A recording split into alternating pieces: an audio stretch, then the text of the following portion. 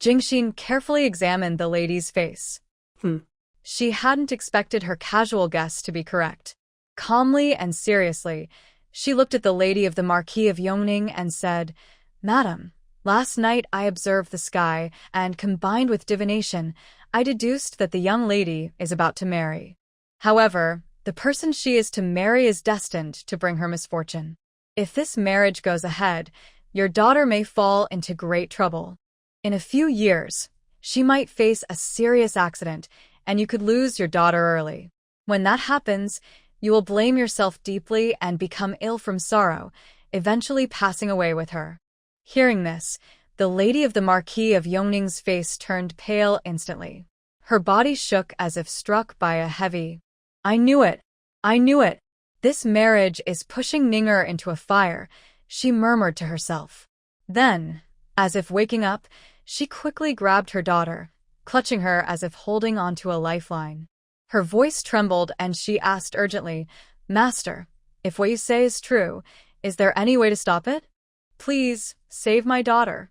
Just as she was about to reply, she noticed a little girl nearby, with her ears perked up, listening eagerly. The opportunity for revenge had arrived.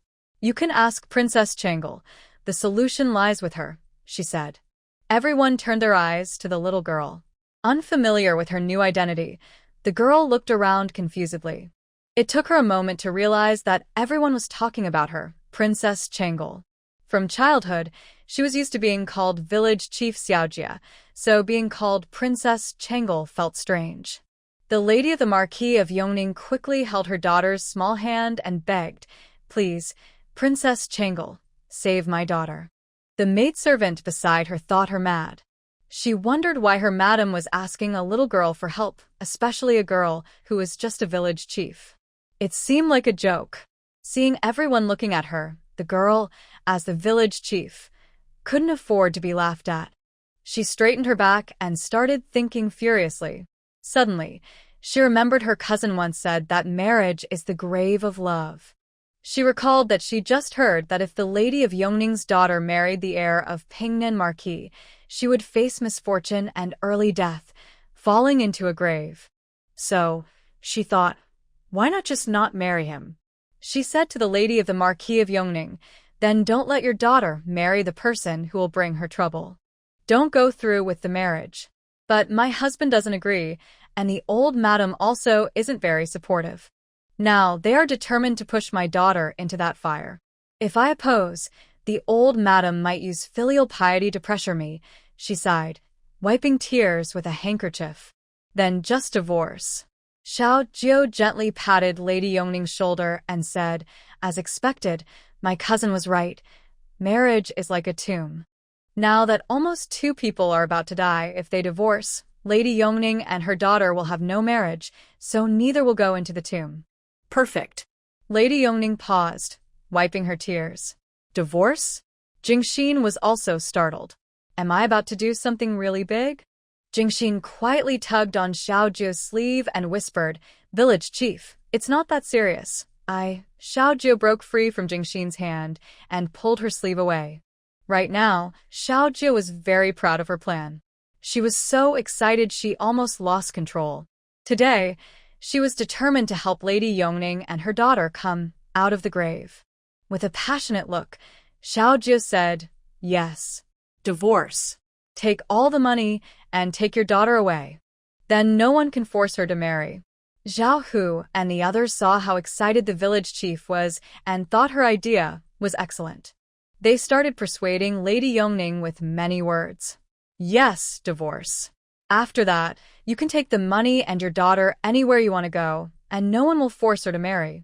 Yes, after divorce, you won't have to listen to your mother-in-law anymore.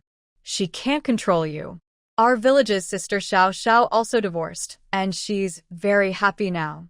That's right. Ask Tainyo. Sister Xiao Xiao is his little aunt. After saying this, Ado pointed to Tainyo beside him. Tainyo quickly told how his little aunt had suffered before, then how happy she was now after kicking out her former husband. He told Lady Yongning and her maid everything in detail. But women who divorce are often talked about and judged, Lady Yongning said, feeling a bit moved after hearing Tainyo talk about her little aunt's story. Can women really do whatever they want after divorce? No longer stuck in this small yard, every step feels like an invisible chain holding them back. They can't do what they want, not even decide their daughter's marriage. Who dares to say anything? Just hit them. And since you have money, hire some guards who can scold. If anyone talks bad about you, make them regret it, Ado suggested to Lady Yongning. But women who divorce often find it hard to take their children with them, Lady Yongning said, worried about her biggest concern. Then just take your daughter away. Xiao Jiu said.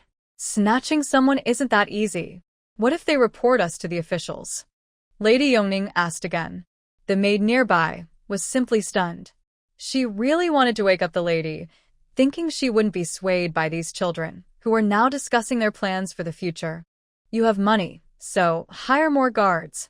Every day, they come to the girl, and when they do, they hide her away. If they report to the authorities, just say you took her out shopping. After returning her, a few days later, go and her again. When they report again, return her once more and repeat. Haha, this is so fun. Next time you the girl, remember to call us for help. Excited, the little wine enthusiast gestured animatedly. Yes, yes. We'll help you her. We're the most eager. The children quickly assured, patting their chests. Listening to this, Jingxin thought it sounded so reckless, almost like a bunch of rascals. She couldn't let the children keep talking like this. If they did, the Ningning Marquis residence would soon be in chaos. Madam, I have already told you the solution. My mission is complete, so I will take my leave now, Jingxin said, lifting the still chatterbox little wine and quickly climbing over the wall back to the Marquis of Jinbei's estate. I haven't finished talking, Little Wine wanted to continue. Jingxin hurriedly covered Little Wine's mouth and moved even faster over the wall. Seeing that the village chief had already left, the children also quickly went back. Only Madame Yongning Marquis was left in the yard, lost to her thoughts. The maid nervously looked at her mistress and asked uncertainly, Madam, do you really believe what those children just said? I think what they said makes sense. Autumn and summer. Immediately ask the maid to check my dowry, then go outside to hire some guards. There are still some things I haven't figured out. Please take care of these two matters first. Madame Yongning Marquis increasingly believed that the children's plan was feasible. She wanted to see how long the Yongning Marquis estate could last without her dowry supporting it. Back at the estate, Little Wine was unaware of the upcoming events after he left. When Little Wine returned to the yard, he saw a shabby old man holding a greasy water bottle and chicken feet, happily munching away. Why chicken feet and not duck feet? Because if Tsuehua saw him eating chicken feet, she would chase him for days, scolding him non-stop. Old Su saw the children and quickly wiped his greasy hands, smiling warmly. Long time no see. Have you missed old Su? A few children fell silent for a while, and finally, the more tactful Ado said what he was thinking. It's really true, after being a street kid for so long, he almost forgot he had a teacher. Xiao Jiu and the others tentatively asked, Master Su, you're in the capital too? When are you leaving? Didn't expect you kids to miss me so much. Don't worry, I've finished my work. I won't leave this time. Wherever you go, I'll follow. Old Su said happily. It was surprising that these children cared so much. Just a short while after leaving, they were already worried he might leave again. Xiao Jiu and the others thought, this is really shocking news, like a bolt from the blue. Come on, let me see if you've fallen behind in your studies, Old Su said. Then he asked the servant boys and maids from the Marquis of Jinbei's house to bring some tables, brushes, ink, paper, and inkstones into the yard. Grandpa Su, I just remembered I have something to do. I'll go first, Xiao Jiu said, taking a few steps back, trying to run away. But Shi Xian quickly grabbed him and pulled him back. Xiao Jiu looked up and saw his uncle, and he was surprised. Uncle, you're back. Is the army camp fun? Shi Xian sat Xiao Jiu down on a stool next to the table with the writing supplies and said, the army camp isn't a place to play. And have you all been neglecting your studies and martial arts these past few days in the capital? I heard from the people in the house that you've been only playing every day. Xiao Jiu, who was pulled back, thought for a moment and said, "Uncle, my grandmother needs me." I'll be right back. Then he jumped off the stool and tried to run away again. "Your grandmother specifically told you today that no one is allowed to disturb your studies," Shi Xian said, gently pressing his niece back onto the stool. Xiao Ju looked around, trying to see where Cuehua was, but after searching for a long time, she was nowhere to be found. She had been here just a moment ago. Cuehua, hiding on the roof, quietly took a breath. So close, she almost went to study with the children. Luckily, she was clever and saw old Su sitting in the yard from afar, so she quickly slipped away. Zhao Hu and the others saw the village chief sitting at the desk, reluctantly finding seats and sitting down. Old Su saw everyone obediently sitting and slowly said, "Before I leave, remember you've learned the first 2 pages of the 1,000-character classic. Here's what you should do. Recite what you've learned. If you make mistakes, you'll be punished later." He then took out a ruler from somewhere and started pacing around the children. The children looked at each other nervously. Xiao Jiu was the first to pick up the pen and start writing quickly on the paper. Ado also took the pen and began to recall what Master Su had taught. Last year, Shun Ziyuan learned the 1,000-character classic with her grandfather, and her father often taught her reading and writing, so copying the 1,000-character classic was not hard for her. Shiren had also studied at the Marquis of Jinbei's residence before, so he picked up his pen and started to write carefully. Only the chubby Zhao Hu and the other 2, Tai Niu, looked at each other in surprise. Especially Zhao Hu, who looked at the village chief and Ado with a resentful gaze. They played together every day, so he thought they were just as clueless as him. But it turned out they were traitors. Zhao Hu straightened up and looked at the village chief's desk, but before he could see what was written clearly, Master Su hit him with a ruler. The eager little fat boy and Tai Niu immediately sat back down. Luckily, Zhao Hu took the lead, or he would have been the one hit just now. But before they could be happy, the ruler came down on them. "Why are you just staring blankly with your pen? Why aren't you writing? Haven't you reviewed your lessons these days? An unrefined wood can't be carved." Master Su was about to get angry. How could they not write a single word after such a short time? He looked back at the few children still scribbling and felt a little relieved. But when he walked over to Ado and looked at his work, he only wrote 10 characters, 6 of which were wrong. Master Su angrily grabbed Ado's small hand and gave it a light tap. Then he went to Shin Ziyuan and Shiren. Although they had written quite a bit and made few mistakes, they weren't taught by him, which made him feel upset. Fortunately, there was also Xiao Jiu. Seeing her diligently writing, he thought she should be able to recite from memory. Master Su stepped forward to check. Wow, she did write it, but why do these characters look so strange? Many are missing arms or legs. This little girl is just lazy. What are you writing? Is this how you write characters? Are you only writing half of them? Master Su took Xiao Jiu's small hand and gently tapped it. But as soon as he tapped, Xiao Jiu reflexively grabbed the ruler. Master Su stared at her. Xiao Jiu silently released her grip. He continued to strike, but she kept grabbing the ruler reflexively. He pulled the ruler out again and struck, and she grabbed it again. After several rounds like this, Master Su finally gave up, angry. It's really not Xiao Jiu's fault. After being a village head for a long time, she always punished others and no one dared to hit her. Now, when someone hits her, she reflexively wants to fight back. Shi Tu and Jiang He saw the people being beaten, covering their mouths while laughing happily. Time passed slowly. Su Fuzi reviewed the writings of several people. Except for Shiren and Shin Ziyuan, the others either left their pages blank or couldn't write anything. Some had many spelling mistakes, while others only wrote half of what they intended. In the end, besides Shiren and Shin Ziyuan, Xiao Jiu and the others were all punished. Now they were squatting against the wall with bowls on their heads, practicing horse stance. Nearby, 2 others were wobbling and squatting, tears in their eyes, their small bowls falling and being picked up repeatedly. As for why these 2 were there, Xiao Jiu couldn't bear to see them so happy, so he wanted to give them a complete childhood. When Madame Shen and her son entered, they saw this scene. A row of small children with bowls on their heads, squatting from tall to short at the corner of the yard wall. What's going on? Madame San quickly asked her younger brother. Other than her own son and Miss Shen, everyone else was being punished and looked fine. Shi Xian recounted what had just happened. When Madame San wanted to speak for mercy, she immediately swallowed her words. Seeing the children at the foot of the wall looking at her eagerly, Madame San quickly turned her head, pretending not to see. She dared not offend old Master Su.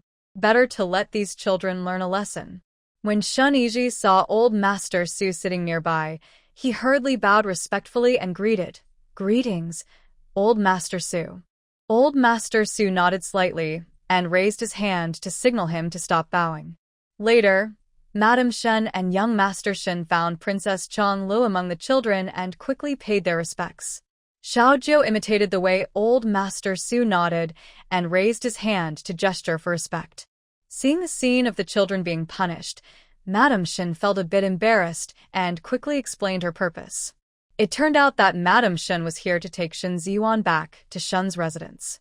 Shen Ziyuan shook his head quickly. "I don't want to go back. I'm quite comfortable here." Madame Shen pushed her son, signaling him to persuade her quickly. She worried about what outsiders would think seeing Miss Shen staying at the Shi family every day. Yiji Shen immediately said, "Cousin, our grandfather hasn't seen you in a long time. He's been talking about you every day. Would you like to stay at Shen's residence for a few days to visit him? Then, can we also bring the village head to stay at Shen's house?" Shen Ziyuan pointed at the small tavern where someone was practicing horse dance and said immediately, "That." Shen Yiji looked at his mother. If Princess Changle is invited to stay at their house, regardless of whether old Lady Shi agrees, and even if Princess Changle lives in the Shen residence, if she accidentally bumps into something, their family can't handle it. Madame Shen also considered this and thought for a long time before saying, "Old Lady Shi certainly wouldn't want to part with Princess Changle. You and Auntie go back. Whenever you want to visit Princess Changle, you can come anytime. Is that okay?" "No way."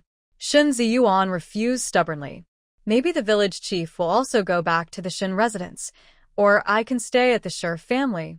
Shen Ziyuan quickly found a bowl to hold on her head and sat down with Xiao Hu and the others. Shiren saw she was the only one left out and quickly found a bowl for herself, squeezing in next to them. Madame Shen recalled how her son had boasted on the way here, saying her younger cousin was very obedient. But she thought, that girl is not obedient at all, she's stubborn as a mule. In the end, Madame Shen and her son, who didn't bring the girl back to the Shen residence, had to leave feeling disappointed. Until dinner time, the small tavern people finished their punishment, and they, trembling and crying, climbed onto the dining table. While they were eating, loud noises of fighting and shouting came from the neighboring house, sounding quite lively. The little troublemakers' gossip radar immediately went off. They carried their bowls, ran, and climbed onto the wall. Using the same wall and the same posture, but this time, everyone was holding their bowls. At the neighboring house, the maidservant next to Lady Yongning hurriedly ordered the guards to move things. She was checking the dowry list and instructed the guards, "Move everything, not a single item can be left behind. Over there, and over there, everything belongs to our young lady. And that screen in the old lady's courtyard is very precious. Our young lady didn't even want to use it herself. She gave it to the old lady as a gift. Move everything, all of it." The guards called from outside hurried into the old lady's courtyard. The small tavern kids watched anxiously, unable to see what was happening.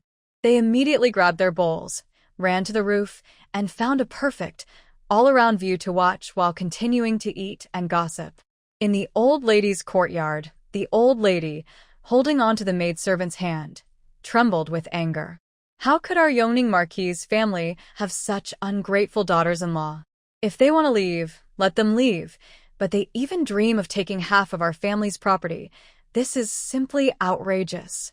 The close maid of Lady Yongning Ho, hearing this, snorted coldly and said, "Old madam, are you confused? These are clearly my lady's dowry. When did they become your Yongning Ho residence's belongings? What's this? Over the years, you've been using my lady's things and now you just assume they belong to your family?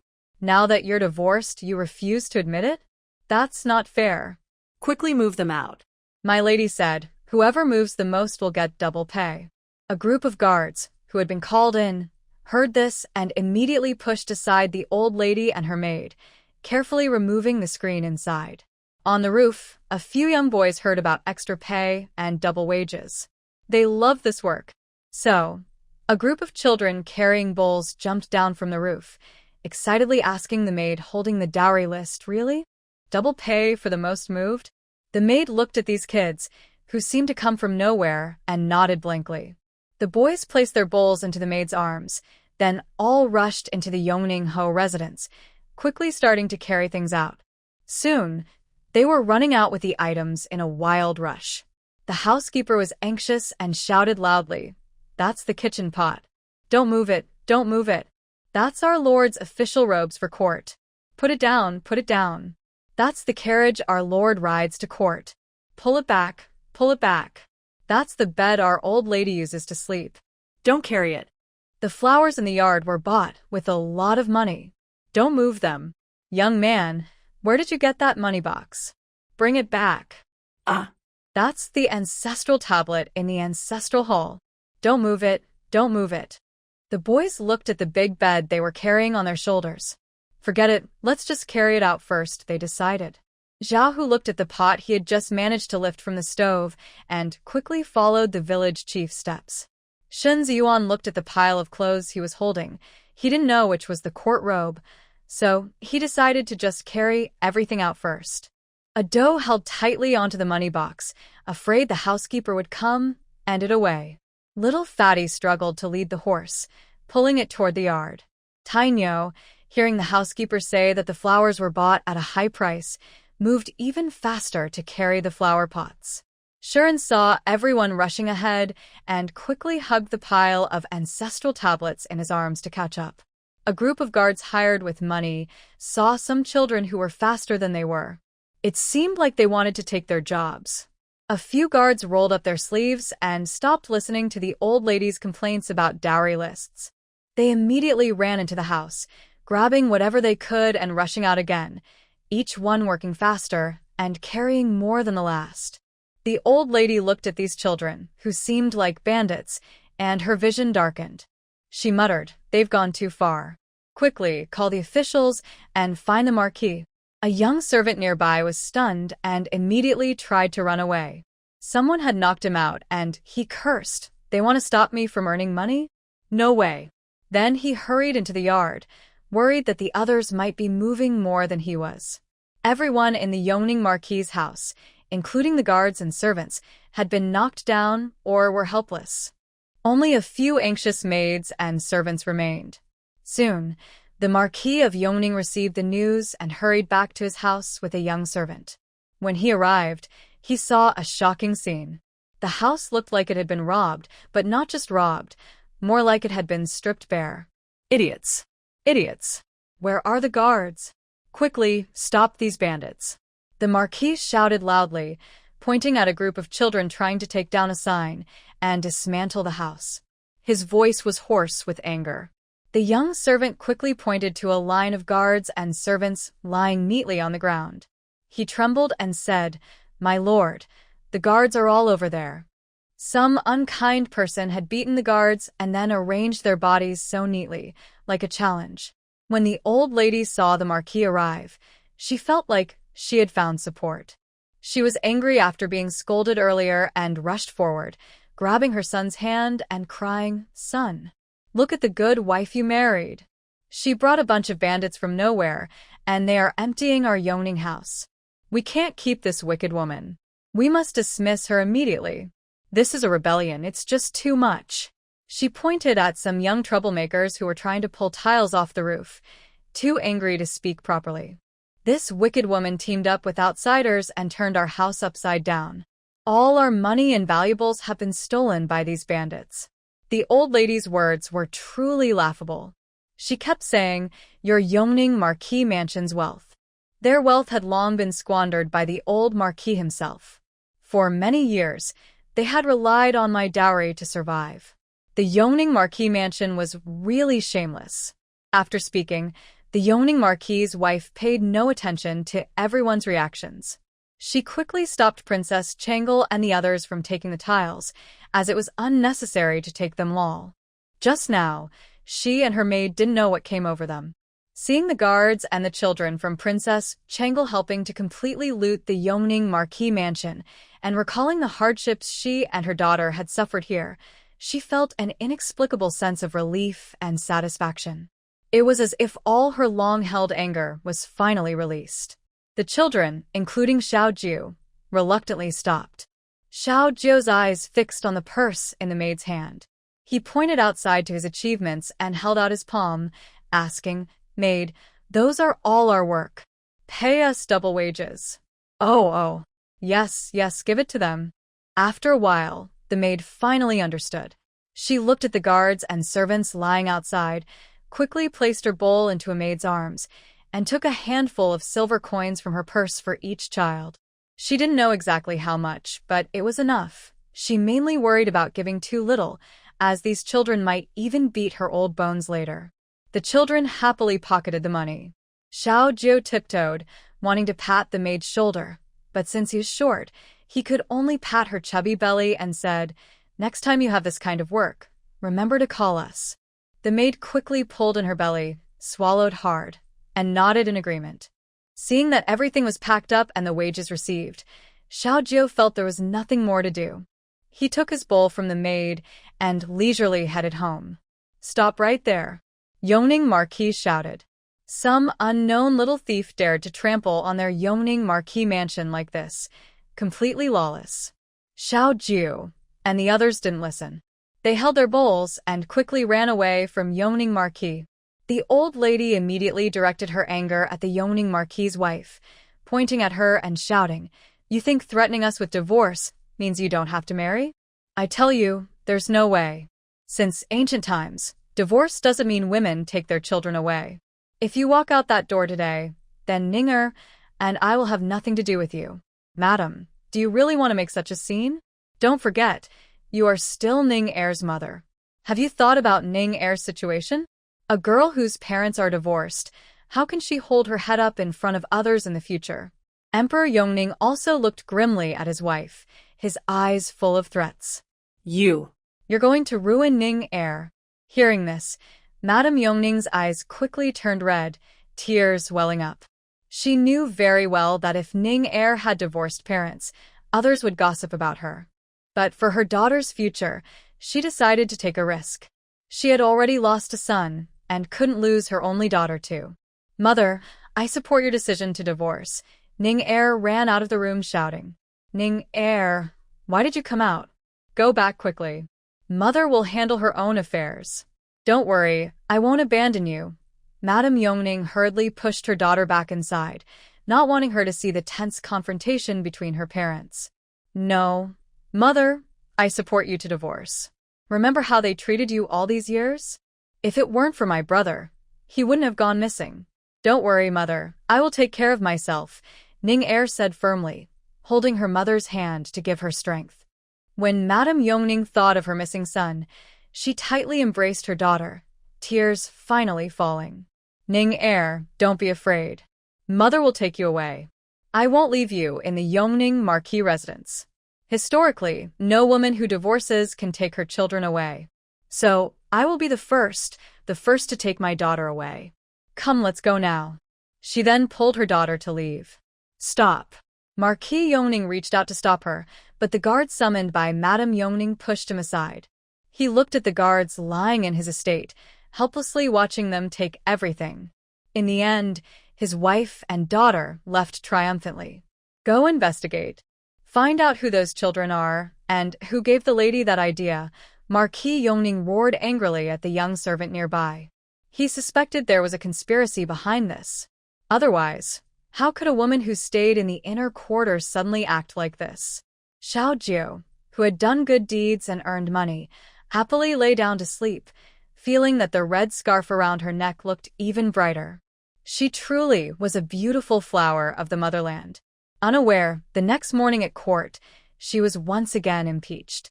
After the court session, the emperor was about to leave, and the officials prepared to see him off. At this moment, Marquis Yongning suddenly stepped forward, looking angry. He quickly knelt and shouted, "Your Majesty, I have an urgent matter to report." The hurried emperor, wanting to leave, did not want to listen and prepared to walk away. Marquis Yongning hurriedly said, "I accuse Princess Changle of inciting my wife to divorce me, and she even led people to completely seize my residence. It's lawless. I beg your Majesty to help me." The court was suddenly filled with noise. No one expected that the princess who was just accused yesterday would be accused again today. No one knew who this newly recognized young princess was, but she had such power that, in just a few days after returning to the capital, she managed to cause Marquis Yongning's wife to divorce him. The emperor's foot, which was about to leave, silently withdrew. He sat back on the throne and signaled for Marquis Yongning to continue. Marquis Yongning quickly explained that Princess Changle had climbed over the wall into his house in the afternoon, incited his wife to divorce him, and that in the evening, she led people to ransack his residence completely. After hearing this, the emperor sneered and said, "Ridiculous. The Grand Marquis Yongning's residence has many guards and servants. How could a 5-year-old girl take it over? Is your Marquis Yongning's house made of paper?" Marquis Yongning hurriedly knelt and said anxiously, "Your Majesty, please see clearly. It's true that Princess Changle used strange methods. All the guards and servants in my house were knocked down by her, and they couldn't resist. I swear I am not lying. Please help me, Your Majesty." Marquis Yongning also felt very wronged. He went back to question the guards and servants, who all said that it was the children who did it. That afternoon, the children climbed over the wall into his wife's courtyard and incited her to divorce him. Although Marquis Yongning didn't want to believe it, everyone gave the same explanation, so he couldn't help but believe it. General Su frowned deeply and looked sharply at Marquis Yongning, asking, "Marquis Yongning, you keep saying it was Princess Changle. Do you have any proof?" Until today, General Su only learned that Princess Changle was the young niece of the Sher family, the girl who once found the antidote for his son and saved his life. "All the guards and servants in my house can testify," Marquis Yongning quickly said. "This is ridiculous. Of course, your guards and servants are under your control. That's no proof. I ask you, you keep saying Princess Changle incited your wife to divorce you and that she took everything from your house. Did anyone else see this happen?" General Su pressed hard, speaking loudly to Marquis Yongning. "Recently, there has been a strange situation at court. Someone keeps falsely accusing Princess Changle. A kind-hearted 5-year-old girl cannot do anything bad. Yet, these senior officials don't seem to feel ashamed, repeatedly targeting a child with such ridiculous reasons. Princess Changle at that time climbed over the wall into my lady's courtyard. She came at night to steal things. Besides the guards from the Yongning Marquis' estate, no one else saw anything. The Marquis of Yongning only now realizes that Princess Changle, at such a young age, is so cunning and scheming. Everything about the case was perfectly planned. No, wait, the Marquis suddenly remembers. A 5-year-old girl cannot be so capable. It must be the Marquis of Jinbei. Yes, it must be the Marquis of Jinbei wanting to target his family. Could it be that the 4th young master of the family, who was thought dead, has come back and uncovered the truth from the past? Now he seeks revenge. But that shouldn't be. The dark-clad man said all evidence from that time was destroyed. Could there be some overlooked clues? Back then, he was also forced into it. If those people hadn't taken Yenu away, he wouldn't know where they hid him now. Yener was his only legitimate son. If not for that, he wouldn't have committed such a terrible act. He only participated, not the mastermind. Why is the Yongning Marquis only accusing him? Under everyone's watch, the Marquis of Yongning sweats nervously but cannot produce any proof. General Su, seeing this, bows and reports to the emperor, "Your Majesty, the Marquis of Yongning is making false accusations and slandering Princess Changle without any evidence. His malicious slander is reckless and outrageous. The Marquis of Yongning's face turns pale. He stammers in his defense, "Your Majesty, I have no proof, but I swear on my life that everything I said is true. I speak nothing but the truth. Please, Your Majesty, see clearly." Marquis of Yongning, accusing Princess Chengal without evidence, shows you disrespect the court. If you continue to speak nonsense, I will not forgive you. The Emperor thunders, slamming his hand on the throne. At this moment, Chendaran, the Minister of Rights, steps forward respectfully, bows to the Emperor and loudly proclaims, "Your Majesty, the Marquis of Yongning and my young lady divorced willingly. There is no truth to the claim that Princess Chengal instigated anything. My young lady and Princess Chengal only recently returned to the capital, and they have no close relationship. Why would Princess Chengal help my young lady steal from the Yongning Marquis' estate? Besides, those so-called stolen items are actually my young lady's dowry, which rightfully belongs to her. How can there be any theft? Furthermore, the Yongning Marquis' household has been relying on the dowry of the young lady for many years. Now, the old official boldly requests Your Majesty's permission for the young lady to leave the marriage, allowing her to take her only daughter and regain her freedom." After speaking, Mr. Chen looked sorrowful, trembling as he knelt on the cold ground. His forehead hit the floor heavily with a thud, his voice filled with sadness and resolve. "Your Majesty, I beg you to stand up for my young lady. If it weren't for the maid yesterday telling him and his wife everything about their daughter's life in the Yongning Marquis' house, he would have thought that his daughter was doing well there. Every time she returned home, she only brought good news. He never imagined that the old lady of the Marquis' house was so cruel to his daughter." The court was silent. One minister stood up and said, "Your Majesty, since ancient times, there has never been a case where a woman who divorces can take her children with her." However, the Emperor's face was grim, and his gaze swept toward the Yongning Marquis. He scolded angrily, "Yongning Marquis, you are bold to falsely accuse Princess Chengal. Your heart is unforgivable. Starting today, you are to stay at home for 3 months to reflect, lose your salary for a year, and be stripped of your title, downgraded to account as a punishment." Then, the Emperor looked at Mr. Chen, who was kneeling and begging on the ground. After a moment of thought, he said, "Today's matter is special. I will allow Mr. Chen's request." Overjoyed, Mr. Chen immediately burst into tears, trembling as he bowed and thanked the Emperor. "Your Majesty is wise and kind. I am overwhelmed with gratitude. On behalf of my daughter, I thank Your Majesty. Long live the Emperor. Long live." The other ministers began to discuss heatedly. It was unprecedented for a woman who divorced to take her children. This set a precedent, and everyone wondered what would happen next. Unfortunately, the Emperor no longer wanted to listen to their arguments. His face darkened as he turned and left, his imposing figure quickly disappearing from everyone's sight. Back in his palace, the Emperor dismissed the crowd. Soon, a shadow appeared. "Your Majesty, earlier you deliberately sent Yan Yushir to investigate the black-clad people in the caves of Qingshan County.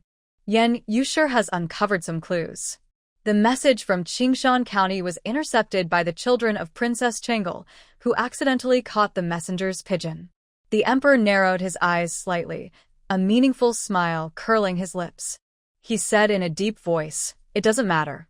Use this opportunity to make a big fuss. Don't let anyone realize it's your doing. I am just waiting to see how these hidden enemies will act." The shadow looked up slightly, with a hint of worry in his eyes. "Your Majesty, if the ruler suspects that you are secretly responsible and believes you are a rebel, what should we do?" The Emperor slightly tilted his head and smiled, saying, "Don't worry, I won't die. They need a puppet to sit in this position, and I am the best choice." Then, "What if they activate the poison insects inside you and cause something irreversible, Your Majesty?" The shadow's expression was serious, filled with worry. The Emperor gently waved his hand, interrupting the shadow's concerns. He slowly stood up, walked to the window, and looked outside, saying, "Did you find the treasure and the Poison King in the cave this time?" The shadow knelt on one knee, had bowed very low, and his voice was full of guilt and self-blame. "Your Majesty, I failed in my duty. When I arrived at the cave, the ruler had already taken everything, including the treasure and the poison insects, even the Poison King. I am guilty of death." The emperor gazed out the window, his eyes distant. His face showed no anger, but rather a calm acceptance, as if he had already expected this. "Get up. Nothing is wrong. Perhaps this is just fate." The shadow clenched his fists, looking determined. "Your Majesty, I will never give up. Even if I have to risk everything, I will continue to find the Poison King and help you break free from control." The emperor patted the shadow's shoulder. "With your loyalty, I feel very reassured. Be careful in everything." The shadow clasped his fists. "I will not fail my mission." Then, he disappeared instantly from the hall. At the Marquis of Northtown's residence, the children were punished again. They sat in the corner with small bowls on their heads, practicing horse stance. Old Sue held a ruler, his beard bristling with anger. "What's wrong with you? Why steal from your ancestors' altar? Do you know that's very disrespectful?" Shuren shook his head innocently. The old maid only said to take the valuable and important items, and since he saw that the family's ancestral tablets were highly valued, he thought they must be the most precious things, so he wanted to bring them out for the old maid. Seeing old Sue furious, Shuren realized he had done wrong and obediently accepted his punishment. The children felt wronged. "I didn't steal the tablets, so why am I being punished?" Little Gio protested. "She clearly stole the heaviest items, but not the tablets. Why is it considered disrespectful?" Little Gio clenched and unclenched her fists repeatedly. Old Sue, seeing her clenched fists, grew even angrier. "Are you trying to hit me?" Little Gio said nothing. Old Sue's vision darkened with anger. It hadn't been long since he last saw these children, but now they seemed to be uncontrollable. "Do you know that the capital city is not like Qingshan County? This time you're lucky because you didn't get caught doing bad things by outsiders.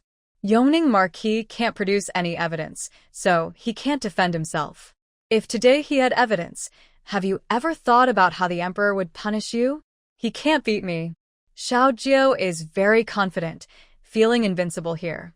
Old Sue chokes a little and patiently teaches, "Not everything can be solved with fists. You need to think carefully before doing anything and speak reason. Do you understand?" Xiao Jiao shakes his head. "If fists can solve problems, why do we need to talk reason?"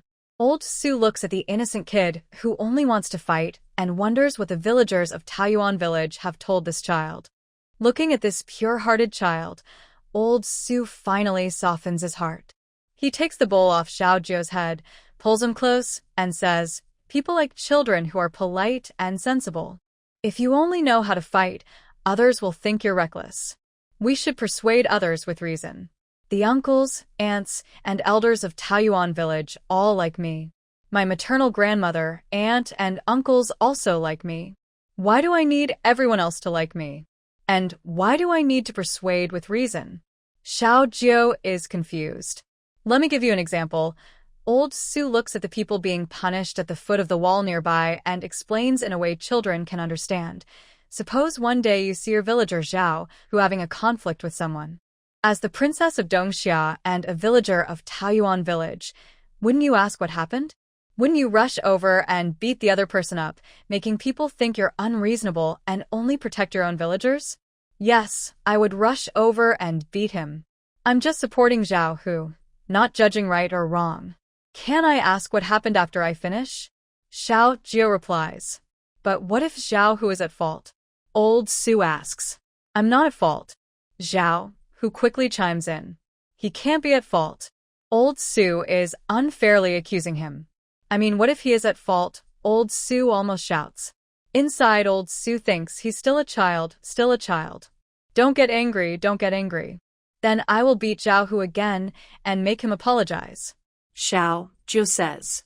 Why don't you ask what happened first before fighting? Old Sue is puzzled. I'm afraid I might not be able to argue with him. I'll just hit him first. Xiao Jiao believes this is the right way.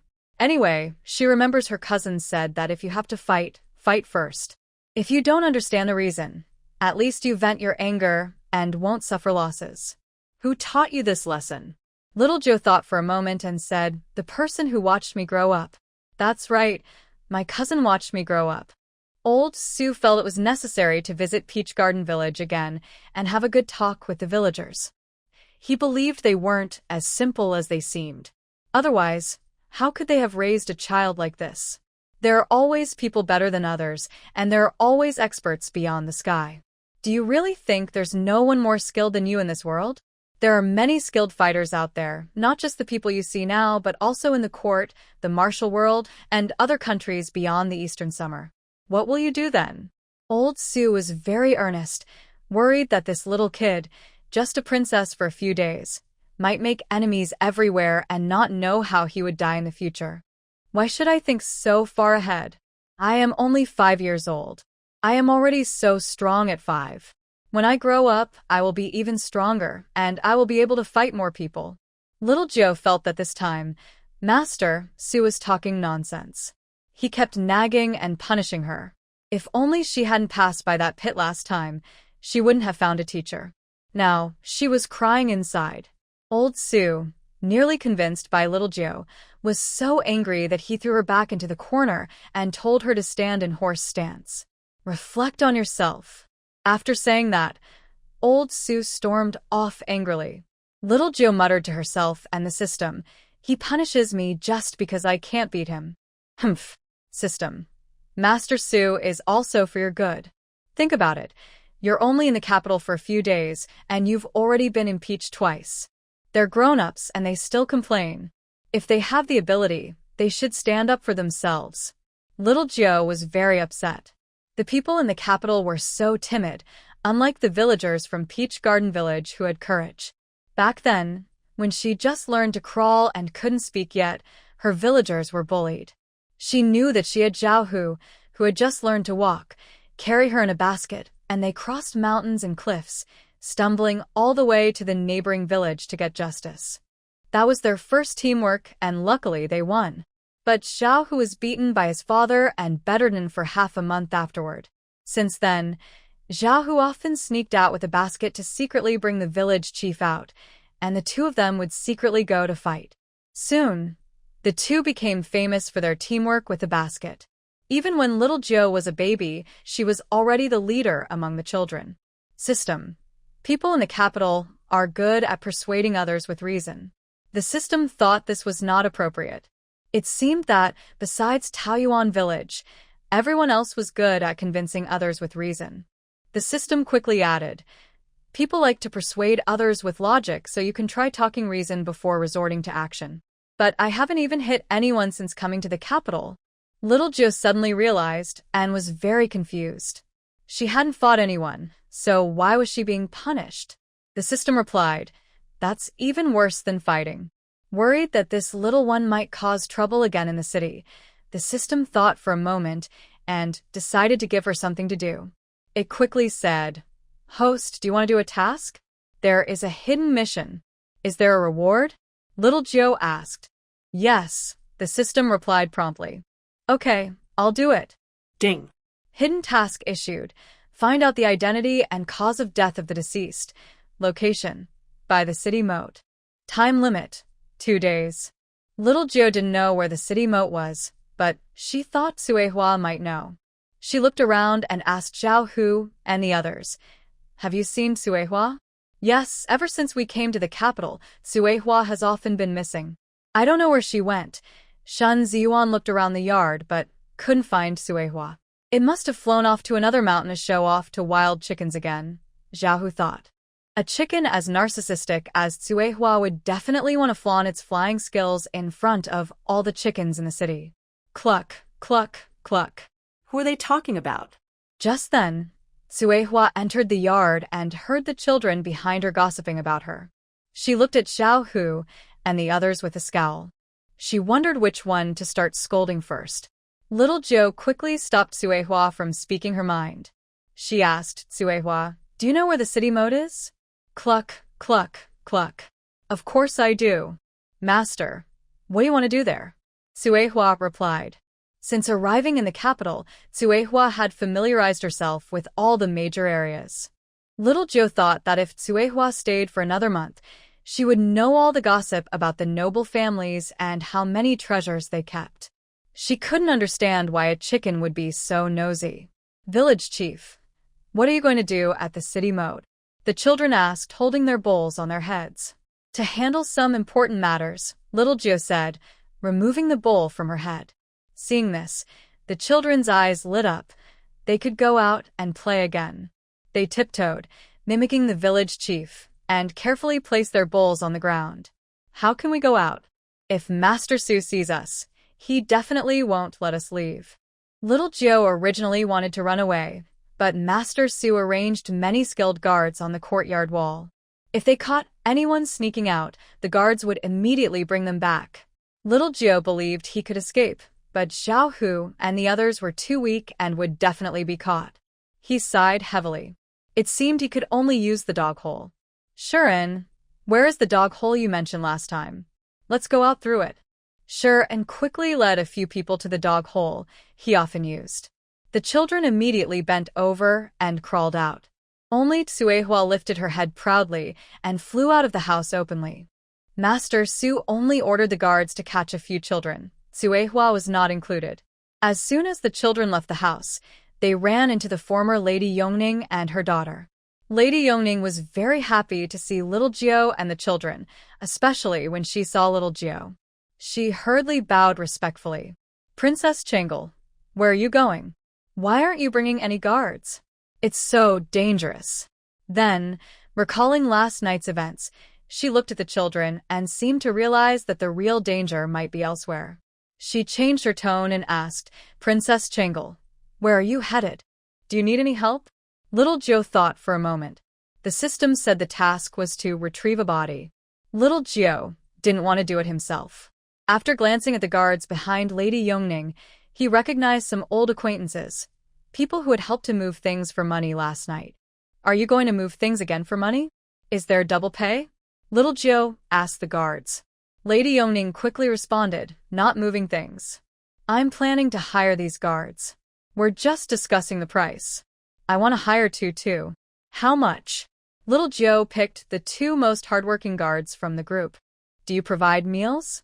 One of the big guys asked. Of course. Little Jiao was not the kind of greedy boss. All right, then meals are included. The two of us will go with you. After saying that, the two big guys immediately followed Little Jiao. Little Jiao and his group suddenly felt like they were being followed by two mountains. It seemed the sky darkened suddenly. Little Jiao looked up at the two men. They were much sturdier than Uncle Daliang. For some reason, everyone suddenly felt more confident about going out with them. After saying goodbye to Lady Yongning and her daughter, Little Jiao happily led the two guards toward the riverbank to retrieve the body. Tsuehua was leading the way, hopping along happily, while the children looked around curiously on the street. Behind them, the two big guards followed closely. This scene looks like two human traffickers are leading a group of children, which immediately alerts some righteous people in the capital. They quickly follow behind the group.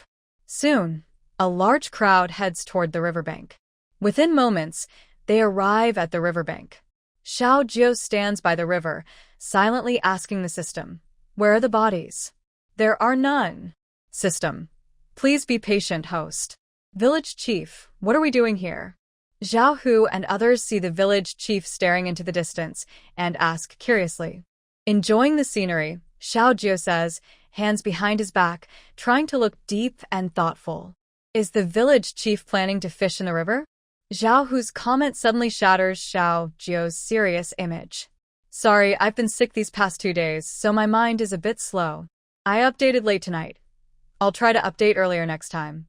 Xiao Jiao glares at Xiao Hu. She's finally managed to create a cool, aloof image. What's wrong, village chief?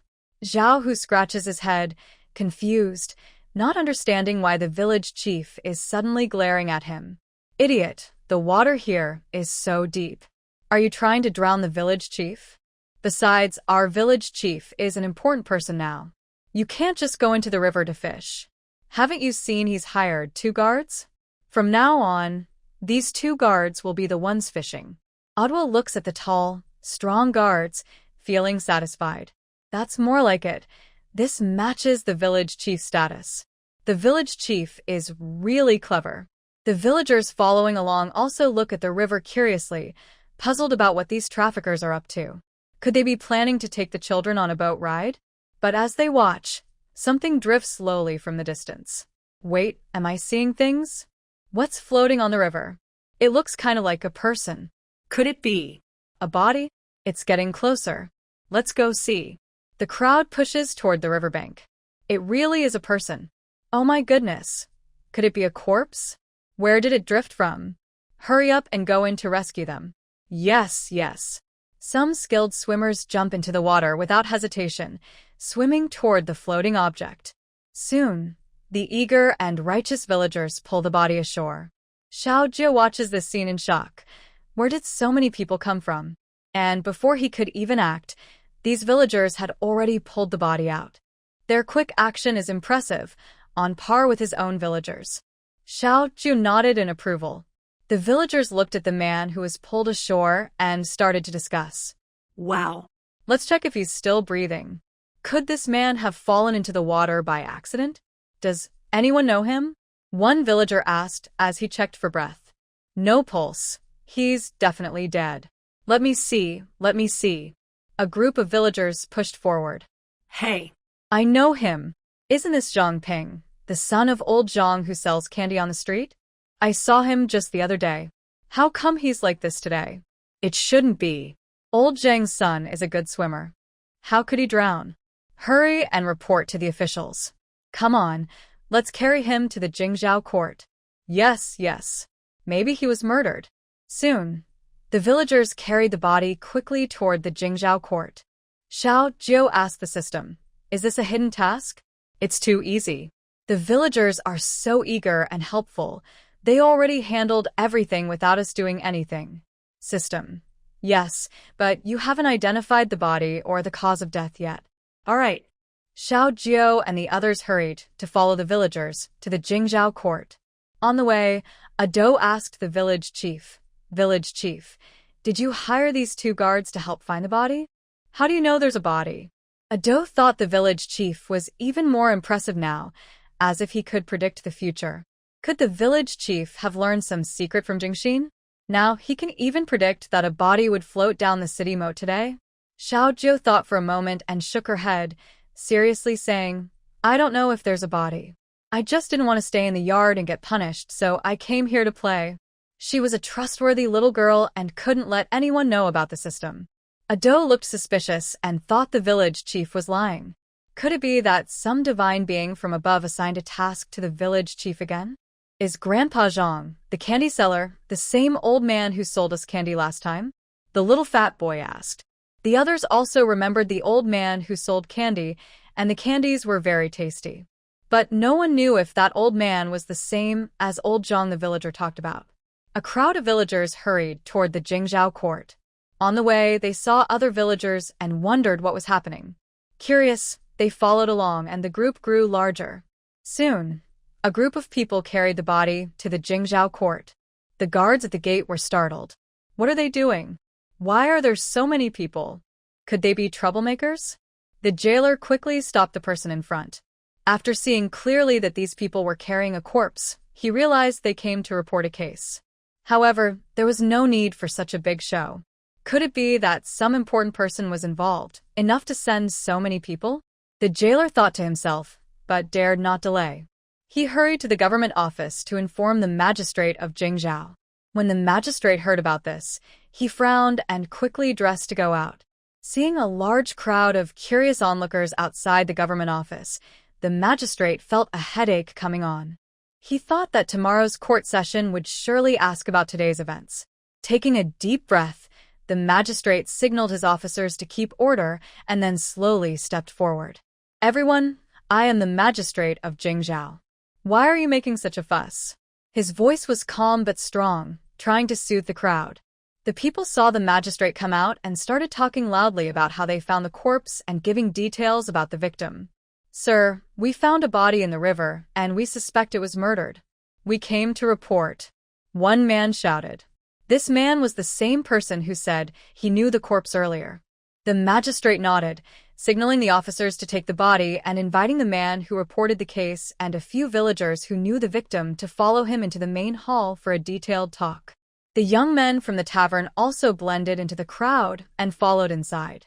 In the hall, the magistrate carefully asked about how they found the body and information about the victim's life. "Wait, why did so many of you go to the river together?" the magistrate asked. "In this season, you rarely see anyone at the city's riverbank, so it was strange that today this group suddenly went there. It was very odd." The villagers being questioned finally remembered they followed 2 human traffickers to the river. "Oh, right. What about the children? Could they have been taken away by traffickers?" One villager said, "We were walking on the street in the city and saw 2 suspicious people leading a group of children. We thought we'd follow to see what was going on, maybe find the traffickers' hideout. The government had announced a reward before, so if anyone caught a trafficker, they could claim the reward at Jingzhou. We just wanted to try our luck. But then, we followed the children to the river, and not long after, a body floated downstream. Since we're good swimmers, we jumped in and pulled the person out." Traffickers? And what about the person? The magistrate felt something was strange. He didn't believe such coincidence could happen. A few villagers looked at each other. They were busy carrying the body to report to the officials, completely forgetting about the children. We," said the man, looking up. He wanted to say he didn't know where the people had gone, but then he saw the children crowded among the crowd. "Sir, over there? It's those 2 people with a group of children," he said excitedly, pointing at the 2 guards with a small wine. The Jingzhou governor looked up. 5 or 6 children and a chicken." What? 5 or 6 children. And a chicken? Could this group be the famous Princess Changle? Recently, everyone has been guessing whether the emperor wants to clean up the disobedient officials in the court and is deliberately sending the princess to catch them. "Oh no, it's happening so fast. It's my turn now. Could it be that the emperor has taken a dislike to me lately, so he sent the princess to deal with me?" The Jingzhou governor was frantically thinking about whether there was any trouble in his own household. He didn't want chaos at home, his wife to leave him, or to be demoted. He quickly stepped forward with a forced smile, slightly bowing, clasping his fists in front of him, bending his waist into an exaggerated curve, and speaking softly. "Your humble servant, Jingzhou governor, greets Princess Changle. Long live the princess." He glanced at the body on the ground and hurriedly added, "Does the princess need to avoid this? I worry this might scare her." Xiao Jiu raised her small face, patting the Jingzhou governor's shoulder. She tried to look mature, but her voice was still childlike. "No need, I'm not afraid. You must do your job well and find out the cause of death and the identities." The Jingzhou governor quickly responded respectfully, "Rest assured, Your Highness. I will do my best.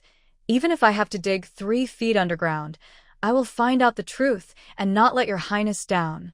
After speaking, he immediately focused all his energy on handling the case, determined not to give the emperor any reason to blame him. The officials and villagers inside the hall quickly bowed to Princess Changle. Everyone was very excited. Turns out this little girl is the emperor's newly found daughter, said to be the daughter of the empress, who is like a goddess of mercy. The villagers secretly looked at Xiao Jiu. Seeing everyone watching her, Xiao Jiu thought for a moment and said, "You all did great." She believed that finally, the capital was no longer full of cowards. Hearing this, a few villagers immediately puffed out their chests, feeling very proud. Everyone looked at the princess as she focused on the body. The governor of Jingzhou quickly began asking questions.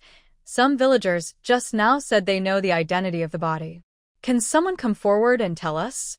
Immediately, a villager stepped forward and said, "This is Zhang Ping, the son of old Zhang who sells candy. My house is right next to his. I saw Zhang Ping just the day before yesterday. Does his family have anyone else?" asked the governor. "Yes, sir. Zhang Ping used to have a wife and a son. But a few years ago, his wife died of illness, leaving behind a son. Recently, I heard that his son was also kidnapped.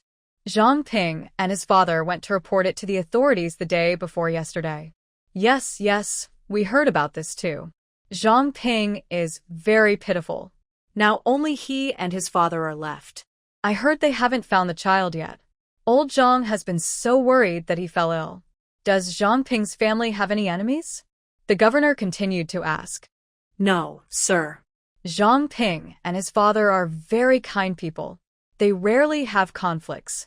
If they do, it's usually small arguments among neighbors, nothing serious. Did anyone see Zhang Ping yesterday? Asked the governor, looking at the villagers who knew him. A woman answered, yes, sir. Last night, my husband saw Zhang Ping leave his house. Are you his neighbor? Yes, I live nearby. Last night, my husband said that Zhang Ping seemed obsessed with finding his child. He was out late at night, not sleeping, just searching. Everyone sighed. Could it be that Zhang Ping has been overwhelmed by recent events? Maybe he went out last night and accidentally fell into the river and drowned. It said Zhang Ping is good with water, but could he have lost his mind and taken his own life? The governor called in the coroner to examine the body, then sent some officers to investigate where the body had floated from. He also sent a few officers to Zhang Ping's house to ask about the situation. After arranging these tasks, the governor looked at Princess Changle, who was still there, and asked quickly, Princess Changle, if I get any news, can I inform you immediately? How long will it take? Xiao Jiao remembered the system, saying the deadline was 2 days. Within 10 days. I will find out and inform the princess as soon as possible, promised the governor. He just hoped this young princess would go home soon. The longer she stayed in front of him, the more he felt his official hat might become unstable. No, at most 2 days. Xiao Jiao heard that it would take 10 days to find the culprit and quickly shook her head. 10 days? Even the yellow flowers would wither by then. 2 days? Princess, this is impossible. Not to mention whether this man fell into the water by accident, but it will take several days to find out his identity and recent whereabouts. The Jingzhou governor thinks the little princess is just sent by the emperor to test him. Otherwise, why would she make things so difficult for him? If he didn't fall by accident, then there must be a culprit. Hurry and investigate. Also, did you find out about Zhang Ping and his father reporting that their child was kidnapped? Xiao Jiao asks him. The Jingzhou governor stammers, well, official matters follow a priority order. Recently, there have been many cases, and we are short of staff. We must finish other cases first before we can start on this one. Seeing the little princess glaring at him, his voice gradually lowers. Xiao Jiao notices a row of officers standing nearby and asks, is there someone here? Standing around doing nothing? Then, Xiao Jiao quickly urges everyone to get moving and stop dawdling. Everyone in the Jingzhou office is assigned tasks. The Jingzhou governor. Once a lazy and slack office, now everyone is busy as if they had been energized. Slacking off? That's not allowed. Did you not hear what the little princess said? If the work isn't done, she will come back tomorrow to talk to him. Complaining to the emperor? Forget it. The emperor doesn't seem to care much for this princess. Since she was granted her title and the princess mansion on the day she was adopted, the emperor has never summoned her again.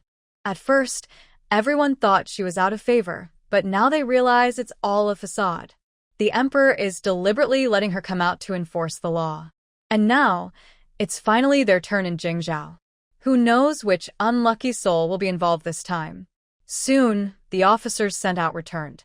According to Zhang Ping's father, Zhang Ping mentioned last night that he might have found his son's whereabouts.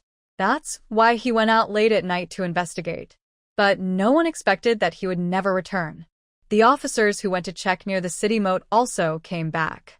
It turns out that the upper reaches of this river pass through several places, including the famous Hongfu Temple. After questioning the local residents near the upper part of the river, everyone said they had not seen Zhang Ping. The forensic team has also reached a conclusion. They found that Zhang Ping suffered severe internal injuries before his death. It seems he was struck with a single palm and fell into the river. Because his internal organs were badly damaged, he lacked the strength to struggle in the water and ultimately drowned. So now we need to find the person with strong inner strength who could have hit Zhang Ping with one palm and pushed him into the river. That person is the suspect? Little Jiao asked. Then she looked at the Jingzhou Yin. Yes, he quickly replied. Princess Changle said, Then go find him. The princess, this matter can't be rushed. The officials just asked villagers near the river, but no one saw Zhang Ping. Also, based on the forensic report, Zhang Ping was seriously injured internally, which means the person who struck him is very skilled in martial arts and can disappear without a trace. We can't find this person easily. Didn't you mention Hongfu Temple earlier? Why didn't you ask there? Little Ju looked at the officials who had just gone to look for clues by the city moat. Your Highness, we can't investigate Hongfu Temple so easily, they replied. Why not? Little Ju asked, puzzled. Hongfu Temple has many followers, and it is said to be very influential, backed by the Eternal Palace. Even the current emperor dares not offend it lightly. We wouldn't dare to offend Hongfu Temple, the official said, almost crying. What is the Eternal Palace? Little Ju asked, having never heard of it before. Princess, you haven't heard of it? Our Eastern Summer Kingdom's national master comes from the Eternal Palace. It's said to be above the four kingdoms. Each country's master is a member of the Eternal Palace. Even royal family members are wary of it. The palace's influence spreads everywhere, and it has many powerful and mysterious martial artists, one official said, looking up slightly with admiration and awe for the palace. Fearing that the young princess might insist on investigating Hongfu Temple, the Jingzhao Yin quickly assured her, Princess, the sky is getting late. Why don't you return to your residence first? Once we find the suspect, we will notify you immediately. Seeing his confident tone, little Jiu thought he must be quite sure they could catch the culprit. She decided to ask Jingxin about Hongfu Temple later. All right, when you have good news, if you haven't found him by tomorrow, I'll come to your house to look for you, she said, waving her hand and leading a group of people back to the palace. If she didn't go back soon, Master Su would come out to look for them. The governor of Jingzhou finally relaxed when Princess Changla left. It's good that she left. Perhaps she was just acting on a whim, and in a few days, she will forget about this. In the capital, most government offices tend to delay matters unless there is something in it for them. This young princess is still too small and doesn't understand the complexities of official life. The governor of Jingzhou put down his work and returned home. When the guards saw their superior leave, they immediately stopped working and gradually headed home. Xiao Jiu and the others followed their usual route, sneaking back into the house through the dog hole. As soon as they entered, they saw Jing Xian sitting quietly, meditating. Xiao Jiu thought for a moment and quietly crouched in front of Jing Xian to ask, Do you know about the Palace of Eternal Life and Hongfu Temple? Jing Xian opened her eyes, glanced at the curious children staring at her, and replied, Yes, I do. What's wrong? Can you tell us about them? The children quickly sat cross-legged on the ground, imitating Jing Xian. In legends among people, the Palace of Eternal Life is a mysterious and hopeful place. People wish to live forever and be immortal. The Palace of Eternal Life is a place that gives hope to the common folk. Does this Palace of Eternal Life really make people live forever? The children had never heard of this before. Jing Xian shook her head. I don't know for sure. Some say they've seen their deceased loved ones come back to life. She looked around and whispered, I've also heard that those who offend the Palace of Eternal Life often meet a tragic end. Do the emperor and officials believe in it too? Ado asked Jing Xian. Of course. Who doesn't want to live forever? These high officials and nobles want it even more than common people. For example, our Hongfu Temple in the Eastern Summer Kingdom sees many officials offering incense daily. I've heard the monks inside are very powerful. I think the monks must be quite wealthy, Jing Xian said enviously.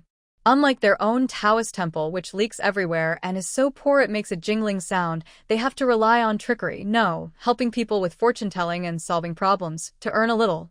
Now, many common folk and officials' families keep tablets of the Palace of Eternal Life at home, she added. If only our Qingshan Temple were half as famous as Hongfu Temple, it would be so much better.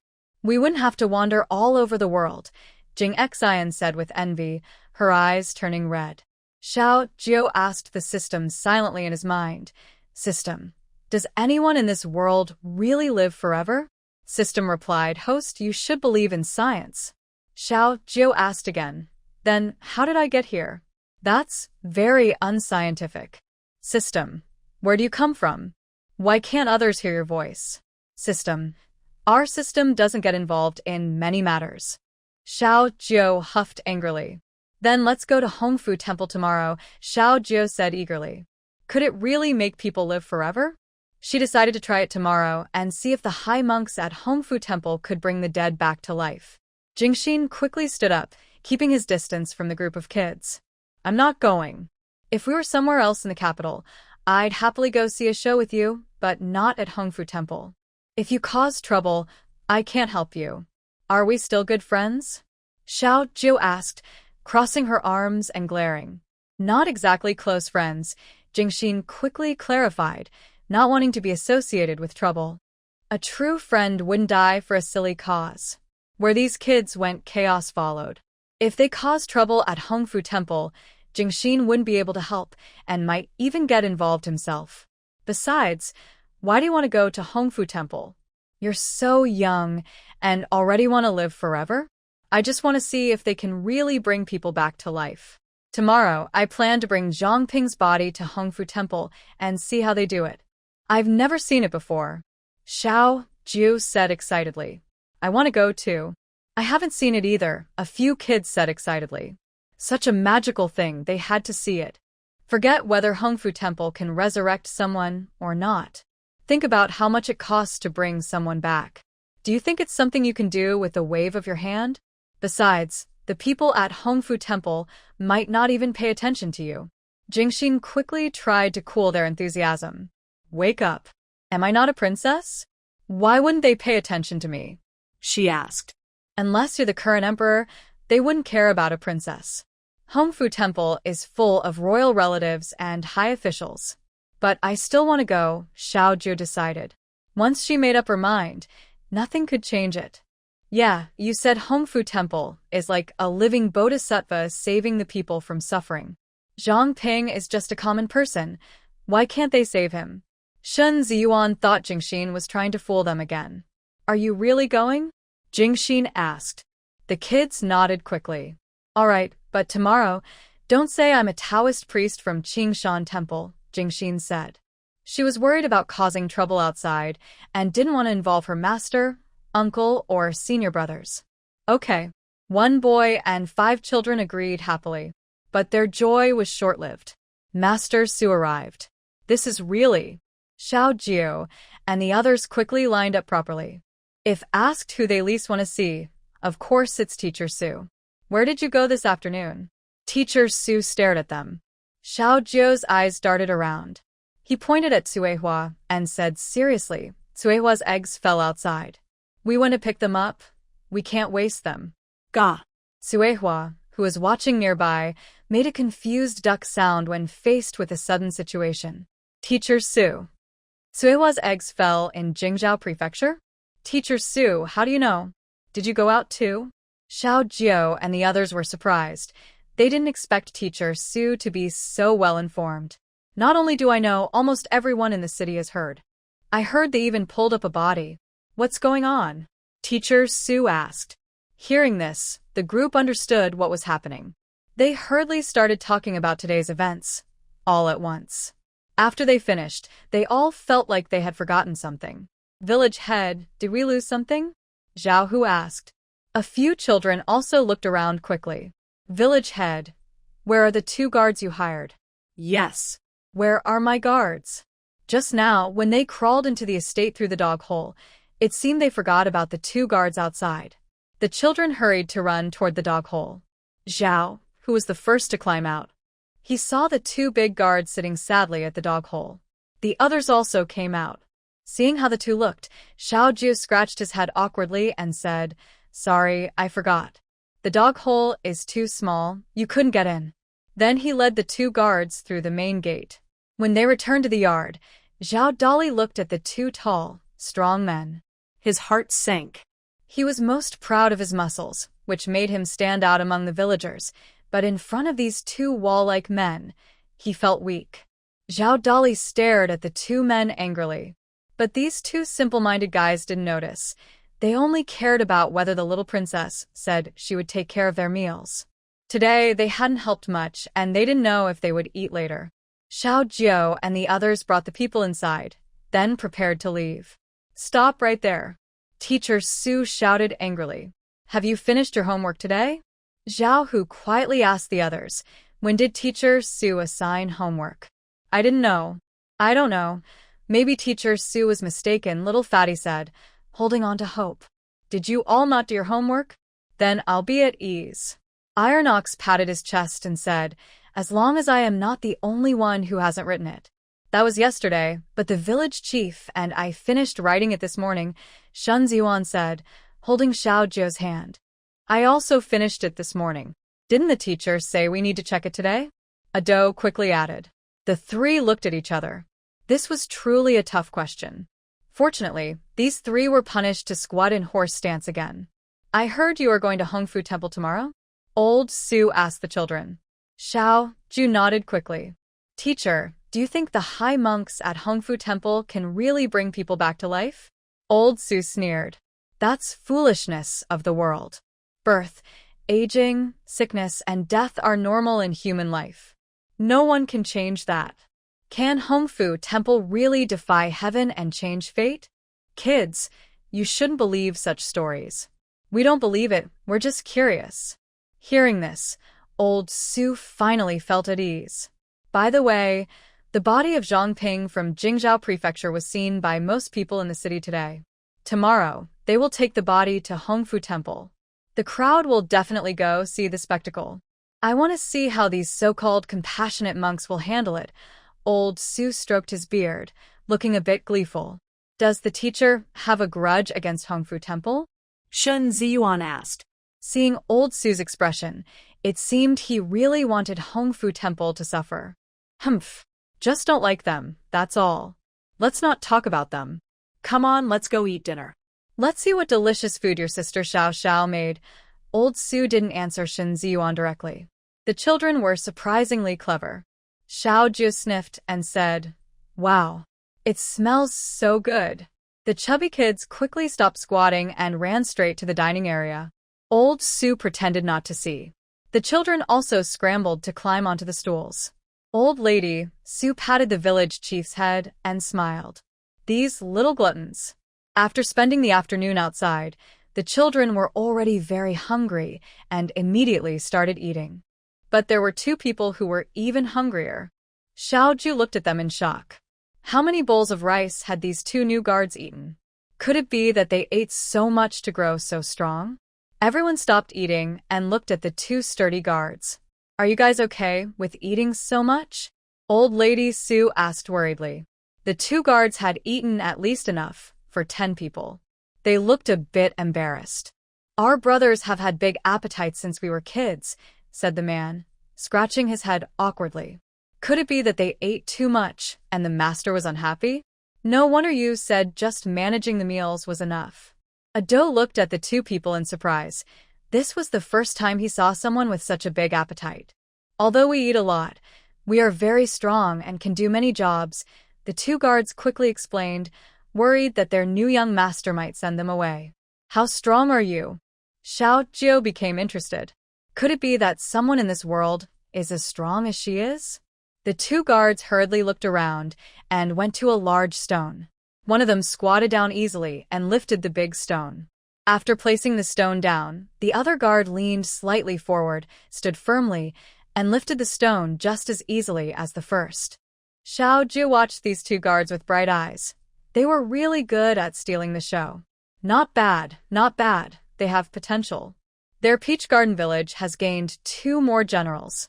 Xiao Zhou also went to the stone. It was time to show her strength. She was small, kicked with her tiny feet, caught with her hands, and lifted the stone in one smooth motion. The huge stone was easily raised above her head, as if lifting a balloon. The two tall and strong guards standing beside the stone looked frightened and hugged each other. They must have met a mighty ancestor with strength as strong as an ox. Although they had seen their village chief carry a wild boar around the village many times, Seeing him lift a stone dozens of times bigger than himself still shocked Grandma Sue so much that her eyes nearly popped out. Ah! Village chief. Put it down quickly. The president might get mad. Grandma Sue hurried to the village chief, her shoes almost flying off in her panic. Her voice trembled with fear, worried that if the village chief accidentally dropped the big stone, he might turn into mincemeat. Xiao Jiu gently set the big stone on the ground. She happily clapped dust off her hands. Zhao Dalin, not convinced, also went to the big stone, used both hands to lift it with force, his muscles bulging. With a loud hey, the stone remained unmoved. Everyone at and Yuan percent, and little Fatty looked at the village chief. He was like a little fairy unmatched. Then he glanced at the tall and strong guards who easily lifted the big stone, and then at Xiaoliuzi, who was happily eating from a bowl. Little Fatty hesitated. He remembered that Xiaoliuzi was thin when he was at the family. How come now he looked several rounds rounder? Seeing his young master watching him, Xiaoliuzi quickly wiped the oil from his mouth. Young master, are you full? Do you still want your rice? Or should little Xiao eat it for you? Little Yuzi eagerly stared at the young master's bowl of rice. The kitchen rice was now all finished by the two new guards, and he hadn't eaten enough yet. Little Fat quickly buried his head in his food, suspecting that little Yuzi might try to rice from his bowl later. Little Yuzi regretfully withdrew his gaze. If I become a general someday, I will take them to the battlefield, and chopping enemies will be as easy as cutting vegetables.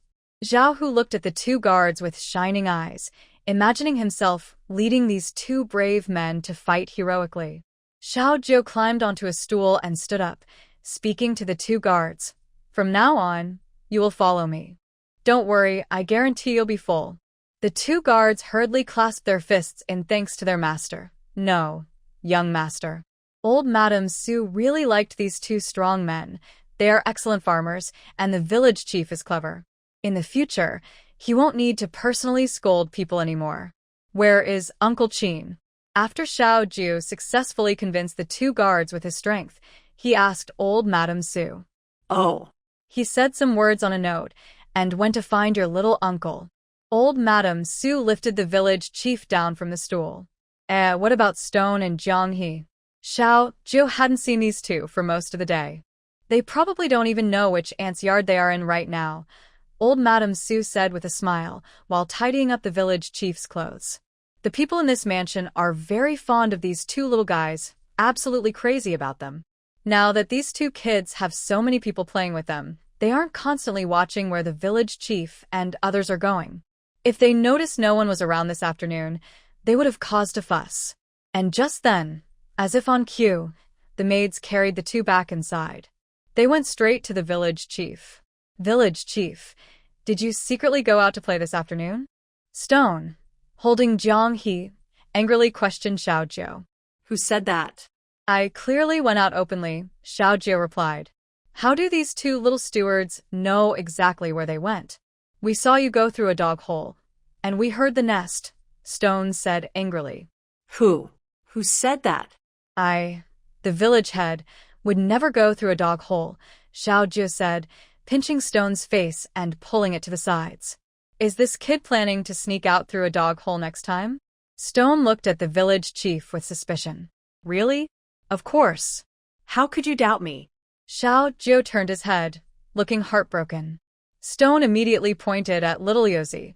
It was Fat Gidge who told me. Little Yozi.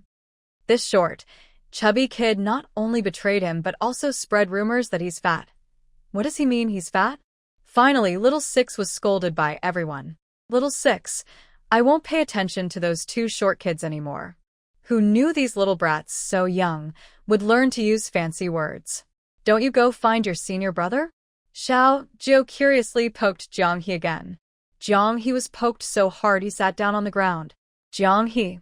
Xiao Jiu awkwardly retracted her finger, forgetting how strong she was. She quickly helped him up. Then she hurried back to her own room. So close, almost got into trouble. Night fell deeply, and everyone returned to their own houses. The quiet night was broken by the first morning light, and everything started anew. The first thing Xiao Jie did after waking up was to think about going to Hongfu Temple, as she had mentioned yesterday. She planned to take her guards and carry Zhang Ping to Hongfu Temple to see how he was revived. Xiao Jie opened the door and shouted, "Little ones, let's go. It's best to start early when causing trouble."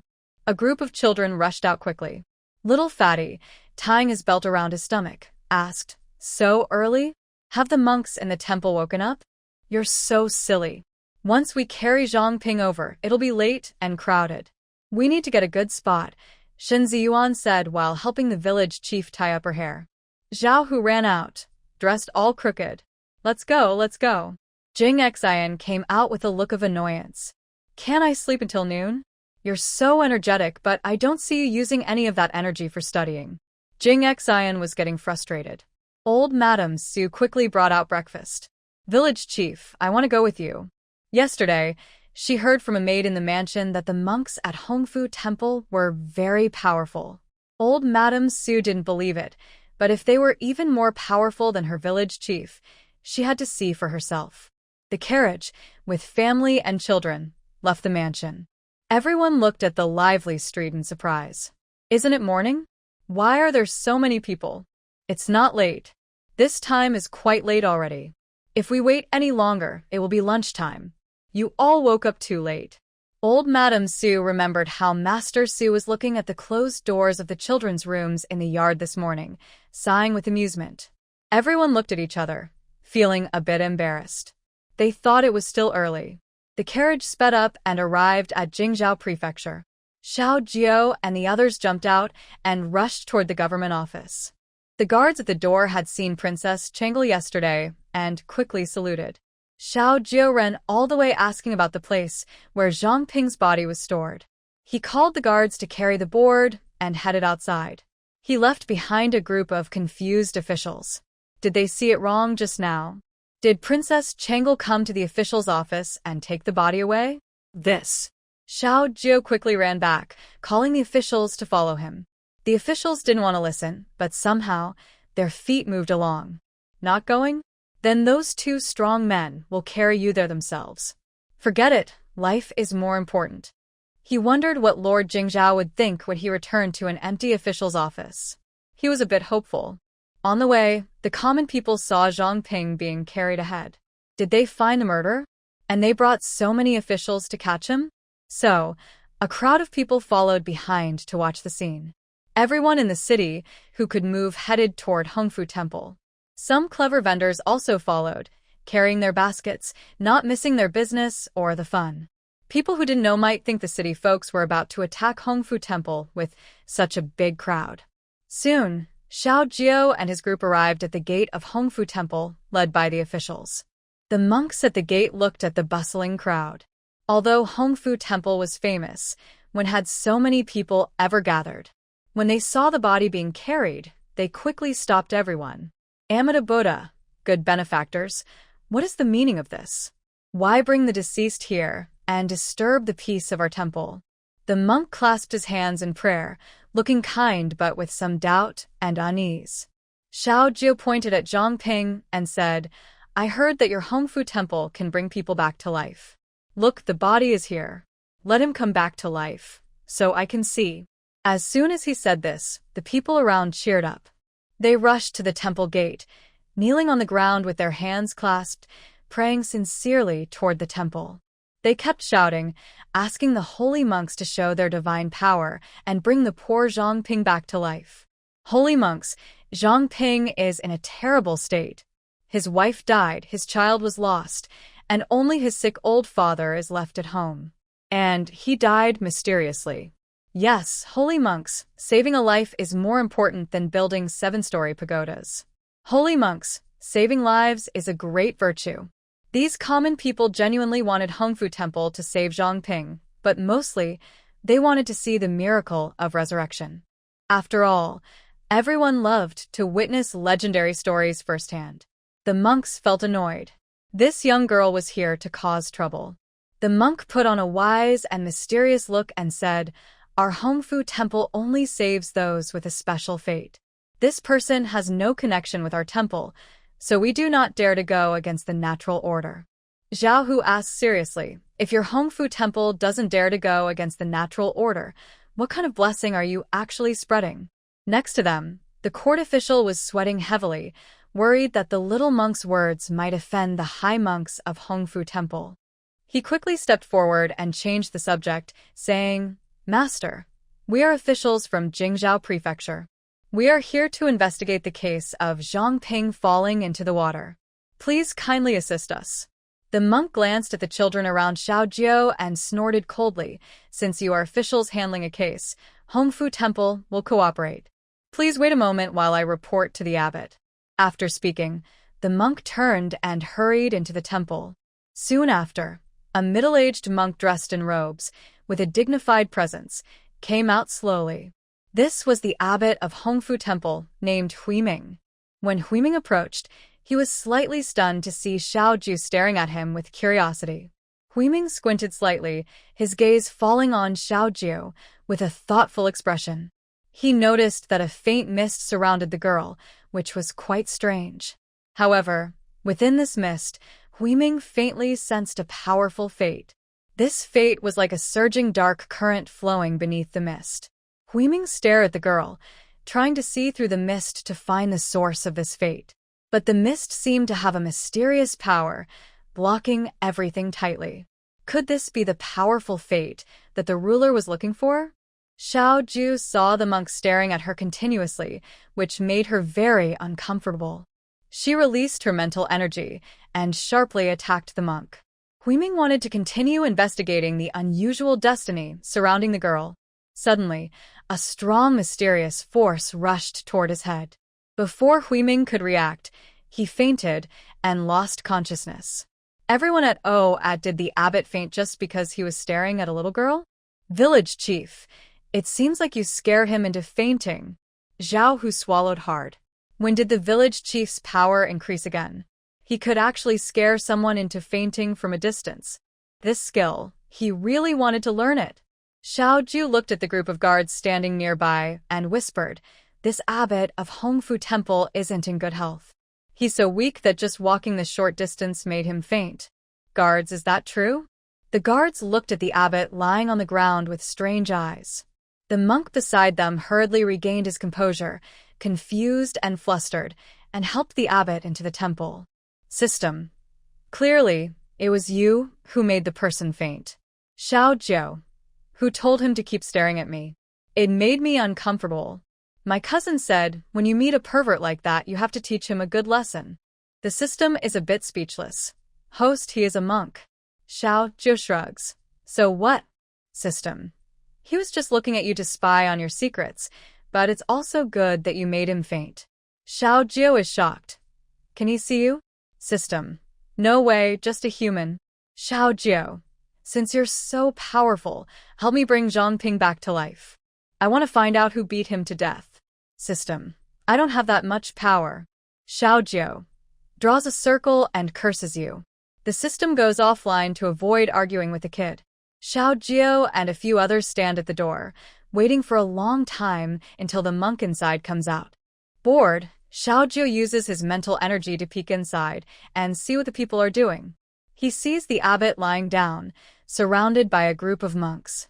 Xiaojiu pokes the strange abbot again with his mental energy, muttering in his mind, "Let you look at me, let you look at me, I poke, I keep poking." Finally, the abbot is awakened by an elder. He opens his eyes, but within less than a second, he faints again. This time, he faints more completely. No idea when he will wake up. Xiaojiu finishes poking the monks and continues to use his mental energy to explore around. Wow. So much money. Xiaojiu's eyes light up. He wants to take it, wants to take it, wants to take it. How can he get these riches without breaking the law? If only his cousin were here.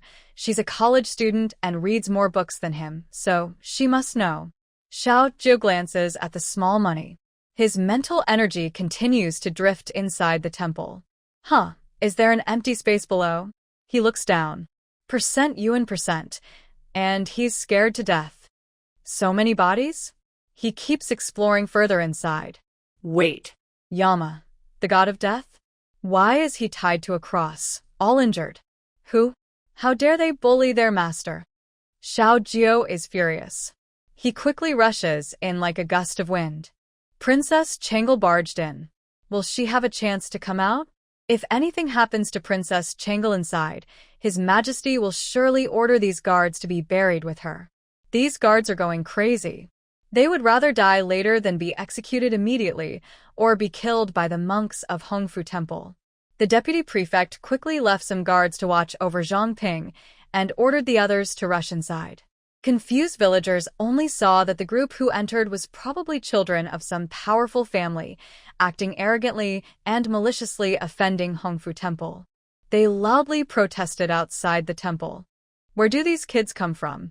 Is this holy place of Buddhism also a place for chaos? Exactly. This is not a place for your wealthy children to cause trouble. Hongfu Temple is a peaceful place. How can you be so rude? The villagers' voices rose with dissatisfaction and anger.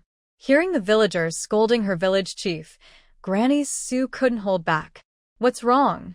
Just because you were making noise outside, now you say Hongfu Temple shouldn't save people? Besides, isn't Hongfu Temple known as a compassionate place that helps those in trouble? So what? You begged your holy Buddhist place just now, but I didn't see the high monks you talk about save Zhang Ping. It's all about fate? What fate? If they don't have the ability to run a temple like Hongfu to make money, what kind of Buddhist place is that? We came early in the morning and waited for a long time. Why haven't the monks come out? It seems they don't even see you villagers. You still hope they'll help you. Are these high monks your father or mother? Who knows what shady things are happening inside Hongfu Temple? After all, an abbot can faint just walking down the street. If such weak monks can be abbots, then Hongfu Temple isn't that great. And if anyone dares to insult my village chief again, the old woman, will slap them. Villagers around. What? Where did this crazy woman come from? So arrogant. And she can curse so well. They only said a few words, but this old woman kept talking for over 10 sentences. Some villagers wanted to reply, but seeing the brick in her hand, they decided not to argue with this crazy woman. Granny Sue snorted coldly and, with her own strength, suppressed the noisy villagers outside.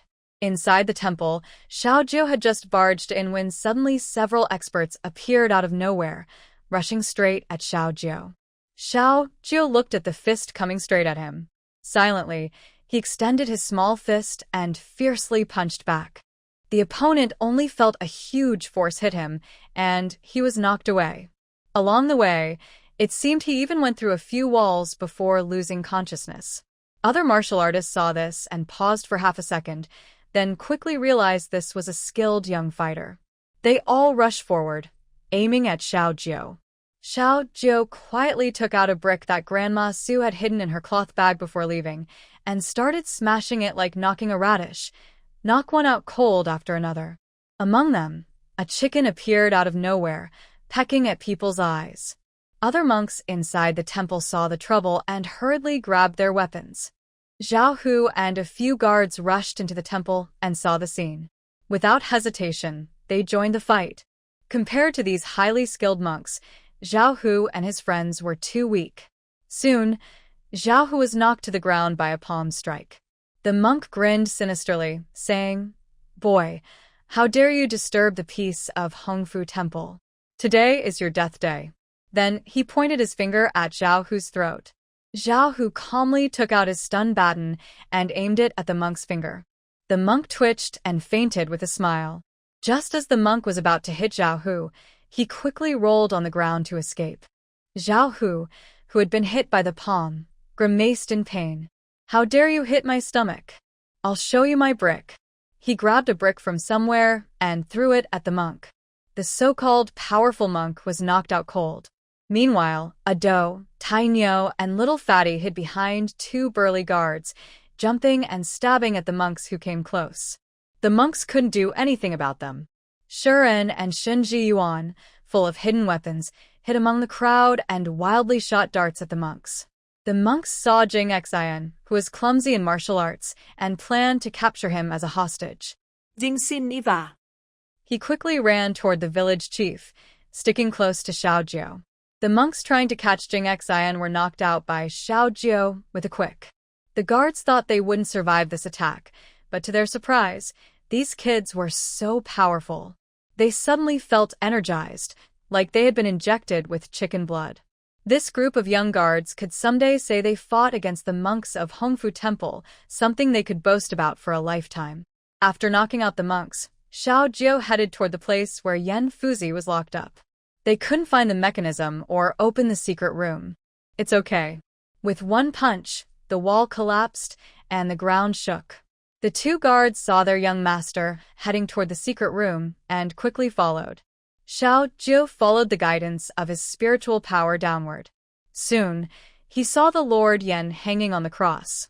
Lord Yan, Master. Xiao Jiu called several times, but no one responded. Is he dead? The guard quickly checked the man's breathing. Still has a pulse. Xiao Jiu tore off all the chains binding him. The two guards looked at the injured man and carefully placed him on a board to carry him out. Xiao Jiu's ears twitched. Is there someone else? He told the guards to carry the man outside first.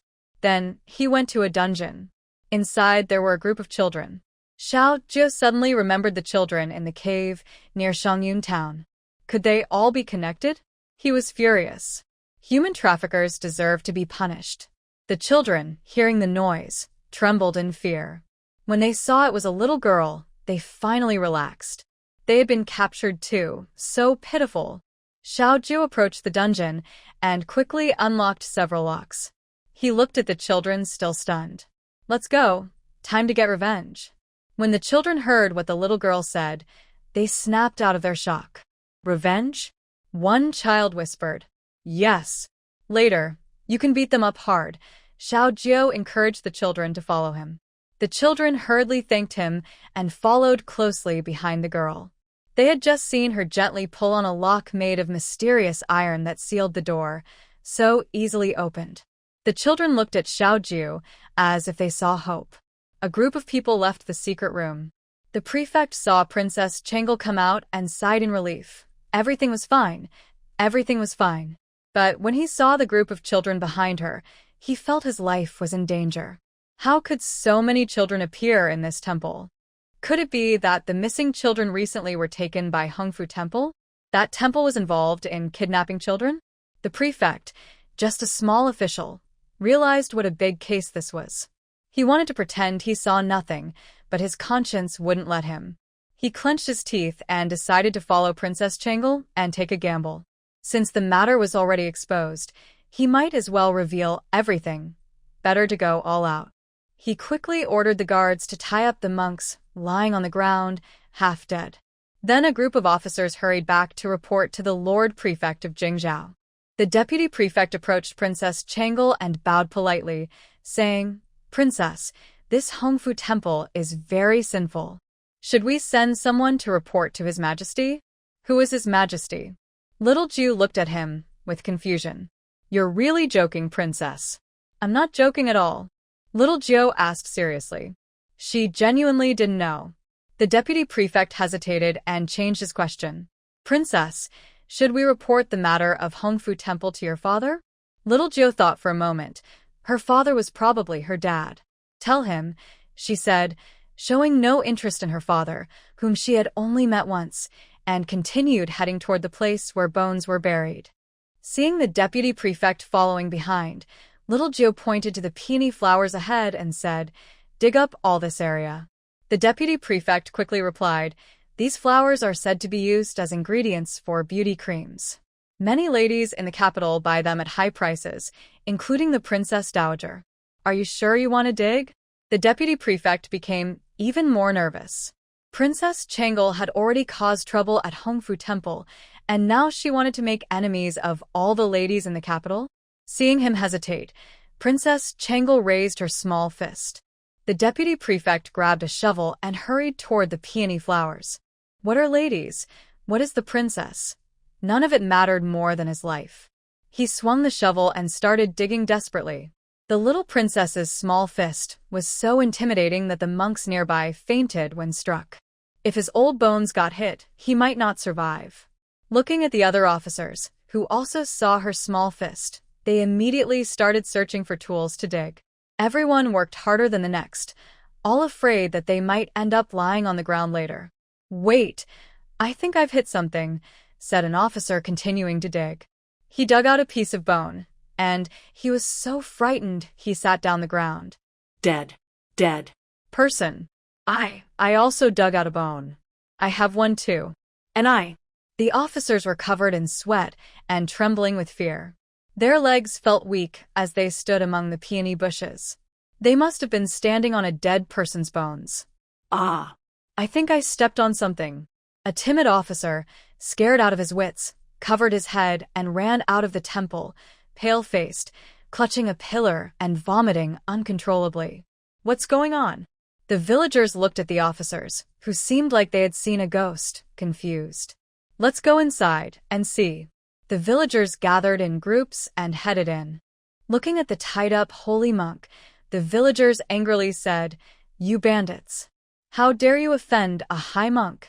Aren't you afraid of lightning from the sky? You even destroyed Hongfu Temple." You. "Wait, how come there are so many children in Hongfu Temple?"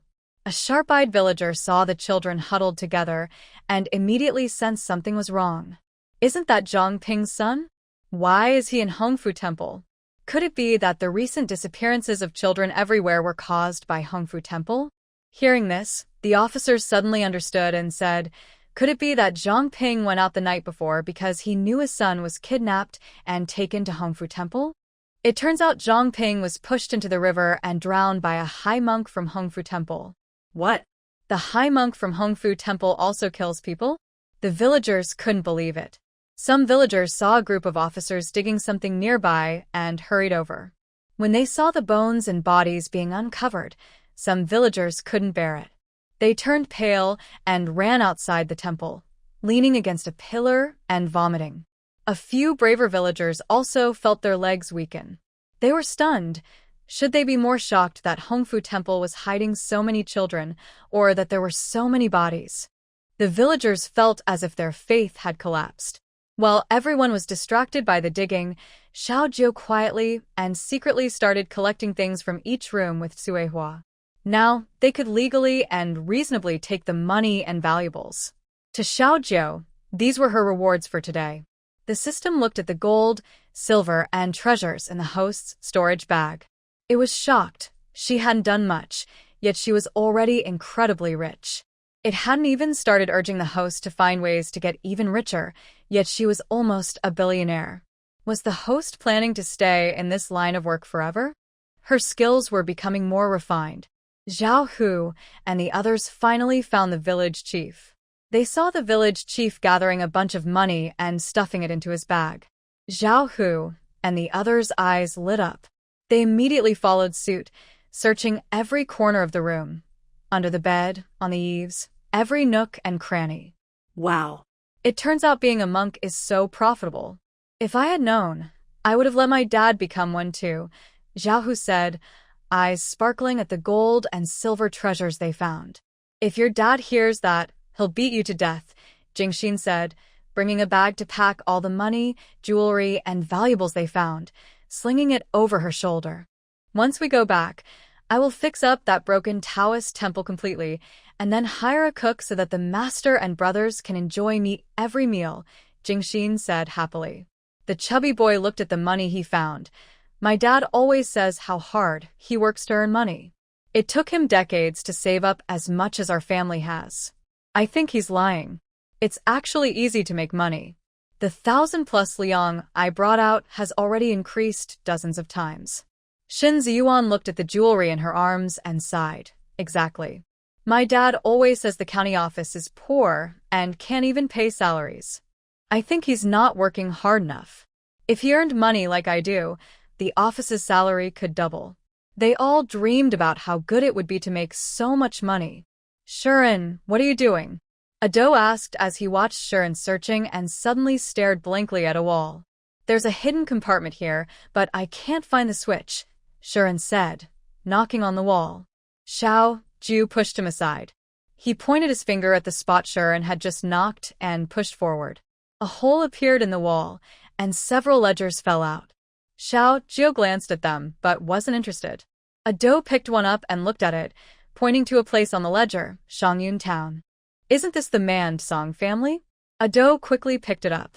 Although I can't understand everything, I feel like Su Fuzi and Hongfu Temple have a grudge. I'll give this to Su Fuzi later. After a busy effort, the entire Hongfu Temple was so poor that even passing thieves wouldn't bother to stop there. With the money in hand, Xiao Jiu suddenly remembered Lord Yan. Oh no, I forgot Lord Yan. Xiao Jiu and the others hurried outside the temple. They saw 2 guards carrying Lord Yan toward the North Marquis residence, while old lady Su was crying and accusing Hongfu Temple of wrongdoing. Now, wherever old lady Su passed, everyone knew about the evil deeds of the high monks at Hongfu Temple. The Jinzhao Yin official arrived quickly and saw Princess Changle, immediately bowing to greet her. I spent the whole morning finding the culprit for you, and I even found the kidnapped child. Your officials are not doing well, he said. Xiao Jiu looked at him, shook her head, and sighed, feeling very worried. She then looked at Shun Ziyuan, thinking of his father, who was also a county magistrate. It was his own fault that the Li family and the cave incident happened. She never expected officials to be so useless. Seeing the village chief's disdainful look at her, Shun Ziyuan immediately thought of his own father and quickly distanced himself. My father is my father, and I am myself. I won't be useless like him. The nearby Jingzhao Yin only felt that this young girl was indirectly criticizing him. He secretly muttered in his heart. Is it because they don't want to investigate? The water in the capital is deep. If you're not careful, you might die without knowing why. Moreover, the emperor doesn't dare to act rashly, so his officials wouldn't dare to take risks. This little princess has taken down Hongfu Temple this time. Will Chongqing Palace let Princess Changle go? Princess Changle should just take care of herself.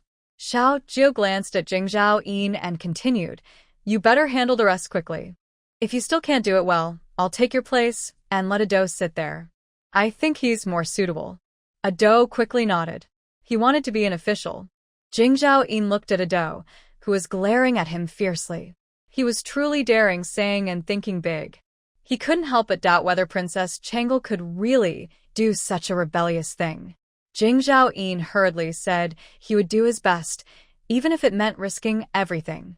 He guessed that the emperor was probably unhappy with him and wanted to find a reason to take away his position. Jingzhao Yin trembled with fear and quickly went to work. Xiao Jiu ordered 2 guards to carry Yan Fuzi home to find Uncle Qin. On the way home, Ado asked the village chief, Village chief, can you really let me be Jingzhao Yin? Xiao Jiu thought for a moment and said, I think you're more useful than him. Ado was a bit worried. Will your father, the emperor, agree? Xiao Jiu thought for a moment and said, if he doesn't agree, we'll just take it. Take what? The official position. Whoever gets it, it's theirs, earned by their own ability. Why not? I have to say, your rebellious idea could get you in big trouble. Jingxin looked at the group of children with a helpless expression. What does 9 clans mean? The children asked curiously. It means your whole family could be executed. But isn't my dad the emperor? Does that mean his 9 clans would also be executed? Xiao Jiu asked Jingxin. No. Only your little head will be chopped off, Jingxin replied, not wanting to discuss such rebellious topics. He touched the money in his bag. His life of wealth had just begun. When they returned home, the first thing they did was find Qin Su. Zhao Hu, who only realized his stomach had been hit, ran shouting all the way, Uncle Qin, save my life. Listening to his energetic voice, Qin Su roughly understood that the boy was probably okay. Qin Su looked at the unconscious man lying there, along with the group of men and women, all bearing some injuries. For a moment, Qin Su didn't know who to check first. In the end, he decided to examine the most seriously wounded person first. The others had no choice but to line up and wait for Qin Su. Ado quickly handed the account book to Master Su. Master Su opened the book and, upon seeing what was recorded inside, nearly spat blood in anger. His hands trembled as he held the book. Master Su, who had long since left the court, decided to go to court the next day to speak out against the evil deeds of Hongfu Temple. The old lady and a few aunts, upon hearing the news, hurried over. The old lady was relieved to see her granddaughter was safe. Since her granddaughter arrived at the estate, the old lady had never restricted her. She had lived happily in Taoyuan village, and here, she was just as free to enjoy herself. But the old lady didn't expect that the children's days would be so lively and colorful every day. The adults in the estate were constantly worried and anxious. When they heard about the trouble at Hongfu Temple, everyone was so scared they broke out in cold sweat. The old lady quickly summoned the guards to help. But when the guards returned, they said that the young lady had handled everything herself. The old lady gained a new understanding of her granddaughter's abilities. At the Marquis of Jinbei's residence, everyone was exchanging warm greetings. Inside the palace, the sharp voice of the echoed outside the emperor's bedroom. The emperor, who was resting with his eyes closed, was startled and shivered. It sounded like the empire was about to fall apart, shouting so loudly. The emperor looked grimly at the who hurried in, crawling on all fours. "What's going on?" The hurriedly reported everything that had happened at Hongfu Temple to the emperor. The emperor scratched his ear, suspecting he might have misheard. "Say that again." "Your Majesty, Princess Changel tore down Hongfu Temple." The emperor sat up straight and asked, "Were all the monks inside Hongfu Temple out?" He remembered that the temple was filled with experts, and the abbot was a talented disciple of the Chongqing Palace, known for his skill in formations. It was said that some martial artists had tried to investigate, but the abbot easily set up a formation that trapped them all, and no one dared to enter Hongfu Temple again. The quickly replied, "Your Majesty, the monks at Hongfu Temple have all been taken into custody at Jingzhou Prefecture." The emperor was so shocked he stood up. "What about the abbot of Hongfu Temple?" "He has also been captured," the answered tremblingly. It said that the abbot was weak and fainted just a few steps outside the temple. The emperor excitedly rubbed his hands and paced around the palace chamber, feeling like he was dreaming. He reached out and pinched his thigh quietly. Ouch. It wasn't a dream. It was real. The emperor waved his hand, signaling everyone in the chamber to leave. A shadow immediately appeared. 01, take some people and go to Hongfu Temple to find the ledger. Also, send a few secret guards to protect Princess Changel at the Marquis of Jinbei's residence. The people at the Hall of Longevity might do something harmful to her once they hear the news. Understood. 01 disappeared instantly. The emperor continued to sit in the chamber, lost in thought. After a while, the palace came in to report that the noble consort wanted to see him. The emperor waved for someone to come in. The noble consort looked confused and absent-minded. "Your Majesty, have you heard about Hongfu Temple?" The noble consort didn't believe Princess Changel could be a match for those high monks. She thought Princess Changel must have a powerful helper, someone targeting the Hall of Longevity. "What do you think, noble consort?" the emperor asked, passing the question back to her. "I believe Princess Changel must have a master helping her. Otherwise, how could a young girl fight against all those high monks at Hongfu Temple?" The noble consort was very curious about the expert behind Princess Changel. "Do you think the Shi family left some strong fighters for Princess Changel?" "No, as far as I know, the strongest martial artist in the Shi family is the old general. Even if he were still alive, he alone couldn't defeat all the high monks at Hongfu Temple. And there's also the abbot, who is skilled in formations," she guessed. "Forget about whether there's a master or not. The abbot has been captured. Shouldn't you be happy now?" The emperor remembered that the noble consort hadn't been happy with the abbot lately. "I didn't expect him to be so useless. A respected abbot, defeated by a child. But what's there to be happy about? You think he'll just wait around to die? Don't forget, he's good at formations. He'll probably escape from the Jingzhou prison tonight." The emperor also thought about this. "Maybe you should worry more about your daughter, the one you just recently found back," the noble consort said, happy to see the abbot suffer. She knew he wouldn't die easily, but seeing him so proud and aloof, always looking down on others and speaking to her with disdain, made her hate him.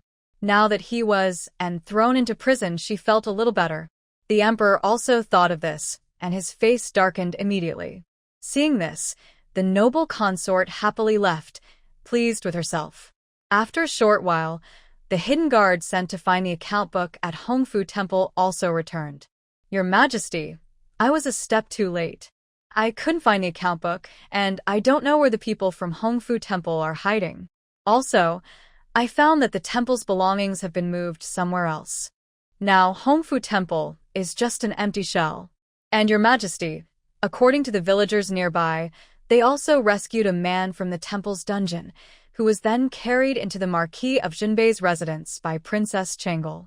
The shadow knelt on one knee, head bowed, eyes always lowered. This was the second time. Each time, he was a step too late. He felt his career might be over. The emperor frowned, but did not blame him. Only those from the Palace of Eternal Life could silently transfer so much property. It seemed the Palace of Eternal Life had placed many spies throughout the capital. Tonight, you must personally guard the Marquis of Jinbei's residence. The abbot is likely to come looking for Princess Changle tonight, the emperor ordered. Understood. The shadow replied immediately and withdrew. Late at night, the Marquis of Jinbei's residence. Sure enough, the abbot had slipped away like a cicada shedding its shell. Now, he was hiding behind an unoccupied house, afraid to make a move.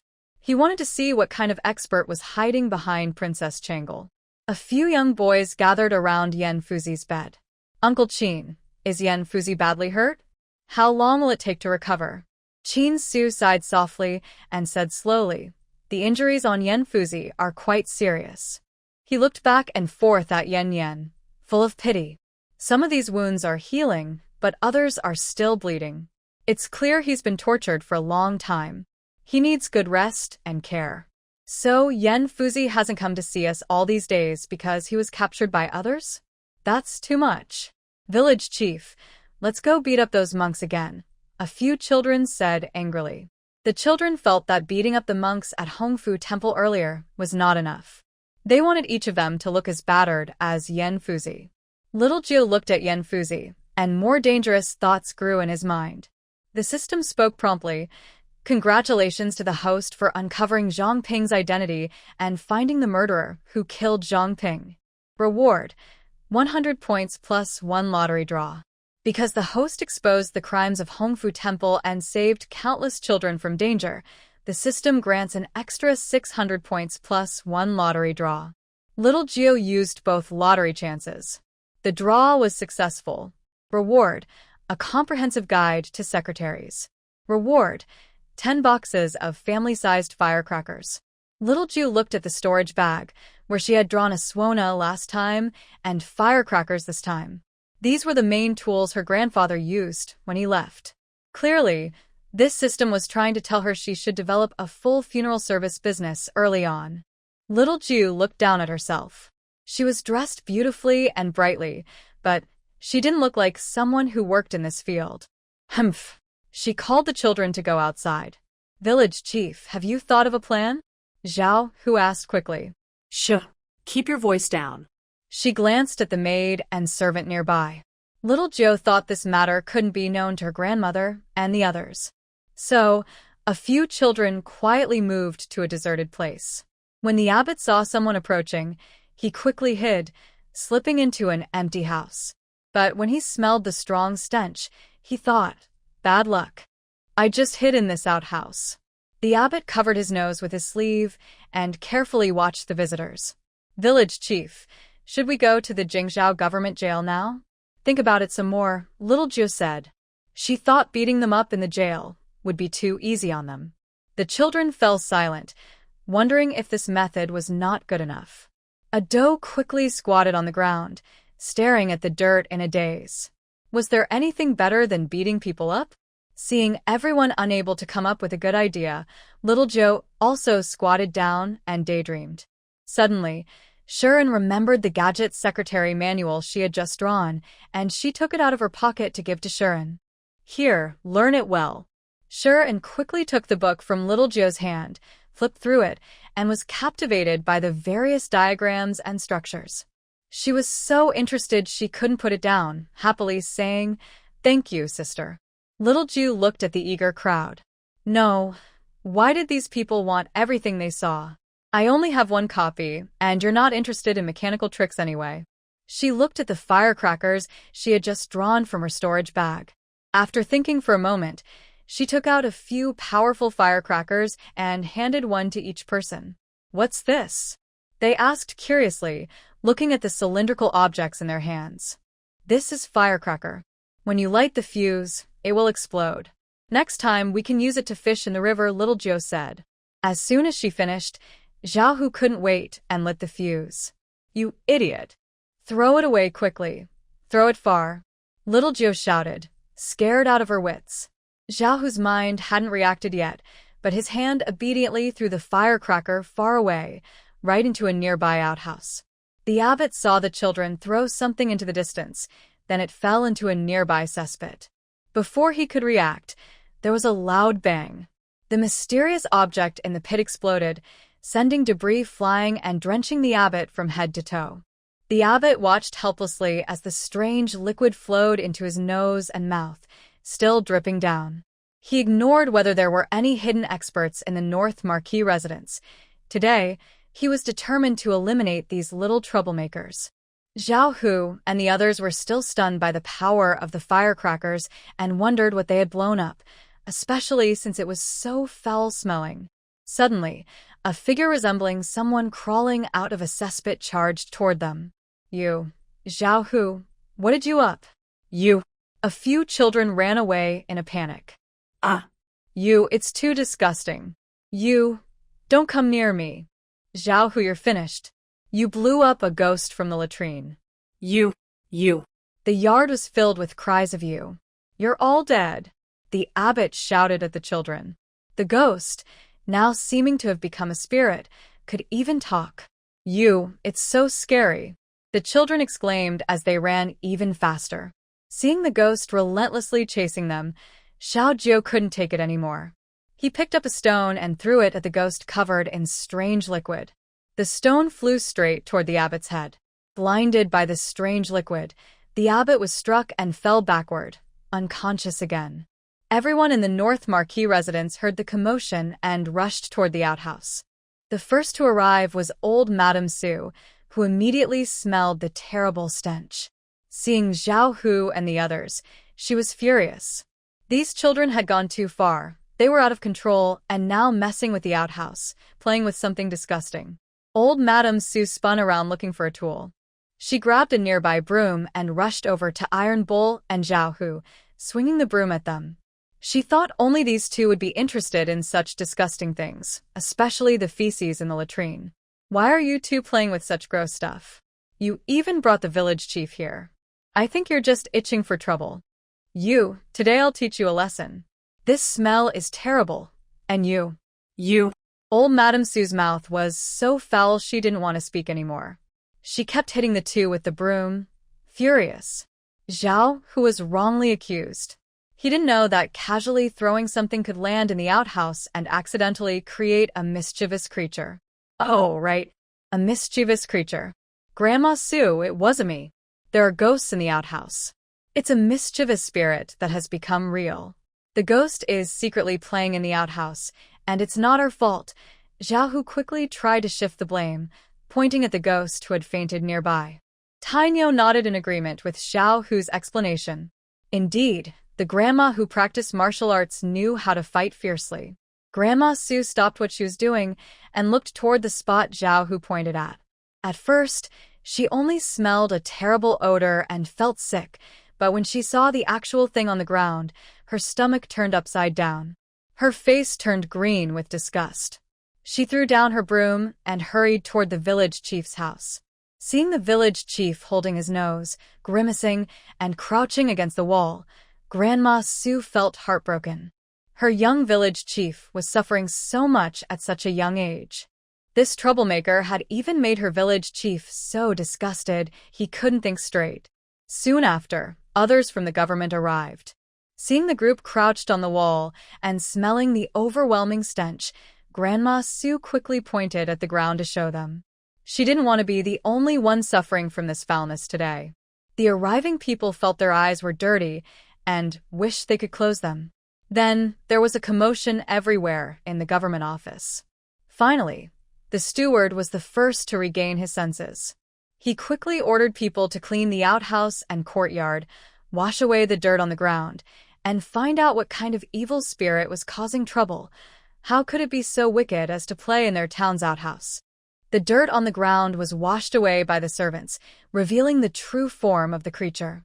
Jing Xian curiously looked at it, feeling both disgusted and whispering to some children, "I didn't expect the abbot of Hongfu Temple to have such a hobby. I even admired those monks before. I've become dirty and my eyes are stained. I need to wash my eyes." He hurried back to his house, covering his nose, and quickly left the scene, shouting loudly, "Quick! Prepare some bathwater for me." The others also rushed into their houses, shouting, "Bathwater! Bathwater! I want to take a bath." As for the culprit abbot, he had already been washed clean by the servants and was tightly. He would be sent to Jingzhou Prefecture early the next morning. Xiao Ju scrubbed himself all over until he was clean. "It still smells bad everywhere, and the air I breathe feels unclean. No, I can't stay in this house even for a second. I want to run away from home. It's too disgusting." Xiao Ju packs her clothes and leaves the house with a small bag. "Village chief, where are you going?" Shun Ziyuan was about to help the village chief tie her hair, but she saw the village chief carrying a small bag, angrily heading outside. "I want to get some fresh air," she said. Without looking back, Xiao Ju walks out of the house, her eyes firm as if determined to join the party. "Wait for me. I want to go too." Zhao Hu and the others heard, and immediately rushed back to their rooms. They quickly packed a few clothes into their bags and ran outside. So, in the middle of the night, the Marquis of North Town's house was brightly lit, with a group of servants busy working. Xiao Jiao and the others escaped from the house and hurried to find an inn to hide in. Soon after, people from the Marquis of North Town's house arrived at the inn one after another. Don't ask why, they just needed a change of environment and mood after living there for a long time. The usually quiet inn was full overnight, and the innkeeper's face was almost sore from smiling. Besides the unlucky servants still cleaning the yard, everyone else had run outside to hide. Meanwhile, the neighboring Yongning Marquis's house wasn't so lucky. Yongning Marquis was lying on a wooden bed he got from somewhere, thinking about how he ended up like this and what he did wrong. Suddenly, a disgusting smell drifted faintly into his nose. Yongning Marquis couldn't stand it anymore. He got up and shouted at the door, "What's going on? Now, even the people cleaning the latrines are gone? Don't forget, your contracts are still in my hands." Outside, a voice replied, "Master, it's from the neighboring house." The servant secretly cursed in his heart. If his contract wasn't still in the master's hands, he would have run away long ago. The servants and maids with contracts in the lady's hands had already escaped. Now, only their unlucky group remained. These servants and maids didn't eat enough, had nowhere to sleep, and had to do the work of 3 or 4 people without pay. Life was truly endless suffering. Fortunately, he had contacted his friends. Once he borrowed the money, he planned to buy back his contract and escape quickly. When he heard it was from the neighboring house, Yongning Marquis became interested. "Bring a ladder. I will go see for myself," he said. The Marquis of Yongning heard about what the children of Princess Changle did today at Hongfu Temple. Now, the neighboring estate smells terrible. Could it be that the revenge method of the Palace of Eternal Life is so sneaky, throwing people into a dung pit? "Sir, last time, the Princess of Changle called the children and guards to help move her dowry, and they took everything away," said the young servant with a gusur face. The Yongning Marquis's estate is now so poor that only the house remains. Everything else that could be moved has been taken, except for the roof tiles and the sign at the gate. Hearing this, the Marquis almost fainted from anger. He took the young servant to the foot of the wall near the North Marquis's estate. "All of you squat down. The rest of you follow me and climb over to see what's going on." Then, a group of young servants climbed over the wall like stacking blocks, one stepping on the other's back, and the Marquis of Yongning also followed. Having crossed the wall, they reached the North Marquis estate. The Marquis of Yongning was eager to see the tragic state of his family. He led the young servant toward the increasingly foul smell. Why is there no one at the North Marquis estate? Could they have been wiped out? The Marquis of Yongning said happily to a young servant nearby. The young servant had no mood to respond to his master. Since the divorce, his master had become more unpredictable. Now he was here, in such a stinky place. The young servant felt like dying. If he had known, he should have just knelt down as a stepping stone earlier, instead of coming here to smell this stench. They followed the smell to a latrine. The Marquis of Yongning couldn't stand the foul odor anymore, so he ordered the young servants to go inside with sticks and check if the people from the Sher family had all been thrown out. At this moment, the young servants' desire to betray their master reached its peak. But in the end, reason won over impulse.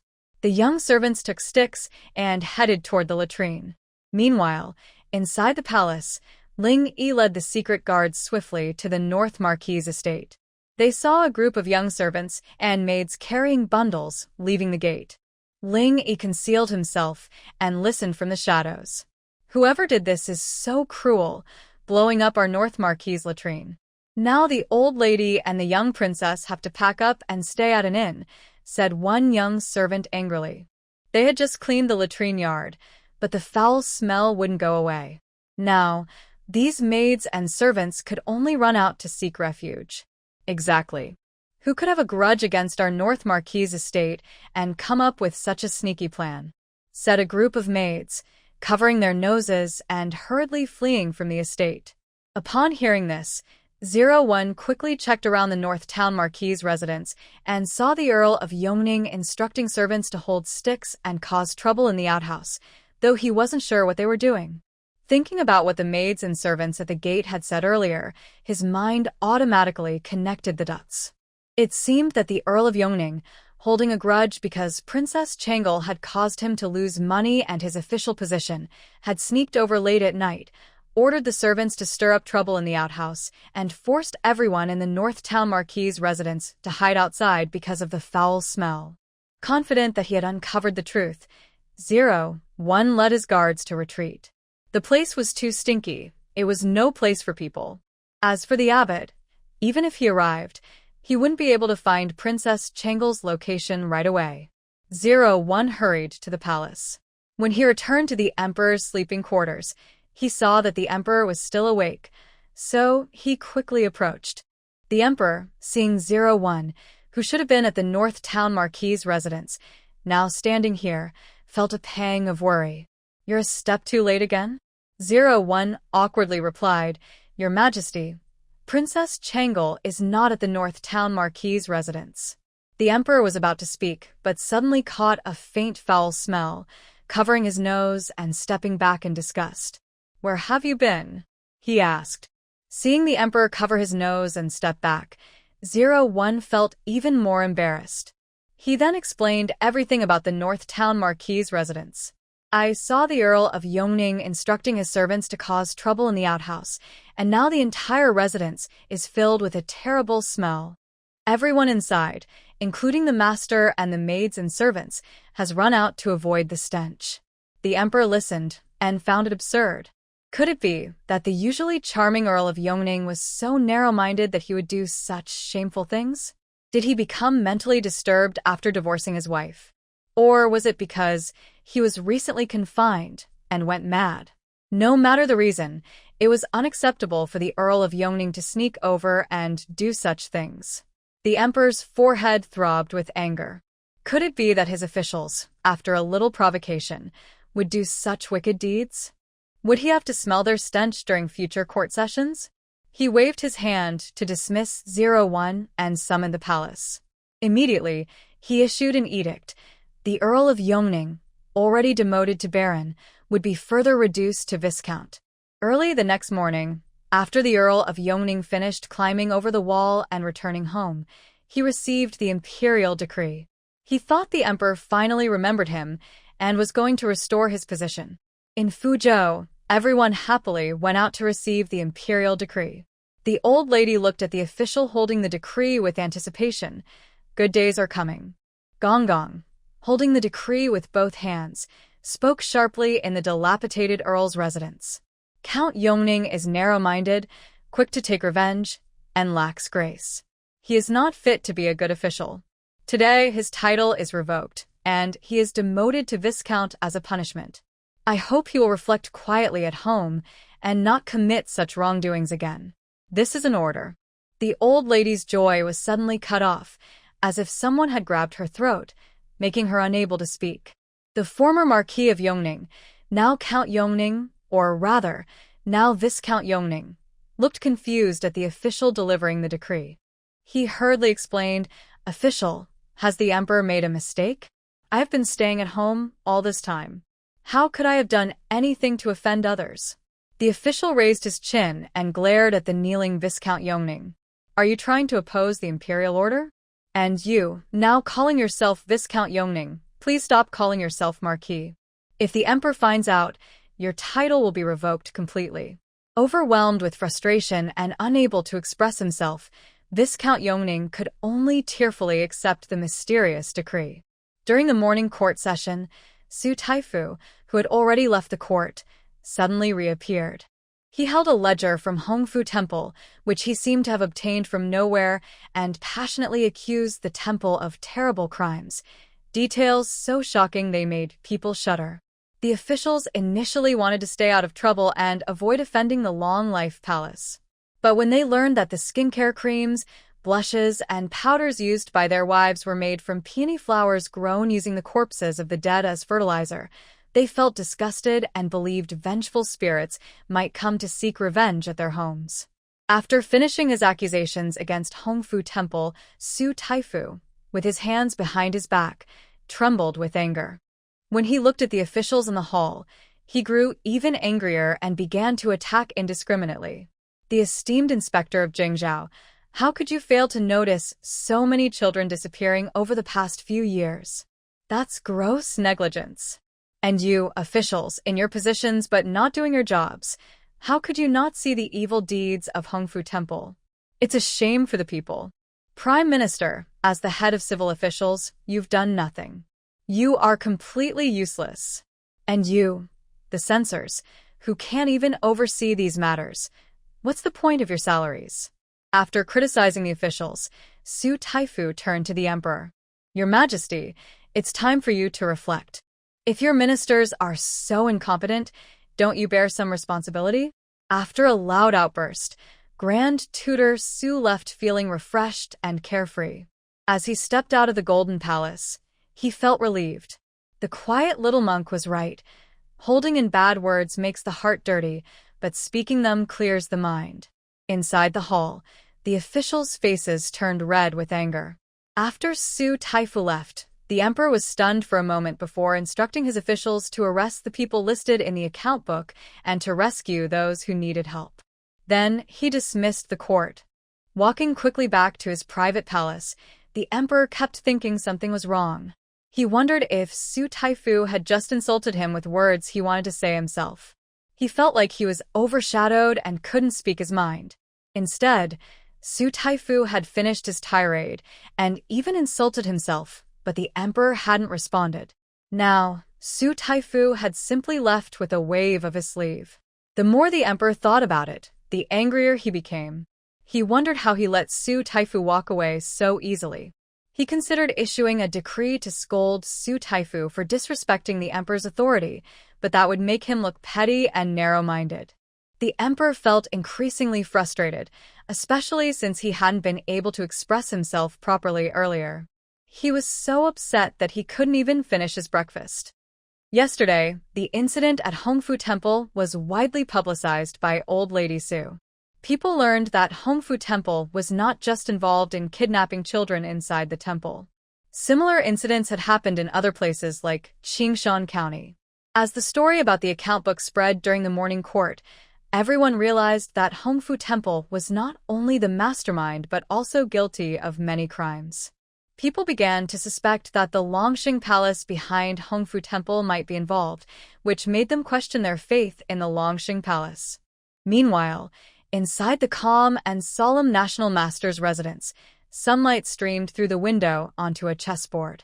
A handsome man and an old man with an immortal aura sat across from each other, deeply focused on their game. The man frowned slightly, showing some worry. As he moved his pieces, he said, "Your Majesty's plan was ruined by Princess Changle. It seems the National Master isn't in a hurry at all." Hearing this, the National Master gently stroked his beard, looked up slowly, and spoke calmly, as if the matter was trivial. "Tell your Majesty not to worry. I have my own way to deal with Princess Changle. If we make a small mistake, the people will think she is an unlucky person. Then, the focus of the citizens on Longxing Palace will shift to Princess Changle." After speaking, he made a move on the chessboard, and the situation changed instantly. The man was slightly stunned, then leaned forward with great interest, eager to hear the old man's plan. "Oh, I wonder what clever idea the National Master has?" The National Master smiled mysteriously, but did not answer immediately. The National Master slowly arranged the chess pieces, his gaze deep and focused, as if planning a grand strategy. After a moment, he finally spoke. "This plan requires careful long-term thinking. When the time is right, I will make Princess Changle fall into an irreversible situation." The man nodded and looked back at the chessboard. "Then I will wait patiently for good news from the master." The man thought for a moment and continued, "But who exactly is the expert around Princess Changle? I saw the Empress fall off a cliff myself. How could a pregnant woman fall from such a high cliff and still manage to give birth to her baby, and secretly send the child away, raising him safely until he is 5? The master fiddled with a chess piece in his hand and asked, "Are you sure the person you saw fall off the cliff was really the Empress?" The man casually said, "Of course. I saw it with my own eyes. Could the Empress have a twin sister or a sibling pretending to be her, making us think she died?" He then realized his guess sounded silly. "That's impossible. There aren't many twins in the world. It's more likely that there's a traitor inside the palace, secretly saving the Empress in advance." After speaking, both the man and the old man were momentarily stunned. They looked at each other. The master slowly said, "A traitor? It's not impossible." The events back then seemed foolproof, but now, Lord Wan is mysteriously alive again, and the young grandson of the Sher family is not dead either. There must be something strange going on. Perhaps there really is a traitor inside the palace. The man stood up and said, "I need to report this to my lord immediately." He hurriedly left the master's residence. In a corner, Suehua, who had somehow slipped into the master's residence, was dozing in the sunlight. "Princess Changle? Isn't that the lady of the house?" Suehua pawed at the ground, feeling a bit regretful about skipping lessons every day and not studying properly with Mr. Su. Just now, these two people's words sounded confusing, but luckily, when the old man mentioned harming her owner, Suehua understood. Although she didn't know what the old man planned to do, she thought that as long as she followed him carefully, she would eventually find out what he was up to. Suehua lay down again, squinting her eyes and staring intently at the old man, who seemed lost in thought. The master, lost in his own thoughts, suddenly felt like someone was watching him. He looked around cautiously and, seeing a wild chicken crouched nearby, relaxed his guard. So, he called a young servant to bring some food to feed the chicken. Suehua looked at the rice the servant brought, tilted her head, and looked at the old man nearby. "Cluck cluck. Cluck cluck. Thanks, you're quite a kind person." Suehua quietly lowered her head to eat. Since Mr. Su returned, Suehua had been wandering outside every day and didn't dare go home, afraid of being seen by her master and caught to read together. These days, she had been roaming outside and ran out of feed in her pocket. Suehua decided to sneak back at night, prepare some supplies, and then keep watch over the old man. The few young men from the inn planned to go to the most expensive restaurant in the capital to enjoy themselves today. Since they made a big fortune yesterday at Hongfu Temple, they were feeling very confident now. "Village chief, I want to order lots of dishes." "I have money," Zhao Hu said boldly, touching the little money left in his pocket. Zhao Hu was worried that if he didn't spend his money soon, his father would find a reason to take it away. He remembered last night when his father came to his room and saw all the gold and silver treasures. He was so scared he fainted. Uncle Chin arrived just in time and used a needle to wake him up. But as soon as his father woke up, he took most of Zhao Hu's money, claiming he was taking it back to Taoyuan village for his mother to keep safe, so Zhao Hu could use it to get married and have children in the future. Zhao Hu was furious. He knew that with so much money, he could marry hundreds of wives and support hundreds of children. Humph. If he weren't sharing the same surname as his father, he would have pulled out his stun baton and given him a few hits.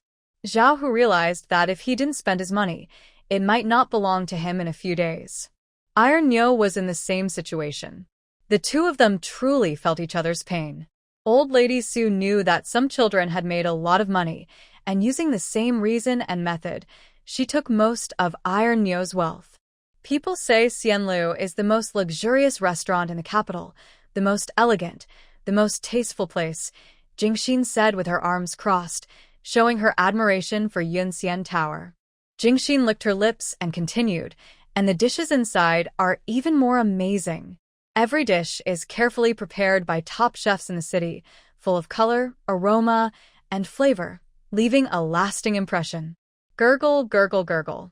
Xiao Jiu hurriedly covered his stomach, which was making loud noises, and said boldly, "Let's go now. We have money." A few people quickly arrived at the so-called most luxurious restaurant, looking up as they approached. This Cloud Immortal Tower is located in the busiest part of the capital. It has 4 floors, with a grand red gate.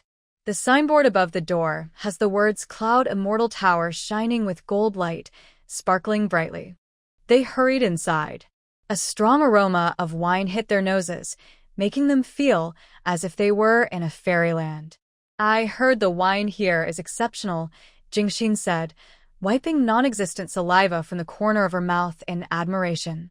The main hall was spacious and bright, decorated beautifully. The dazzling gold and jade decorations made people's eyes dizzy.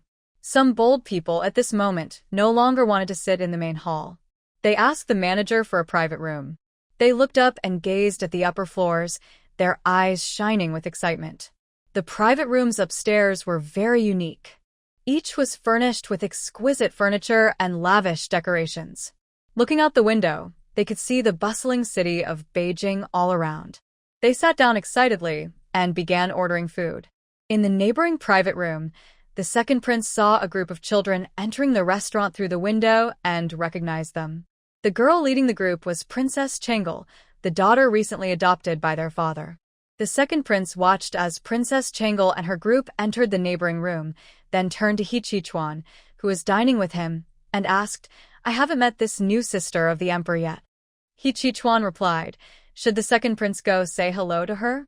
The second prince put down his chopsticks and said, "Of course. Since my sister has returned to the capital, as her older brother, I should go say hello." Then he stood up and with everyone, headed toward the neighboring room.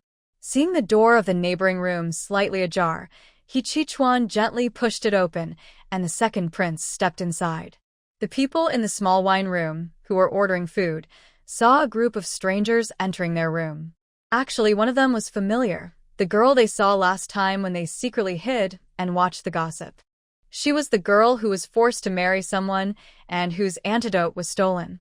Xiao Jiu didn't like this person and turned away to continue ordering her food. The second prince noticed that his sister, aside from the initial surprise when she entered, now completely ignored their group. He smiled slightly, leaned down, and softly said to the small girl dressed in purple, with 2 cute little buns on her head, "Hello, Sister Chengel. I am your second brother." He reached out to pat her head, but he was stopped by 2 burly guards standing beside Xiao Jiu. "Young master, you can't just pat her head. If you do, she won't grow tall." These 2 guards' first task upon taking their posts was to tell Xiao Jiu that if anyone tried to sneak a touch on her head while she wasn't paying attention, they must stop them immediately. Xiao Jiu has grown up and cares more about her height now. The young servant next to the second prince wanted to scold the rude people, but the second prince stopped him. The second prince's main goal was to win over Princess Chengel. Although their father, the emperor, outwardly ignores Princess Chengel, recent actions at court show he's supporting her. Also, it's said that Princess Changle has a hidden expert who could defeat a powerful monk from Hongfu Temple, which excites the second prince. If he could get Princess Changle to support him, it would be a big help. Embarrassed, the second prince withdrew his hand. Seeing that the children at the table ignored him and didn't get upset, he smiled and said, "Princess Changle, if you want to order anything, just tell me. I'll pay for it." Then he turned to the waiter and said, "Write Princess Changle's bill to the second prince's residence." The waiter quickly nodded and agreed. Hearing someone invite them to eat, Xiaoju looked back at him, unsure, and said, "Are you really going to pay? There are many of us." The second prince looked at the children, the guards, the Taoist priest, and said confidently, "Of course. Eat as much as you want. From now on, I'll pay for all meals." Xiao Ju sincerely thanked him. "Thank you. You're very kind." Just then, Xiao Ju was worried about her grandmother, her aunt, the maids and servants, and the butler, who hadn't eaten yet. She was discussing with Xiao Hu and others what to pack for them, worried about whether she had enough money. But this man, who called himself her second brother, was surprisingly generous, letting her eat at the restaurant and promising to pay. Xiao Jiu suddenly felt that her second brother was quite wealthy. She realized she needed to work harder to earn money so she could be as generous as him. The second prince saw that Xiao Jiu had been ignoring him earlier but changed her attitude when he offered to pay. His mood shifted from boredom to amusement. He thought, just a girl from the countryside, easily bought with a little kindness. Feeling uninterested, he casually exchanged a few words and then left the restaurant. Xiao Jiu and the others, who didn't have to pay themselves, stopped worrying and fussing over small things. "Waiter, bring out all your signature dishes." Jingxin waved her hand, signaling the waiter to hurry and serve the food early. "All right," the waiter quickly responded. "Life in the capital is great. You don't need to spend money, and you can even make money," the chubby boy said happily, touching his growing wallet. "Once I stay in the capital for a while and then go back to Qingshan County, I'll be the richest person for sure." Jingxin glanced at him and said, "You have some unexpected wealth, but becoming the richest person isn't easy. You need a steady flow of money coming in. When your business spreads all over the Eastern Summer Kingdom, you might become the most powerful rich person." "How can I get a steady flow of money?" the little drinker asked curiously. Jingxin pointed to the Cloud Fairy Tower and said, "For example, this Cloud Fairy Tower. Every day, customers come in to spend money, which means a steady income. If the Cloud Fairy Tower opens all over the Eastern Summer Kingdom, then the daily income will be even more." The others listened, seeming to understand, but not fully. So, the little drinker asked the waiter to call the shopkeeper. When the shopkeeper heard that Princess Changle was calling him upstairs, he hurried up to the private room.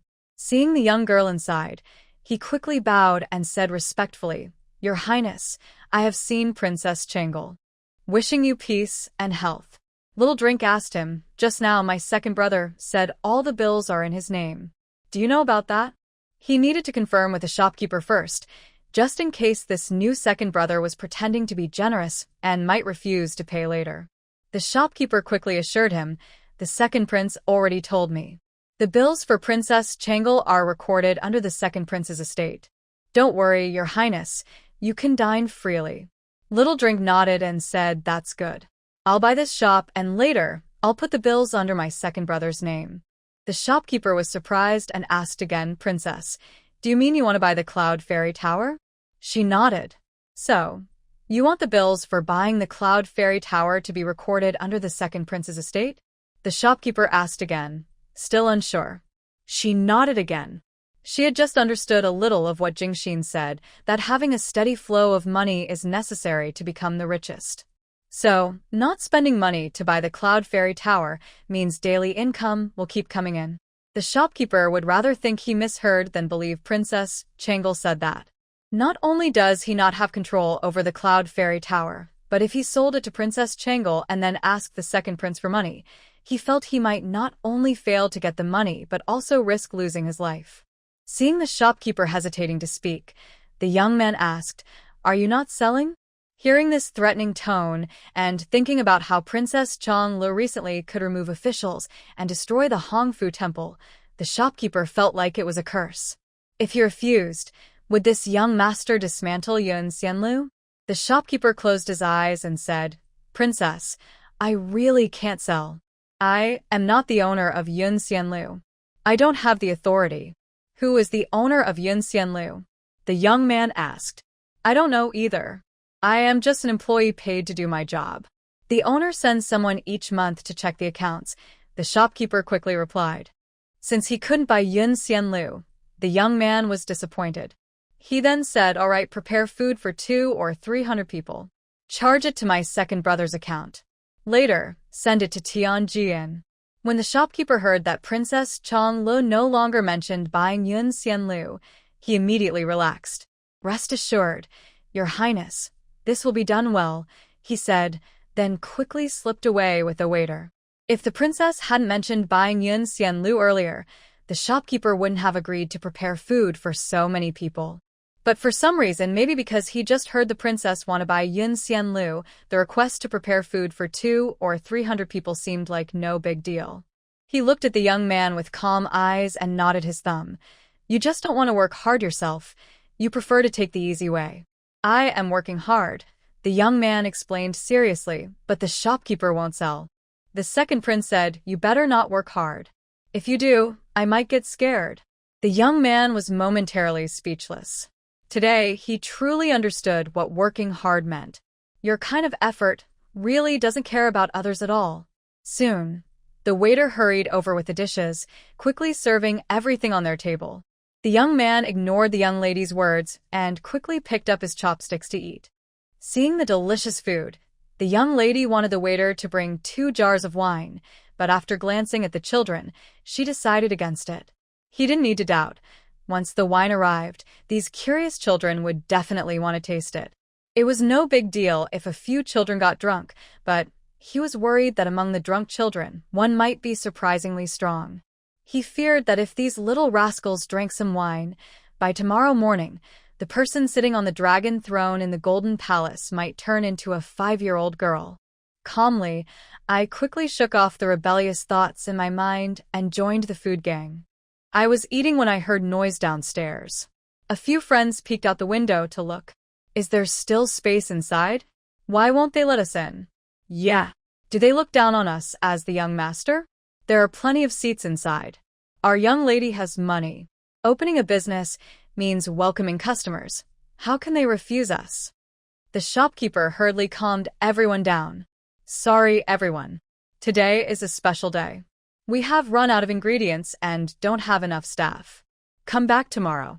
We will have new dishes, and I promise you'll enjoy them."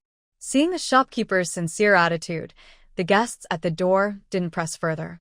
After all, running such a large restaurant in the capital shows some strength. When they heard about the new dishes tomorrow, everyone said they would come back and ask the shopkeeper to save them a spot. Zhao Hu and his friends upstairs sighed. "I didn't expect Yunxian Tower to do so well. The ingredients are sold out before evening. If only the village chief bought Yunxian Tower, he would have so much money every day." Jingxin was speechless. "Could it be that you ordered enough for 200 or 300 people and used up all the ingredients? Now the whole Yunxian Tower is busy with your stuff." The friends tilted their heads. "Is that true?" "Yes. Finish eating quickly and leave. If the bill ends up at the second prince's residence and they refuse to pay, that would be bad," Jingxin warned them. Hearing this, the kids hurried to eat faster. Soon, they supported their stomachs and left Yunxian Tower.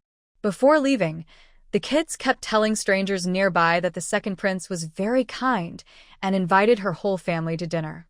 The people sighed, thinking the royal family really had deep sibling bonds.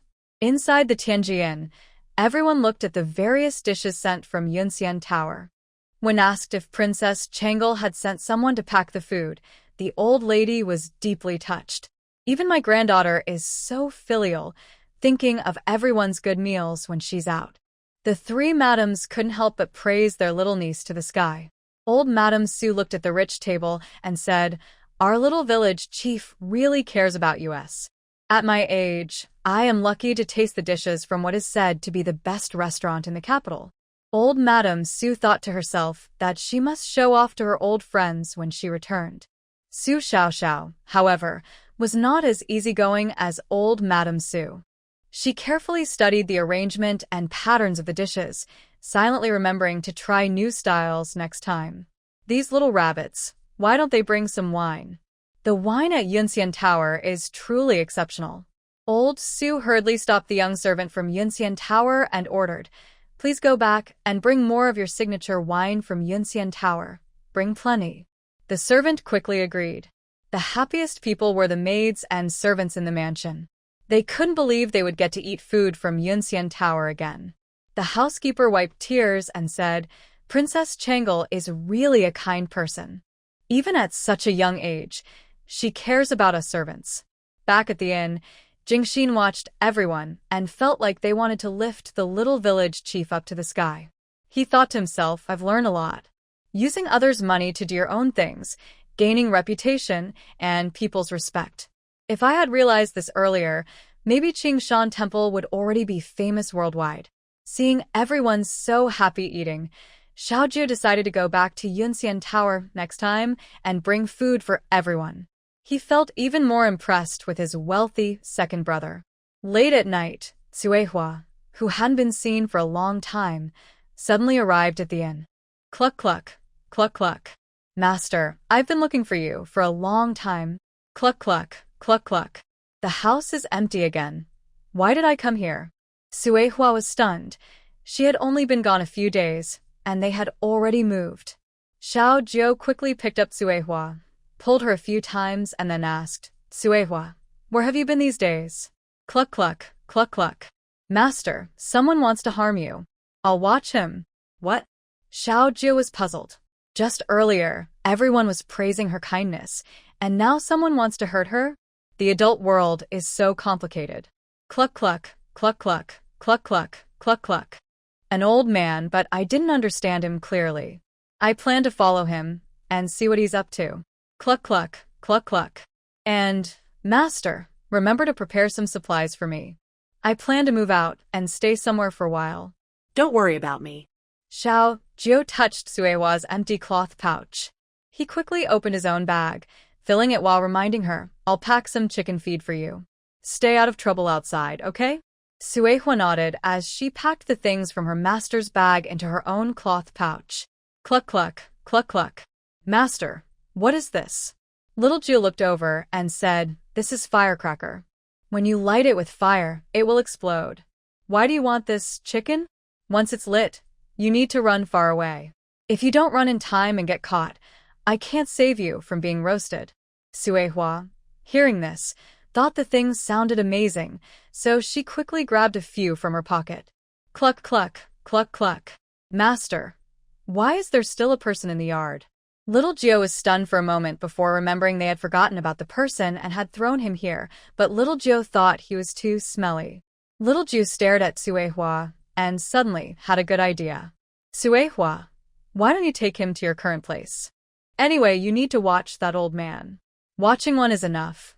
Watching two is okay too." Cluck cluck? Are you serious? Absolutely serious.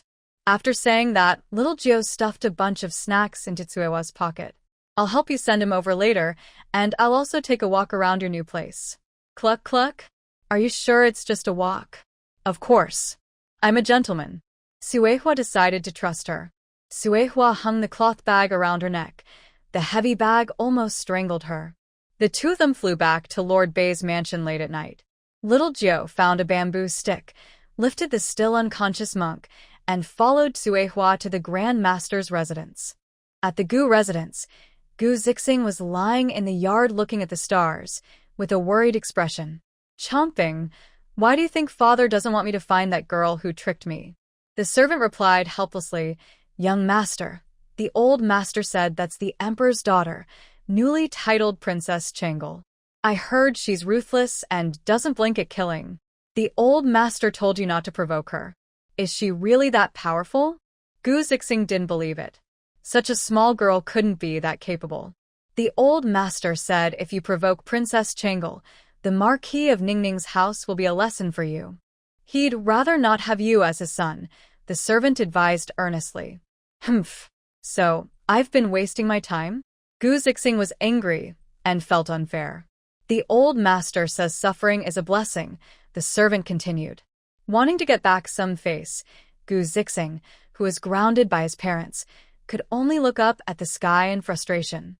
Suddenly, he saw something fly past his eyes with a whoosh, followed by something drifting behind it. Gu Zixing rubbed his eyes and asked the servant beside him, "Did you see anything fly past just now?" It looked like someone was flying a kite late at night. The servant shook his head. "Young master, it's late. You should rest, or the madam will punish you again." I really saw it. Gu Zixing pointed toward the distance, where little Jiao had flown. "Young master, this is your 101st excuse today. The old master and madam said that even if the sky falls outside, you shouldn't think about leaving the house." The servant coldly repeated what the old master and madam had said. Gu Zixing was furious. This time, he truly had no excuse. Something had just zipped past him. Could it be a ghost? The more Gu Zixing thought about it, the more scared he became. He ran back to his room and hid under the blanket, not coming out again. Little Jiao, suspected of being a ghost, had now followed Cui Hua to the Grand Master's residence. Using his mental power, little Jiao checked the surroundings and chose a quiet spot to put the person down. He whispered to Cui Hua, "I just looked around. This place is very big and very rich. Didn't you say that old man wanted to harm me? Maybe I should ask for some mental damage compensation, right?" Cui Hua thought for a moment and seemed to agree with this idea, so she nodded her head. So one person and one chicken reached a consensus. They headed straight to the Grand Master's residence. As soon as little Joe entered, he felt something was wrong. Why did the direction he saw with his eyes differ from the one his mental power detected? He couldn't understand. In the end, he decided it was probably just because it was late at night and his eyes couldn't see clearly. He relied on his mental power to scan, starting from the nearest storage room. One person and one chicken searched all the storage rooms thoroughly. Only after looting every storage did little Jiao feel satisfied and stop. Cui Hua looked at the seemingly empty Grand Master's residence and asked uncertainly, "Cluck, cluck, cluck, cluck. Master, are we being a bit too much?" Little Jiu lifted his storage bag to show Cui Hua. "Too much? My bag isn't even bulging, so I haven't taken enough." Cui Hua, "Cluck, cluck, cluck, cluck. That's not a bag, it's a gold-eating beast." Little Joe quickly put the bag down. He refused to listen to any complaints. What belongs to him is his. "I've already taken you to your new home. Play there slowly. I'm leaving now." Without looking back, little Joe flew away, showing no trace of reluctance. Cui Hua suspected that the master wasn't actually bringing her to give her away, but was here to stock up. She looked at the unconscious abbot left in the corner with some resentment. Cui Hua was puzzled. Could this person be dead? He hasn't woken up in so long. Maybe he's been unconscious all along and has starved to death. Cui Hua moved away from the person and found a warm nest to rest in. The next day, the Grand Master came to the courtyard as usual. He looked around but felt something was wrong, though he couldn't quite say what. He asked the young servant, "Do you feel that today the house seems much more spacious?" The servant looked and thought for a moment, then said, "Maybe the maid moved the furniture, making it look bigger." The Grand Master glanced around again, but still felt something was off. "Let's go check the storeroom." He led everyone to the storeroom. Carefully, the Grand Master untied the formation around the storeroom and opened the door. It was empty inside. How is this possible? He opened other storerooms and found the entire Grand Master's house was empty. The Grand Master's vision darkened, and he staggered back a few steps. This can't be. Who has such power to break my formation and transfer all the house's wealth overnight? Who could it be? He roared in anger. Nearby, the abbot, who had just woken up, remembered what had happened before he fainted and noticed the smell still on himself. He quickly untied himself. Seeing the person trying to escape, Cui Hua thought, no, the master didn't say this person would untie themselves and run away. What should I do? She anxiously made a chirping sound. The abbot, still not fully awake, thought he was still at the Marquis of Jinbei's residence. He remembered the disgusting outhouse and quickly set a formation to escape. Hearing the crowing of roosters, everyone at the Grand Master's house hurried over. The Grand Master saw the abbot setting the formation and escaping. He was so angry, he started cursing loudly, losing all his composure. "You abbot! I knew it! My house is full of formations. Ordinary people can't get in or out easily. And there's no way someone could transfer so much wealth overnight. Turns out, you're the traitor from the Palace of Longevity, so ruthless. I'll see where you run." He quickly grabbed paper and pen to send a message to his master. After finishing, he picked up Tsuehua, who was still making her chirping sounds. "Who would have thought? You're actually a blessing for my house. If you hadn't warned me, I wouldn't have known someone broke in and stole so much. From now on, stay here at the Grand Master's house. I will take good care of you." Hearing this, Tsuehua immediately fell silent. What did she just do? Did she just warn this old man? Is she really a blessing for the house? Tsuehua's head was full of questions. But no matter what Tsuehua thought, after this incident, Tsuehua's status in the Imperial Master's residence rose sharply, second only to the Imperial Master. Meanwhile, the servant from Yunxian Tower had already prepared the bill overnight and delivered it to the second prince's residence early this morning. The steward saw the second prince dining and cautiously said, "Your Highness, the servant from Yunxian Tower brought the bill from yesterday, saying it's time to settle the account." The second prince dismissed it casually. "Give it to him. Do I need to ask about such a small matter?" He sounded a bit impatient. The steward hesitated but finally said, "The bill from the servant totals over 100,000 silver taels. The household currently does not have that much cash." "How much?" The second prince was shocked. "Over 100,000 silver taels. The manager of Yunxian Tower said they only charged us 100,000 taels after rounding down." "Are you sure it's not 200 or 10,000 taels, but exactly 100,000? The second prince still couldn't believe what he heard. The steward nodded again. "Absolutely true." He then took out the bill sent from Yunxian Tower. Looking at the thick stack of bills, the second prince was so angry he almost fainted. Almost 300 people served? Did my good sister send these dishes to the military camp? It's said to be the entire Marquis of Jinbei's household, the steward explained. The Marquis of Jinbei has only a few people. Is Yunxian Tower trying to cheat me? The second prince suspected this was very likely. "I heard Princess Changel told others that her second brother invited her whole family to dinner, including all the maids and servants of the Marquis of Jinbei." The steward wiped his sweat and explained. The second prince angrily threw down his chopsticks. "Your Highness, what about this bill?" the steward asked, seeing the angry second prince. "What else can I do? Go to the storeroom, find some unused items too, and gather some money," the second prince stormed. He, as a noble prince, would never do something untrustworthy. At this moment, he deeply regretted leaving so early yesterday.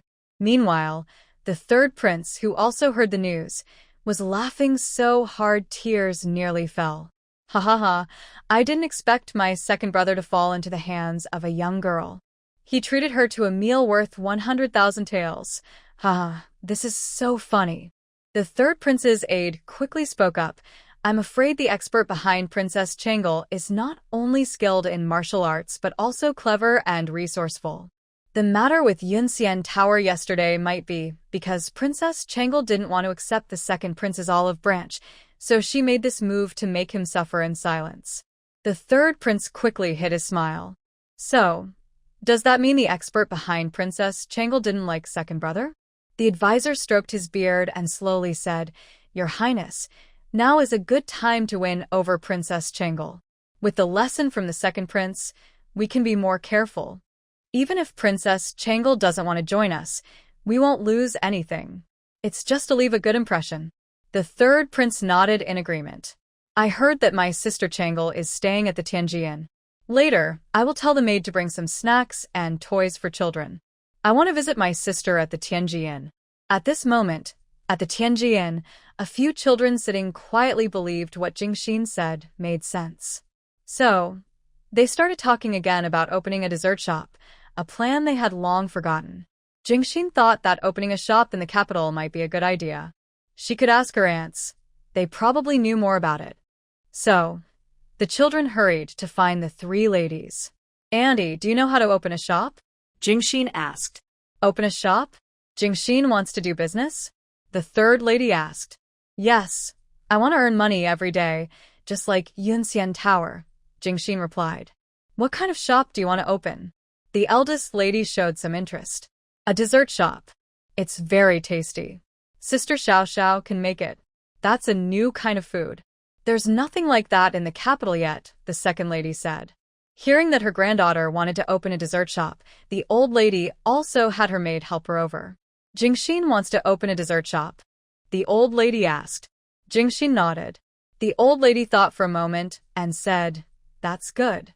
Trying new things is brave. You can arrange everything in this household. She called the steward over.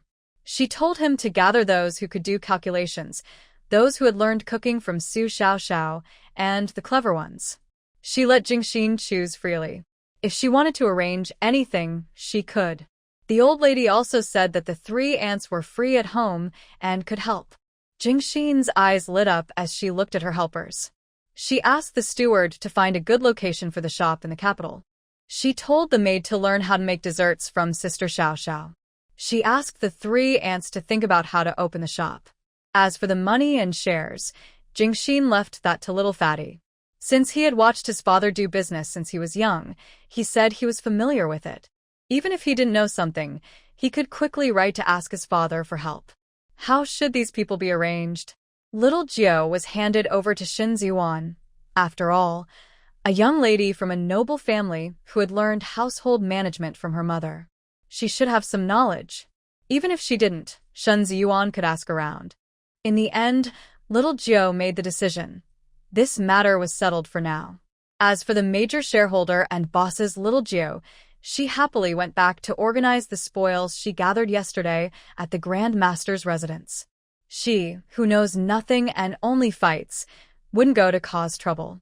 She remembers her cousin saying, if you can't lead a team, you can only work yourself to death. She doesn't want to tire herself out, so she wants her team to work well and hard. She only needs to supervise occasionally and check the progress. Little Jiu, arms behind her back, happily walks to her room. On the way, she sees Stone and Jiang he playing cricket. She squats down to join them. Soon, she hears the butler report that the third prince is looking for her. The third prince? Isn't he just like the second prince, her brother? Little Jiu has a good impression of such a person, especially after yesterday when someone claiming to be her second brother invited her whole family to dinner. She asks the butler to bring him in. When the third prince arrives with a young servant, he sees a group of children playing cricket on the ground. He walks forward and naturally squats down to greet little Jiu, saying, Changle's sister, hello. I am your third brother. Little Jiu politely responds, hello, third brother. Are you here to invite my whole family to dinner too? He pretends not to hear. He waves to signal the young servant to bring up the snacks and small toys he brought. Third brother brought you a gift, Changle's sister. See if you like it. He then lifts several boxes filled with toys and snacks in front of little Jiu. Stone and Jiang, he quickly dropped the crickets and rummaged through the boxes. Little Jiu is very interested in these snacks. She quickly pulls out a bunch of snacks from the box and puts them into her pocket. Seeing how much the children like these things, the third prince feels his trip was worth it. It seems that dealing with children requires a child's approach. Unlike second brother, who spent so much money but gained nothing. The third prince asks little Jiu, Changle's sister, do you like these things? If you do, I will bring more next time. While eating snacks, little Jiu doesn't look up and replies, yes. Thank you, you're so kind. The third prince wants to say more, but just then, he sees a young Taoist sitting in the courtyard downstairs from the window. He looks like a wise, reclusive master. Could this person be a master behind Princess Changle? The third prince quickly left his servant and went to the courtyard to find the young Taoist boy. Upstairs, Stone and Jiang he were arguing over a smooth, pebble-like stone. There was only one, and both wanted it, refusing to give way. Xiao Jiu thought for a moment, holding a piece of broken silver in one hand, and said, "Whoever guesses which hand has the silver gets the stone." Stone and Jiang he hurried to guess, and in the end, Stone lost. Seeing the stone about to belong to someone else, Stone started to act unfairly. "It was clearly me who saw it first. It's mine." Jiang he quickly rushed to grab the stone, repeatedly saying, "The village chief said, whoever guesses right gets it. It's mine. Give it back to me." Seeing he couldn't win the argument, Stone, angry, mustered all his strength and threw the stone down the stairs. Everyone stopped playing. Jiang he, upset, burst into loud tears. Stone, seeing Jiang he crying, also got angry and started crying loudly. This immediately drew the attention of everyone in the other rooms. Xiao Jiu was about to be furious. These two troublemakers were completely unreasonable, especially Stone, who didn't know how to control his temper. Angrily, Xiao Jiu grabbed both of them and made them stand at the door. He stomped downstairs, furious. Zhao Hu and the others quickly followed behind the angry village chief. When Xiao Jiu reached the courtyard, he saw the third prince lying on the ground, feeling a bit strange. Considering the third prince had given him snacks and toys before, Xiao Jiu hurried to squat down and poked him, reminding him, "Third brother, no sleeping here." When there was no response, he pushed again, "Third brother, wake up. It's cold to sleep here." The servant following behind saw the third prince lying on the ground, terrified. Your Highness, what's wrong?" Xiao Jiu quickly replied, "He's just sleeping." The servant hesitated. When he saw the bump on the prince's head, he was frightened. "Did you dare to knock out His Highness?" You. Xiao Jiu clenched his fists, feeling wronged. "Are you accusing me?" Seeing the princess's small fist, the servant swallowed hard. Recalling the rumors in the capital about Princess Changel being ruthless and unhesitating in killing, he trembled and said, You want to silence him forever, don't you?" Xiao Jiu raised his fist. "I won't kill you, but I will hit you.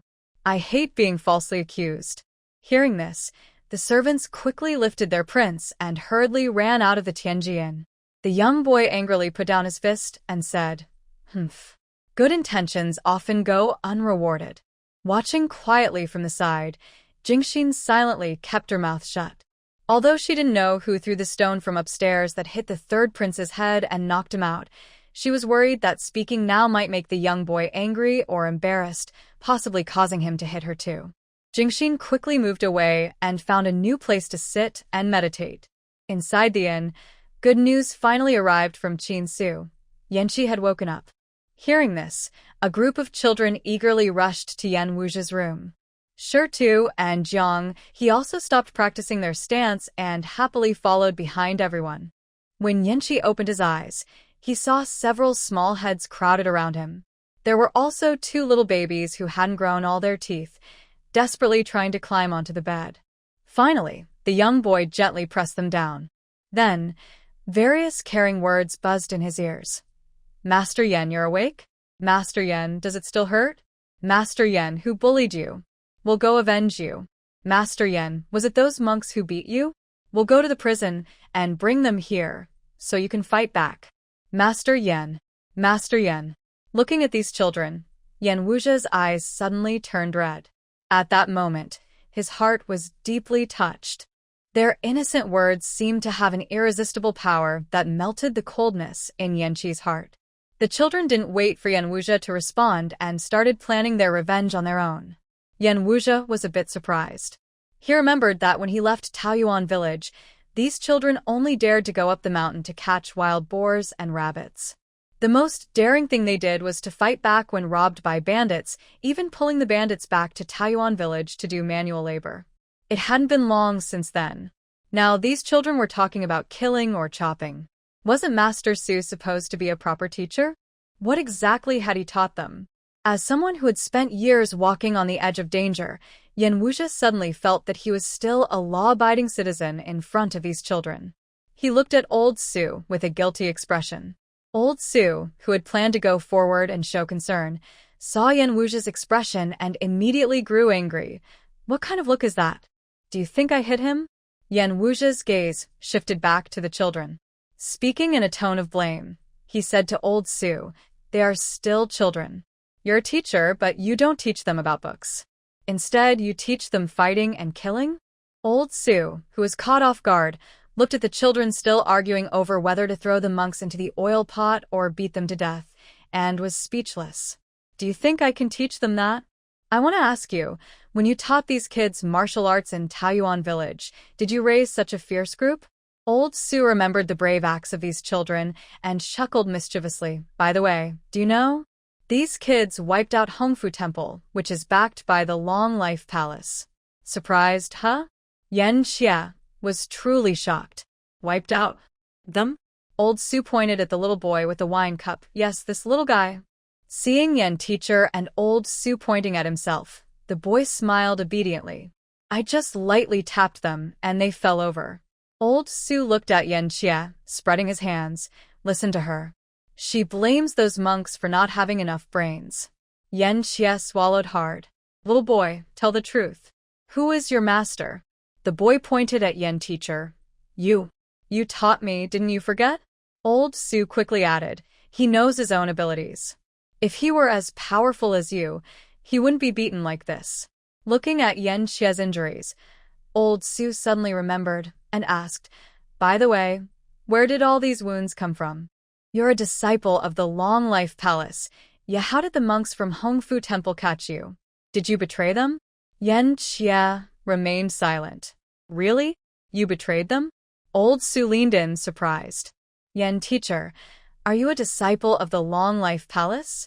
A few children curiously asked. Yan teacher, can you take us to play at the Long Life Palace? No way. Yan Xie quickly stopped the children from going to the palace. Why? The children asked confused. Yan Xie looked at the children and said, I have many enemies there. I'm not afraid. Little boy replied, I'm no longer a disciple of the Long Life Palace. Right now, they should all be chasing after me, Yan Xie explained. No way, are you serious? Did you really betray them? Old Su became interested. Yan Xie nodded. Old Su suddenly liked him much more. Then he turned to the children and said, he betrayed them. Now he's being chased by the entire Long Life Palace. Followed along, you would become a living target, which isn't good.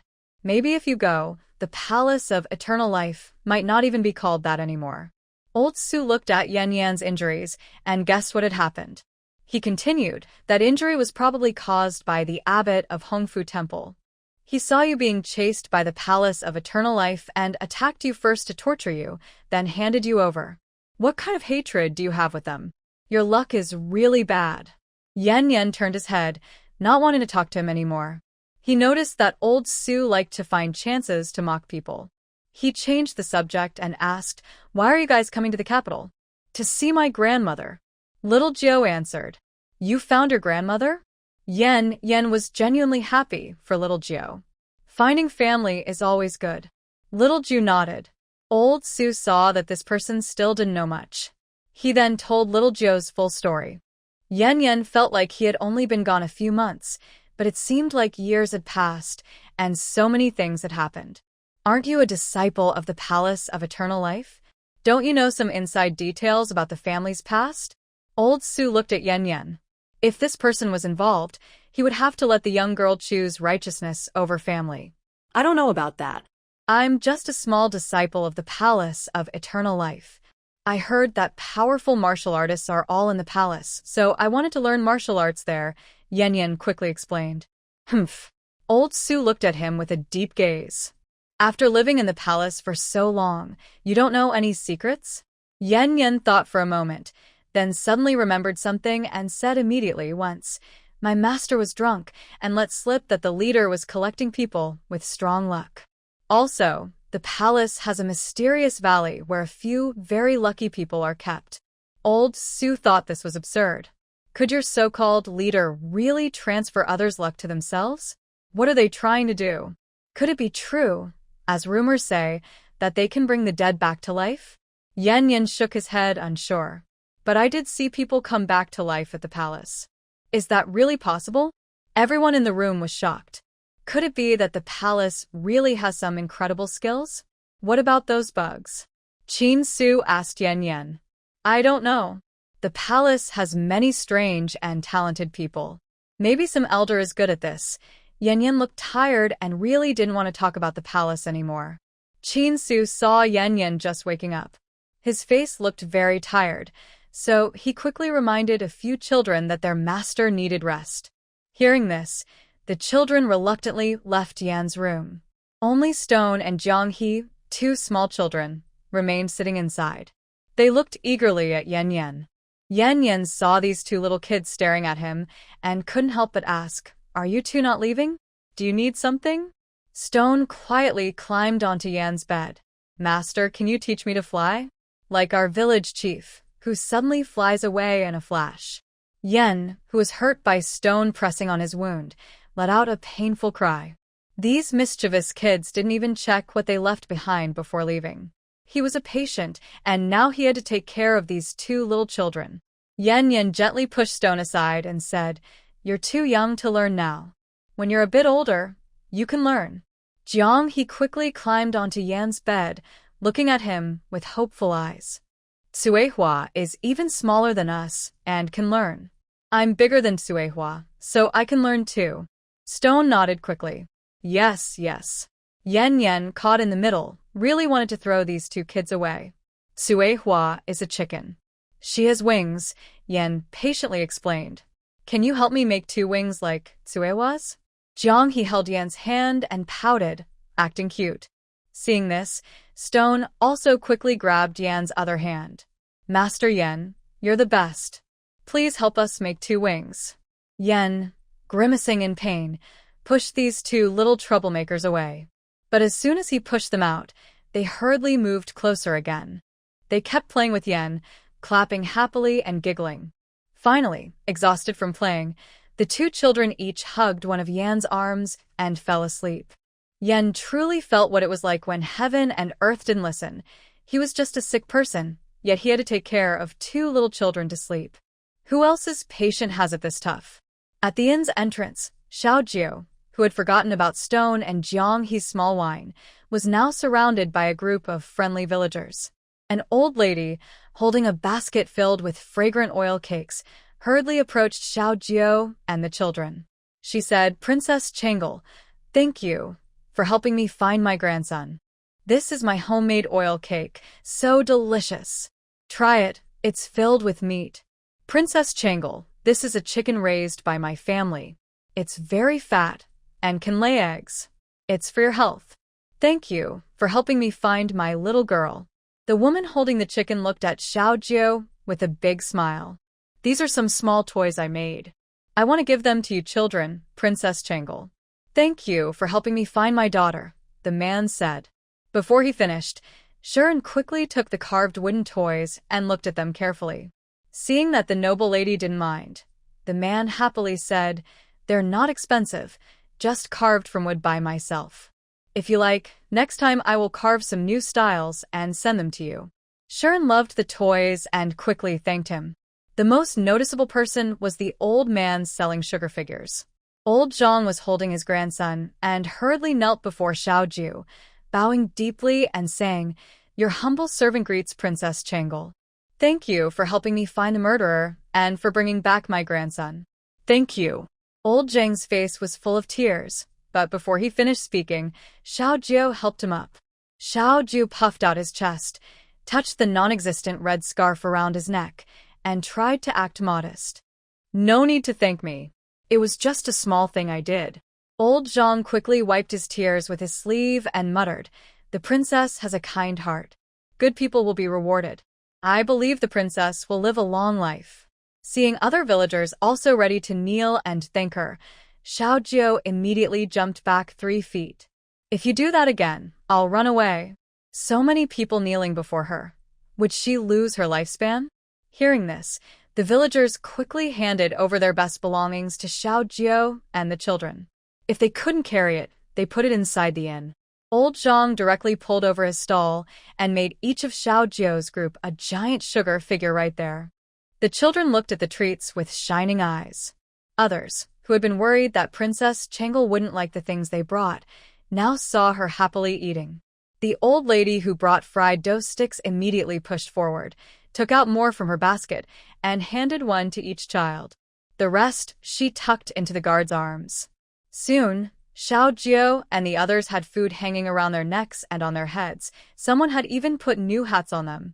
Every empty spot on their bodies was filled with things. Several young children received many compliments and gifts from the common people for the first time. They were so happy their tails almost lifted off.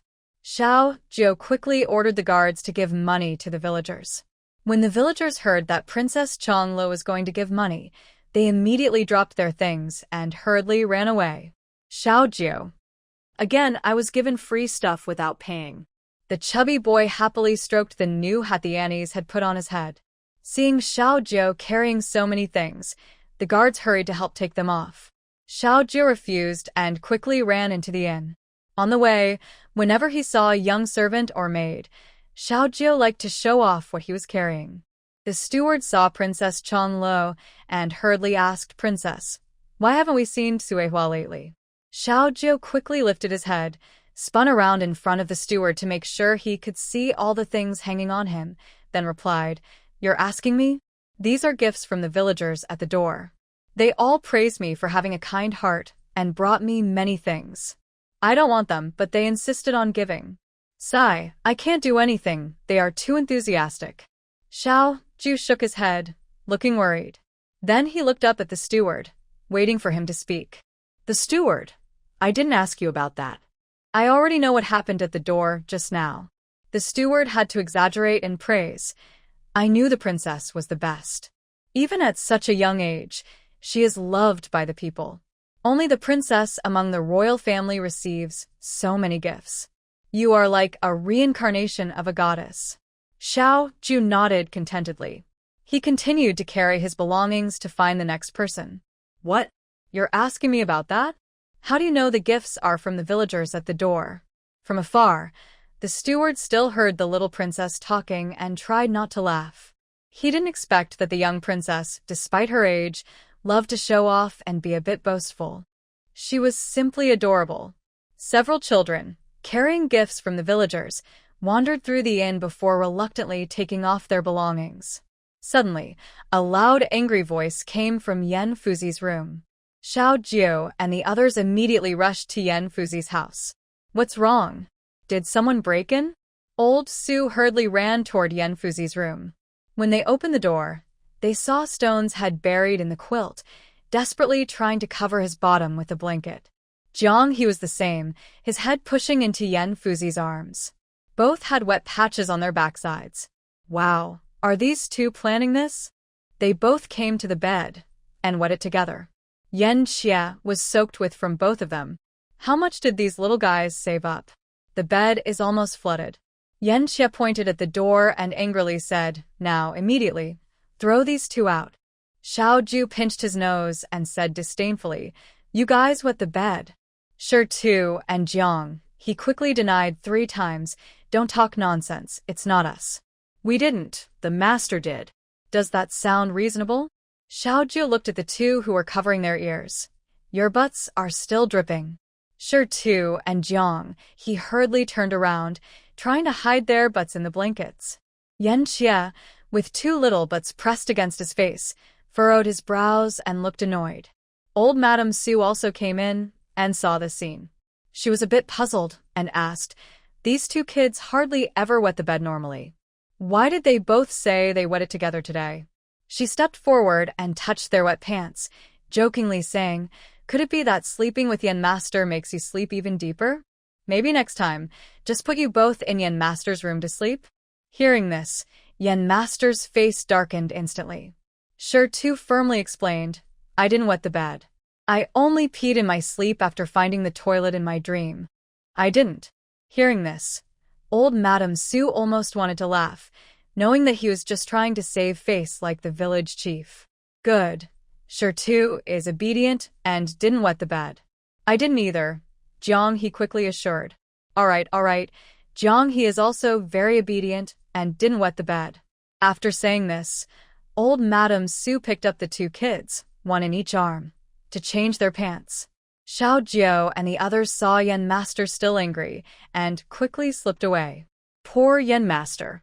Meanwhile, the National Master was carrying Suehua towards the palace. And why was he holding Suehua? Of course, because the National Master truly believed Suehua was his lucky star. On the way, they met the favored consort who had just come out of the imperial study. At this moment, the consort was not accompanied by any palace attendants. Usually, she discussed matters with the emperor and preferred not to have anyone around. The National Master nodded slightly and clasped his hands, saying, "I pay my respects to the consort." The consort saw the chicken in the National Master's arms. Not understanding his strange hobby, she looked confused but still nodded politely. "Greetings, National Master." Their eyes met. Seeing that the National Master had something to discuss with the emperor, the consort paused briefly and then continued on her way. Suehua found it strange. The consort gave her the feeling of the horses in Taoyuan village that were fed with magic bugs. Suehua was unsure and decided to test. Cluck, cluck, cluck. Spin and jump. The royal teacher, just about to enter the study, saw the favored consort outside.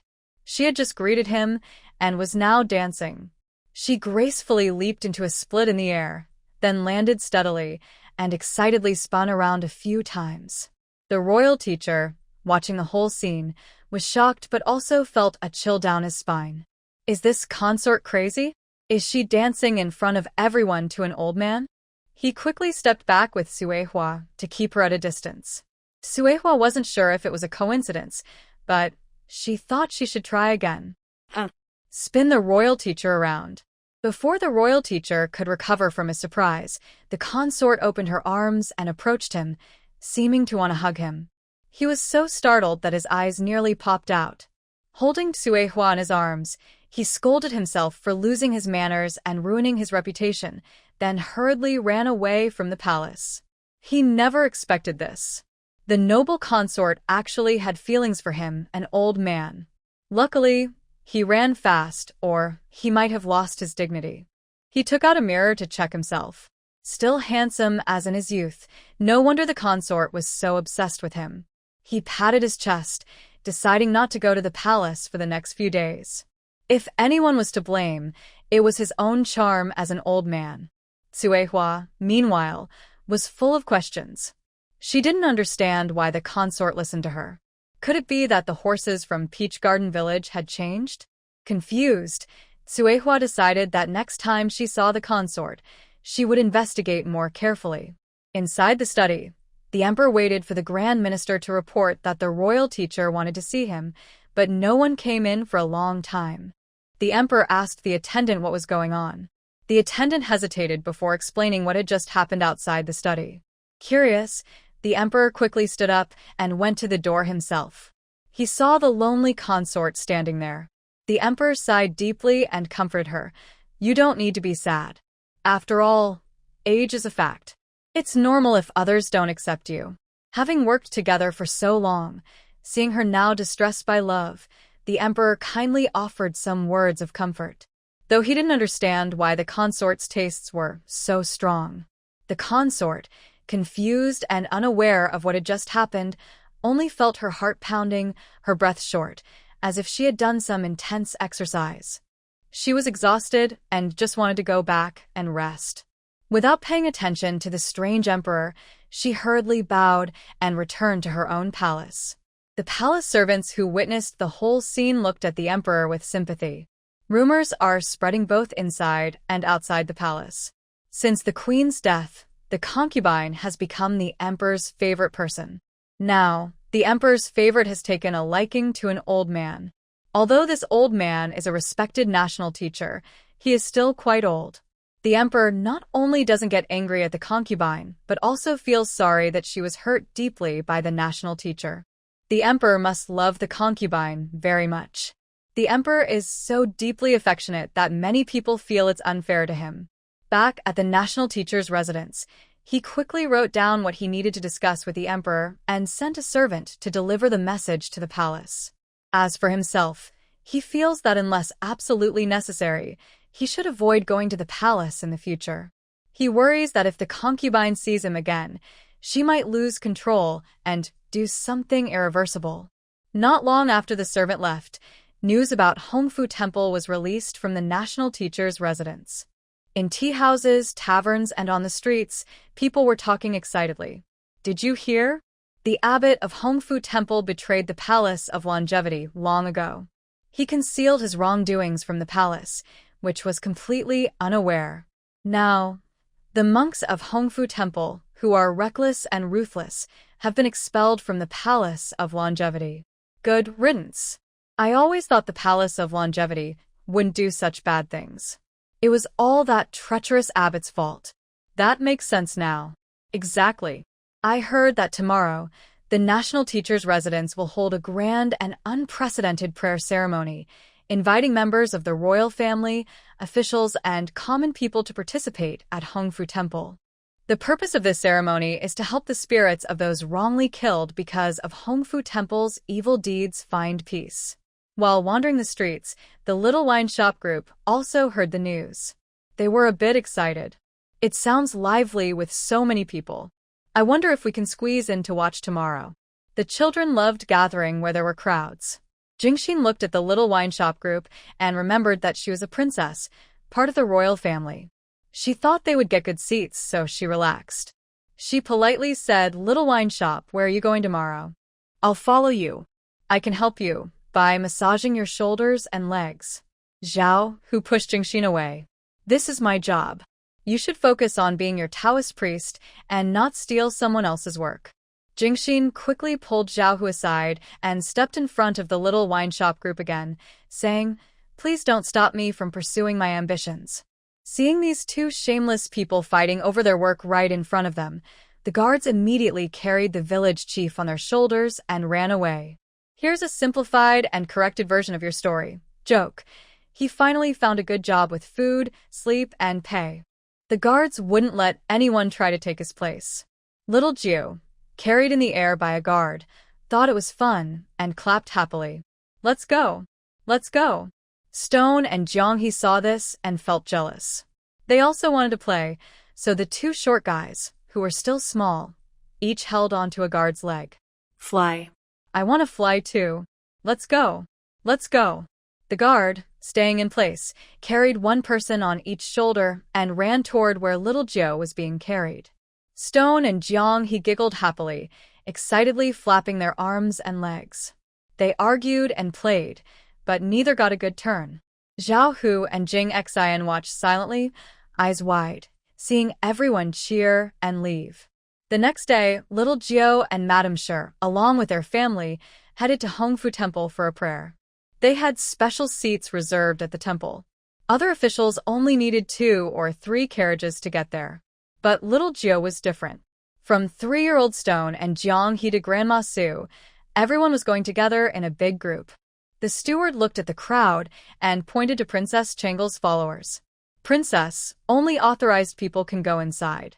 Others stay outside." Little Jiu looked back and saw no one was actually unauthorized. Jing Xian and the others immediately straightened up, refusing to admit they were outsiders. Little Jiu glanced at her spot and saw the relaxed second prince sitting happily. She quickly pushed past the steward and waved excitedly at her second brother. He was a good person and promised to treat her family to a meal. Little Jiu liked her second brother very much. Seeing the village chief walk inside, Jing Xian and the others ignored the steward's fuss and hurried to catch up. Little Jiu quickly found a seat and started chatting with her second brother. "Second brother, thank you for inviting me to eat. The food at Yunxian Tower is so delicious. I'll pay you back next time. You're the best brother I've ever seen." The second prince looked alarmed and quickly turned his head. "Changle, you might not know, but you have older brothers 3 and 4 too. They're looking for chances to take care of you. I can't be selfish and keep all the chances for myself. Next time you go out to eat, visit your other brothers' homes. They'll be very happy." "Really? Is your way of caring for your sister just by inviting her to eat?" Little Jiu asked the second prince with confusion. The second prince nodded quickly. "So, Sister Changle, your second brother isn't the best brother. Your other brothers are all good people. You should give them a chance to care for you. Let them show their kindness and invite you to eat more often. They will be very happy. Little Ju nodded as if she understood, but wasn't quite sure. Seeing that the gold-devouring beast finally listened and stopped hogging all the attention, the second prince quietly relaxed. Soon, a group of people, including Jingxin, arrived and filled the space. Seeing the empty spot near the second prince, Little Ju squeezed closer and said, "Second brother, can you move a bit? I can't sit here." The second prince looked at the crowd gathering there. He felt a bit speechless. The place that usually symbolized status and rank now looked like a village fair. He thought for a moment and advised, "Changel, this is the seat for royal relatives. Bringing them in isn't proper." Little Jiu explained, "It's proper. They brought their own stools." The second prince looked at the group with their own seats and food, feeling even more speechless. He thought, maybe he shouldn't have gone out today without checking the almanac. What a coincidence to meet the gold-devouring beast again. Seeing that the second prince still hadn't moved, Little Jiu grabbed the handle of his chair and lifted him, then moved him aside. Looking at the stone where there was no place to sit, she thought for a moment and picked it up, then placed it into the second prince's arms. Before the second prince could recover from the shock of being suddenly lifted by his 5-year-old sister, a baby doll was placed in his arms. His instinct was to throw it far away, but when the stone was in his arms, it naturally hugged his neck and adjusted its position, then looked up at the stage. The second prince almost lost his temper. He was a prince. A real prince. Did these people have no respect at all? Little Ju looked at her second brother. Not only did he invite her to eat, but he also moved aside for her, and now was helping to carry the child. She sincerely praised him. "Second brother, you're so kind. I declare that you are now my favorite brother." The second prince, feeling hopeless, said, "Actually, I'm not that good. I have many flaws. Your other brothers are very nice. Next time, you should go play with them." When the second prince heard these words, he immediately thought his second brother was like a fairy brother, humble and always considerate of others. "Second brother, don't worry. Even if the other brothers are good, you are my favorite brother," Xiao Ju said, patting the second prince to reassure him. The stone in the second prince's arms quickly chimed in, "I like you the most too." The second prince looked down at the stone comfortably lying in his arms. In his heart, he shouted, "There's no need for that. I can't handle all your affections." Seeing everyone happily gathered, the common people thought to themselves how touching it was that the royal siblings loved each other. As for whether the siblings truly loved each other, the second prince had no more interest in that. He just wanted to finish this strange blessing ceremony quickly and return to his second prince residence. He had already planned that in the future, he would try to find out Princess Chang's schedule before going out. Unless necessary, it was better for them to see each other as rarely as possible. The emperor looked at the grand stage where the royal master was standing and felt a vague sense of unease. After thinking for a moment, he called his and asked him to summon Princess Changlu to sit beside him. The noble consort saw the emperor looking anxious and asked, "Are you worried that the royal master might do something against Princess Changlu?" The emperor glanced around and then said, "I just saw people from the Palace of Eternal Life. It seems the royal master's actions today were ordered by the Palace of Eternal Life, but we don't know about it. That only leaves one possibility. This concerns us, or perhaps the people from the Palace of Eternal Life no longer trust us. The only thing I can think of is the matter at Hongfu Temple. That was destroyed by Princess Changlu herself. The Palace of Eternal Life probably won't let this go easily. The grand display the royal master is putting on today seems aimed at Princess Changlu." The noble consort was now full of worry, thinking that the emperor didn't trust her. She asked nervously, "Why doesn't the emperor trust me? I send messages by pigeon about every piece of news in the capital. Why wouldn't the emperor trust me?" She felt as if the sky was falling. She had been diligent in her duties, but now her ruler didn't trust her. Her mind was in chaos. No wonder the emperor hadn't sent her any messages for so long. Perhaps he simply didn't trust her anymore. The emperor looked at her with some sympathy. According to the intelligence gathered, The pigeons she sent out recently had all been intercepted by a boy named Ado at the Marquis of Junbei's residence. Recently, the pigeons at the Marquis of Junbei's house were almost tired of being used. Seeing the concubine fall into deep doubt, the only person who knew the truth, the emperor, felt a bit pleased. The steward quickly approached Little Wine, bowed respectfully, and softly said, "Your Highness, the emperor requests your presence. Please come and sit with him." Little Wine looked back at the steward and immediately shook her head. Then she tightly hugged the second prince's arm and refused. No, I want to sit with second brother. I like sitting next to him. Nobody should separate me from second brother." The second prince looked at Princess Changle in shock.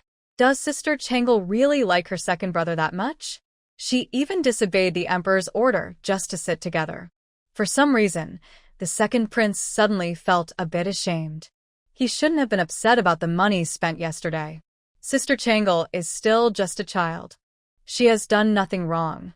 She is just a filial child who wants her family to be full and not hungry. The second prince looked at Princess Changle with emotion. His mother didn't openly disobey the emperor for him, but his new sister, whom he had only known for a few days, could do such a thing. The steward saw that Princess Changle refused the emperor's invitation and felt that she didn't realize she was missing a good chance to show herself to the emperor. It seemed not worth trying too hard to please her. Without looking back, the steward went to report to the emperor. He thought that after hearing this, the emperor would be furious. But surprisingly, the emperor just nodded to show he understood and then waved his hand to dismiss the steward. Soon on the high platform, the Grand Master had begun. Suehua lazily leaned nearby, watching as the Grand Master arranged the ritual tools for blessing. In the distance, two men stood in the shadows watching. With such a big setup, the Grand Master isn't planning to leave any hope for Princess Changle, said the man in green, looking sympathetically at the young girl who didn't understand what was happening. Are you feeling sorry for her? Don't forget the tragedy at Hongfu Temple, warned the man in black. Do I look like someone full of sympathy? The man in green sneered. That's best not to be. The two men stopped arguing and focused again on the high platform. On the platform, everything was solemn and mysterious. The Grand Master wore a beautiful robe, holding a ritual instrument.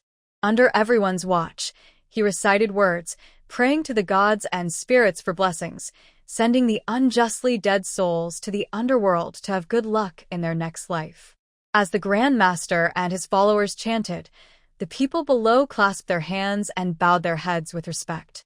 Incense smoke curled upward, as if carrying people's wishes to the spirits.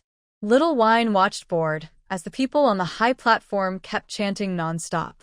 Then she looked at the Grand Master holding a magic tool, jumping around on the platform as if possessed. Her gaze followed the Grand Master's foot as it moved side to side. Suddenly, Little Wine's curiosity got the better of her. She wanted to see if the Grand Master was afraid of being tickled on his feet. As the Grand Master lifted his foot to jump again, Little Wine quietly used her mental power to tickle under his foot. The Grand Master, who was focused on jumping, suddenly let out a strange, cackling laugh. Then he staggered and fell down. Everyone looked at the fallen Grand Master with surprise. He calmly got up from the ground, stood on the platform, looked around with a serious expression, and said, "There are restless spirits here. Many have become vengeful ghosts. I must pay a small price to send these wronged souls to reincarnation." He closed his eyes, clasped his hands together, and began silently reciting scriptures. His words made the villagers feel respect and compassion, which was very touching. Little Wine continued to circle around the Grand Master with her mental power. She aimed at his armpit and gently tickled a few times. Cackle, cackle. She tickled on the left side. Cackle, cackle. Then on the right side. Cackle, cackle. It was so fun, so amusing. She kept switching sides. Cackle, cackle, cackle, cackle, cackle, cackle. Suddenly, the Grand Master burst into wild laughter and rolled on the ground. Everyone was no longer just surprised, they were now frightened. Could the Grand Master be possessed by a vengeful spirit? The villagers felt a cold wind around them, and it seemed like angry ghosts were coming to take their lives. Little Wine looked at the Grand Master on the platform, covering her mouth to hide her giggles. Zhao Hu and a few others heard the sounds and wondered what was happening. The village chief was just now unusually quiet. The Grand Master on the platform also looked a bit panicked. Could he really have encountered a ghost? Just moments ago, someone had tickled his feet and his armpits. Such mischief was usually something only children did. Thinking of how many children's bones were buried in Hongfu Temple, the Grand Master felt as if surrounded by the angry spirits of children. These ghost children were trying every trick to scare him. The Grand Master decided he couldn't keep going like this. He needed to get to the main point. He slowly stood up and said, "I'm afraid these children don't want me to send them on their way." Then, with a sigh, he looked at Little Wine, who was covering her mouth and smiling, and said, "It is said that Princess Changle revealed the crimes of Hongfu Temple, allowing the buried bones to be uncovered. Perhaps these vengeful spirits trust Princess Changle more. Would Princess Changle be willing to come up and help send these spirits on their journey?" Everyone's eyes focused on Princess Changle. Seeing everyone looking at her, Little Wine immediately stopped smiling, pouted her chubby face, and sat up straight and proper.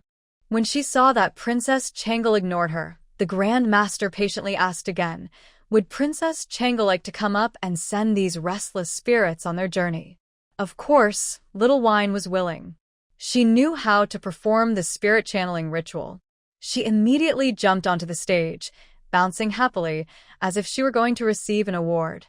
The Grand Master invited Little Wine up, first asking her to wash her hands, then instructing her to sit cross-legged on a mat. Little Wine obediently sat down, but inside she was thinking about when she would get to perform the ritual. The Grand Master arranged some stones around Little Wine and sprinkled some powder or herbs. Then everyone in the Grand Master's household sat cross-legged around her, chanting scriptures. Jingxin watched from below, her face changing. Are they trying to help the spirits pass on, or is Little Wine being possessed? What's going on? Are they setting up some kind of formation? Jingxin was anxious. A few of old Lady Su's family members immediately wanted to rush onto the stage. Su Fuzi quickly pressed them back. If you rush over now, the archers over there will shoot you into a sieve. The second prince also looked worried. This was his sister, who openly defied the emperor's orders. He stood up to report to their father. Princess Changle is still young. She shouldn't go to the gathering of restless spirits. What if some spirit pulls her soul into the underworld? On the high platform, Little Wine looked confused as she watched everyone chanting scriptures. Then she looked down at the crowd, who were watching her with admiration. Suddenly, Little Wine, who was the center of attention, decided to stir up some trouble. She held her head high and stood up proudly. Seeing Princess Changle suddenly stand, the Grand Master was overjoyed. It seemed the formation was working. Princess Changle was about to lose her mind, and soon the people would see her possessed by evil spirits and acting violently. Once the crowd saw Princess Changle's malicious behavior, they would avoid her in the future. Little Wine reached into her pocket, pulling out a handful of firecrackers. She had played with these before. When thrown on the ground, they made loud noises. Holding the firecrackers, she mimicked the Grand Master performing the ritual, loudly chanting, "Great Lord Laozi, grant me swift commands, go forth." She threw the firecrackers, which landed right between the Grand Master's legs with a loud bang. The Grand Master felt something break inside him. The firecrackers produced by the Little Wine system are much more powerful than the ones she used to play with her cousin. Suddenly, she became even more excited. Little Wine threw a firecracker while shouting, "Master Gua, do you believe in light? Look, this is light." Then, she continued to aim the firecracker at the master's legs. The master was so scared he forgot about the pain, covering what he thought might still be there, and quickly stood up to run away. The others immediately stood up and covered their important parts when they saw the master's head get blown off, afraid they would suffer the same fate. Little Wine shouted, "Old Sun is here. Watch out." She then threw a firecracker at the crowd at the master's house. There were loud bangs. The people at the master's house ran in all directions from the explosion. Seeing someone trying to go down the high platform, Little Wine was not happy. Her show was just beginning.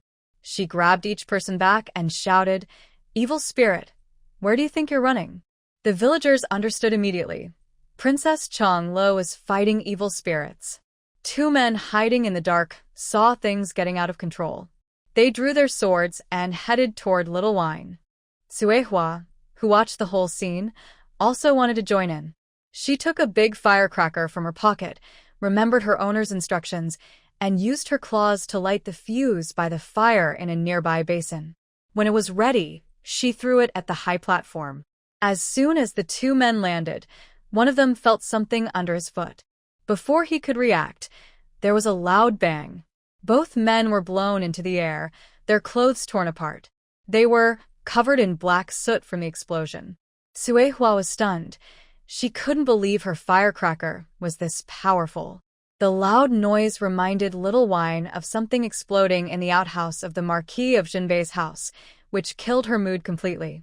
Seeing everyone on the high platform nearly dead or unconscious, she waved her hand and spoke to the villagers below. "Comrades, I've sent all the wronged spirits to the underworld. As for the evil spirits who refuse to reincarnate, I've subdued them. You can rest assured." The villagers clapped and cheered loudly. They were amazed by what they had just seen.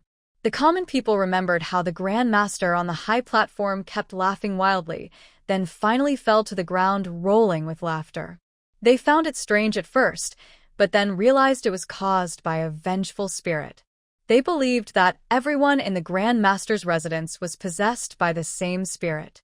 When they saw Princess Changle pointing somewhere and the sound of knocking echoing loudly, they firmly believed that Princess Changle was kind-hearted and was helping to drive out evil spirits from the residence, even successfully guiding the wronged souls to reincarnate in the afterlife.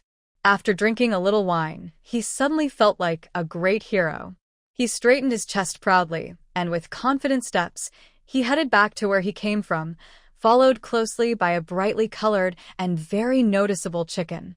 On the high platform, the Grand Master pointed at the back of the Little Wine, feeling pained beyond words. He could only shout silently in his heart, "Princess Changle is possessed by a vengeful spirit. Can't you see she's hurting people?" The Grand Master never expected that he thought the Little Wine trapped in the formation would lose her mind. He believed he could control Princess Changle to attack innocent villagers below. As long as she hurt the villagers, he could claim that Princess Changle was possessed by an evil spirit. But it turned out that Princess Changle did attack people, only they were her own people. The Emperor and the Empress Dowager were stunned. The Empress Dowager swallowed hard and said softly, "This is what you called Princess Changle being extremely obedient and kind-hearted?" The Emperor pointed at the disciple lying on the ground and said quietly, "And this is what you said, the disciples of the Eternal Life Palace are all extraordinary and skilled in martial arts?" Both of them now thought the other was spreading rumors. Old Madame Su and Jingxin, who were with them, immediately quieted down when the village chief took out firecrackers. They stopped trying to rush onto the stage and sat quietly on small stools, watching the show peacefully. Meanwhile, the 7-year-old fourth prince truly believed that Princess Changle could exorcise demons. He pushed aside the little servant girl blocking his way and ran to Little Wine. His eyes shone with admiration as he looked at her and asked eagerly, "Sister Changle, you're so amazing. Can you teach me how to exorcise demons? I want to learn too." Little Wine looked at the chubby fourth prince, even fatter than the king, and casually said, "Nonsense. To learn this skill, you first have to give up eating meat. You can't eat meat for the rest of your life." The fourth prince was struck by a thunderbolt. After a struggle in his mind, the fourth prince finally said weakly, "Well, I won't practice anymore. Meat must be eaten. Not a single meal can be skipped." Xiao Ju looked at him silently. This person is a half-brother to the King Rung. Seeing the others about to leave, the fourth prince quickly followed. The chubby boy hurriedly stopped him. "Why are you following us? The family can't afford another big eater." Since the two guards arrived, he no longer dares to speak during meals. Every extra word means one less dish on the table, one less bowl of rice in the pot. The fourth prince angrily said, "How dare you stop me, Your Highness?" The chubby boy was bold and loud. "Then don't follow us. If you don't follow, I won't stop you." The fourth prince had never seen such a cocky chubby boy. Everyone around him since childhood was always flattering him. This person not only refused to bow but also dared to block his way. "Get out of my way, or don't blame me for being rude," the fourth prince threatened. "No." The chubby boy refused to back down. "Say that again." The fourth prince was furious. He wanted to report him to the emperor for disrespect. "I won't move. Don't expect to go back and eat the braised ribs Sister Xiao Xiao made." The chubby boy spread his arms, firmly blocking the fourth prince from following. Hearing about food, the fourth prince's anger immediately disappeared. He hadn't actually planned to follow them back. He just wanted to ask Sister Changlu if there was any other way besides not eating meat to practice exorcism. Now, hearing about food, he wanted to see what it was. There must be foods in this capital he had never heard of. The fourth prince's eyes lit up as he looked at the chubby boy and asked, "Braised ribs. What is that? Is it tasty?" "Of course it is. As long as Sister Xiao Xiao makes it, it's the best. Sister Xiao Xiao is the greatest chef in the world," the chubby boy proudly said. "I don't believe it. The greatest chef in the world is the palace's royal chef." "You're lying," the fourth prince immediately retorted harshly. How could the palace chefs be less skilled than outside cooks? The chubby boy looked like a country bumpkin and dared to boast in front of a prince. "You're the one lying. Sister Xiao Xiao is the best chef in the world. If you don't believe me, let's go to my house. You can try it yourself and see who's lying." "Let's go then." "Who's afraid of whom? Let's go now." The two walked forward confidently. After watching the whole scene, Xiao Jiao and the others were very shocked. Ado couldn't help but say, "Should we ask Uncle Qin to check Zhurong's head? I feel like his brain is missing a lot of things just like Xiao Hu." Shun Ziyuan nodded in agreement and said, "I think so too. Their heads seem pretty empty. Maybe Uncle Qin can examine them." "Can you guys stop talking about me behind my back? I can't hear you." Xiao Hu angrily stared at them. Shuren was surprised and said, "You understand us? We thought you couldn't." Xiao Hu raised his increasingly strong arm. "Want to fight? Good men talk, not fight," they said, then immediately ran away, leaving Xiao Hu behind. On the way, Grandma Su looked worried and said, "I feel uneasy. I think I've lost something." Xiao Jiu and the others turned to look back. They saw Grandma Su holding Jiang He, who was sleeping soundly. Suddenly, they snapped back to reality. "Where's Shi? Oh no. Did Shi follow the second prince?" They watched the second prince's group walk away in the distance. "Should we go and bring him back?" They looked at each other. Well, none of them wanted to move, each one lazier than the next. "I think my second brother likes Shi. Maybe we should let him take care of Shi for a few days. When Shi wants to go home, my second brother will probably send him back." Xiao Jiu wasn't worried about Shi. She thought her second brother was very kind, and she felt sorry for him now. It wouldn't be bad to take Shi away. Thinking of Shi's loud crying every few days, everyone quickly agreed with this idea.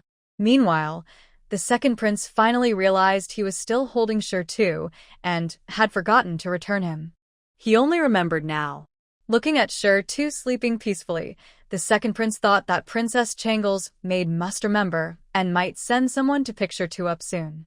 When they reached the second prince's residence, no one came to take the child along the way, which seemed strange. As the second prince carried Shi inside, he reminded the butler, "If anyone from Princess Changle's side comes, let them in." Then he carefully handed Shi to the second princess and left without looking back. The second princess saw the young child in his arms and immediately became alert. They had just married, and the prince already had such a big son? The second prince spoke stiffly, "Please watch over this child for now. Princess Changle will send someone to pick him up later."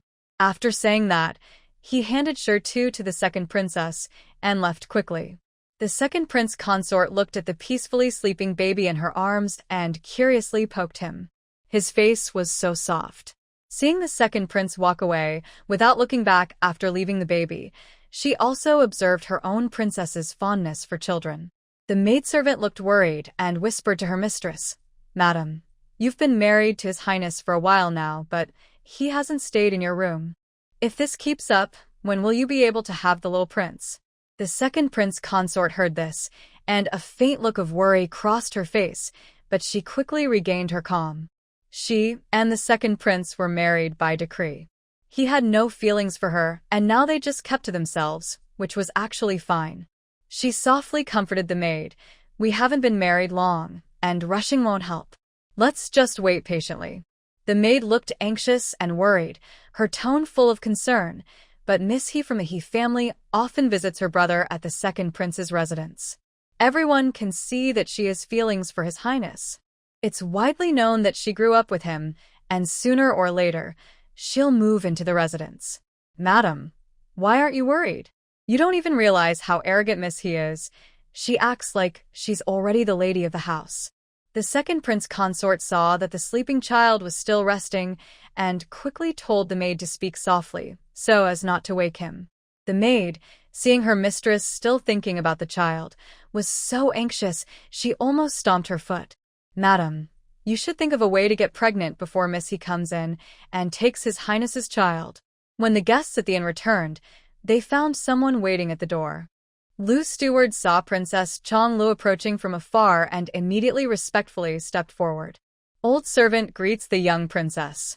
May you be well, Your Highness." Xiao Jio raised her hand to help the steward up. "Curious," she asked, "did you come to see me?" Xiao Jio remembered. She didn't know this person. The steward smiled warmly, eyes full of expectation, and spoke kindly, "Your Highness, I am the steward of the princess's residence. I am here to bring you back. The emperor recently granted you the residence, and I've been waiting for you there, but you've been staying at the inn." Xiao Jiu thought for a moment, and then remembered she had acquired a house not long ago. She looked at the steward and asked, "So, who are you?" The steward immediately smiled and said, "Your Highness, I am the steward of the princess's residence. I am here to you back." "Then, steward, where's my home?" Xiao Jiu looked at him eagerly. The little princess finally remembered and decided to return to the princess's residence. The butler was excited and asked, "Is the little princess planning to go back to the princess's house?" Of course, Xiao Jiu wanted to go back. Why leave a good house unused? Xiao Jiu nodded and said, "Yes, I'm going back. Wait a moment while I pack my luggage." The butler quickly waved his hand, and immediately a group of maids and servants appeared behind him. "The carriage is ready. The princess can go back to the princess's house first. As for the rest, you don't need to do it yourself. Just leave it to them." The butler had been hoping for this moment for a long time. After waiting so long, he found that the little princess was living outside and hadn't even thought about returning or visiting the house. Now, he couldn't sit still. Today, he brought some servants and maids to invite his young mistress back to the princess's residence. Xiao Jiu looked at the suddenly appearing group of people and asked curiously, "Are these all from the princess's house?"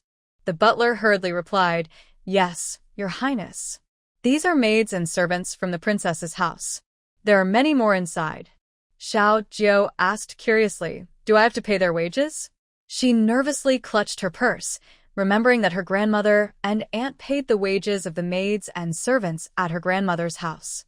Seeing that the princess was worried about their monthly wages, the butler quickly explained, "Don't worry, Your Highness. The princess's house has its own farmland and properties in various places, which bring in a lot of income. The emperor also sent many land deeds and shops to the house. These incomes are enough to support the servants and maids. Is my father so generous?" Xiao Jiu was a bit suspicious. She had only met her father once, and he had given her a house and money. Xiao Jiu decided that next time she would send a gift to this unfamiliar father. In the future, the princess's house will have more and more properties, so there's no need to worry about the wages of the servants and maids. After hearing this, Xiao Jiu felt much more at ease. She thought that before returning to the princess's house, she should tell her grandmother and the others. She ran into the inn, greeted her grandmother and aunt, and just then, old lady Shi was also preparing to move back to the Marquis of Jinbei's residence. Although old lady Shi was reluctant to part with her granddaughter, seeing how excited and eager Xiao Jiu was about returning to the princess's house, she reluctantly agreed. She repeatedly told Xiao Jiu to visit the Marquis of Jinbei's house more often. Xiao Jiu quickly promised and invited her grandmother and aunt to stay at the princess's house. However, the old lady still refused, saying she would often visit the princess's residence to see little wine. If the Marquis of Jinbei's residence also moved into the princess's house, people in the capital would laugh at her granddaughter. So, the servants and maids from both the Marquis of Jinbei's house and the princess's house started busying themselves with moving luggage. On the carriage, Zhao Hu excitedly said, "Village chief, is your father's house really huge?" Little Wine shook her head. She hadn't seen it herself. If not for the butler mentioning it, she would have forgotten she had a house. Ado used his clever mind to think and guessed, it must be bigger than the village chief's grandmother's house. Clack, clack. "Master, this is my villa." Little Wine poked Suehua and said, "Don't worry, your villa won't be missing." Suehua nodded happily. The carriage arrived at the princess's residence and Little Wine and the others immediately jumped down and ran inside. The princess's residence was grand and majestic, like a small palace. It was solemn and magnificent, shining with gold and jade, showing royal dignity. Inside, the decorations were extremely exquisite, luxurious carpets, delicate furniture, and precious artworks, all displaying the princess's noble status. To the children, the scenery was full of wealth, more money than they had ever seen, even richer than the village chief's grandmother's house. The backyard of the princess's residence had a beautiful garden with rock formations, ponds, pavilions, and towers. The pavilions and towers were arranged neatly, and the rock formations and ponds decorated the scene, making it breathtakingly beautiful. Mrs. Su and the others entered and saw the carpets, afraid of dirtying them. The butler personally led everyone to choose their courtyards. The butler had already found out that although these people were villagers and friends of the little princess, they were considered closer than family to her, more like kin than relatives. He had already instructed the maids and servants to prepare courtyards for everyone. Little Wine looked around her princess's residence and was very satisfied. It could accommodate many people. Next time, she could invite the elders of the clan. She also heard the butler mention she had farmland, so villagers could come to farm and grow lots of delicious food. The more she thought about it, the happier she became. Jingxin was now very pleased with his new courtyard. He felt he had truly found the right people. In just a few days, he had gone from a wandering little monk with no fixed home to a wealthy monk with his own courtyard in the princess's residence. Old Su, Yan Yan, and Qin Su looked calmer. After choosing their courtyards, they each went to do their own things. Zhao Hu saw that Su Fuzi's courtyard was right next to his own. Feeling clever for once, he quickly packed his things and decided to move to a different courtyard. In the end, he chose the one farthest from Su Fuzi. As for Suehua, the housekeeper arranged a young servant to take care of her. Suehua was very happy with this and decided that next time she and her owner went shopping, she would definitely bring the housekeeper along.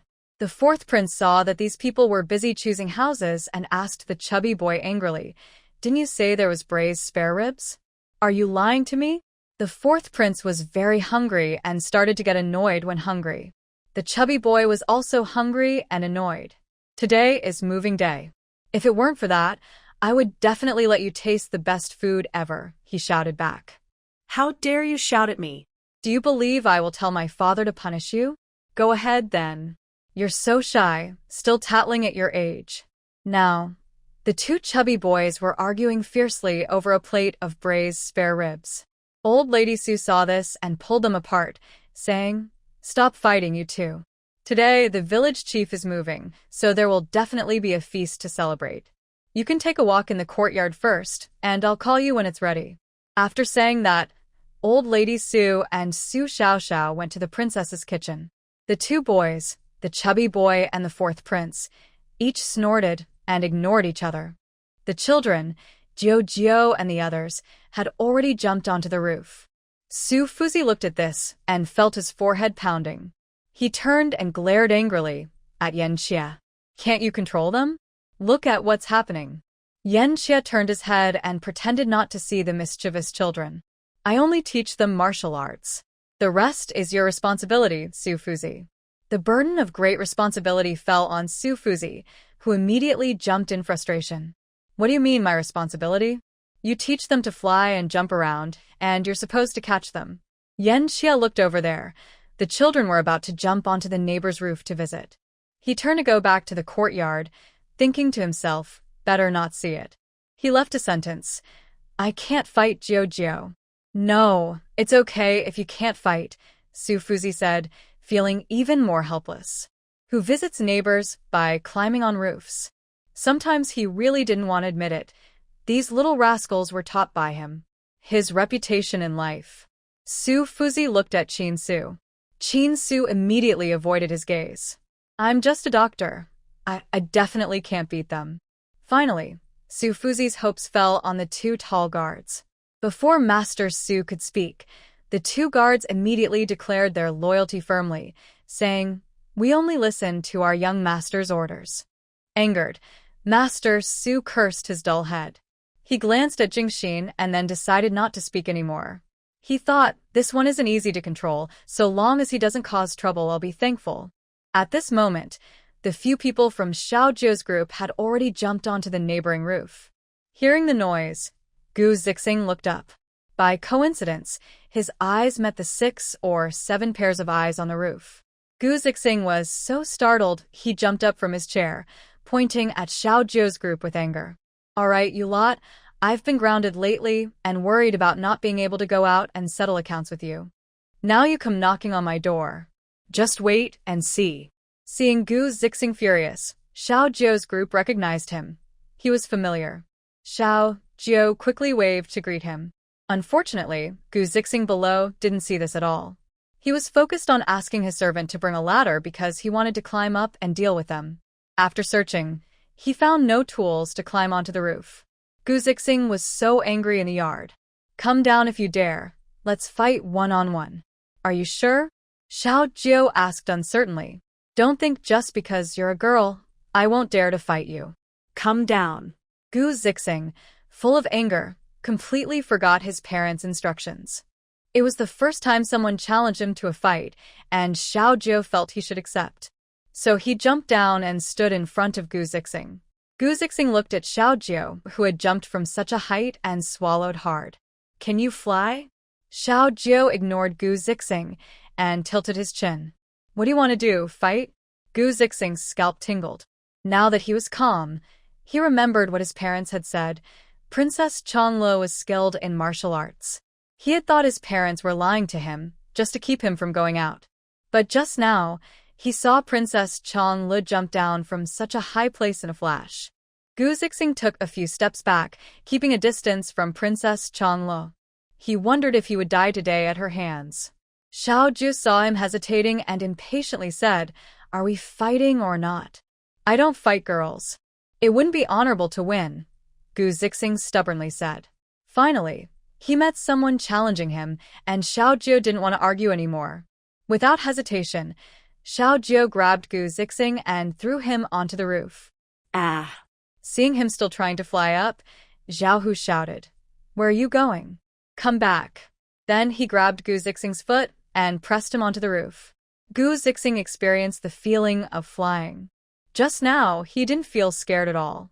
The sensation was so wonderful that he even wanted to do it again. He was worried about not having a chance to go to the rooftop, but now it was so easy to get up there. Turns out, the view from the roof is much more beautiful than the view in the yard below. Xiao Zhou leapt onto the roof and asked, Are you convinced? Gu Zixing, still not giving up, asked, What happens if I say no? Then I will throw you down from here, Xiao Zhou said eagerly. She liked brave people the most, and enjoyed throwing them around. Gu Zixing looked at the height, and then at the stone-paved yard below. If he was thrown down, he might turn into a pile of meat. Seeing Princess Changel reaching out her hand, Gu Zixing clung tightly to Zhao Hu's arm and shouted, I give in. I give in. I totally give in. It's too late. I want to throw you right now, Xiaojie said, grabbing Gu Zixing's shoulders and ready to act. Just before he was about to die, Gu Zixing had a sudden idea and bargained. How about you throw someone else? Throw my dad. I know where my dad is. Dad, please save me. No, your dad hasn't challenged me, Xiaojie replied, knowing clearly who was responsible for what. My dad challenged me. He always says he wants to fight Princess Changle, Gu Zixing hurriedly added, worried that Princess Changle wouldn't believe him. Really, I'm not lying. Xiaojie suddenly became interested and asked, is your dad very powerful? Fearing that Princess Changle might lose interest, Gu Zixing quickly boasted, of course he's powerful. My dad is the best in the world. Xiaojie, who considered herself the best in the world, was immediately unhappy. Zhao Hu and the others were even less pleased. It's impossible. The best in the world is our village chief. Where is your dad? Take us to see if he's really the best in the village. The young master of Gu Guogong, who was afraid to even kill a chicken, suddenly sneezed loudly. What's wrong? Madame Gu asked with concern. It's nothing. Maybe that kid has been in confinement for a long time and is cursing me in the yard, Gu Guogong's son said indifferently. Young master, you've been confined for so long. This isn't a good way to go on. We can't keep him locked up forever. Maybe the master will release him tomorrow, Madame Gu worriedly suggested. Gu Guogong's son thought for a moment and agreed. Let the steward release him from confinement tomorrow, but remember to tell him to stay away from Princess Changle. Mrs. Gu felt worried as she thought, I heard that Princess Changle has just moved into the neighboring princess's residence. Will Inger often run into her in the future? Mrs. Gu remembered that the Yongning Marquis's residence was once next to Princess Changle's. Now, her family is broken, with nothing left, and they have lost 2 noble titles. Although the Marquis Yongning's downfall was self-inflicted, Mrs. Gu still felt uneasy living next to such a fierce princess. The heir of the Gu family thought for a moment and said, then let the servant follow Inger and try to avoid her when going out.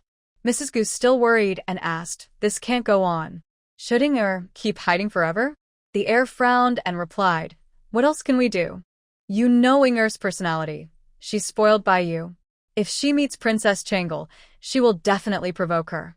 With Inger's small size, she wouldn't stand a chance against the princess's strength. He knew this wasn't a good solution, but for now, avoiding her was the only option. Hurry up, where exactly does your father live? Zhao Hu urged. He dared to compete with our village chief for the title of the best in the land. Just wait, I won't let him get away with it. Get away with it. Gu Zixing slowed his steps. In just a moment, he heard that some people wanted to hurt his father. He suddenly realized that bringing this group to find his father might seem disrespectful. Gu Zixing hesitated and dragged his feet. Xiaojie urged him and threatened, are you trying to get beaten? Where does your father live? Not wanting to be beaten, Gu Zixing immediately pointed to the courtyard ahead. Xiaojie and the others hurriedly grabbed Gu Zixing and rushed toward the direction he pointed. Xiaojie stopped on the roof and told Gu Zixing to call his father out. Gu Zixing hesitated and said, is it okay to do this so late? Will it disturb others? Xiaojie, who always thought of himself as a good kid, agreed that it made sense. He decided he should act politely. So, the children crouched down to discuss how to call out Gu Zixing's father without disturbing others, so they could have a one-on-one fight. How about next time? Gu Zixing suggested. No, we came all this way, Xiaojie firmly disagreed. Since we're here, we must have a fight. Xiaojie carefully lifted a tile on the roof and said, maybe we can see what he's doing first. We can secretly call him out for a fight. Hearing this, Zhao Hu and the others thought it was a good idea. Immediately, the children peeked under the tiles to look down at the village chief's house. A few people saw 4 individuals inside the room, a man and a woman and 2 men sitting at the table drinking tea. One of the men said, I heard the prince's son has caught many people recently and rescued quite a few children. He's really doing his duty. The prince's son looked at the dagger on the table, swallowed hard, and asked, who are you? Also, I am just following orders, so I can't be called irresponsible. Another man picked up the dagger from the table, admired it a few times, and said, "Does the prince's son know that you have captured many of our people? Our lord is very unhappy. That's why we came here to talk. Prince's son, how do you think we should discuss this?" Then, the man slowly moved the dagger closer to the prince's son. The prince's son protected his wife behind him and tried to delay, saying, "Even if you kill me, the court will still send people to arrest those on the list. Do you really want to kill everyone? Why not?" The seated man said slowly, picking up his tea and taking a sip. "You. Who are you?" "Don't you have any law? How dare you kill an official of the court?" The prince's son was starting to panic. He and his wife were just talking when suddenly two men appeared, tied them up without a word, and just as they tried to shout, the men pointed their daggers at them. The prince's son couldn't understand. He was just doing his duty, so why did he end up in such danger? Gu Guogong's son, who had always been a coward, finally wanted to make an effort this time. He didn't want Princess Changla to find any fault with him. But after just a little progress, he was suddenly in deadly danger. He regretted not being more careful. If he had just gone along with the emperor's orders and handled it as he usually did, maybe this wouldn't have happened. Xiao Jie watched for a long time. Although he didn't understand what the people below were doing, he just wanted to find someone to fight one-on-one. He then turned to Gu Zixing and asked, "Which one is your dad?" Gu Zixing, acting on instinct, pointed at the man holding the dagger toward his father, saying, "That one." The man with the dagger scoffed, "Law? Nonsense law. If I kill you tonight, who would know?" "I would know," Xiao Jie quickly replied, feeling very involved. "Who?" The two men looked up and saw someone on the roof. They immediately jumped down to attack Xiao Jie and his friends. The two people broke through the wall and came out directly. Just as their heads appeared, little Jie slapped each of them back with a palm. They were pushed into the ground inside the house. "Your dad is so weak." "He's the best in the world just like that? You're really lying to me." Little Jie wanted to slap Gu Zixing into the ground too. Gu Zixing hurriedly explained, "It's not my fault. I've never seen anyone stronger than my dad. I thought my dad was the strongest." Everyone listened and agreed with this. "Are you convinced now?" Little Jie wanted to make him truly believe who was the best in the world. Gu Zixing quickly nodded, "Yes. You're the best in the world. Your dad fainted. Aren't you worried?" Little Jie asked curiously. Gu Zixing looked at Princess Changlo, who was confidently asking this question, and almost spat blood. "Wasn't it you who knocked him out?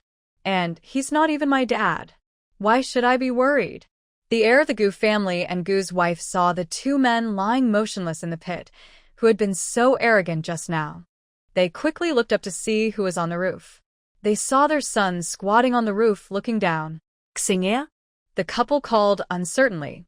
"Are they calling you?" Ado asked Gu Zixing. Gu Zixing quickly waved his hand. "You heard wrong. The fight is over. Let's go. People shouldn't ignore you when they call you." "That's rude," Little Jie said, then carried Gu Zixing and flew over to the Gu family heir and Gu's wife. She also helped untie the ropes from Gu's family. The couple hurriedly thanked Princess Changlo, their savior. Gu's wife almost cried when she saw her son and called out again, "Xinger." Gu Zixing, who was told he was rude, could only respond politely and asked, "May I ask what brings this lady here, madam?" Gu's wife almost choked on this title. "Are you feeling mischievous? Not calling your mother anymore? After being grounded for a few days, are you holding a grudge?" At this moment, Gu Zixing's father was so angry at his rebellious son that he forgot about Princess Changlo and the others present. He took off his shoe, intending to hit Gu Zixing. Seeing this, Gu Zixing quickly signaled to his father, but his father only wanted to hit him with the shoe. Gu Zixing looked at the two men lying motionless in the pit, feeling anxious. "Dad." "I'm saving your life. Can't you see?" Princess Changlo asked Gu Zixing, "Is she your mother?" Gu Zixing looked at his father raising his shoe and nodded quickly. If he shakes his head now, he will face mixed doubles later. The children watched the man protecting his mother, then glance at Gu Zixing lying on the ground, who looks like his real father. They remember seeing Gu Zixing's father tie up Gu Zixing's mother and this man earlier. The kids cover their mouths in shock, feeling like they understand something. Everyone looks at Gu Zixing with sympathy. Your father is really pitiful. After saying this, the children quickly dig out Gu Zixing's father from the hole and push him toward Gu Zixing's feet. They say to Gu Zixing, "Take your father to see a doctor. He's fainted from anger." Wait, who is this? Gu Guogong's heir becomes more confused. The children immediately become angry. You stole someone's wife and then ask who he is? Humph. Scoundrel. What? You stole someone's wife. No wonder she came with a knife. Mrs. Gu scolds Gu Guogong's heir, grabbing his ear. Ouch. It hurts. Madam, you know I didn't steal her. These people came here because of official business. Gu Guogong's heir is overwhelmed. He quickly pleads with Princess Changle. Princess, please don't wrongly accuse me. When have I ever stolen someone's wife? Little Jiu points to the woman beside her, Mrs. Gu, and says, "It's Gu Zixing's mother. You stole her." Gu Guogong's heir points to his own wife, who is officially married to him, then to himself, and then looks at his son, who appears guilty. He guesses that his son is spreading rumors outside again. Gu Zixing, I ask you, is this your mother? Then, who is your father? Gu Zixing shakes his head. The children quickly point at the person lying on the ground and say, "That's his father." Hearing this, Gu Guogong's heir and Mrs. Gu rush to hit Gu Zixing with nearby objects. "You rebellious son! How dare you spread rumors about your parents? I told you not to talk nonsense outside. I told you to just acknowledge any father. How dare you not recognize your parents?" Gu Zixing screams as The children realize something is wrong. One of them steps in to stop Gu Guogong's heir. "Are you Gu Zixing's father?" Gu Guogong's heir nods firmly, though he doesn't understand why Princess Changle suddenly asks this. "All right, since you are his father, let's have another match." Little Jiu looks at Gu Zixing's father and invites him. "Princess, what are you comparing?" Lord Gu's son was confused. "Fight, of course. Gu Zixing says you're the best martial artist in the world and keeps challenging me. So, Gu Zixing brought me here to fight you," Little Jiu said, rubbing her wrist and getting ready. Lord Gu looked at his troublesome son and then at his other son lying nearby, along with a big pit. That pit was originally meant for himself, but now, this man took a punch for him. Seeing that he didn't reply, Little Jiu asked again, "How should we compare?" Lord Gu's son hit his own head, trying to think. He couldn't figure out how to answer. He didn't know whether to first scold his son or explain that he was not Gu Zixing's father anymore. He stepped back and explained, "Princess Changle, I think you misunderstood. I don't know any martial arts. But don't worry, if this kid tries to trick you, I will punish him." Mrs. Gu quickly handed him a stick, and the couple started fighting with Gu Zixing together. Next door, the princess's house could hear Gu Zixing's loud screams, like a pig being slaughtered. Master Su heard the noise and was surprised. Did these kids go next door to beat up some children? Old Lady Su, hearing this, worried that her little village chief might cause trouble, shouted loudly from the corner, "Dinner's ready. Come home to eat." As soon as she finished, a few kids jumped down from the roof one after another. Master Su watched this scene in amazement. Is this really effective? He even thought about asking Old Lady Su to supervise next time during class. Listening to the intermittent crying from the neighboring house, Master Su quickly asked, "Did you guys beat them?" Little Jiu and the others shook their heads immediately. Gu Zixing didn't listen, so his parents punished him. Master Su relaxed. As long as it wasn't his students being beaten. Inside the kitchen, Su Xiaoxiao looked at the two chubby kids eagerly standing by the stove and felt a bit amused. "You two don't need to stay here. Once the food is ready, go outside and wait." The two kids, smelling the delicious food, didn't move and seemed glued to the kitchen. Su Xiaoxiao stuffed a piece of meat into each of their mouths. "All right, now you can go outside and wait. Dinner will be ready soon." The two kids, with their mouths full, reluctantly left the kitchen. The fourth prince chewed the meat, his eyes brightening, and gave the little chubby boy a thumbs up. "Delicious. Delicious. Super tasty," the chubby boy proudly said, I didn't lie to you. Sister Xiao Zhao's cooking is the best. The fourth prince patted the chubby boy's shoulder happily and said, next time, I'll invite you to the palace to eat. But my mother always makes the royal chef give me only a little so I don't get full. The chubby boy thought of his own mother, who also didn't let him eat enough at home. Suddenly, he felt that the fourth prince and he shared the same problem, and he felt closer to him.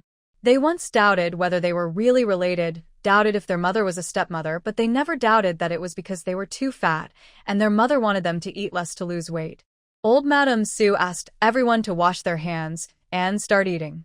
Soon, a variety of delicious dishes were brought to the table. The fourth prince's eyes widened in amazement.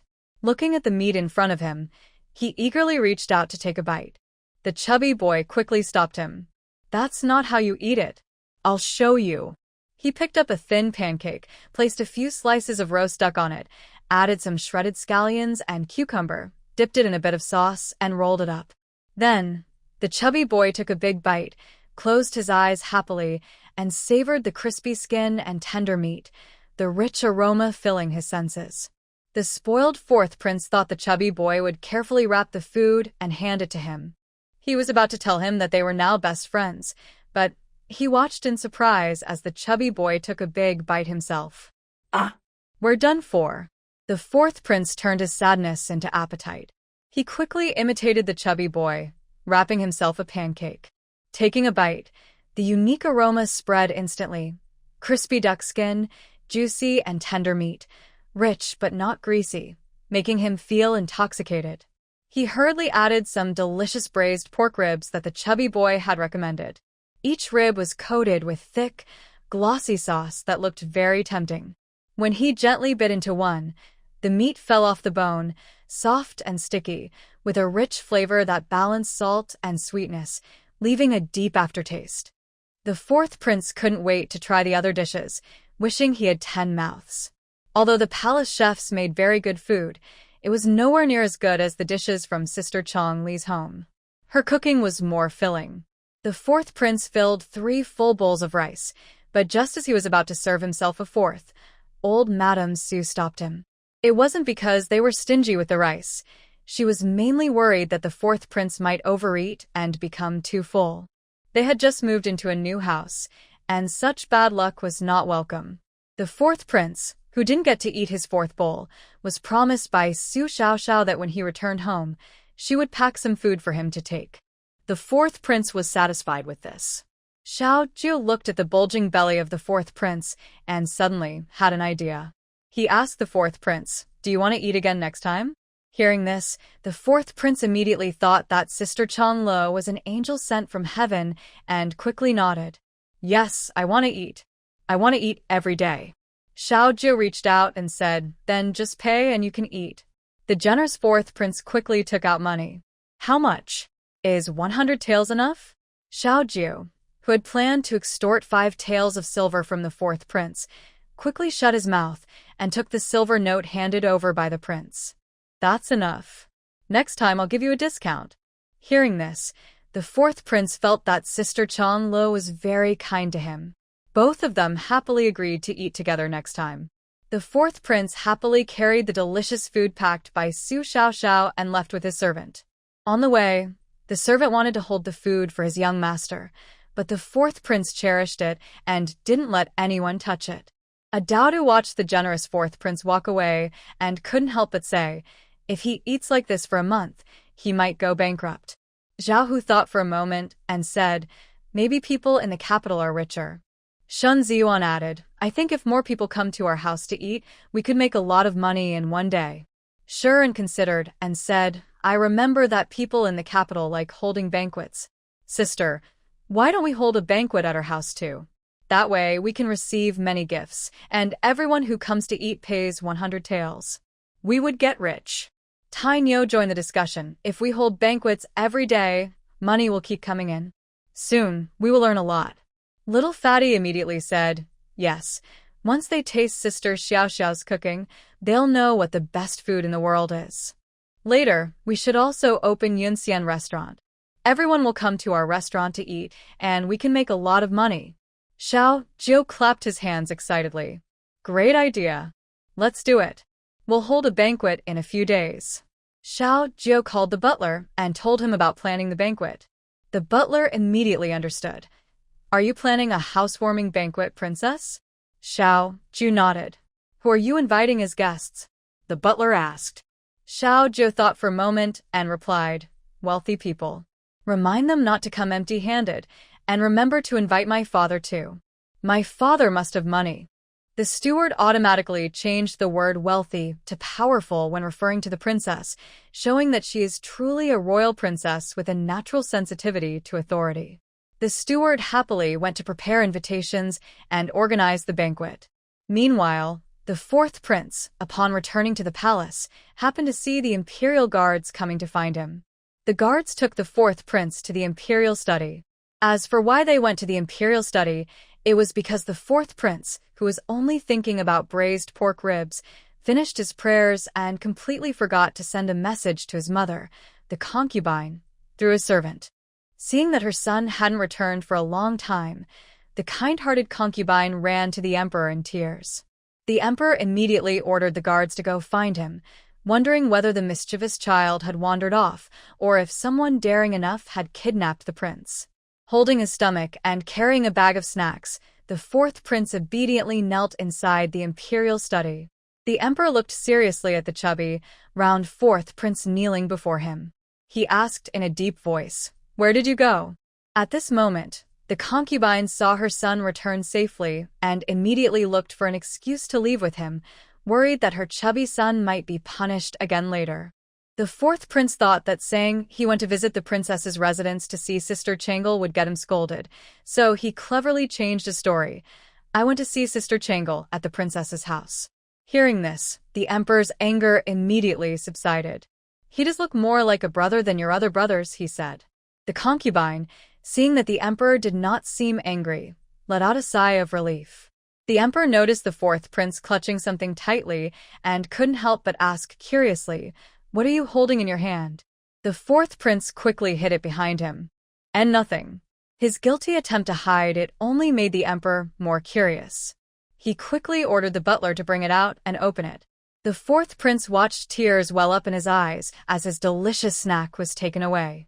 The butler opened the package, and a rich, fragrant aroma instantly filled the imperial study, making everyone's taste buds tingle.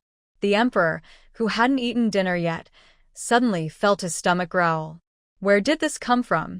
The fourth prince hurriedly said, "The chef from Sister Changle's house gave it to me," and added, "It's just for me." The emperor looked at the bulging belly of the fourth prince, who seemed about to burst out of his clothes. He scolded, "Look at your stomach. You're still eating.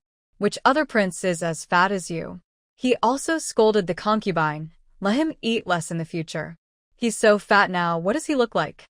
The concubine quickly nodded, saying she would supervise her son's weight loss. However, she kept muttering to herself. She had already made him eat less at every meal, yet she couldn't tell why the extra weight on him hadn't gone down at all. When she returned, she planned to check if the boy was secretly hiding food. The emperor, smelling the tempting aroma, couldn't resist and asked the steward to bring the utensils. He wanted to eat. The steward handed over the utensils and briefly tested them for poison. It was the steward's first time tasting such delicious food, and he couldn't help but take a few more bites. Just as he was about to take another, the emperor stopped him. "Have you tried enough?" The steward hurriedly knelt and apologized. The emperor glanced at the concubine beside him, who was eagerly watching, and, feeling generous, invited her to eat together. So, they happily enjoyed the packed delicacies that the fourth prince had carefully guarded and refused to let the servants touch, right in front of the fourth prince. At this moment, the emperor regretted inviting the concubine to dine with him. No wonder the fourth prince was so fat. It seemed he had inherited his mother's appetite. The concubine also started to regret coming to see the emperor. If her chubby son had brought back delicious food, she could have found a reason to keep it all for herself. Their eating speed increased. The fourth prince, kneeling on the ground, watched them and cried even more fiercely. After finishing his meal happily, the emperor suddenly remembered the fourth prince kneeling below. He rarely had a kind expression and said, "Get up. Why are you crying? I didn't punish you. Next time you go out, tell your mother, so she won't worry." The fourth prince, "Do you even know why I'm crying? Do you want to hear what you're saying?" Seeing that the concubine had nothing more to do, she quickly pulled her son to bow and leave. On the way back, the concubine held her belly and led the sobbing fourth prince to the sleeping quarters. She looked at her tear-streaked son and asked, "Why are you crying so hard? Did Princess Changla hit you?" The fourth prince looked at his mother with complaints. He didn't believe his mother didn't know why he was crying. "That's mine. You all ate all my good food. Boo-hoo, boo-hoo, boo-hoo." The concubine awkwardly wiped her mouth. It's not that she didn't want to give him food, but she had heard her husband say he was too fat and couldn't eat so much. The fourth prince, with tears all over his face, looked at his mother and said he was too tired from crying and didn't want to leave. He wanted his mother to carry him back. The concubine looked at her son's eyes and felt a bit troubled. Thinking about her protective son, who happily brought back delicious food that His Majesty and herself had already eaten, the consort decided to fulfill her son's small request. She smiled at her son, her eyes full of tenderness and love. She bent down, stretched out her arms, and prepared to pick up her son. However, when she tried to lift him, she found he was too heavy, and her strength was not enough. A hint of embarrassment flashed across her face. She adjusted her posture and used all her strength to hold him. Just as her feet left the ground, her arms trembled, and beads of sweat appeared on her forehead. She released her son, and her gentle, loving expression disappeared. She immediately said firmly, "Starting tomorrow, you can only eat vegetables. I will have the maid watch you all the time." Hearing this, the fourth prince felt like the sky was falling. He wanted to run away from home and leave the palace immediately. He snorted angrily and strode forward. He had already decided to take all his money and go stay at Sister Chong Li's house. His money would be enough for many delicious meals. At the second prince's residence, Shirtu, who had just woken up, saw that he was in a strange place and immediately started crying loudly. The second prince's wife was so frightened she didn't know what to do. She had never taken care of a child before and was at a loss. "Did he?" She quickly asked her maid. "Madam, I don't know. Could he be hungry? What should a little child eat?" The maid, inexperienced with children, was also confused. They paced anxiously inside the room. The maid suggested, "Madam, maybe we should take him to see the prince. It's been so long, and Princess Changla hasn't sent anyone to pick him up. Did she forget?" The second prince's wife thought it was better not to go find the second prince. He was probably with the He family siblings now. Going there would make her seem like an outsider. She quickly discussed with Shirtu, who was still crying loudly in bed, "Are you hungry? I'll ask someone to get you something to eat, okay?"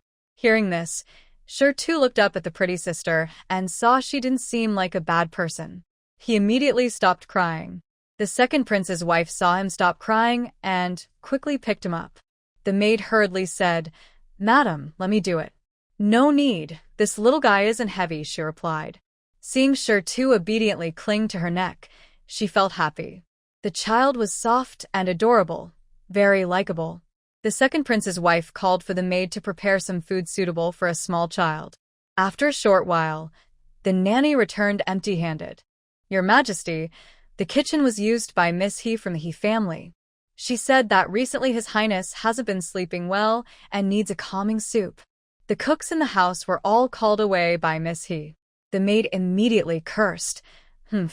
She's just doing it on purpose. Does making a soup mean she has to call away all the cooks? Also, she's an unmarried woman, cooking soup for an outsider. How shameless. The second prince's wife was also angry. Usually, she would just let it go because she didn't have strong feelings for the second prince and wasn't interested in competing for favor. Plus, Miss He, as the prince's cousin, had the backing of a noble consort, so she often turned a blind eye. But today, this little girl was brought into the house in the afternoon and had been sleeping until now without eating a single bite. Now she was crying loudly from hunger. The second prince's wife carried Stone and headed to the prince's study. She wanted to see if His Highness was planning to let the girl starve. Inside the study, the servant announced that the second prince's wife had arrived. The prince was a bit surprised because she usually kept a low profile and didn't appear in front of him often. He signaled for the servant to let her in. The second prince's wife carried Stone into the study and saw the young man from the He family and the second prince sitting inside. She asked the prince, "Are you planning to starve this little girl?" Her sharp tone made the prince frown slightly. What happened? Stone, feeling wronged, hugged the second prince's wife's neck. Now he understood. This village chief's second brother wanted to starve him. His stomach was growling loudly, and tears streamed down his face.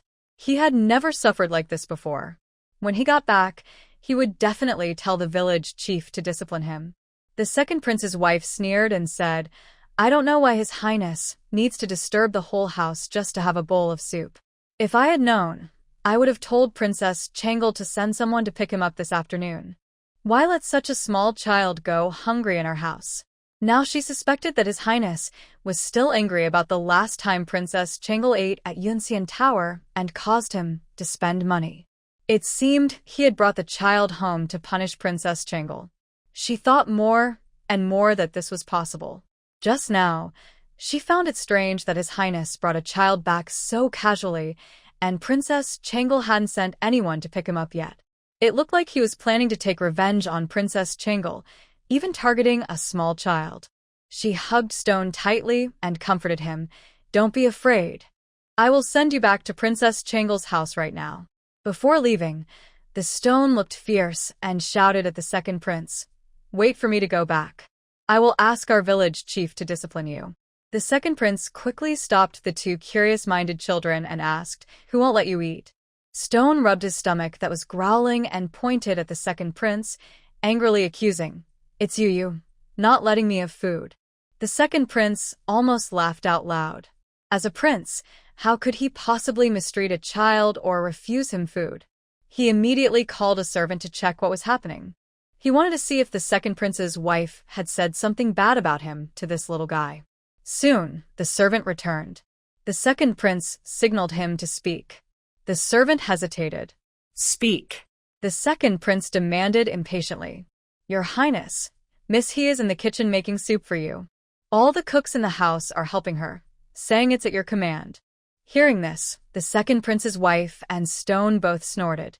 Stone flailed and struggled in the second prince's wife's arms, wishing he knew martial arts so he could toss all the people who wouldn't give him food into the sky, just like the village chief.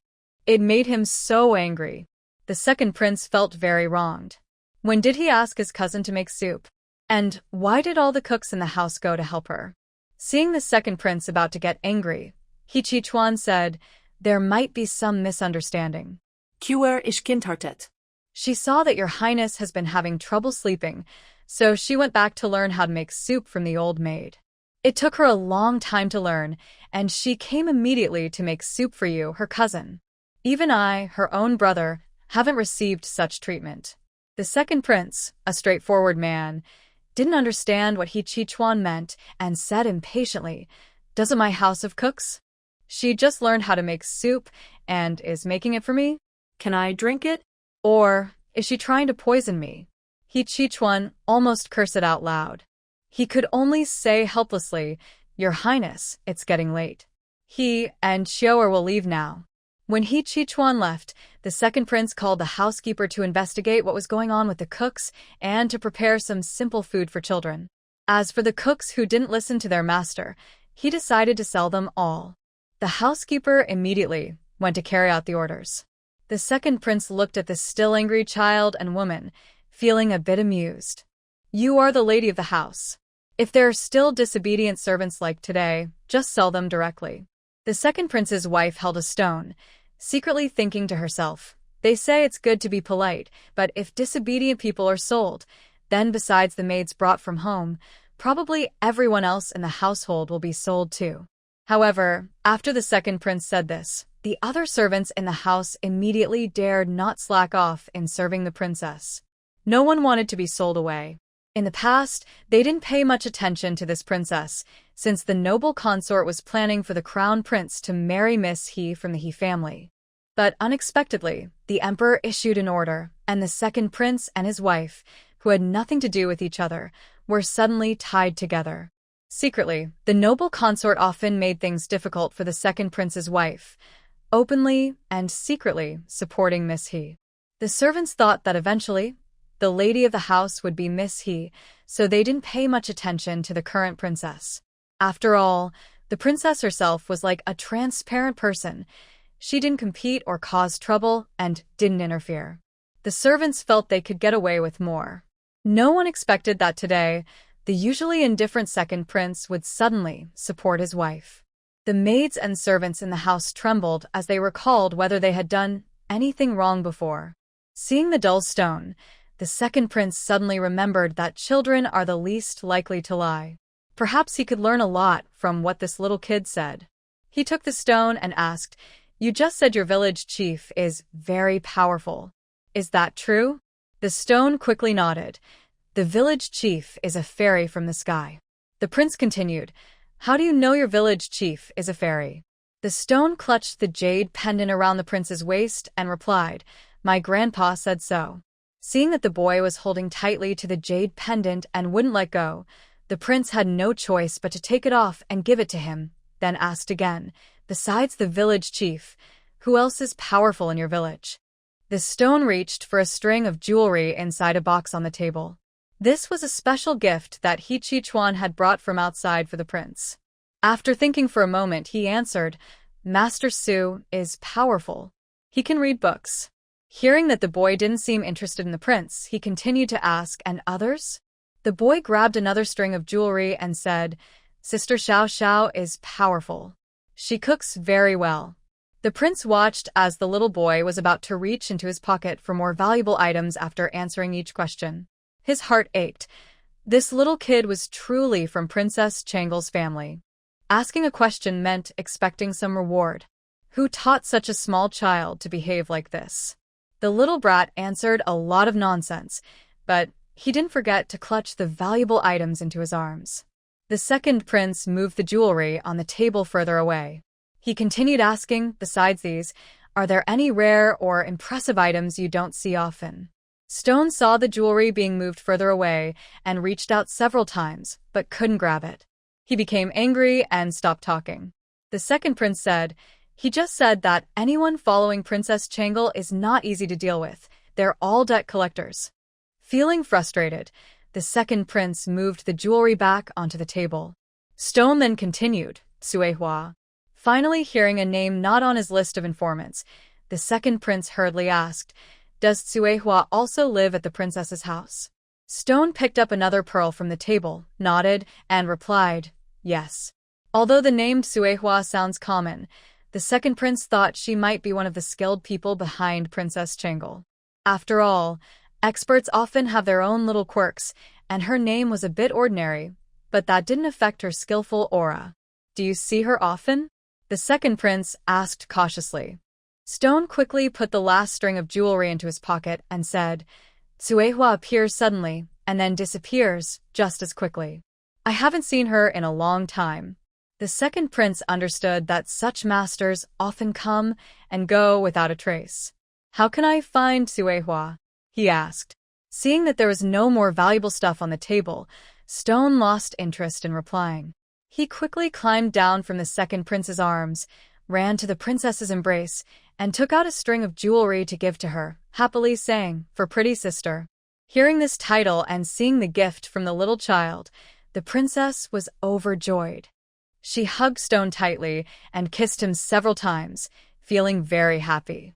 The second prince's eyes nearly popped out of his head. Those were his jewelry and his valuable jade pendant. He had just lost 100,000 taels, and those jewels were meant to fill his small treasury. The second prince silently comforted himself, thinking he didn't care much. At least now he knew the master behind Princess Changle was Suehua. If he could find her and offer some benefits, he didn't believe she wouldn't come over.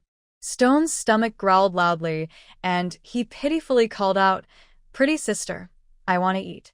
"I'm hungry." Hearing this, the princess immediately hugged Stone and headed to the kitchen. She wanted to check if his meal was ready. She silently repeated the second prince's words in her mind. All disobedient servants should be sold. All disobedient servants should be sold. Sold. She wanted to see which person didn't do their cooking properly.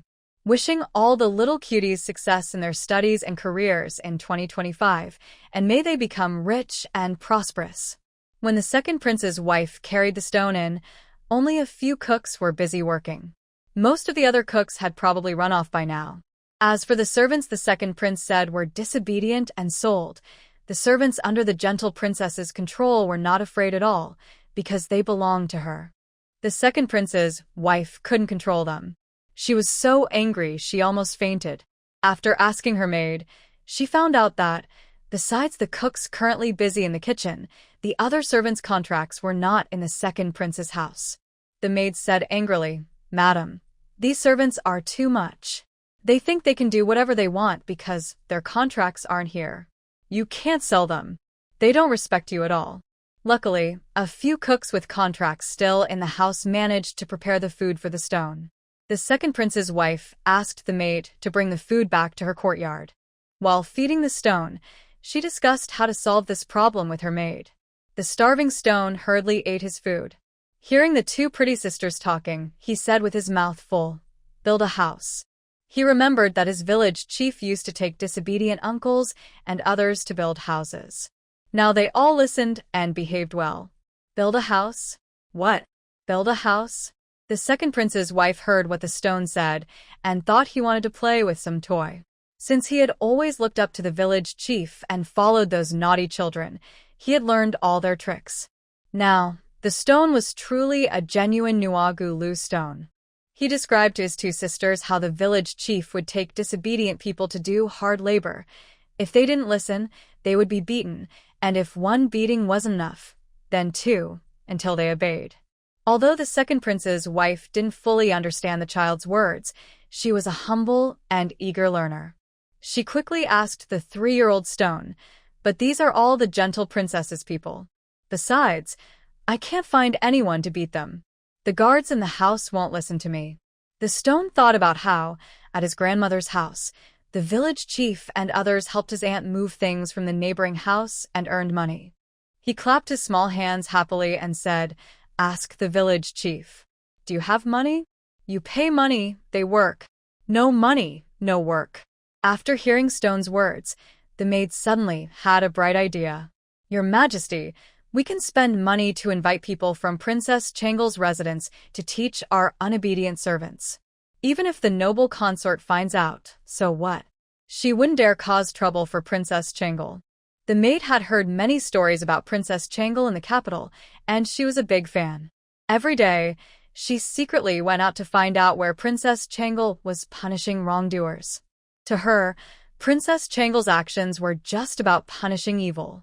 She wanted to see if the noble consort and Miss He dared to act arrogantly in front of Princess Changle.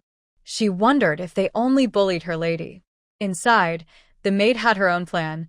Maybe if the people from Princess Changle's side came to their house, she and her lady could learn a little, so they wouldn't be so foolish and easily bullied in the future. The second prince's wife and the maid quickly asked 3-year-old Stone what to do. Neither of them thought it was strange that a princess and a maid couldn't outsmart a 3-year-old. So, the two adults, led by a 3-year-old, came up with a plan. They would invite the older children from Stone's family to the second prince's residence to keep things in order, and the wages would be paid by the second prince. Unaware, the second prince trembled, feeling like he was about to lose more money again. The next day, the maid of the second prince's wife arrived early at the princess's residence, bringing a gift prepared by her lady for the princess. The maid was very excited to see Princess Changle. She hurriedly handed the gift to the princess, excitedly saying, "Greetings, Princess Changle. Long live the princess. This is a gift from my lady, I hope you like it." Little Gio, holding the gift, looked confused and simply said thank you. Having received the gift early in the morning, little Gio was puzzled. She had just told the butler to prepare a banquet yesterday. Why was it so quick? The maid quietly asked the princess, "Our lady wants to know if the princess is free now." If it's convenient, she invites the princess to visit the second prince's residence to help ward off evil spirits. There will be wages. The second prince's residence? The arrogant second brother? Wages? Little Joe thought this job was doable. Seeing other children around, the maid quickly extended a warm invitation. Zhao Hu and the others looked at their village chief. Since the village chief was going, they would go too. Little Ju nodded in agreement to the maid's request. I am free now. Let's go. Unexpectedly, the efficient maid of Princess Changle hesitated and asked again, Is the princess going now? Do you need to prepare anything? What should I prepare? Do I need to bring a gift? Little Pichio and Little Joe quickly hold their purses tightly. If I reach into my pocket to pay, I don't want to go. My money pouch can only hold money, not take it out. No need for a gift. The princess coming to see the empress is enough to make us happy, the maid quickly explains. She was just about to ask if Princess Changla needed to prepare anything before fighting, or if she could go straight in. Hearing this, Little Joe breathes a sigh of relief. All right then, you can go back first. We'll come over later. Seeing Princess Changlu agree to come, the maid happily takes her leave. Adwa, resting his chin on his hand, asks curiously, Are we getting another job? Zhao Hu is a bit excited. Are we going to move to your second brother's house?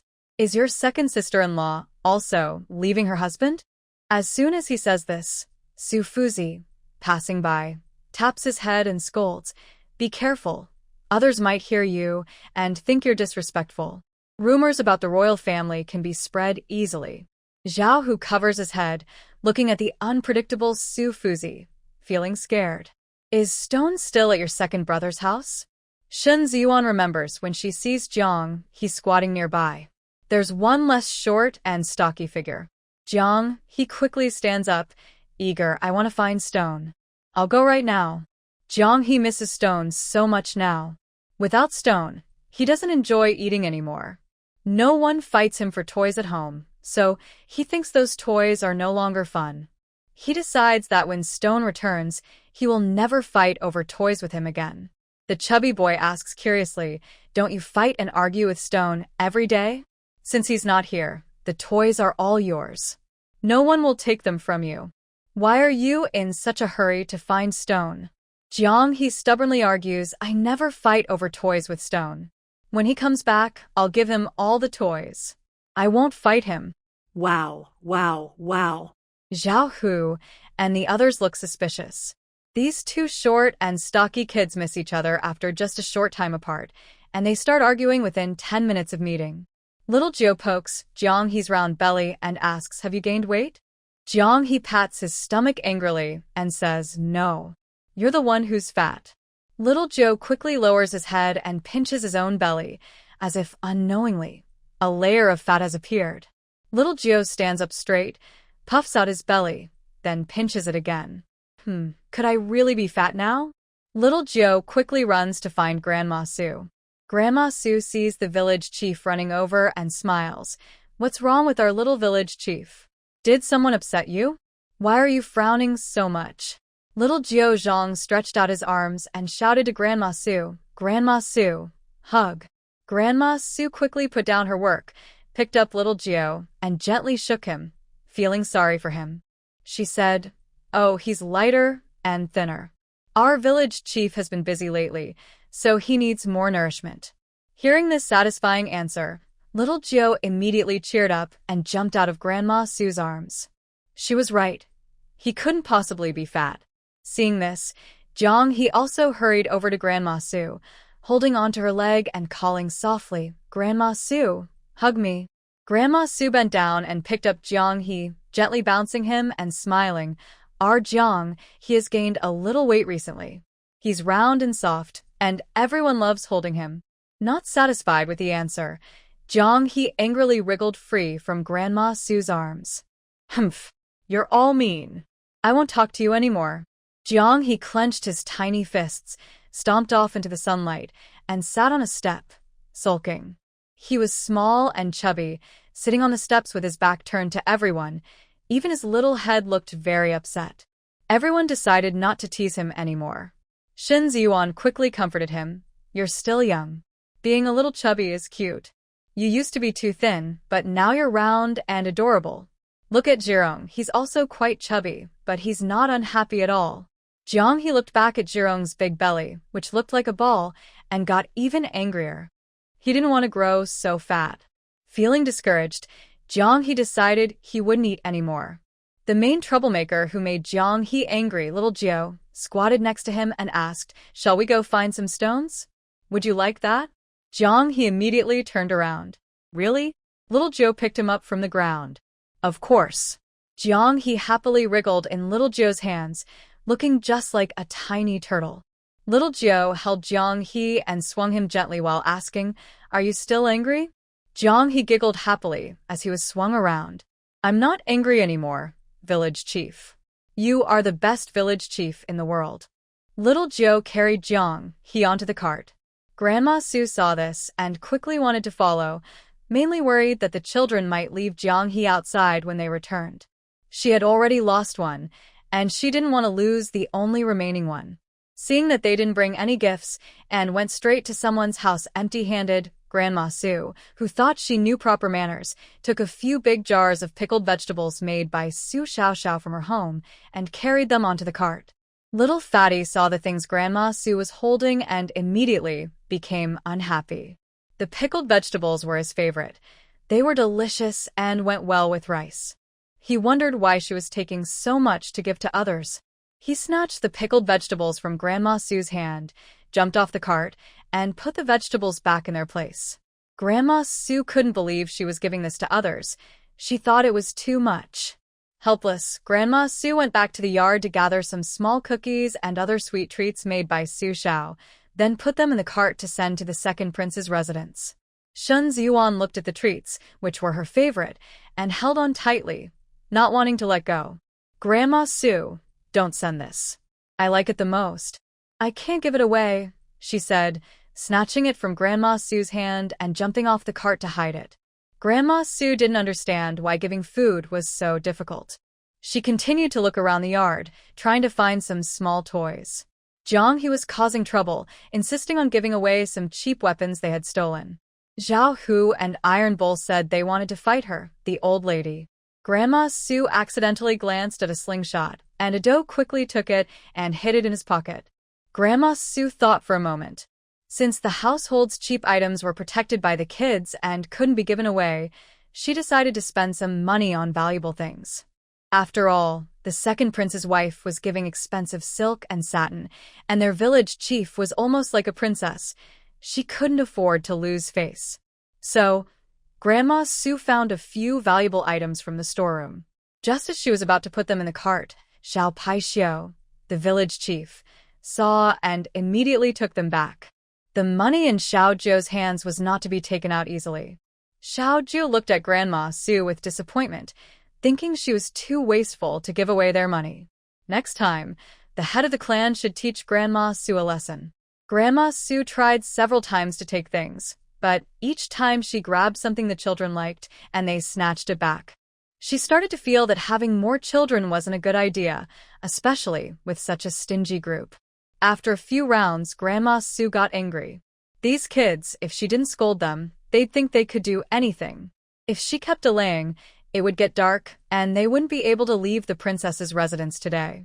In the end, unable to find anything else, Grandma Su carried about a dozen eggs from Tsuehua's chickens. She cursed, "If anyone dares to again, I'll give them a good beating. This is too much." The children looked at the eggs in Grandma Su's hand and lost interest. They quietly waited for her to get on the cart. "Tsuehua, what? Are my eggs really that worthless? Wouldn't it be better for you to fight for it? You could at least say a few words to help me get the eggs." Tsuehua saw the little kids sitting quietly and didn't even bother to look at the eggs in Grandma Su's hand. Angry, Tsuehua was about to cause trouble. Just as Tsuehua was about to speak, Grandma Su pinched her mouth shut. Frustrated by the kids, Grandma Su scolded fiercely. "If you dare to curse today, I will add some seasoning to your meal later." Tsuehua, who was scolding everyone, was defeated by Grandma Su, who was known for her sharp tongue. Tsuehua immediately stopped making a sound and crouched next to her owner like a quail. She didn't dare to fight back at Grandma Sue because she knew she would get hit. If you ask who Tsuehua fears most, it's definitely Grandma Sue.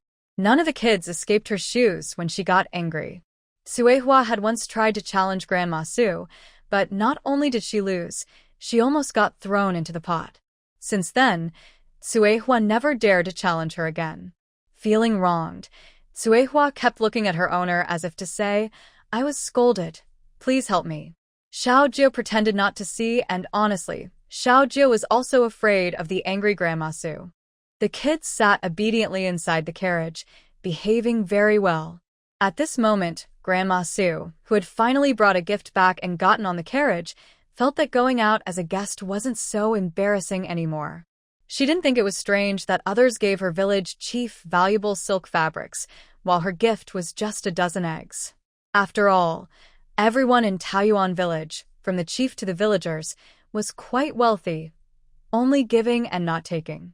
Grandma Sue considered herself quite generous, and giving eggs as a gift was already quite good in Taoyuan village. At this time, at the second prince's residence, the He family siblings arrived early again. The He family relied on the second prince's power and made a lot of money outside. Yesterday, He Chi-chuan brought some jewelry, and seeing that the second prince liked it, today the He family sent He Chi-chuan with 3 boxes of gold, silver, and jewelry to present to him, hoping to flatter him and strengthen their relationship. The second prince was very pleased with the sincerity of the He family's gift. It seemed his luck was good lately. Yesterday, he lost a few stones, and today he received several boxes. Looking at the 3 boxes of jewelry in the study, the second prince felt they weren't very safe. He called the steward to move the boxes to the storeroom and told him not to let Stone see them. As for why He Chi-chio came along again, it was entirely because she was mysteriously taken back by her brother last night.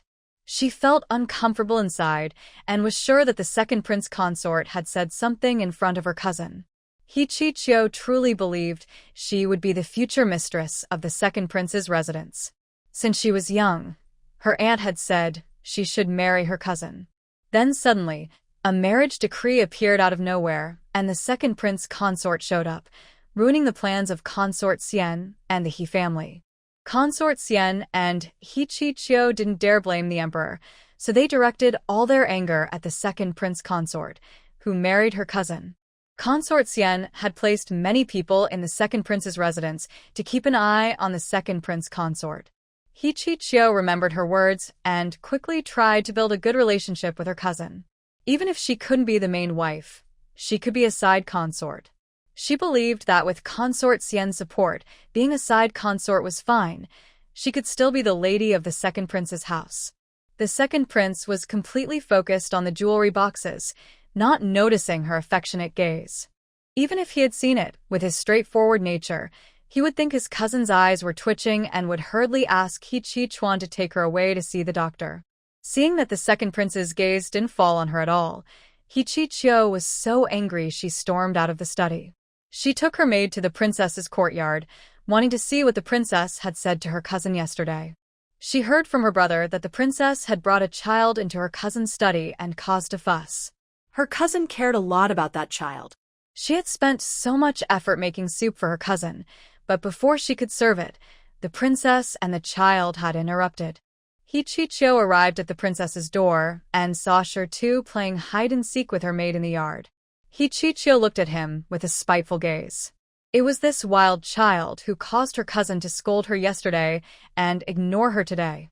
She thought this little boy was probably a tool the princess used to compete for favor, someone sent to please her cousin.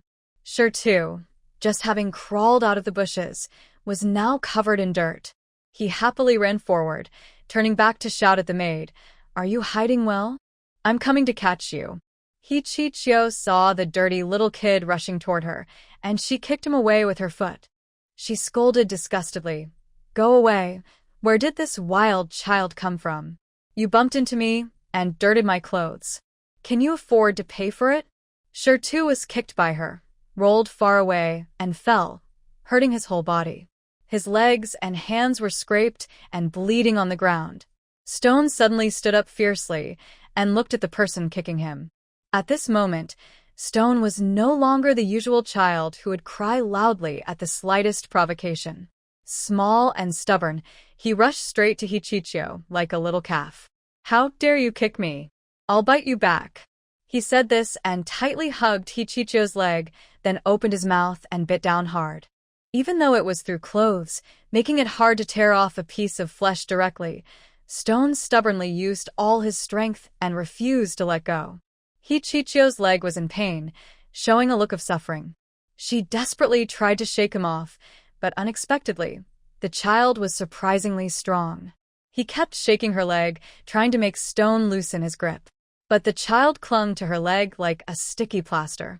Hichichio raised her hand to slap Stone's head, but the maidservant of the second prince's consort quickly ran over, holding her hand tightly and shouting, "Miss He, you can't hit him. Stone is still a child. You shouldn't hit his head." Hichichio was about to go crazy.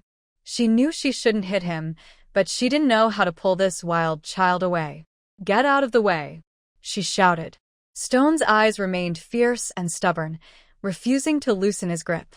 Although her mouth was painfully stretched, the maidservant was afraid that Miss He would hit Stone, so she refused to let go of Hichichio's hand. Hichichio swung several times but couldn't shake Stone off.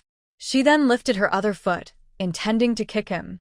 The maidservant of the second prince's consort quickly held her foot, fearing that a kick might seriously hurt Stone. "Let go. Are you all dead? Hurry up and pull this wild child away from me," she yelled like a madwoman in pain. The maidservants Hichichio brought started to pull Stone. Hearing the commotion, the second prince's consort came out of the house and saw this scene. When she saw Miss He's people trying to hit Stone, she quickly ran over and pushed away the maid pulling Stone. Seeing that Hichichio was still shouting for her maids to attack Stone, the second prince's consort slapped her directly. She shouted, "Are you trying to hit a child? Your He family really doesn't care about the law?" Hichichio, slapped by the second prince's consort, completely lost her mind. She never expected that the overlooked second prince's consort would dare to hit her. She shouted at the surrounding maids, "Get this wild child away from me. If he doesn't let go, beat him. Beat him to death. Anyone who tries to stop me, beat them too. Don't forget who holds your contracts." The weaker second prince's consort could only protect Stone tightly with her body. The Stone, protected by the second prince's wife, was still beaten by the maid and Hichichio. The pain made the Stone bite even harder, with a fierce expression and stubborn eyes, until blood filled his mouth, and he refused to let go. Nearby, some tried to step forward to pull the child away, either the second prince's wife, her maid, or an anxious onlooker, causing chaos in the scene. When the second prince and Hichichuan received the news, they hurried to the princess's courtyard and happened to meet Princess Changle and her group. The second prince quickly ordered his guards to separate everyone. What a disgraceful scene. The little wine and his friends looked at the messy scene in the courtyard. A fight? Their eyes lit up. But before they could start watching eagerly, Stone. Old Madame Sue shouted loudly, startling everyone out of their curiosity. Everyone was pulled out of their distraction. Clatter, clatter, clatter. Little brat, who's bullying my child?" When Stone heard the familiar voice, her eyes immediately looked toward the sound. Seeing her supporter arrive, she quickly released her grip and burst into tears. Her mouth was full of blood, maybe from Hichichio's leg or from biting too hard, causing her mouth to bleed. Seeing her leg free and the blood on her, Hichichio, already in pain and losing her mind, raised her only free foot to kick Stone. Suehua flew over and pecked at the wound on Hichichio's calf where Stone had bitten. "Ah! Ah! Ah!" Hichichio screamed in pain. Meanwhile, old Madame Sue rushed over without hesitation, grabbing Hichichio's hair and pulling her to the ground. Then she mounted her and started hitting her face with both hands. She cursed nonstop. "How dare you hit my Stone? He's only 3 years old. You're crazy. I'll beat the wickedness out of you." Hichichio couldn't break free from old Madame Sue's grip. She saw the second prince and Hichichuan at the door and shouted sharply, "Cousin, brother, come quick. Save me. They've gone mad. Catch them all." Seeing her sister's suffering, Hichichuan grabbed a nearby guard's sword and charged at old Madame Su, intending to kill the crazy woman who hurt his sister. But before he could get close, Xiaojiu suddenly punched him and slammed him against the wall of the princess's courtyard, making him unable to move. The guards from the He family saw their young master and young lady being beaten and immediately drew their swords to attack. Xiaojiu quickly grabbed Hichichuan from the wall, using him as a tool, swinging him at the guards. The guards, afraid of hurting their young master, dared not draw their swords and could only fight barehanded, trying to outnumber the opponent. However, they underestimated Xiaojiu's strength. Xiaojiu kicked each of them into the wall one by one, then casually threw Hichichuan, who was in his hands, back into the wall. At this moment, the guards of the second prince's residence were very glad their master was just watching and didn't order them to attack. Otherwise, they might have been the ones pinned against the wall. They trembled with fear. If the second prince had given the order, these guards would have dared to disobey and rush forward to cover his mouth. Xiaojiu ran over to Shi and saw that his face was covered in blood and his body was dirty. He immediately went into a rage. He rushed into the crowd, hitting anyone he saw, whether they had moved or not. All were punched into the wall by Xiaojiu. Shun Ziyuan and the others quickly ran to Shi.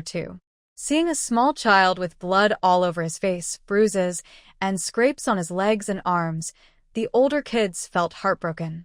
Previously, Shi's crying was fake, just loud wailing to get attention. But this time, his crying was full of grievance and fear. Just now, Shi was kicked unexpectedly and fell hard, hurting all over. But he only thought about not letting himself suffer and wanted to get revenge. As more people came to pull him away and some even grabbed him, he was scared and didn't know what to do. He could only bite down the person kicking him. Only when he heard a familiar voice did Shi dare to loosen his grip. Suddenly, fear and sadness overwhelmed him, and he couldn't hold back anymore. He trembled and burst into loud tears. Jiang he saw Shi crying and couldn't help but start crying too. The two little children hugged each other and sobbed. While helping Shi wipe the blood from his mouth, Jiang he cried, "Woo, they hit you. Bad people." "Boo, Shi, does it hurt?" "Boo, I'll help you breathe." Boo, bad people. Shun Ziyuan and the others quickly checked Shi's injuries. The small child had bruises and scrapes all over his body, and the blood in his mouth was from an unknown source. "Shi, does it hurt? We'll take you to find Uncle Qin." Finally, Shi, who had been overwhelmed with fear, nodded quickly, indicating he was in a lot of pain. He pointed at Hichichio and accused, "She kicked me. It hurts so much." Wah. Old Lady Su heard this and became even more aggressive, directly knocking Hichichio unconscious. Shi pointed at the maids on the wall and sniffled, saying, "They pinched me. It hurts." Zhao, whose children immediately ran to the wall to find the maids who had been pushed into the wall and pinched by the village chief. Shun Ziyuan rolled up her sleeves and pinched back 10 times harder.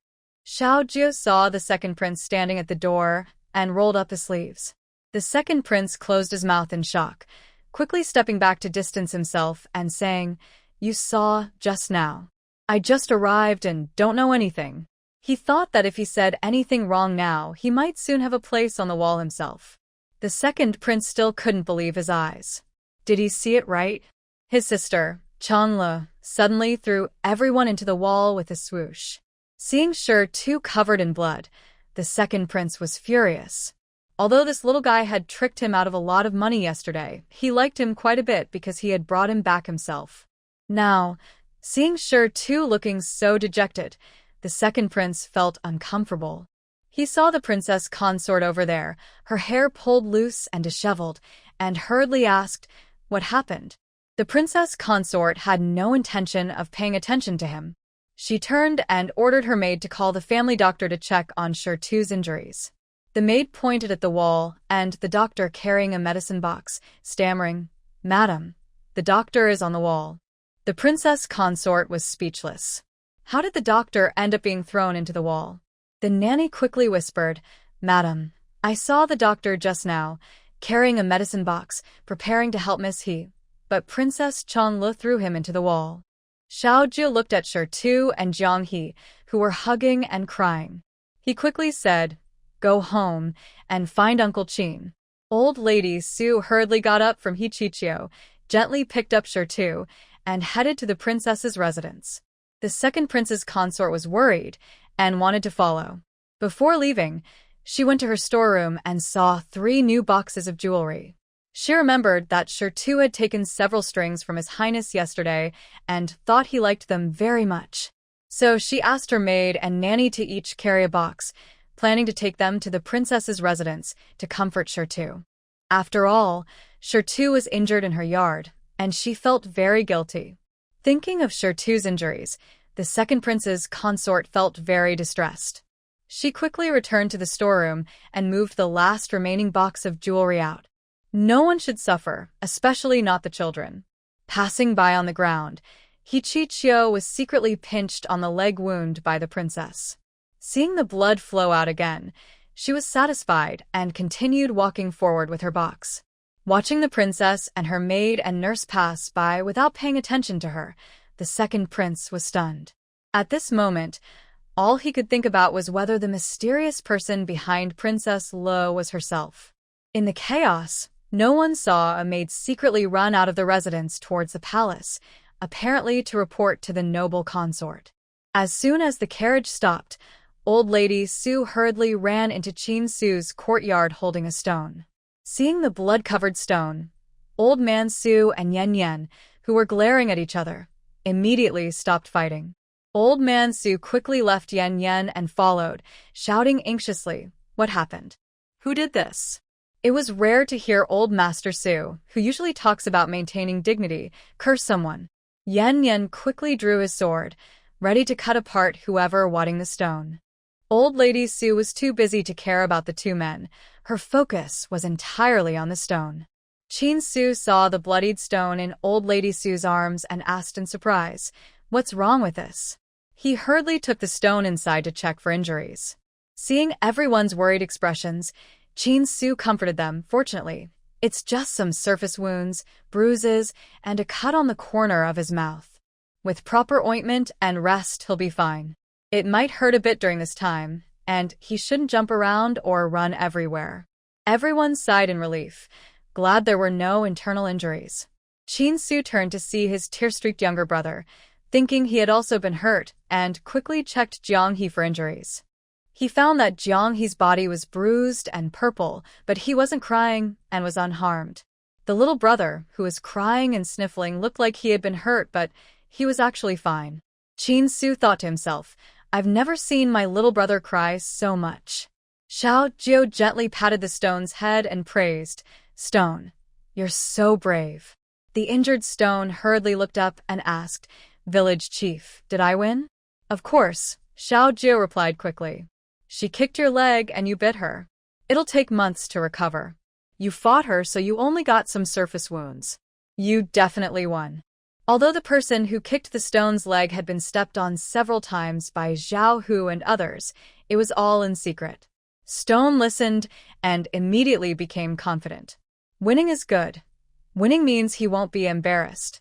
"Humph. She's too weak, village chief. Isn't my strength the greatest?" Xiao Jiu gave him a thumbs up. "Strong. Next time, I'll send you to fight 10 people at once. Maybe I should just forget it."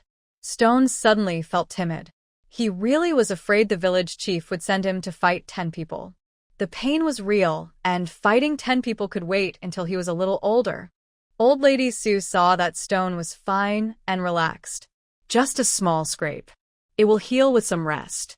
Boys have tough skin and thick flesh, so it's no big deal." Stone looked at himself. "Where am I tough-skinned and thick-fleshed?" Just then, the second prince's wife arrived with maids and a nurse, carrying 3 boxes. She quickly moved all the boxes next to Stone, then opened them. The jewelry inside almost blinded everyone with its sparkle. The second prince's wife, feeling guilty but also brave, said, "Stone, this is to help you feel better. Sorry for bothering you today." The second prince, You're guilty and brave, but why don't you give your dowry to Stone to cheer him up? Stone hurriedly got up, forgetting his pain. He pointed at himself with a confused look and asked, "Are all these for me?" The second prince's wife nodded quickly. "Last night, I saw you liked them. Today, I found some boxes in the storeroom, so I brought them for little Stone." Stone happily held the jewelry. "Thank you, beautiful sister." Xiao Jiu and the others looked envious. Could they earn so much just by kicking someone? They thought if only they had let Miss He kick once in the prince's courtyard. After all, they had tough skin and thick flesh. Stone looked at Zhao Hu and others, who were eyeing him eagerly, and quickly covered all the boxes. "I want to store all these with the village chief." Hearing this, Xiao Jiu hurriedly stopped his eager little hands. Luckily, they hadn't tried to steal earlier. Stone trusted them so much that he wanted to keep the jewelry safe with the village chief, who was stronger than anyone and couldn't be robbed. Zhao Hu and Iron Bull immediately regretted not thinking of storing the treasures with the village chief when they stole gold and silver from Hongfu Temple. Ado, who had a new way of thinking, quickly returned to his yard and took out all his hidden money to give to the village chief. "Village chief, I've also saved some money here. If I need it later, I'll come to you." Shun Ziyuan, Xiao Pengzi, and Onli immediately followed his example, returning to their yards to take out their hidden money and deposit it with the village chief. They believed that hiding money at home was too easy for thieves to notice, so they thought the safest place was with the village chief. Meanwhile, Xiao Jiu unexpectedly took on the role of the financial manager. Being on the moral high ground was uncomfortable. After all, managing others' money was one thing, but casually taking it for oneself felt better. Xiao Jiu firmly held his restless hands, about to refuse. Ado had already picked up paper and pen to tally everyone's money and declared that he would handle this task from now on, promising not to let the village chief work too hard. Xiao Jiu wanted to refuse, but the words died in his throat. It seemed he couldn't steal the villagers' money, so he decided to wait and do it outside another day, avoiding guilt. He moved everyone's money into his house and then stored it in his storage bag. Jiang He looked at everyone's small amounts of money but found himself empty-handed. He hurried over to his senior brother. "Senior brother, I want money too. I want to deposit it with the village chief."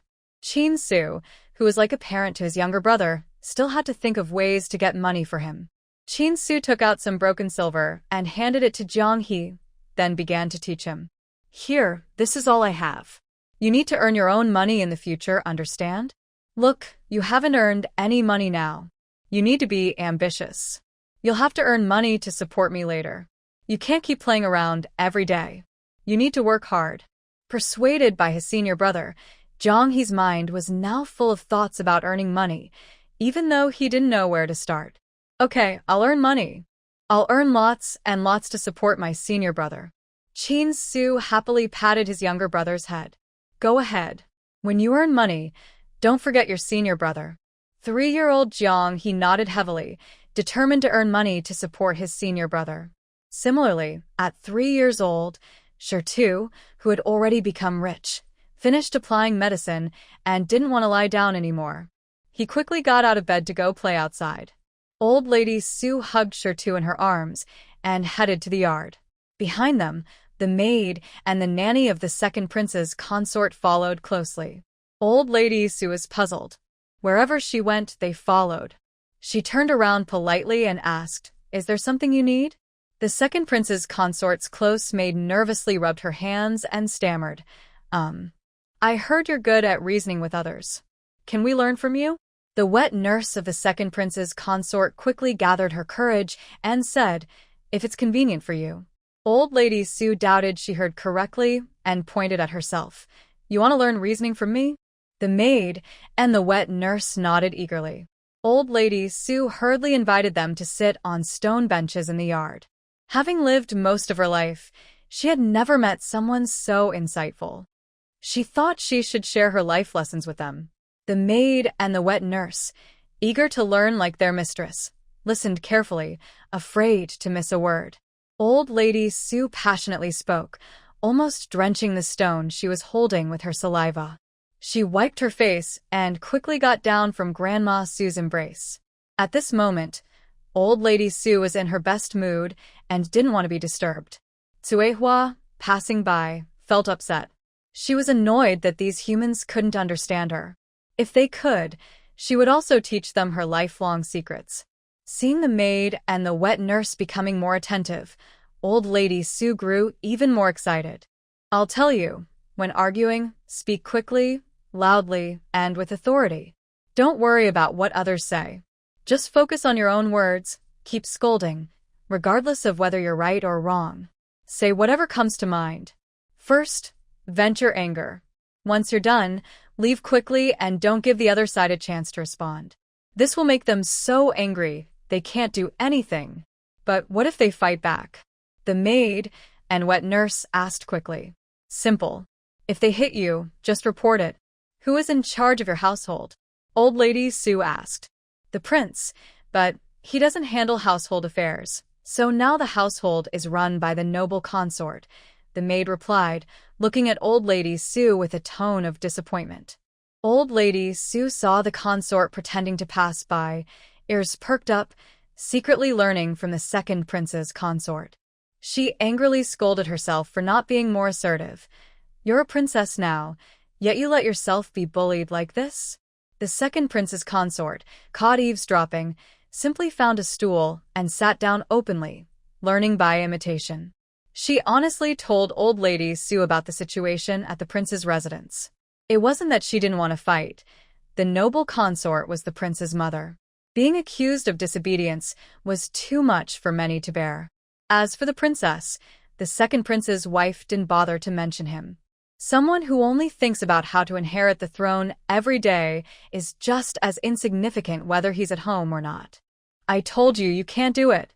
Her Royal Highness the concubine Xian is in the palace. You're outside, with your mouth always talking. Do whatever you like in the house, but outside, won't you pretend to be pitiful?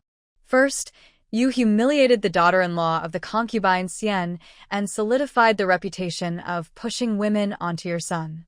From now on, if the concubine Xian dares to trouble you even a little, you must let everyone outside know that you are a marriage arranged by the emperor. Would the concubine Xian dare to kill you? Since you can't die, what is there to fear? Old lady Sue had lived most of her life, and in her view, the relationship between mother-in-law and daughter-in-law was either dominated by the east wind or the west wind. In the end, it was all about who could pretend better. Most families in Peach Garden Village used to be like this. But ever since the village chief arrived, people no longer dared to argue over trivial matters every day. With the village chief around, whenever someone heard about a quarrel, he loved to step in and mediate. Husband and wife arguing? No problem.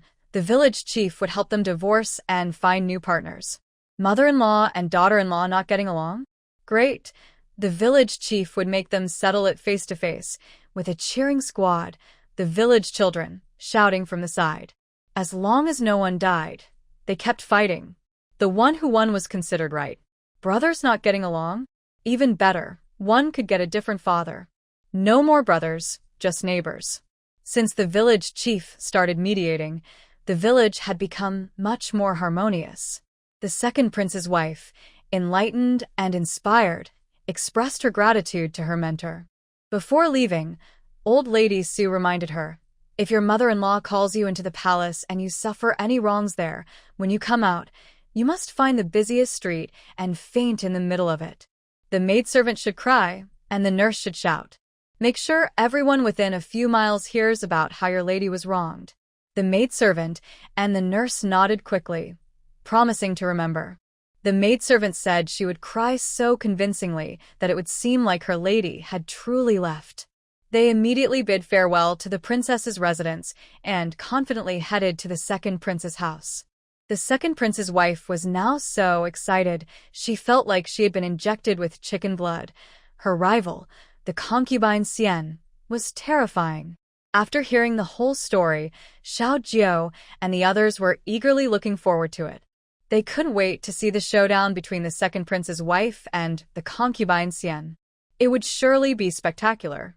After listening to old lady Sue's advice, Tsuehua was even more fired up. Her arguments were now at a new level. She felt she needed to find someone, no, a chicken to fight with. The man must be ready to battle. Before Tsuehua could start fighting, someone arrived at the palace. They, holding his throat, announced that His Majesty wanted Princess Changle to come to the palace for an audience. The steward saw someone entering the palace and quickly handed him a small bag, cautiously asking, "May I ask why His Majesty wants to see the princess? Could you kindly tell me?" The snorted coldly, "The princess will know when she goes." When Xiaojiu came out, she saw her steward slipping money into the S hand. She quickly ran up to snatched back the small bag given by the steward, and, disappointed, handed it back to him. Feeling worried, Xiaojiu thought to herself that her family was full of spendthrifts. They only think about taking money out, but don't consider earning more like she does. She sighed deeply, realizing that she might need to ask the elders to teach the steward how to be a proper steward. Before leaving, Xiaojiu remembered that her father had given her many gifts. Seeing some eggs on the table that hadn't been given away, she quickly took them and got into the carriage. She thought she should also give her father a gift in return. Tsuehua saw the village chief heading into the palace and hurried to follow. It wasn't to watch a show. She remembered the last time she followed the Grand Master into the palace and met a woman called the Noble Consort. She had surprisingly been able to command her, and now she wanted to test her skills again. Could it be that she had become so powerful that she could command not only horses but also people? One person and one chicken got into the carriage and followed toward the palace. After Xiaojiu and Tsuehua left, everyone at the princess's residence was very worried. They weren't worried about their village chief or Tsuehua, but about these troublemakers possibly causing chaos in the palace. These two troublemakers, Xiaojiu and Tsuehua, had already followed to the study room. When Xiaojiu stood at the door, she saw many people kneeling inside, including her wealthy second brother and his wife. Since her second brother invited her to dinner last time and gave her stones and jewelry today, she now thought they were the richest and most generous people she knew. Seeing her daughter peeking into the study, the emperor quickly waved her in. Xiaojiu carried a bag of eggs in her left hand and held a chicken in her right, wobbling as she entered the study and approached the emperor. The concubine looked at Princess Changle, who was standing straight and not bowing to the emperor. A small smile appeared on her face, and a hint of schadenfreude flashed in her eyes. She pretended to be surprised and covered her mouth, saying, "Oh, the princess should bow to the emperor when she sees him." While speaking, she observed the reactions of those around her, feeling secretly pleased. She slightly raised her chin, as if she had already seen Princess Changle about to be punished. The emperor glanced at Xiaojiu and slowly said, "I have already waived the princess's bowing ceremony.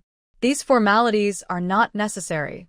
His tone showed favoritism toward the princess and a bit of reproach toward the concubine. The reason for waiving Xiaojiu's bow was because it was their first meeting. They had a private chat in the study, where the emperor asked what skills his daughter had. Xiaojiu immediately demonstrated her strength. She easily lifted a solid table in the study that normally required several people to carry. What was more surprising was that the emperor noticed his daughter was different from other girls.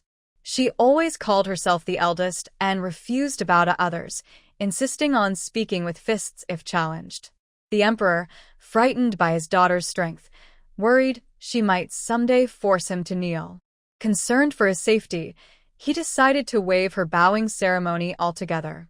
Soon after, a series of actions by Princess Changle in the capital made the emperor realize that his daughter was not only strong but also skilled in martial arts. The emperor didn't dare call her to the palace unless absolutely necessary, fearing she might cause trouble. When faced with absolute strength, even the emperor had to back down. The second prince, kneeling below, thought no need to worry about formalities. "Father, do you want to see the people kneeling in this room before you say that?" At this moment, the second prince was eager to win Princess Changle's favor. Who could refuse a sister who was both skilled in martial arts, loved by their father, and not competing for the throne? This support made the second prince determined to win her over. The concubine almost fainted when she heard the emperor's words, but dared not show her anger. She forced a faint smile and replied, "Your Majesty is wise. I was overthinking." She secretly glared at Xiaoju, planning to teach her a lesson later. Cluck, cluck, cluck. "Master, she's glaring at you." Xiaoju immediately turned her head and glared back. She could eat anything, but she would never suffer a loss. A loud crowing caught everyone's attention and drew their gaze away. The emperor pointed at the small jar in her hand, which held a chicken and some other items, and asked, "What is this?" Xiaoju looked at the emperor seriously and replied, "Grandma Su said that when visiting someone's home, you need to bring a gift." The emperor looked at the chicken she was holding and asked uncertainly, "So, are you planning to give me this chicken?" Xiaoju quickly shook her head. "No way, that's not possible." She thought to herself, how silly. She then raised the item she was holding and said, "It's eggs. These can be made into boiled eggs, scrambled eggs, egg custard, sunny side-up eggs, golden eggs, tiger-striped eggs, egg rolls, or egg pancakes." After speaking, Xiaoju couldn't help but swallow saliva. Suddenly, she didn't want to give away the eggs. She was craving the egg pancake her sister Xiao made. For some reason, when her owner took out a bag of eggs, Suehua felt a bit embarrassed. Even though she laid the eggs, she felt ashamed to see her eggs in this situation. The emperor was also surprised. His first gift from someone else was eggs. Hearing this, the noble consort almost laughed out loud. Truly a rustic person, raised among mud and dirt, not fitting for the palace. The emperor, who had only eaten boiled eggs and egg custard before, signaled to take the eggs from his daughter and asked the kitchen to prepare the dishes Princess Changel had just mentioned for dinner. Poor cooks, they only knew how to make boiled eggs, egg custard, and scrambled eggs. They had no idea about the other dishes. Before the emperor could continue chatting with his daughter, the noble consort's family had started accusing Princess Changel of wrongdoing. "Your Majesty, Princess Changel hurt my son and daughter badly. They are now bedridden and cannot get up. Please, make a fair decision." The noble consort added fuel to the fire, saying, "Your Majesty, Princess Changel went too far. Even as a princess, she shouldn't hurt people at will." Others from the He family also chimed in, demanding harsh punishment for Princess Changel. The palace was suddenly noisy. The emperor looked at Xiaoju. How many families had come to complain? It seemed they wanted to cause trouble for all the noble households in the city. Xiaoju stood her ground and denied 3 times, "Impossible. I didn't do it." "Don't talk nonsense. Who saw me hit anyone?" The head of the He family quickly shouted. Everyone in the second prince's household saw it. "Are you going to deny it, princess?" Xiaoju shouted back even more confidently. "Those are your people, all colluding to frame me." Little Jo firmly believes she didn't hit anyone. She was just doing a set of calisthenics at the second prince's residence. Unexpectedly, these people accidentally bumped into her hands and feet, causing her to fly into the wall. Anyway, she remembers her cousin saying, "As long as you're not caught on the spot, all accusations are just bullying." Humph. No evidence means you're just bullying. The head of the He family has never seen such a shameless person. He quickly looked at the noble consort. The noble consort pushed her son and said, "My brother saw it with his own eyes. How could it be false?" Is everyone blind in the second prince's residence? Everyone's gaze shifted back to the second prince. The second prince, who wanted to win over Princess Changel, now avoided the issue and replied vaguely, "I arrived late and didn't see the full situation. I only saw my cousin and sister-in-law, one lying on the ground and the other pressed against the wall." The noble consort, who was speaking confidently, almost got angry enough to scold her own son. Are you confused?" The second prince hurriedly signaled to his mother, but at this moment, the noble consort only wanted to expose Princess Changel's misconduct. She quickly turned to the second prince's wife, pushed her forward, and said, "You tell it. It all happened in your courtyard. You should know everything." Then she looked at the second prince's wife with a threatening gaze. The second prince's wife, who had just returned from studying with Madame Su, immediately acted according to what she had learned. She was pushed forward by the noble consort and fell down, looking very pitiful. The noble consort stared blankly at her hand. What's going on? The head of the He family looked at his sister with blame. She should behave better in front of the emperor. The emperor looked at the second prince's wife, who had fallen to the ground and was trembling in front of the noble consort. He felt disappointed. How could a noble princess be so timid? He signaled for her to explain what happened. In his opinion, since she looked so scared, she probably wouldn't dare lie. Hearing the emperor's question, the second prince's wife seemed to snap out of her fear. She stammered, "Your Majesty, I saw Miss He kick a 3-year-old child with her foot." The child, upset, went forward and bit Miss He. Then Miss He said she wanted her maid to catch the child and beat him to death. I was afraid someone might get hurt, so I stepped in to protect the child. The situation was chaotic. When I came to my senses, Miss He and Mr. He had already fainted. After speaking, she hurriedly begged the noble consort, "Please forgive me, Your Grace."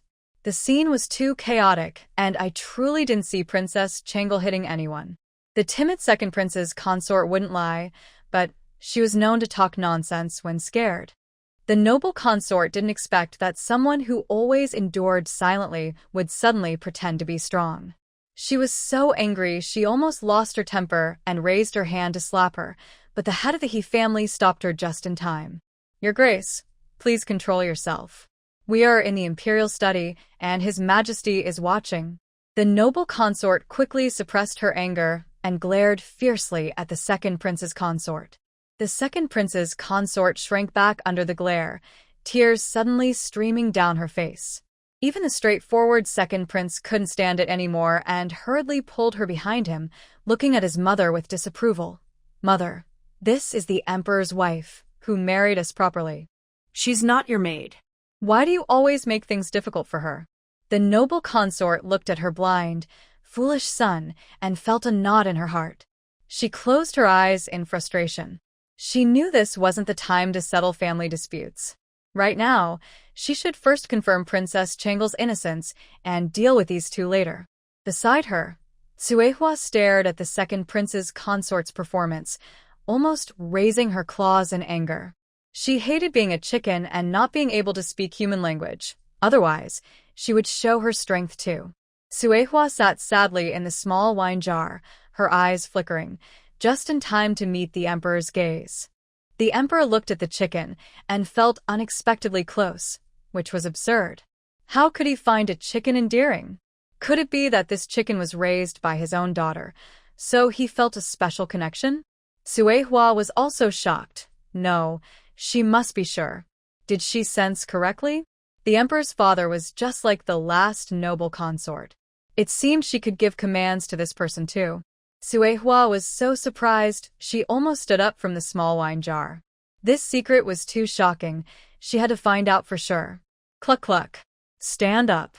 Just as the noble consort was about to accuse Princess Changle again, she saw the emperor suddenly stand up. The hall suddenly fell silent, everyone watching eagerly for what the emperor would say next. Only the small wine jar, who could understand Suehua's speech, was so shocked that it couldn't close its mouth. The emperor turned Suehua's chicken head and asked, "What's going on?" "Cluck cluck, cluck cluck. I told you to listen to me, do you believe it?" The small wine jar didn't believe it. Suehua immediately started her performance. "Cluck cluck, cluck cluck. Scold the noble consort. Scold her fiercely." Then everyone saw the emperor, who had stood up, start criticizing the noble consort intensely. The emperor, after finishing his scolding, added, "You say Princess Changle hit someone? Show me proof, or I will hold you responsible for falsely accusing a 5-year-old child." The noble consort and the people of the He family were stunned. Are all these royal people so shameless? Just listen to what they said. Everyone can see that young Master He and young Lady He are the ones Princess Changle hit. A simple investigation would reveal the truth. So why is this family lying and refusing to admit it? How can a king, a ruler of a country, have the nerve to scold others so confidently? The noble consort and the He family wanted to speak further, but Suehua, who had learned from Madame Su's wisdom, immediately cut them off and directed the emperor to continue standing on the moral high ground, criticizing the noble consort and the He family. After finishing his scolding, Cuehua told the emperor to send these people away to reflect on their actions. The noble consort and the He family refused to leave, as the matter was not yet resolved. The emperor ordered the Jinui, imperial guard, to carry them out of the hall. Outside the hall, the noble consort and the He family felt the emperor had gone mad. Why was His Majesty acting so out of the ordinary? No one normally behaved like this, scolding and then just kicking people out without listening. Right now, the emperor felt refreshed, as if the long-held anger inside him had dissipated quite a bit. Cuehua nodded happily. Although it couldn't speak human language, it could make people speak chicken talk. The second prince and his consort, like two quails, huddled in a corner. The second prince poked his consort and asked, "Father, is he possessed by some evil spirit? Why is he suddenly so good at scolding people?" The consort quickly shook her head. "Keep your voice down. If the emperor hears, we'll be the ones scolded later." The second prince immediately shut up. When he saw the emperor looking over, he quickly found an excuse and pulled his consort to leave. Cuehua cut off its connection with the emperor. Through this test, Cuehua confirmed that it could now command little Jiu, her father, and the noble consort. Cuehua was very excited and planned to stay in the palace for a while. The emperor, having lost contact, looked confused and felt surprisingly relaxed for no apparent reason.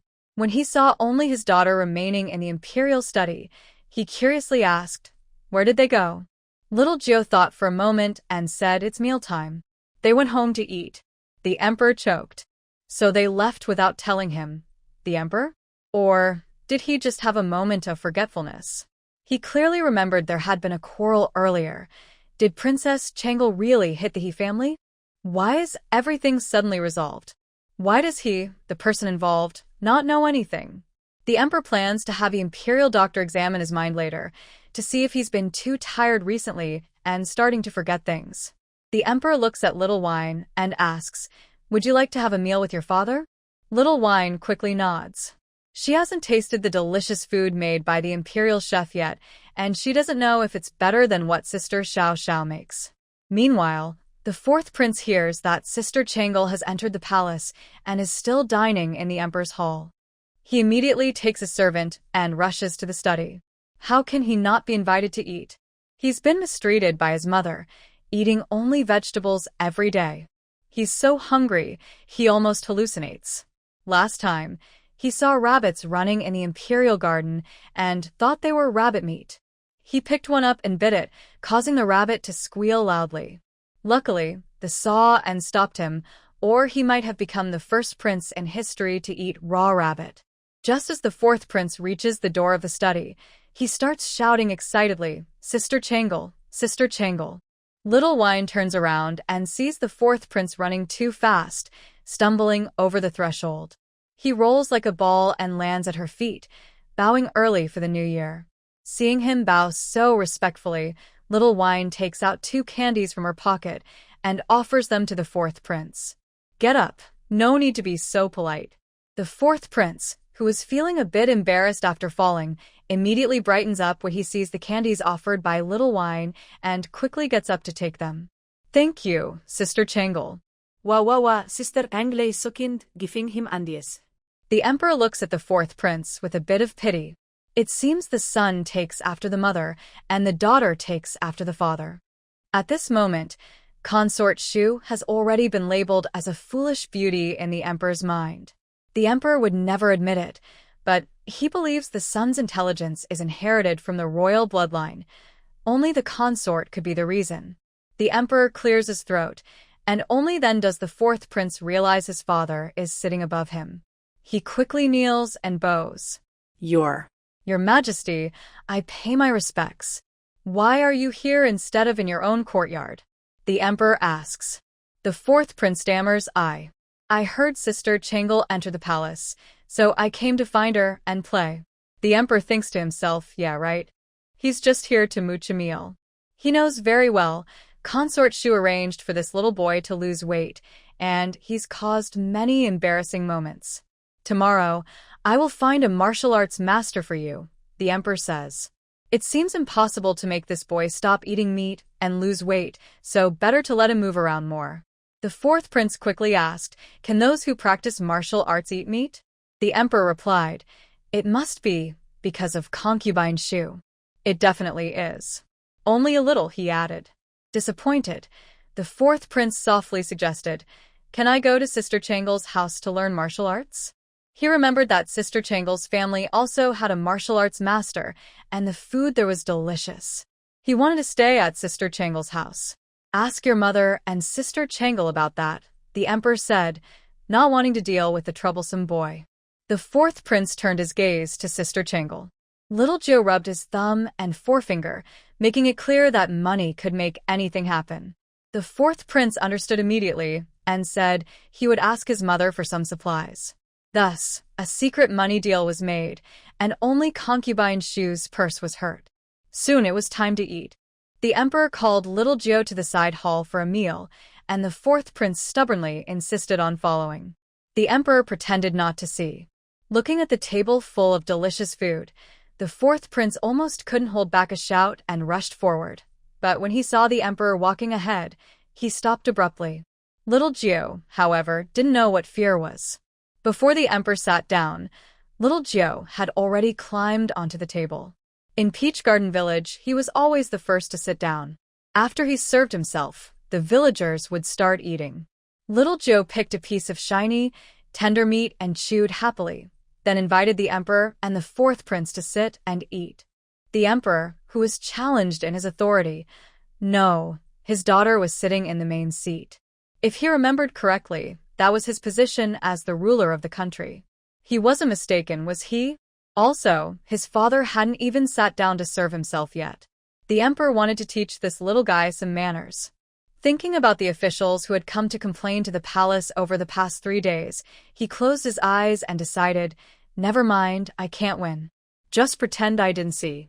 At this moment, Little Gio, sitting in the main seat, didn't feel anything was wrong. After all, he always sat in the main seat. Seeing the two still standing there dazed, Little Gio rolled up his sleeves, ready to pull them to their seats. Seeing Sister Changle already rolling up her sleeves, the father and son immediately ran to the seat beside the main one. When the fourth prince saw his father sit down, he hurriedly climbed onto a stool. But he secretly admired Sister Changle very much, so even the mighty emperor was afraid of her. It seemed Sister Changle's magic to ward off evil was truly powerful. If he learned it, maybe his father wouldn't dare to punish him anymore. The fourth prince decided to pack his things later and follow Princess Changle back to the princess's residence. Recognizing who the real boss is, the fourth prince no longer wants to look at his father's face. He directly howls and eats the meat on the table. It tastes so good, and he feels very happy. The emperor coughs several times, but the fourth prince pretends not to hear. Used to eating the delicious food made by Sister Xiao Xiao and occasionally enjoying outside treats, Little Gio feels very satisfied and happily starts eating. Unfortunately, his hands are too short, so he can't reach many dishes. Little Gio immediately runs down from the table, circling around to grab all the dishes he wants. Seeing this, the fourth prince thinks he has learned something and quickly imitates him, holding his bowl and circling around the table. Watching the two little ones running back and forth in front of him, the emperor feels a bit regretful. Why did he speak up earlier and let his daughters stay to eat this meal? Didn't they see the maid nearby with the dishes? Little Gio, waiting for others to serve food is so slow. Running around the table to pick what I want is so much more fun. The fourth prince reflects inwardly. When his mother, the concubine, didn't let him eat meat and only served him vegetables, why was he so obedient? Why didn't he just hold his bowl and serve himself?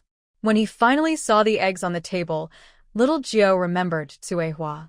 Oh yes, Tsuehua was just in his arms a moment ago. Why is she gone now? Looking around and not seeing Tsuehua, Little Gio feels a bit nervous. Did Tsuehua go somewhere to listen to gossip again? Gosh, she didn't take him with her. Having eaten enough, Little Gio immediately puts down his bowl and says he wants to go find Tsuehua. Seeing Sister Changle want to leave, Only he and his father are left at the table. The fourth prince hurriedly stuffs a few bites of rice into his mouth and then runs after Sister Changle. The emperor, caught in the wind and chaos, is eating with someone for the first time like this. He is stunned and mutters in confusion, "Are all the common people eating like this now?" The surrounding servants dare not make a sound or reply recklessly, afraid of saying something wrong and angering the emperor. Seeing the maid still trying to serve him vegetables, the emperor quickly stops her. He tries to hold his own bowl and eat while circling the table. Suddenly, he realizes that eating this way might actually be more enjoyable.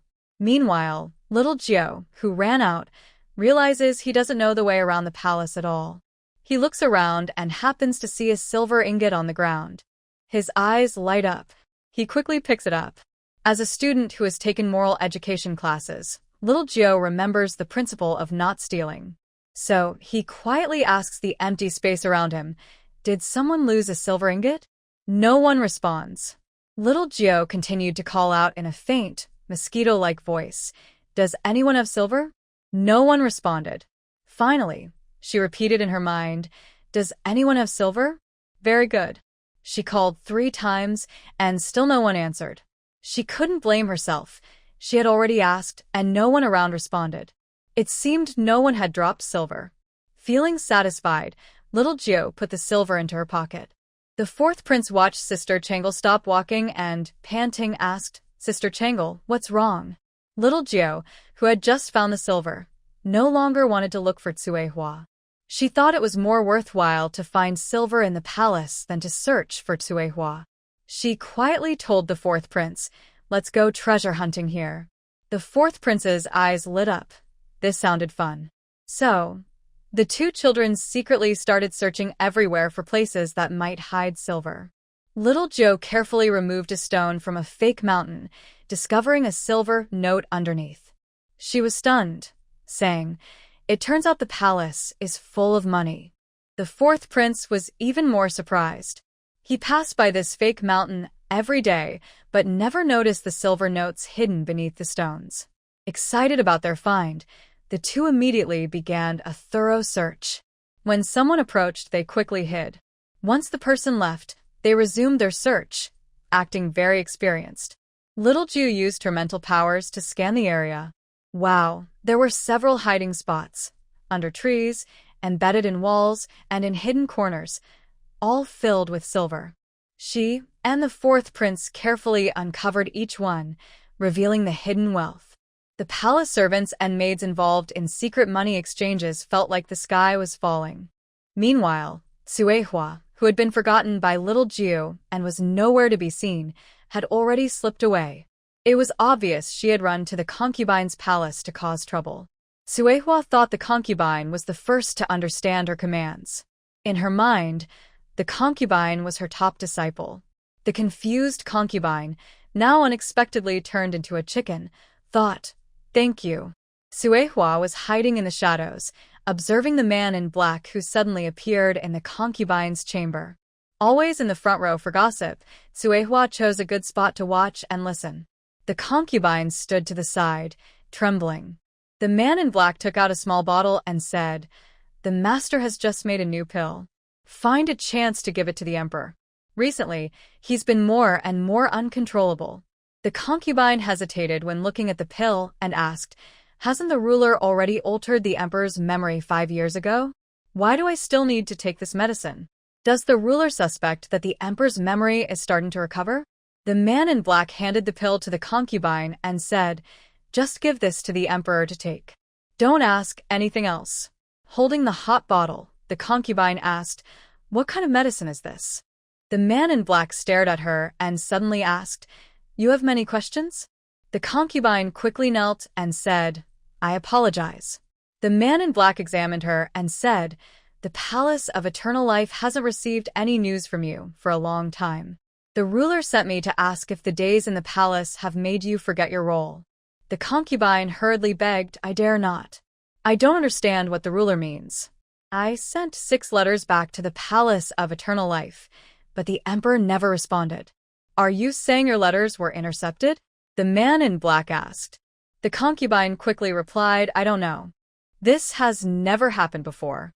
The only one who knows my identity is His Majesty.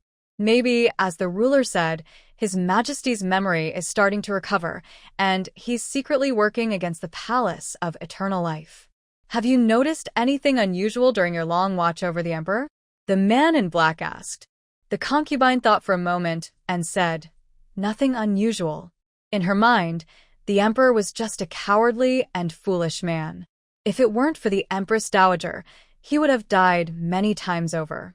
That's also why the ruler wanted to alter the emperor's memory and, under double insurance, even placed a charm on him. She was sent to monitor him, otherwise, if someone just found a replacement, it might not fool the Empress Dowager. If there's nothing unusual, why does the ruler's plan keep failing? Don't tell me it's all done by a 5-year-old girl. Someone must be plotting behind the scenes. Besides the emperor, I can't think of anyone with such skill. Are you sure there's nothing strange? Or are you lying, planning to betray the palace of eternal life? After saying this, the man in black reached out to choke her neck. The concubine's face turned red from the choke, and she struggled to beg, I swear I haven't betrayed anyone. I am loyal to the ruler. I believe the emperor shows no signs of abnormality. The only strange thing is that he is very attentive to Princess Chonglo, who was just found.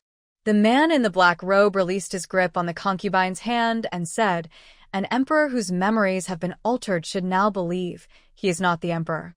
How could he care about someone who isn't his daughter?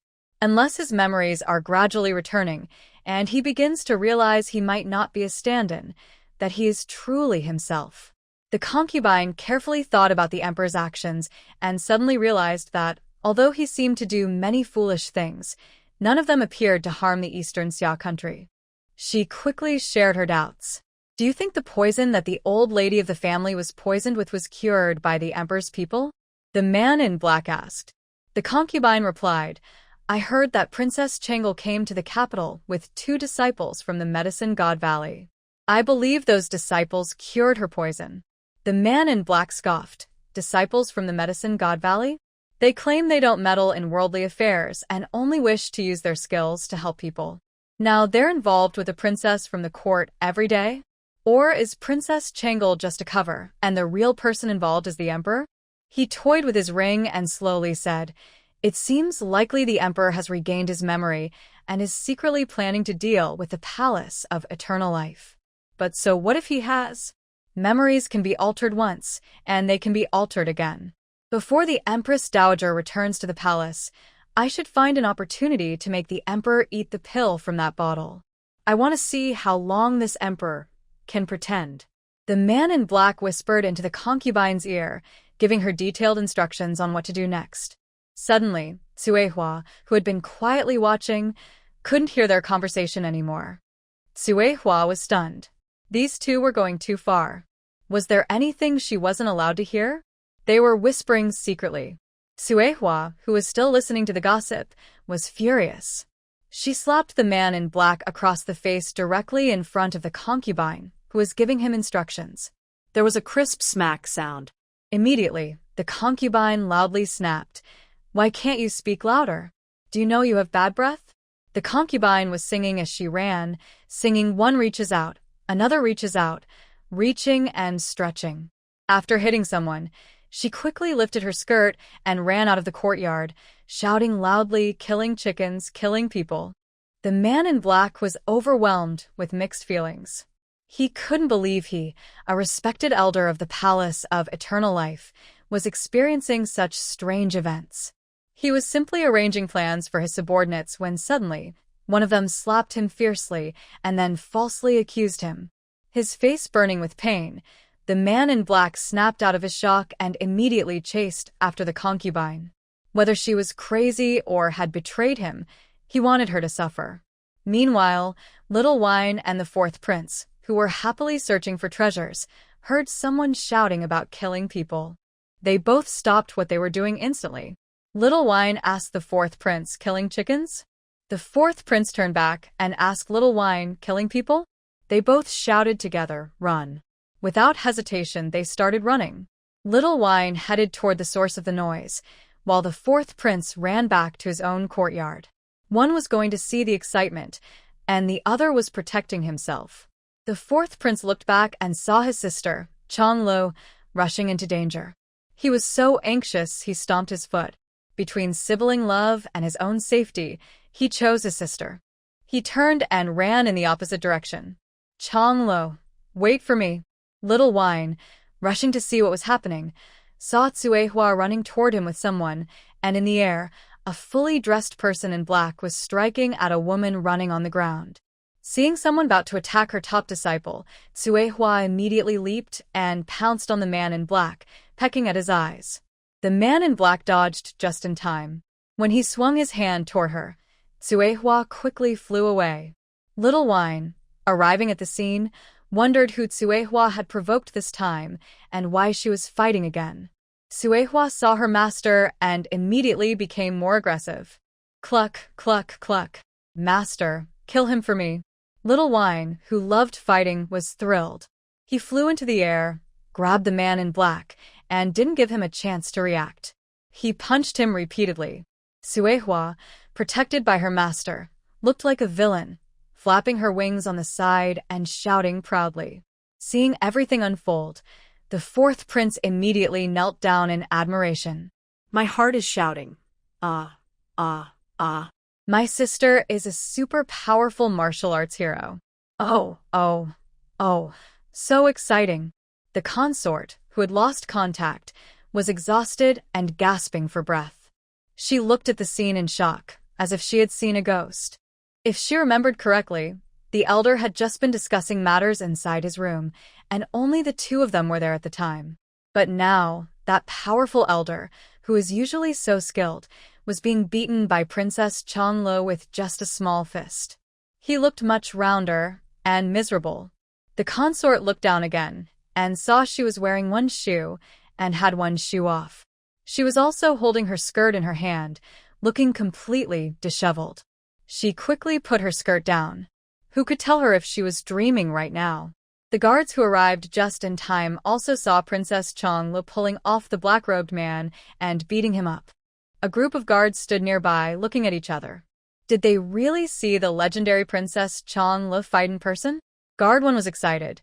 Did you see what kind of fighting move Princess Changlo used just now? Guard 2 shook his head. The princess was too fast. In a blink, she pulled down the assassin from the air. Guard 3 admired.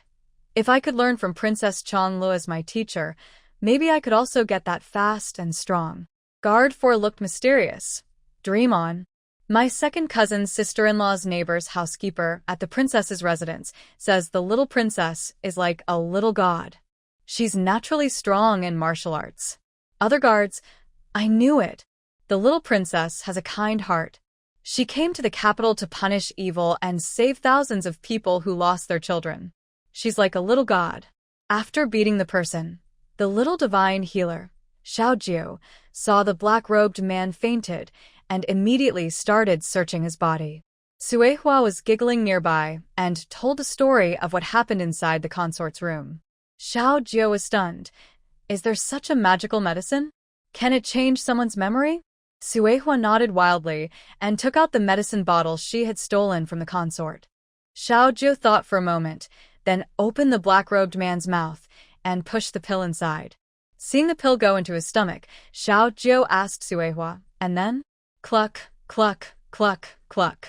I don't know what they said behind my back, I didn't hear it. Tsuehua was furious about this. Why did they have to whisper behind her back? Humph. Little Ju looked at the black-robed man who had finished taking the pill with great curiosity. We should take him home and study him slowly, said the child and the chicken, very pleased with this decision. So Little Gio carried the black-robed man towards the princess's mansion, followed by a chicken. The guards were stunned. Was that a chicken flying behind Princess Changlo just now? Did I see that right? Could it be a divine chicken from the sky? They watched Princess Changlo fly past them, and the fourth prince almost cried out of worry. Changlo, where are you going? Will you come back? Wait for me. I can't fly. But little Gio, flying far ahead, had no time to bring him along. The fourth prince immediately ran to his own courtyard, planning to pack his things and move to Princess Changlo's house. The concubine, who had lost her shoes, looked at the elder being taken away. What should she do now? Carrying the black-robed man, little Jiu flew back to the princess's mansion and threw him into her courtyard. A few children and curious onlookers quickly gathered around. The fastest was old Su, who was fishing by the lake. He was afraid that this little kid might impulsively bring the emperor back to the princess's mansion. When he saw it was someone he didn't recognize, he lost interest immediately. Zhao Hu poked the unconscious black-robed man and asked, "Village chief, who is this?" "I don't know." Little Jiu also poked the man, but his mind was thinking about how to erase this person's memory. Little Jiu asked the system in his mind, "System, are you still alive?" The system, obsessed with the game, immediately replied guiltily, "What's wrong?" It then scanned its host from head to toe, healthy, no injuries, and even gained weight. It was satisfied that it hadn't failed in its duty. The system sighed in relief, glad nothing was wrong. Little Jiu asked, "Where did you go? You've been lazy again, not showing up for so long." The system confidently replied, "Who said I was lazy? My task is to train you to be a qualified village chief. You're in the capital now, not in Taoyuan village, and there aren't many villagers here. With me, a system, what could go wrong?" Little Jiu didn't believe it. He was sure the system was being lazy. He asked, "Do you know how to erase someone's memory?" The system responded, "Host, you could try hypnosis. Since this person took the pill, hypnosis might work." Little Jiu asked, "How do I do that?" The system didn't know either, but decided to bluff. It found a few videos of hypnosis trick stolen from somewhere. "See clearly?" Little Jiu looked confused. The system suggested, "Why don't you try it?" Little Jiu, who hasn't learned much, tries to do something but fails. Calmly, I poke the daydreaming little Jiu and ask, "This person is dressed like that. It's obvious, they're not a good person. Where did you find him?" Little Jiu recounts what happened earlier in the palace. Old Su is so surprised he stands up. Seeing no maids or servants around, only his own people, he immediately asks, "Are you saying the emperor's memory was altered, and it was 5 years ago? Was your grandmother poisoned by the people from the Palace of Eternal Life?" Both Little Jiu and Suehua nod. Everyone is stunned. Zhao, who can't help but comment, "Is your father really that weak?" Old Su glares at him, and he quickly shuts up. Everyone then turns their attention to Yen, who once stayed in the Palace of Eternal Life. "Didn't you stay in the Palace of Eternal Life? Isn't it a powerful place?" Reluctantly, Yen explains again, "I was just a martial artist in the Jianghu. I heard that the people of the Palace of Eternal Life are very skilled in martial arts, so I joined them. I was just an ordinary disciple and didn't stay long, so I don't know much about the palace."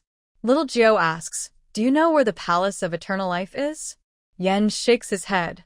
"The Palace of Eternal Life has bases in 4 countries, but I don't know exactly where the real palace is. The one in Dongxia is in the Yuhan Mountain Valley, and there's a formation outside the valley. We can't get in." Everyone then looks at Old Su again.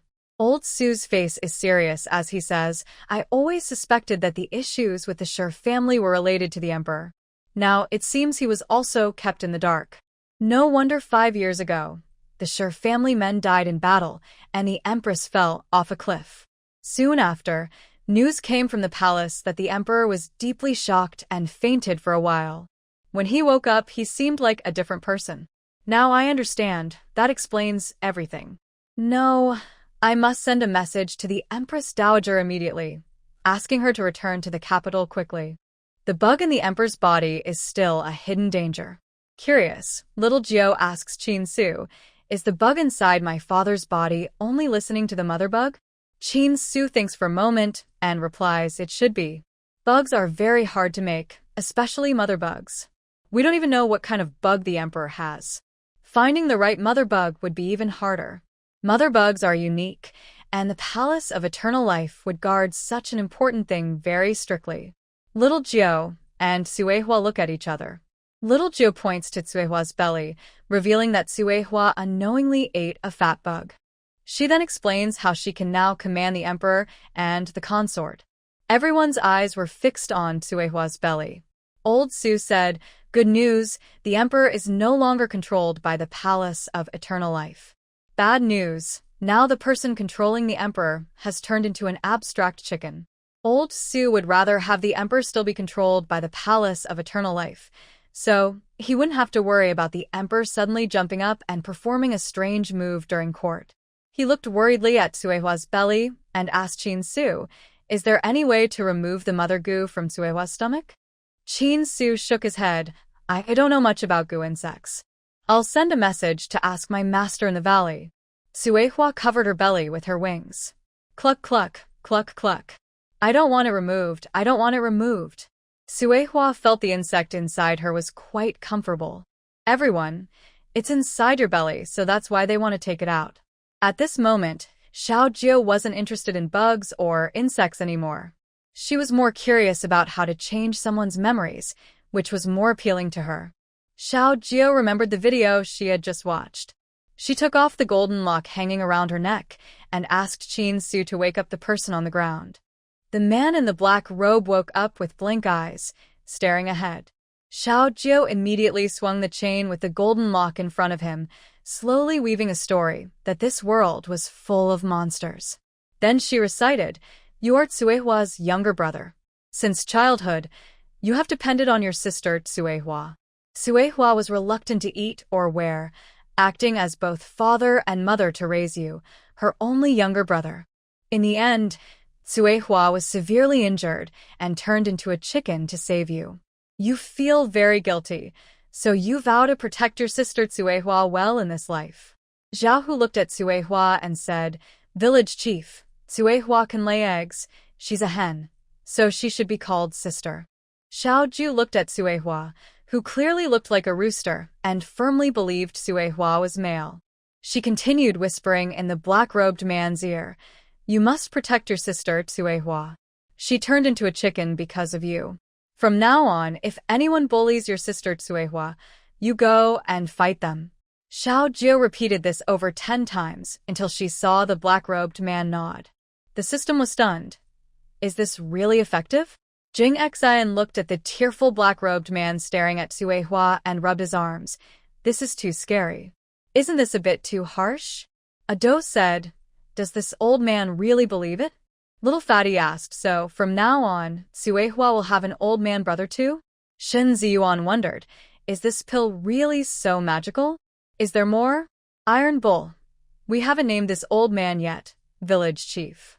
What's the name of Tsuehua's younger brother?" The naming expert, Xiao Jiu, steps in and whispers to the man in the black robe, "Osmanthus, you are Tsuehua's younger brother, Osmanthus." The man in the black robe nods. Xiao Jiu feels uneasy, so he repeats the name several times near the man's ear before stopping. After hypnotizing him, Xiao Jiu rehangs the gold lock around his neck. Everyone's eyes are fixed on the man in the black robe. He slowly turns his gaze toward Tsuehua. He affectionately calls out to Tsuehua, "Brother." Tsuehua is so scared that all her feathers stand up. I'm going to die. This is too scary." Unexpectedly, the man in the black robe, Osmanthus, directly picks up Tsuehua and says, "Brother, don't worry.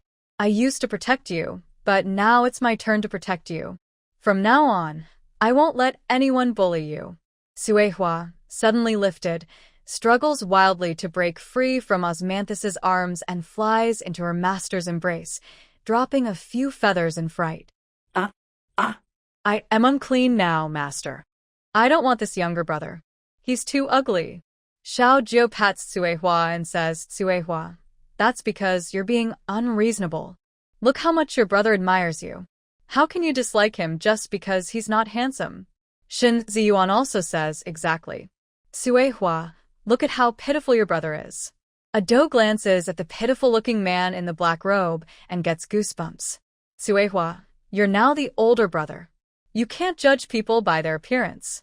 Zhao Hu joins in, "Tsuehua, your brother looks very capable. From now on, you don't need to worry about being bullied. Your brother will be your protector." Iron Bull envies him. "Exactly. I wish I had a younger brother who knows martial arts." Little Fatty suggests to Tsuehua, "You could have your brother help you earn money." Tsuehua's eyes light up at this, but she repeatedly insists that the black-robe man not carry her. The children see these as small problems and start brainwashing the man in the black robe again. Thus, Tsuehua accepts that she has an older brother named Osmanthus. The man in the black robe also learned about his past. He was once a beggar along with his brother, relying on the kindness of villagers from Taoyuan village. The villagers, out of kindness, tightened their belts and shared their limited food to raise him and his brother. Fortunately, the village chief has now become a princess, and life in the village has improved a bit. However, the villagers of Taoyuan village are still poor, so the man in the black robe vows to earn money and repay their kindness.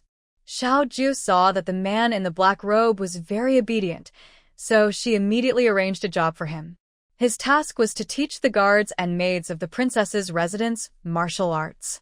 From the cook who was just lighting the fire to the little children who just learned to walk, no servant in the house would be left out. According to Xiao Jiu, anyone she trusted must not be weak. That's the reputation of a strong leader.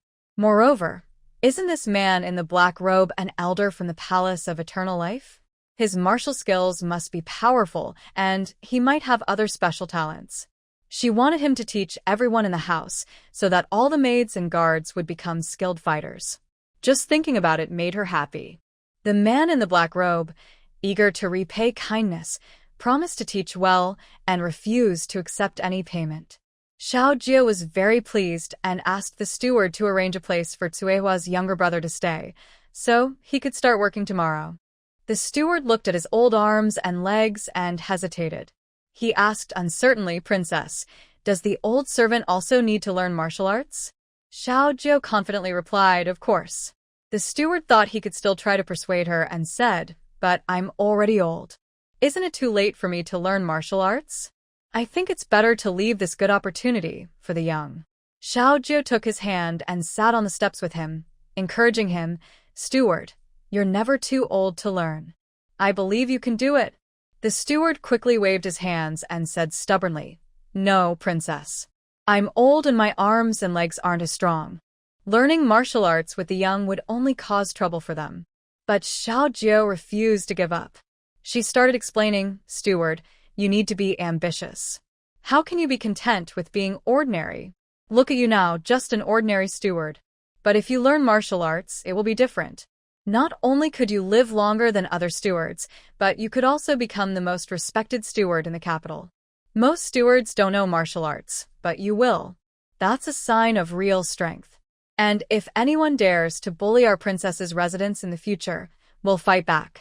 With martial skills, we won't be afraid of anyone. Don't you think that makes sense?"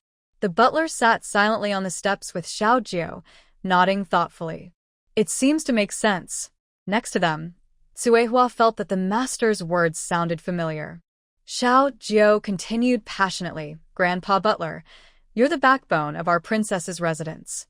If you don't practice martial arts, the others won't either.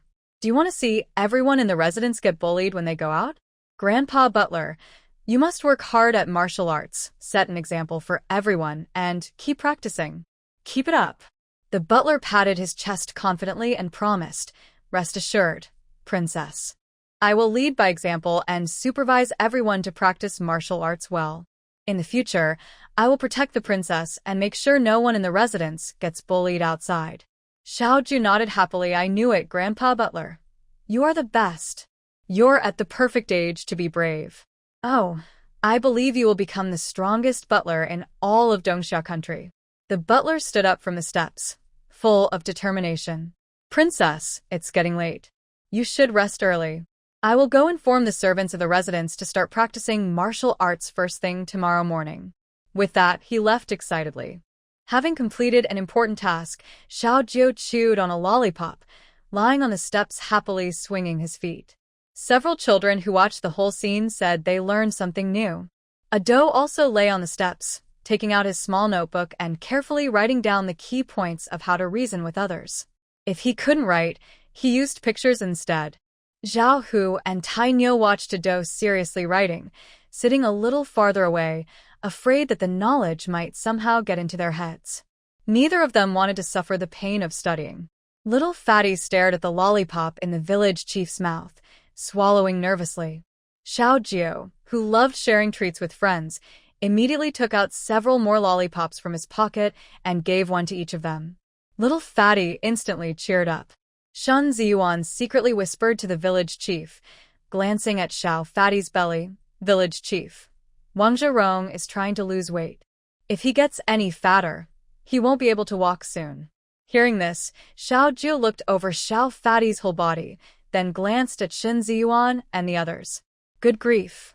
All the kids had gained weight. He touched his own belly and immediately agreed with the idea. Xiao Jiu pinched his belly and said, "Starting tomorrow, we will wake up early to practice martial arts with the people from the residence. From now on, eat less meat and more vegetables. Everyone, let's start losing weight tomorrow." Little Fatty suddenly felt that the candy in his mouth was no longer sweet. Zhao Hu was unhappy. Wang Zhirong can just lose weight. I'm not fat, so I don't need to lose any. Xiao Jiu clenched his fists. Zhao Hu immediately said, "I think the village chief is right. Everyone needs to lose weight. Tomorrow, I will wake up early to practice martial arts." A few people lying on the steps secretly chuckled. The fourth prince was packing his things in the palace, excited about visiting Sister Chong Li's house tomorrow to enjoy a good day. He was happily thinking that once he left the palace, no one would bother him anymore. He wouldn't have to eat green vegetables. At Sister Chong Li's house, he could eat whatever he wanted, delicious meat. He's coming. Passing by, Madame Su saw the village chief's yard still lively with laughter and noise late at night. She was instantly angry. These kids had gone to the village chief's yard to make trouble again. The village chief was at an age where he needed rest, and it was so late that the noise was preventing him from sleeping peacefully. Madame Su frowned and walked into the village chief's yard. She saw a few children lying on the steps, relaxed and carefree. She shouted, "Are you all bored? Staying up late and not sleeping, making the village chief stay outside with you? Sitting on the steps with so much dampness. Aren't you afraid the village chief will catch a cold?" Her shout scared the children away immediately. They ran back to their own yards, afraid Madame Su would catch them, shoes flying as they ran. Seeing everyone had run off, only Cui Hua was still crouched on the steps, thinking about what the owner and the butler had just said. Madame Su, unable to catch any children, immediately grabbed Cui Hua and scolded her. "Are you bored? Not going back to your own place at night, and just sitting here?" The man in the black robe saw his brother being scolded and quickly rescued Cui Hua from Madame Su's grasp. He shouted, "Don't scold my brother. Believe it or not, I'll hit you." Cui Hua suddenly realized her younger brother was somewhat useful. Cluck cluck, cluck cluck. Osmanthus, attack now. The man in the black robe stood firmly in front of Cui Hua, ready to fight if Madame Su dared to scold again. Madame Su, missing the dramatic scene, thought this man was just an old man picked up by the village chief from some corner outside. She looked at the little wine and pointed at the man in the black robe, then at her own head, asking, "Is this old man a fool?" Little wine covered his mouth and giggled, quickly whispering what had just happened into Madame Su's ear. Madame Su looked at the man in the black robe with sympathy. "Sigh, he's quite old now, but his reputation is ruined. He's taken a chicken as his brother. What a tragedy." Aunt Su no longer felt like scolding Cui Hua. She quickly drove away the troublesome two from the village head's yard, as it was too painful to look at. From afar, she could still hear the black-robed person's murmuring, "Brother, are you okay? Brother, don't be sad. I will protect you." Aunt Su felt a headache coming on. More and more unusual people were appearing at home. Helpless, Aunt Su walked over to little Jiu, picked up the village head, and continued to advise him. "Village head, now that the weather is cooler, you shouldn't sit on the ground. You'll catch a cold."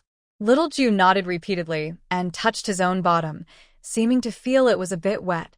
Aunt Su hurriedly carried the village head inside, ordered water to wash him up, and then tucked him into bed. She also scolded Zhao Hu and the others.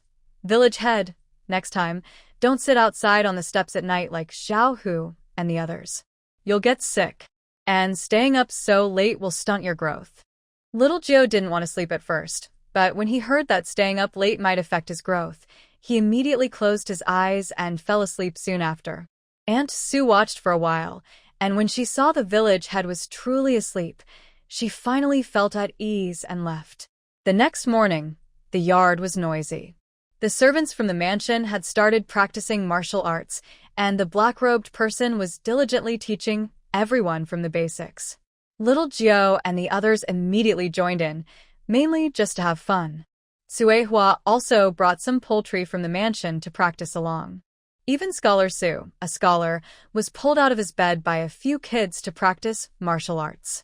The old man, in his old age, was almost furious. He had worked hard for most of his life and finally wanted to enjoy his later years, but these kids kept giving him trouble. Stone and Jianghe, who were so sleepy they could barely keep their eyes open, also swayed along while practicing. Little Gio and the others, who were mischievous, just wanted to complain about how unfair life was. No one would have a good time. Yen Yen looked at the elder from the Palace of Eternal Life and felt deeply. He had stayed there for years but hadn't learned much. Now, the elder who truly knew martial arts was coming to teach at his home. What kind of situation was this? Early in the morning, the fourth prince, rushing out of the palace with a bundle, just caught the morning training session at the princess's residence. He had no choice but to join in. The fourth prince looked at his legs with regret, wishing he had slept a little longer before leaving the palace. He, who preferred lying down to sitting and sitting to standing, could barely stand after just a few moves. Fortunately, on the first day, little Gio didn't make everyone practice for long. It was mainly just to exercise their bodies. Everyone rested for a while. After breakfast, they heard the butler report that a maid from the neighboring household, Lady Gu, came to visit, saying her lady invited Grandma Su to visit the Gu family. Xiao Jiao thought she must have heard wrong. She asked, inviting Grandma Su? Xiao Jiao didn't remember Grandma Su having friends in the capital. Grandma Su also looked confused. She didn't know any Lady Gu. The butler brought the maid inside. The maid immediately explained her purpose, recounting what her lady had told her. Everyone realized that the story from yesterday was known to all. As neighbors, Lady Gu knew more about the situation, including the affair involving the second prince's consort and her servants, and Grandma Su's visit to learn from others. Lady Gu said she also wanted to invite Grandma Su to her home to talk with her family's matriarch, and she was willing to pay 300 taels to let Grandma Su stay for a few days. Hearing this, Grandma Su immediately understood that Lady Gu's so-called reason for inviting her was a matter of discussion. If she had known this was such a good opportunity, she would have brought all her sisters from the village to the capital. No job was better than this one. Grandma Su quickly followed the maid and left. The 300 taels was too tempting to pass up. A few children immediately wanted to go along, but Grandma Su grabbed them, saying, "Children, what are you all doing getting involved?" Seeing Grandma Su walk away, Xiao Jiu and the others jumped onto the roof. The fourth prince, who couldn't fight, was anxious and jumping below, shouting, "I want to go too. Someone, come and pull me up." Xiao Jiu turned around, grabbed the fourth prince by his collar, and flew onto the neighboring roof.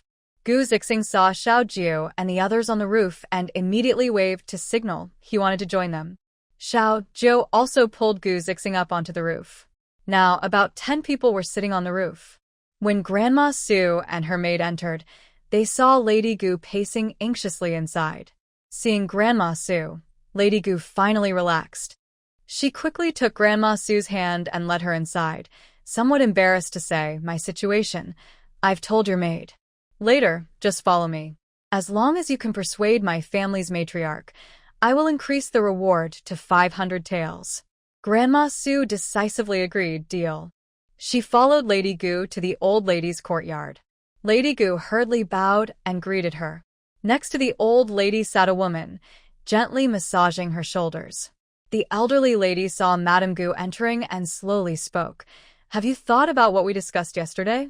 Madame Gu slightly lowered her head and softly replied, "Mother, my daughter-in-law asked the old master yesterday, and he said it might not be appropriate. My husband and I are happily married. If we add another concubine, it might affect our relationship." The elderly lady's face changed slightly, and she said unhappily, "What are you saying? What's wrong with having another concubine? Inge has joined the family and will serve you and Yuan Zhou well. It won't affect your relationship with Yuan Zhou. You should know that it's normal for men to have 3 wives and 4 concubines. You're so naive. Having more concubines means more help, and it can make things easier for you. The woman called Inger silently helped the elderly lady rub her shoulders without saying a word. The elderly lady continued, Inger's parents recently faced hardships. Now, only I can rely on her. I thought about strengthening our family ties by bringing her closer, so I would feel better. Inger is educated, gentle, and kind. She won't compete with you or cause trouble. Old Lady Su listened and understood the situation. She then said to Madame Gu, Madam, just accept it. Didn't your elderly lady say that Inger is here to serve you and Mr. Gu? That's perfect. It can also lessen the burden on the maids in your household. I just wonder how much her wages will be. The elderly lady frowned and angrily said, Where did this ungrateful servant come from? The master is speaking, and a servant dares to interrupt. Old Lady Su found a stool and sat down calmly, saying, How do you know I am your servant? I am from the neighboring princess's residence. I came to visit the neighbors and overheard your conversation. I'm curious. She then turned to Madame Gu and said, Your mother-in-law is quite kind. She's worried that the maids in your house won't serve you and Mr. Gu well, so she brought her niece to help. I wonder if her niece is as diligent as a maid. But madam, you can have the maids teach her. The more she does, the quicker she will learn. The elderly lady angrily said, Inger has never suffered hardships since she was young. How can she be a maid? Old Lady Su snorted softly. Never suffered hardships? So, what are you talking about? This is the first time I've heard of a mother-in-law forcing her son's wife into her own room. In our Peach Garden village, everyone only has one wife. If someone from outside marries multiple wives, they'd be kicked out of the village and buried elsewhere. And someone like you, who tries to matchmake for her son, would be taken to the mountain by the village chief to feed wild boars. The old lady was so angry, she stood up immediately. You. Are the people from the princess's mansion so rude? Then she turned and scolded Madame Gu. Can anyone come into our house? Madame Gu quickly asked, Mother means to say that people from the princess's mansion are not fit to enter our house? That was a clever reply. Old Lady Su was surprised and said, Your Gu family is more noble than the princess? Madame Gu's heart sank because she knew she had said the wrong thing. She quickly said, When did I say that? You say you're from the princess's mansion. Do you think people from there can interfere in other families' affairs? Guards, send them away. Old Lady Su pretended not to hear and said, Why do you want to chase people away just because you can't win? That's not fair. I just want to talk more. I have time, old lady. Madame Gu had never met such a shameless person before. She looked at Madame Su with a threatening gaze, urging her to send the guests out quickly. Madame Gu kept her head lowered, pretending not to see and busying herself with the embroidery on her sleeve. When she heard Old Lady Su insulting, Madame Gu almost burst out laughing. There was no way she'd chase them away. She actually hoped Old Lady Su would scold her more. If not for her sense of filial piety pressing on her, she'd have gone to confront her herself. Luckily, she was clever enough. Since Old Lady Su lived nearby, she often invited her into the house to play chess. She wanted to see if the old lady would still dare to keep sending people into her husband's room every few days. Meanwhile, a few little kids, who had been watching from the roof, realized they couldn't hear clearly. On Gu Zixing's suggestion, they moved to listen at the window of his grandmother's house. Xiao Jiao asked Shen Ziyuan what his aunt. Shen Ziyuan pointed at Gu Zixing and explained simply, it's when his father marries another wife. Shen Ziyuan had seen many younger siblings in his cousin's family and looked at Gu Zixing with sympathy. You're finished. If your father marries a new wife, he probably won't like your mother or you anymore. You might lose his favor.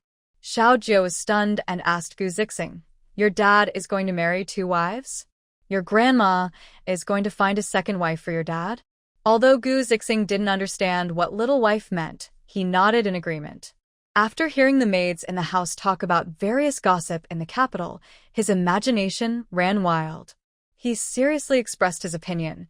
Gu Zixing, I think your father might not be your grandmother's biological son. Hearing this was the first time Gu Zixing learned that his father might not be his biological father, and he was very curious. He quickly asked, why isn't my dad his biological son?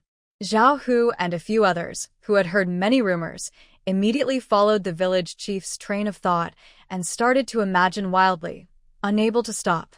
Tai Nyo remembered that before leaving, his grandmother told his father not to think he could get by just because they had some money now. If his father secretly went to find a concubine, his grandmother would kick him out. Then he wouldn't be her son anymore. She also said that because he was her son, she didn't want him to follow others and find a concubine. Tai Nyo had just overheard that Gu Zixing's grandmother wanted to find a concubine for his father. According to his grandmother, that meant he probably wasn't her biological son. He said, my grandmother said that because my father is her son, she doesn't want him to find a concubine. Otherwise, she would break his legs and kick him out. So, Gu Zixing, is your father adopted? Maybe that's why your grandmother wants to find a concubine for him.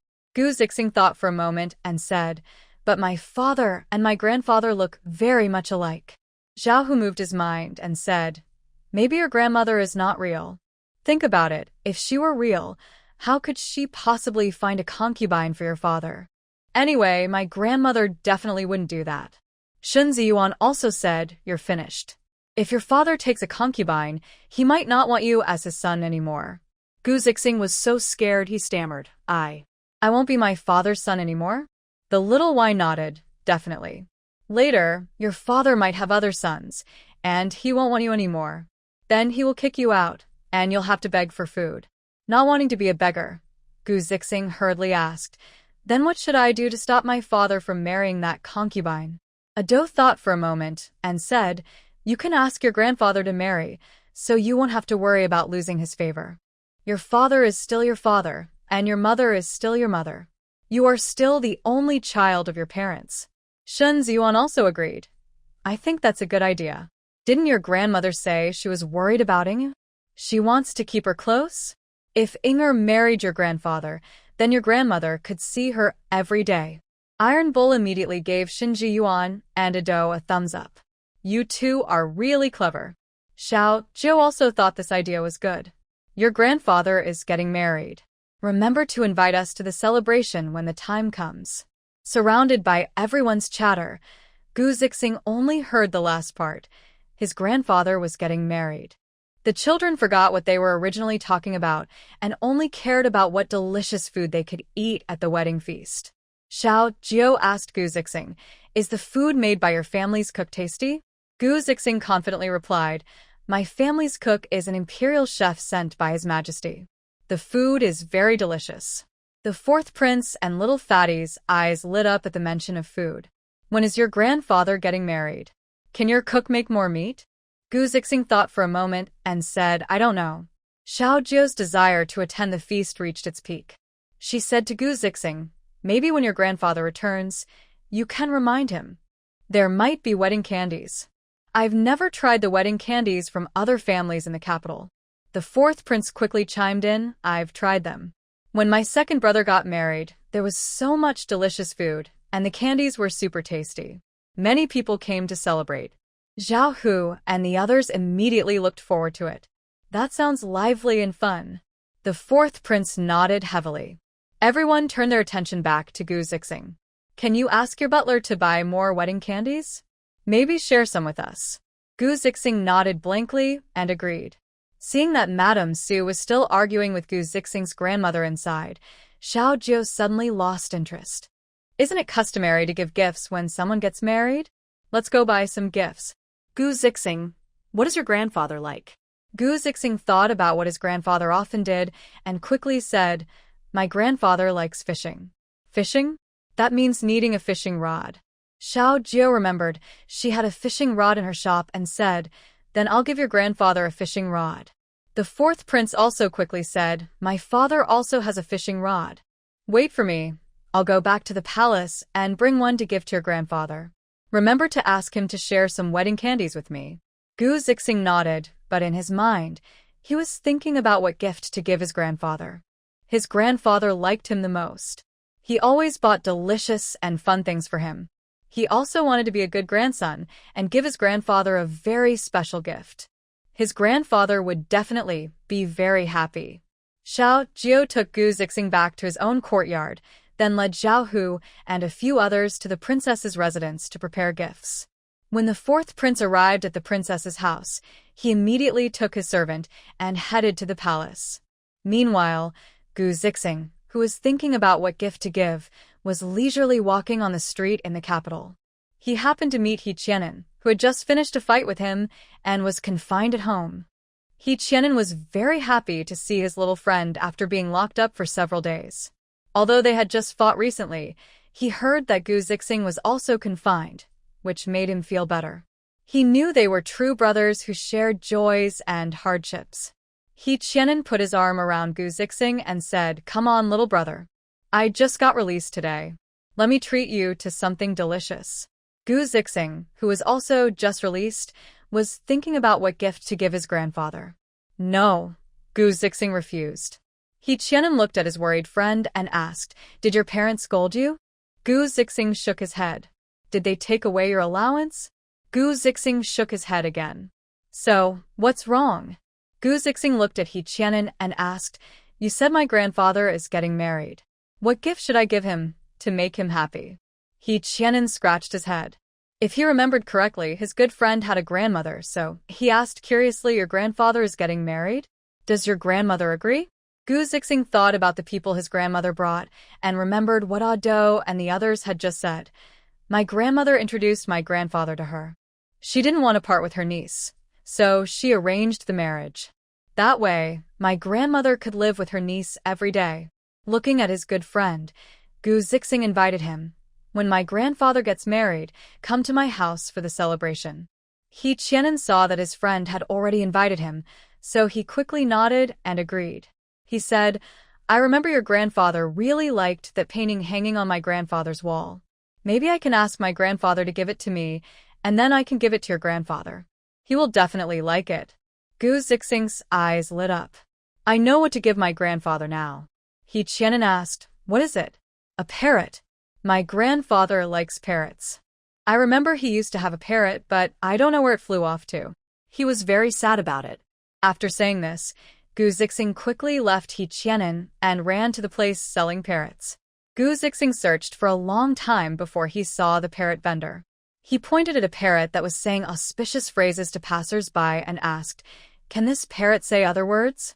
The vendor saw the child's clothes and immediately knew that Gu Zixing was a wealthy young master. He quickly said warmly, "Of course. This parrot is very smart. I promise you won't be disappointed, young master." "Really? How long does it take to teach?" Gu Zixing asked. "Depends on the person and how you teach. It also requires some skill. If you teach well, it can learn in one night. If not, it might take 10 days or half a month," the vendor replied. Can you help me teach it? "I'll come back tomorrow to pick it up," Gu Zixing asked quickly. "That requires a deposit. What if you don't come tomorrow?" The vendor expressed his concern. "How much?" Gu Zixing quickly took out money from his pocket. The vendor looked at him and said, 10 taels of silver as a deposit. Tomorrow I will bring the parrot and you can give me another 10 taels. Gu Zixing took out 10 taels and told the vendor roughly what he wanted the parrot to say, indicating he would come back tomorrow to get the bird. Hearing what the young master wanted the parrot to learn, the vendor was very surprised. Although he didn't understand much, he could only wish him well for the money. He Qian saw his friends leave and felt bored eating alone. He took his servant and headed back to the He residence. He needed to check if the painting hanging on his grandfather's wall was still there. Grandfather, He Qian arrived before he was even announced. He Lao looked at his hurried grandson and asked curiously, "Aren't you out of the house? Why are you back so early?" He Lao found it strange. His grandson had been at home for a few days and should be out having fun, so why was he back so soon? As soon as He Qian entered his grandfather's study, he looked at the wall. "Grandfather, where is that painting on the wall?" He Lao asked puzzled. "I put it away." "What's wrong? Why are you looking for that painting?" He Qian quickly said, "Grandfather, give me the painting." I want to give it to Gu Zixing's grandfather. He Lao picked up his tea and took a sip, saying, You brat. Always thinking of yourself. Did that old man from the Gu family send you here to ask for the painting? Dream on. He Qian quickly hugged his grandfather's thigh and begged, Grandfather, please give it to me. I promised Gu Zixing that if his grandfather gets married, I will give him that painting. Grandfather, you're the best. Please give me the painting. I will buy better paintings for you in the future. Hearing his grandson's words, he spat out the tea he had just drunk. What did you say? Gu Zixing's grandfather is getting married? He Qian nodded. Gu Zixing said it was introduced by his grandmother. His grandfather is about to get married, and he even invited me to his house for a feast. He found it all absurd. Are these two secretly playing such dirty tricks? I've always said that old scoundrel only looks serious on the surface. He looks down on us martial men every day, but now he's old and still taking a concubine and making such a fuss about it. Is he planning to accept bribes under the guise of taking a concubine? Seeing his grandfather lost in his own thoughts and not mentioning the painting, He Qian immediately used his trump card, crying, making a fuss, and threatening to hang himself. He pulled him up from the ground and scolded, I told you to learn less from those concubines in the mansion. If you do this again, I'll discipline you with family rules. He Qian immediately stood up, pretending to be afraid, but then softly begged, Grandfather, can you give me that painting? I promise I won't do this again. He patted his grandson's head and cursed, You little brat, always calling for grandfather when you want something, but I hardly see you when you're not. I can give you the painting, but you have to promise to listen to your teacher from now on.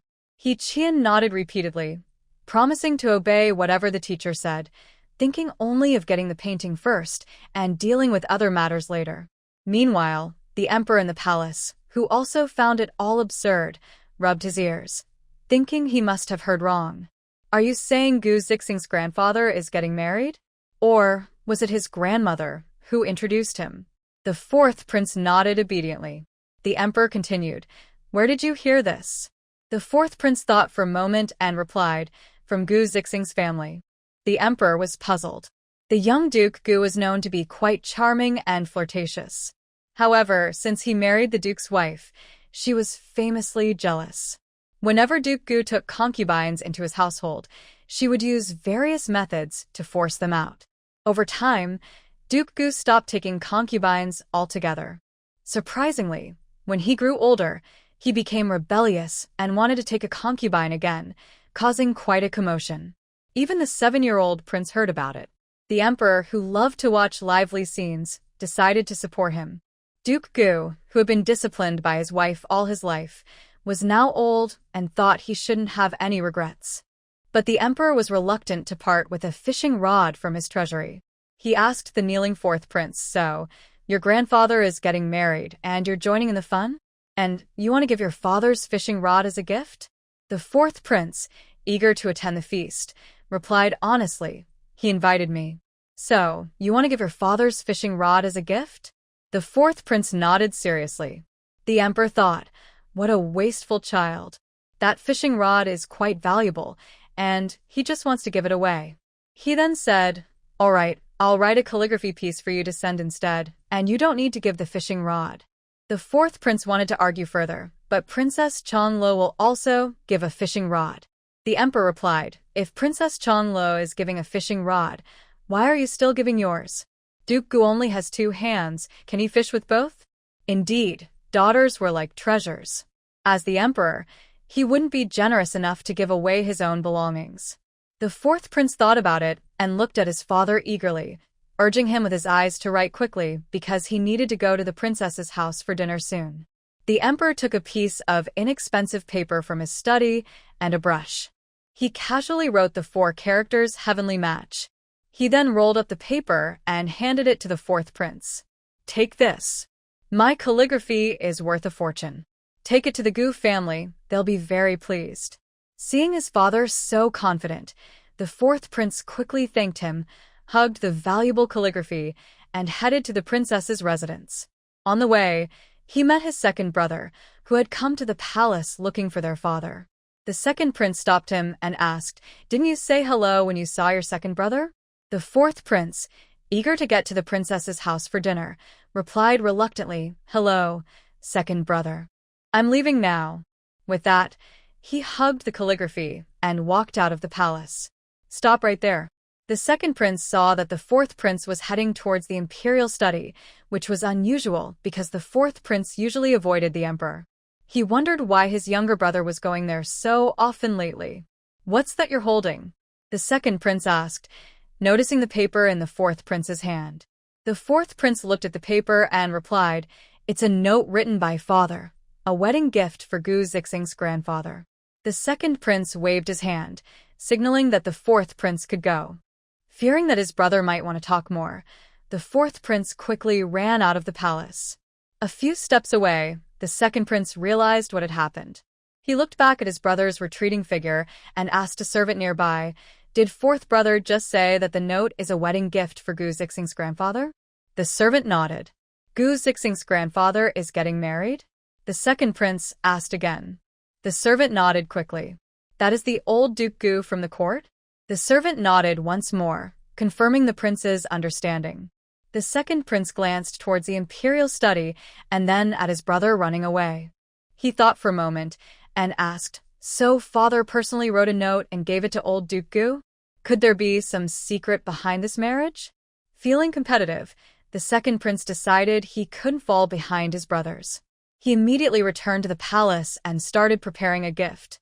Meanwhile, the third prince, who was well informed, heard that both the second and fourth princes had sent gifts to old Duke Gu. Not wanting to fall behind, he quickly arranged a gift of his own and planned to send it to the Gu family the next day. All the princes took action, and the officials below followed suit. Although old Duke Gu was quite old and had taken a concubine in a grand manner, which many people looked down upon, everyone saw that the princes had sent gifts. Despite some gossip and mockery, they still prepared presents to deliver the next day. They wanted to see what was really going on and also enjoyed the excitement. The fact that the well-known jealous Lady Gu personally arranged her husband's concubinage made everyone curious. The eagerly awaited next day arrived quickly. He Qianan, a good friend of Gu Zixing, was the first to deliver a gift. When the gift arrived, the gatekeeper didn't take it seriously, thinking it was just a gift from a young noble's friend. Such things had happened before.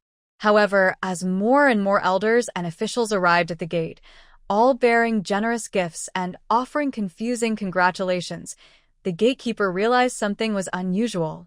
Unsure of the situation, he hurriedly called out to summon the lady of the house. Lord Gua, the old duke, was also confused. He was frantically wondering if his wife had hosted a celebration at home today, but that didn't seem right. All the guests were his colleagues, and they all brought gifts. Could it be that something happy was happening at the estate, and he, as the head of the family, didn't know? When old he saw Lord Gua appear, he immediately stepped forward, cupped his hands, and congratulated him, saying, "Congratulations, old Duke. Taking a new wife is a great blessing for the family. May you and your new wife live happily together and have a long, happy marriage." The old master of the Shin family also smiled and stepped forward to offer his congratulations, saying, "Congratulations on adding a lovely lady to your family. Your estate is filled with joy. Wishing the new wife kindness and wisdom, and may she help you have children and continue your family line." Young officials nearby also came forward to offer respectful congratulations. Old Master Shen is highly respected. Marrying a new wife makes everything even better. May she stay close to you and enjoy family happiness.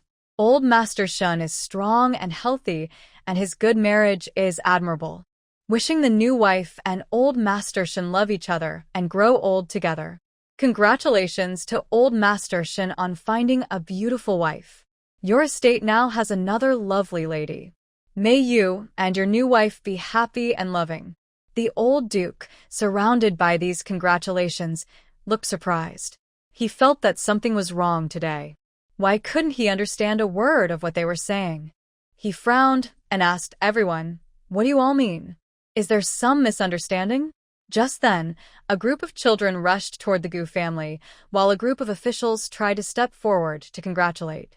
Leading the group was the legendary Princess Changle.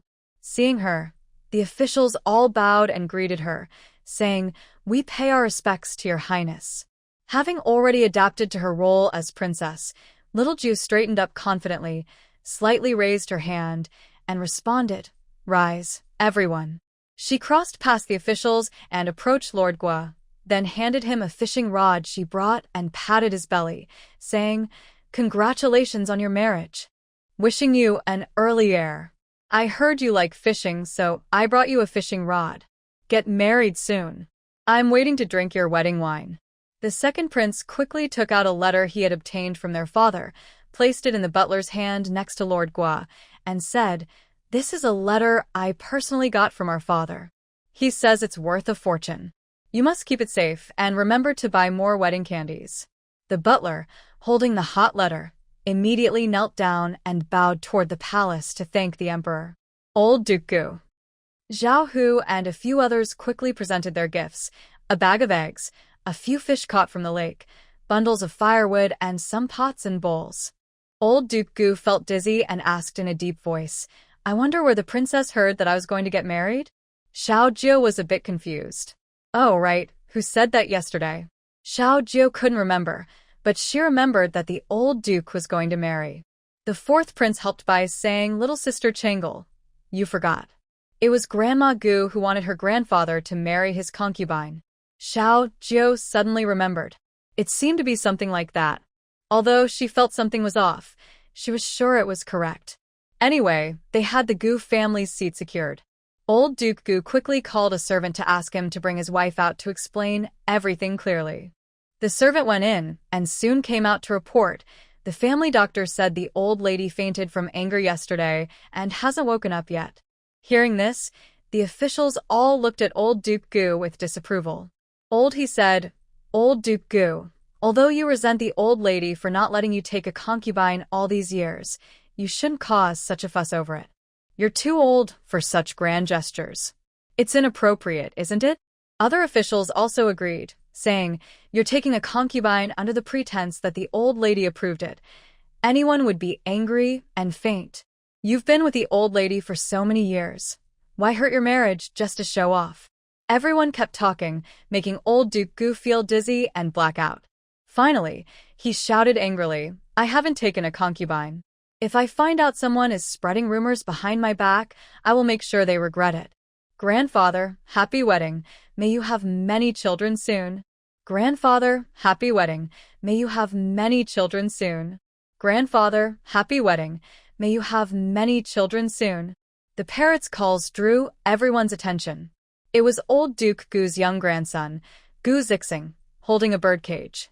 Inside was a parrot, and the repeated calls of "happy wedding, may you have many children soon" were coming from the parrot, which kept shouting loudly. Hearing these loud, headache-inducing calls, old Duke Gu pointed tremblingly at his grandson and asked, "Is this how you carried this parrot all the way from the streets of the capital?"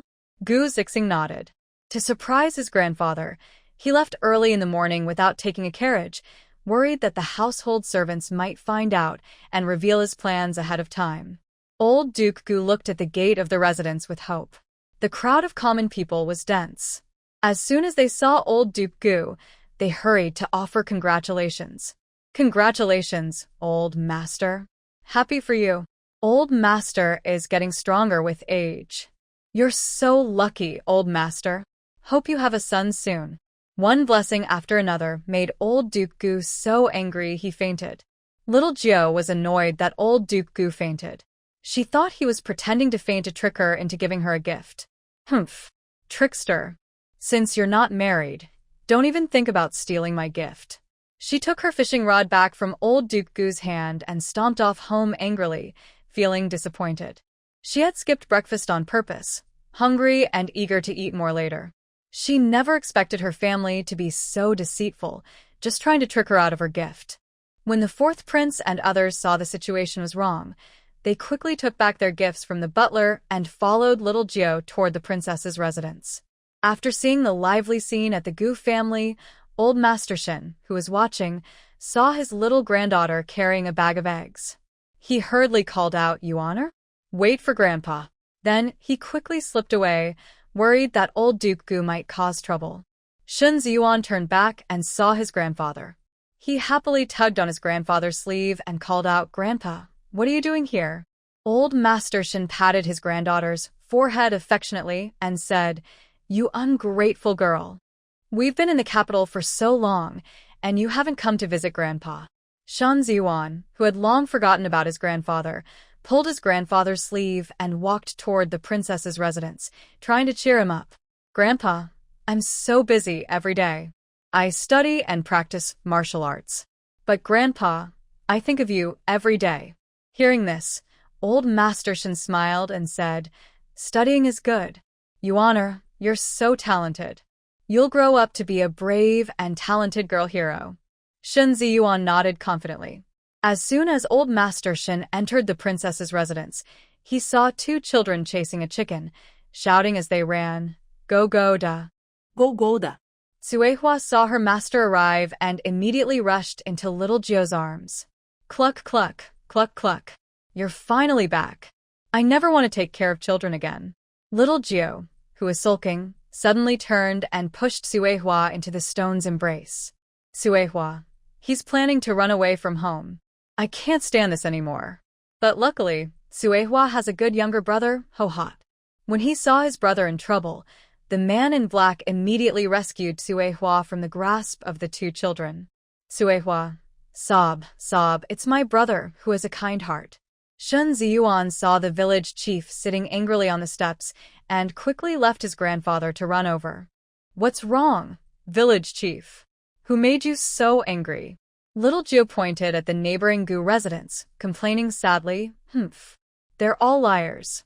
They tricked me out of my gifts and won't let me eat." The fourth prince also sat down on the steps, angry, saying, "Exactly. They promised us wedding candies."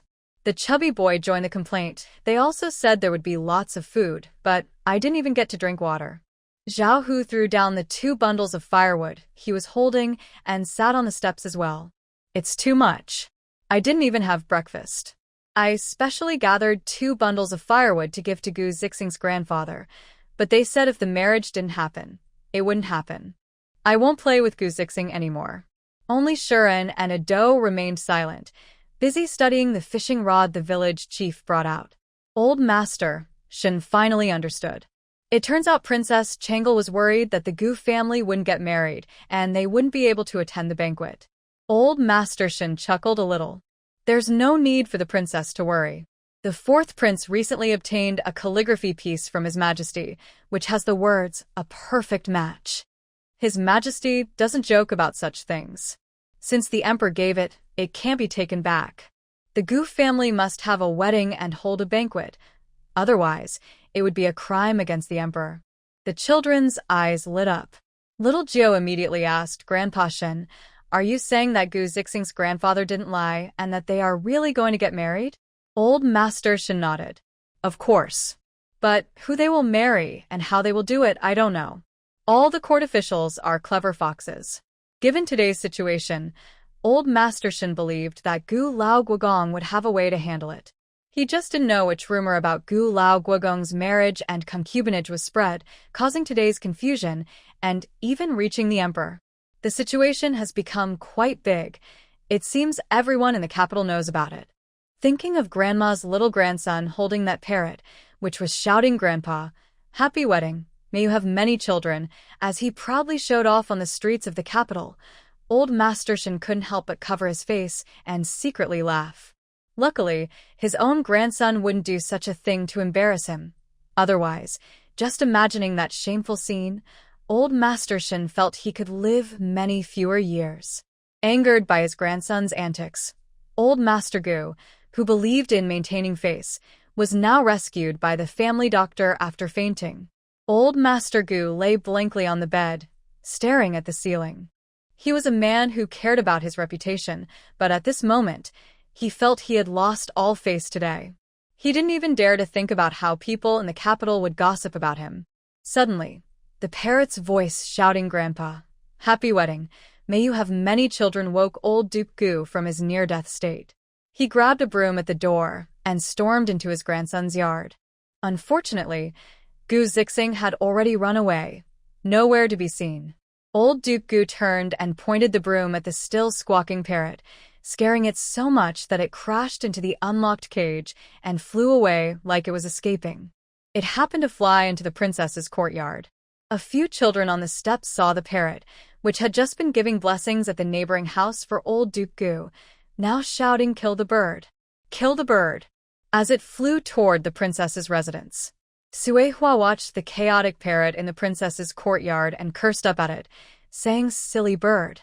The chaotic parrot immediately stopped and, seeing a chicken dare to scold it, quickly retorted, "Stupid chicken." Suehua was stunned. She had met her match. Cluck cluck. The parrot responded right away. "Stupid chicken." Suehua flew into the air and started arguing with the parrot. No one knew what kind of person the parrot's previous owner was, but while fighting Suehua, it kept cursing wildly, spouting a series of dirty words. Seeing it was about to lose the fight, the parrot immediately fled, flying straight into Little Gio's arms.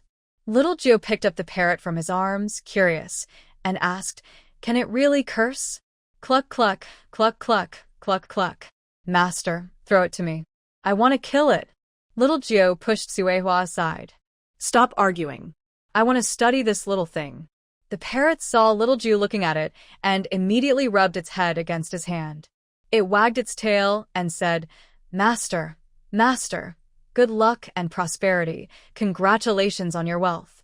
Suehua was so angry her feathers stood up. "Cluck cluck, cluck cluck, cluck cluck." "Shameless. Who's your master?" "That's my master." The parrot provocatively continued to nuzzle affectionately in Little Gio's palm. I will punish you." Xiao Gio is almost overwhelmed by these two arguing. "Stop." Suehua looks at Xiao Gio sadly and immediately rushes into Xiao Gio's arms, pushing the parrot aside. The parrot, not willing to be outdone, quickly flies onto Xiao Gio's shoulder.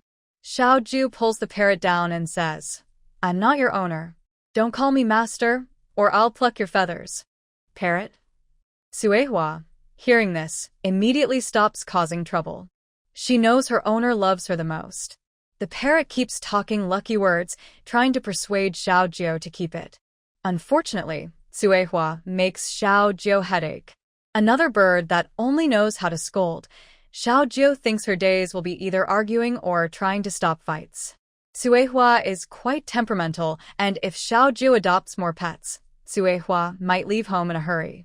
Xiao Gio puts the parrot into Suehua's arms and says, "You have two choices. 1. Recognize Suehua as your owner. 2. I'll cook you." The parrot, valuing its life over pride, immediately chooses life. It obediently calls Suehua master. Suehua is generous to her own people and quickly takes out some food from her pocket to give to the parrot. Xiao Gio pushes the bird and the parrot to the other side, happily watching the scene. Her ears are finally quiet, and she feels very clever. Meanwhile, old Master Shen and Shin Ziyuan chat for a long time, but can't persuade their granddaughter to stay at Shin's house for a while. Finally, they give up, say a few words to their granddaughter, and leave the princess's residence. They thought they would have to wait a long time to enjoy the banquet, but after the next morning's court session, they hear that the Gu family is going to hold a wedding celebration tomorrow. This wedding is not for the old Duke Gu to take a concubine. It's said that the old Duke and his wife share a deep love. To show his affection, the old Duke is holding another wedding for his wife, so they can relive their happy moments from youth. Old Lady Su almost laughs out loud. She heard from Madame Gu that yesterday, when the old Duke's wife caused a fuss, she was afraid the old Duke would marry her niece. That night, she gave her niece some money and sent her back to her hometown. It's unlikely she will ever bring her back to the Duke's residence. The reason they were in such a hurry to hold the wedding tomorrow was because if the wedding wasn't finished quickly, the gossip in the capital would always focus on the Gu family. Old Duke Gu thought it would be better to finish early, so that once some time passed and new stories appeared in the city, people would gradually forget the embarrassing things about the Gu family. The faster they finished, the fewer people would know about it, catching everyone off guard. It was better to have fewer guests, since this wedding was mainly to satisfy the emperor's expectations. Next door, Some children were discussing what gifts to give for the upcoming wedding. Xian asked, "Do we have to give a gift to be invited to the feast at their house?" Adu confidently replied, "Of course. I remember that when people in the village have a wedding, my mother and grandmother always give gifts before they can go to the celebration." Seeing that everyone else had already chosen gifts for the Gu family, Xian was still unsure and feeling a bit worried about what to give. Zhao Hu packed the 2 bundles of firewood he hadn't given yesterday and said, "I'm planning to bring my dad along to the celebration. I remember when villagers got married, my dad would give gifts and take me along too. He said we shouldn't lose out and should get our money's worth." I think he's right. Tainyo arranged his pots and bowls and said, "I'm taking my grandma. She'll definitely get her money's worth." Shin Thuan thought for a moment and said, "I'm giving eggs. Maybe I'll bring Suehua along." Little Fatty looked at the rice in front of him and said, "I'm giving rice." "I'll take Sister Xiao Xiao." Adu grabbed 2 fish and said, "Then I'll take Jingxin." The 4th prince quickly raised his hand. "And me. I want to take my mother, the princess."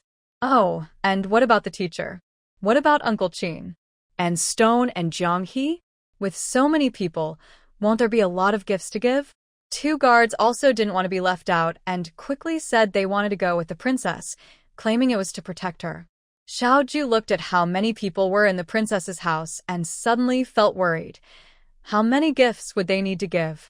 Being a bit stingy, Xiaoju suddenly had an idea. "I've got a good plan." The children immediately looked at the village chief, waiting for his next words. "Having served as a village chief for 5 years, I know a little about organizing banquets. I used my clever mind to analyze the situation. I remember that weddings in our village usually need many people to help, and preparations take several days. Usually, the hosts invite helpers to eat, not expecting gifts. Look at Gu Zixing. His grandfather just announced the wedding yesterday, and the banquet is tomorrow. The timing is very tight. I think we, as neighbors, can let our household send people to help. That way, we only need to contribute effort, not gifts, and our household can also enjoy the feast." Zhao Hu immediately agreed, saying, "Village chief, you're so kind. I think if our household helps, Gu Zixing's grandfather will be very touched." Ado asked, "What kind of help do we need?" Shen Ziyuan suggested, "I think Gu Zixing's grandparents have a very good relationship. His grandfather even held a wedding for his grandmother. I think we can help Gu Zixing's grandfather prepare a surprise for his grandmother, making the wedding lively and festive. I believe Gu Zixing's grandfather will be very happy." Surprise? Lively? Xiao Jiu quickly used her clever mind to think about this. Got it. She hurried to find the butler to get drums and gongs. With her suona, a traditional wind instrument, she could form a band. Now that the surprise was arranged, she needed some lively entertainment. Of course, the best way was a lion dance, which she loved to watch during the New Year. Xiao Jiu immediately asked Uncle Delang, explaining what she wanted to make. With the help of Zhao Delang, who had been with her village chief for a long time, she was turned from a farmer into a skilled woodworker. Zhao Delang quickly arranged for the household maids and servants to help, and overnight, they finished making what the village chief needed. The next day, Xiao Jiu and her friends were stunned when they saw the items in the yard. The efficiency amazed her, and she gave Uncle Delang a thumbs up. But when Xiao Jiu got closer and looked at the lion dancers, she was shocked. The lions looked strange. None of them resembled real lions. Xiao Jiu. As tonight was the wedding banquet at the neighboring Gu residence, Xiao Jiu didn't care about that anymore. She ordered the 2 tall guards to dance with the biggest lions, and the smaller lion was assigned to Zhao Hu and Iron Bull, 2 strong boys, to perform. Curious about this thing, Jingxin immediately decided to join in. The butler and Jingxin danced together, while the other servants took care of the remaining children. As for the drums and gongs, each child had their own, including 2 small ones held by Stone and Jianghe. These were little rattles exchanged from the marketplace, given as gifts. Xiao Jiu took out his suona and started directing everyone to rehearse. The goal was to give Madame Gu a big surprise during the evening performance, making Lady Gu's wedding lively and joyful. At dusk, the Gu family planned to casually go through the motions, just to get by. The other officials knew this, and despite wanting to see the fun, held back. They decided to send their servants to deliver the leftover gifts from before again. Unexpectedly, the officials watching from home heard lively sounds of drums and cymbals outside, along with bright, clear music from unknown instruments that could be heard from the street. The music was loud and penetrating. This made the officials unable to hold back any longer. They all left their homes and saw on the street a group of children leading the parade, holding various musical instruments. Behind them were strange, large objects shaped like animals. When asked, someone explained these were lion dances, with the big figures being lions, each carried by 2 people inside. Nearby, some men carried drums and played lively, rhythmic beats. Amid the noisy drums and cymbals, the lion figures jumped high and rolled on the ground. The round little lion at the front was especially agile and eye-catching, sometimes interacting with the crowd by wagging its tail and nodding its head, and other times twisting left and right in a funny way. The local people cheered loudly. Seeing so many people enjoying the show, the children became even more excited, feeling proud of their performance. Then, Xiaojio, the most noticeable among them, began his talent show. He played a sweet song he had practiced earlier, specially dedicated to Lord Gu. Xiaojio played his suona, while jumping and guiding the performance. Tik-tok, boom-boom, da-da, la-la, da-la, di-di, da-da-da. The people from the princess's mansion followed along, dancing and singing together. Gods, steady and strong, my dear Gu, you're a bit delicate. Sister, where are you from? The capital or somewhere else? Want to be my partner? A sweet sugarcane so sweet. The song was loud enough to echo through the entire street. The crowd around was quickly captivated, singing along and dancing to the lively tune. Sweetness. Sweetness. The scene was very grand. Now, everyone's singing voices echoed throughout the entire capital. Even the emperor, who was reading reports in the palace, heard it. The emperor asked his old servant to go outside and find out what was happening. Could it be that enemies had attacked the city? Soon, the servant returned and described the lively scene outside to the emperor. Curious, the emperor couldn't focus on his reports anymore. He said, I remember tonight is Lord Gu's wedding banquet. He has worked hard for the court all these years. Now that he's getting married, I should go and show my support. Let's go. The chief, Huang Gonggong, immediately ordered the palace servants to prepare a carriage. The guards also quickly followed, ready to the emperor. But the emperor didn't want to make a big fuss. He dismissed the guards, changed into plain clothes, and, with only Huang Gonggong and a secret guard named 01, quietly left the palace. When the emperor arrived on the street, he was almost pushed over by the crowd. Seeing everyone singing and dancing, the emperor, disguised and unrecognized, joined in the fun. Huang Gonggong danced along, constantly reminding the emperor to be careful. Sir, take it slow. Go over there. Don't push my lord. How dare you step on my lord's foot? And so on. The emperor thought the crowd wouldn't recognize him, but he didn't realize that some officials who had sneaked into the crowd to watch were mixed in and eventually pulled into the dance.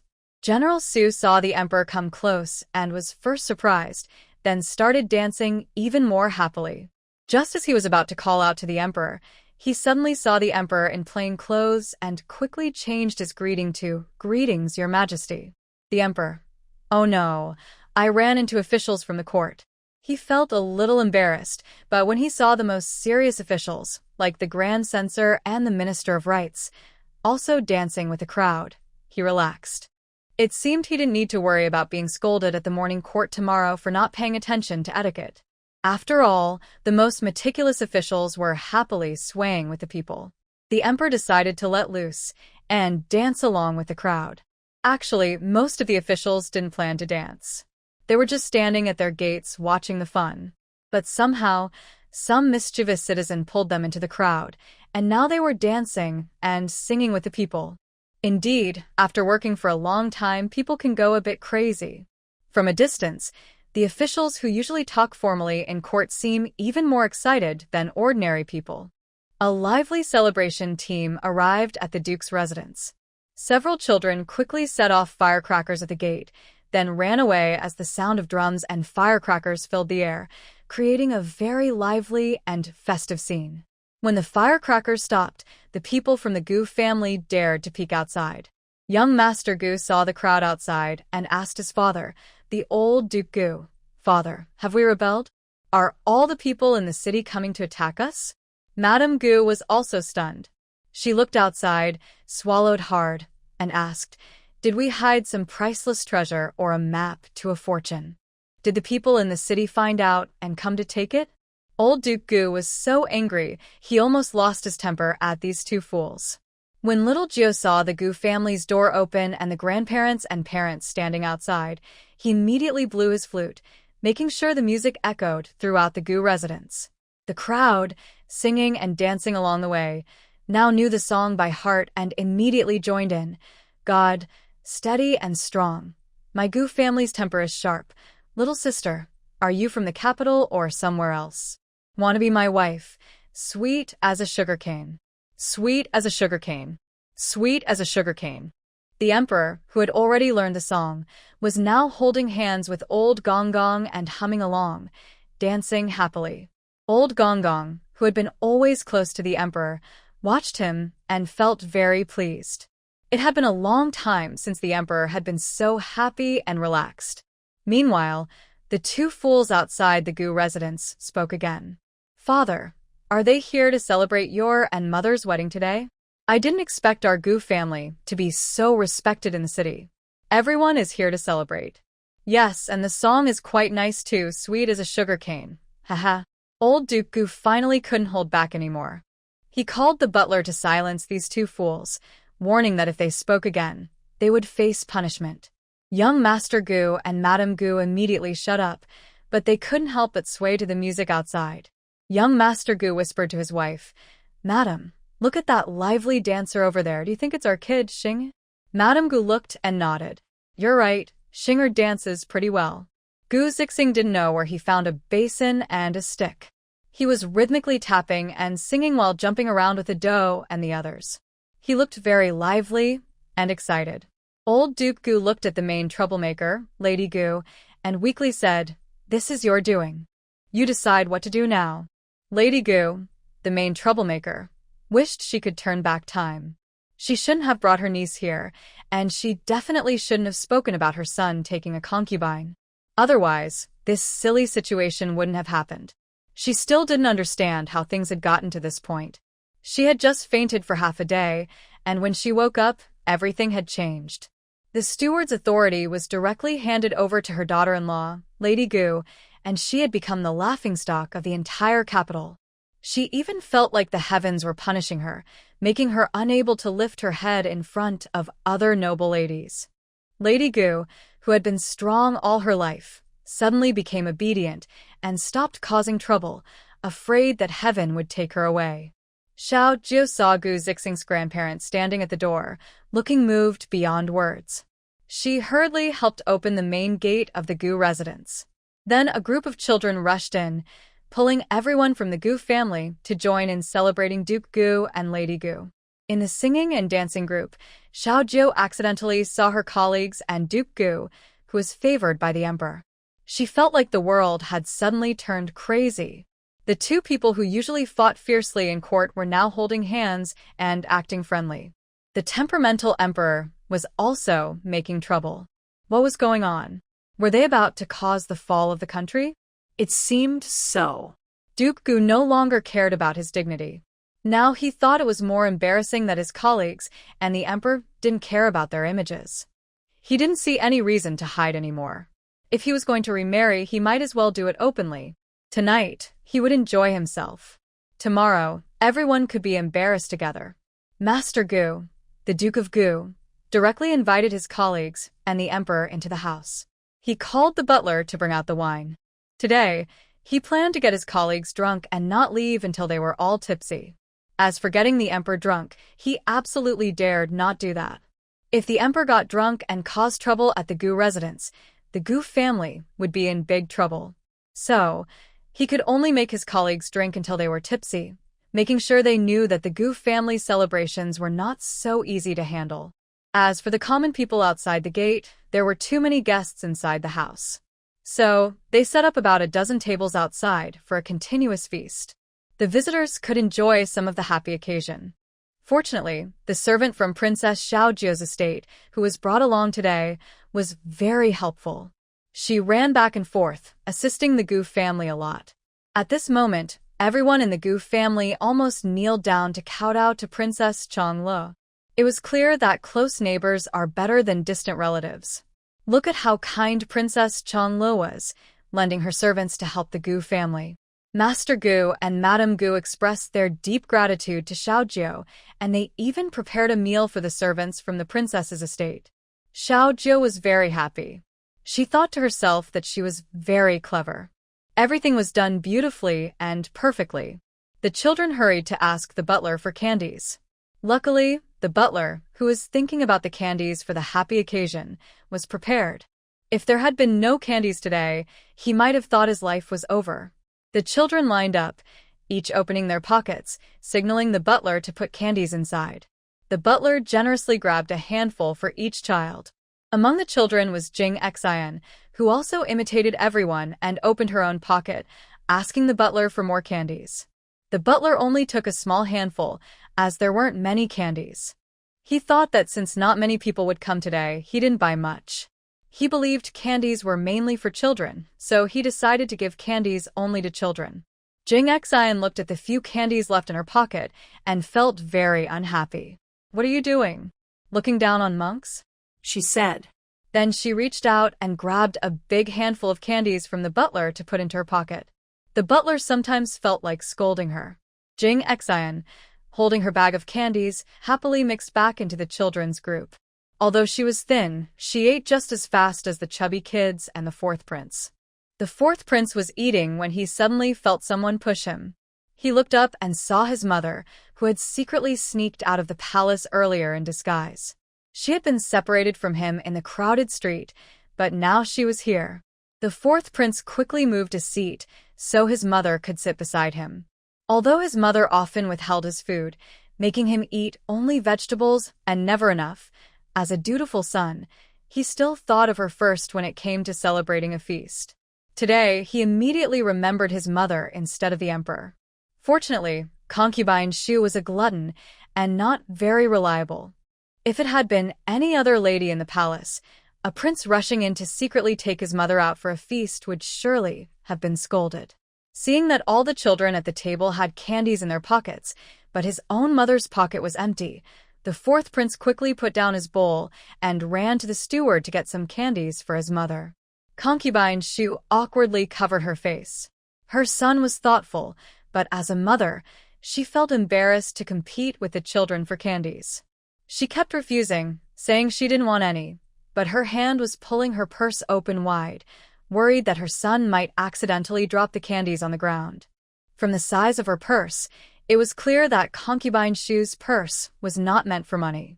No woman's purse was ever that big, about the size of 2 fists. If it were any larger, it would be as big as the cloth bags carried by little Jiu and Shinji Yuan. The lively celebration at the Gu residence continued until late at night. Old Duke Gu thought he would be humiliated for making a mistake and having to remarry his wife, losing face. But unexpectedly, Princess Changlu and a group of children, along with officials, performed line dances and singing, easing the Gu family's embarrassment.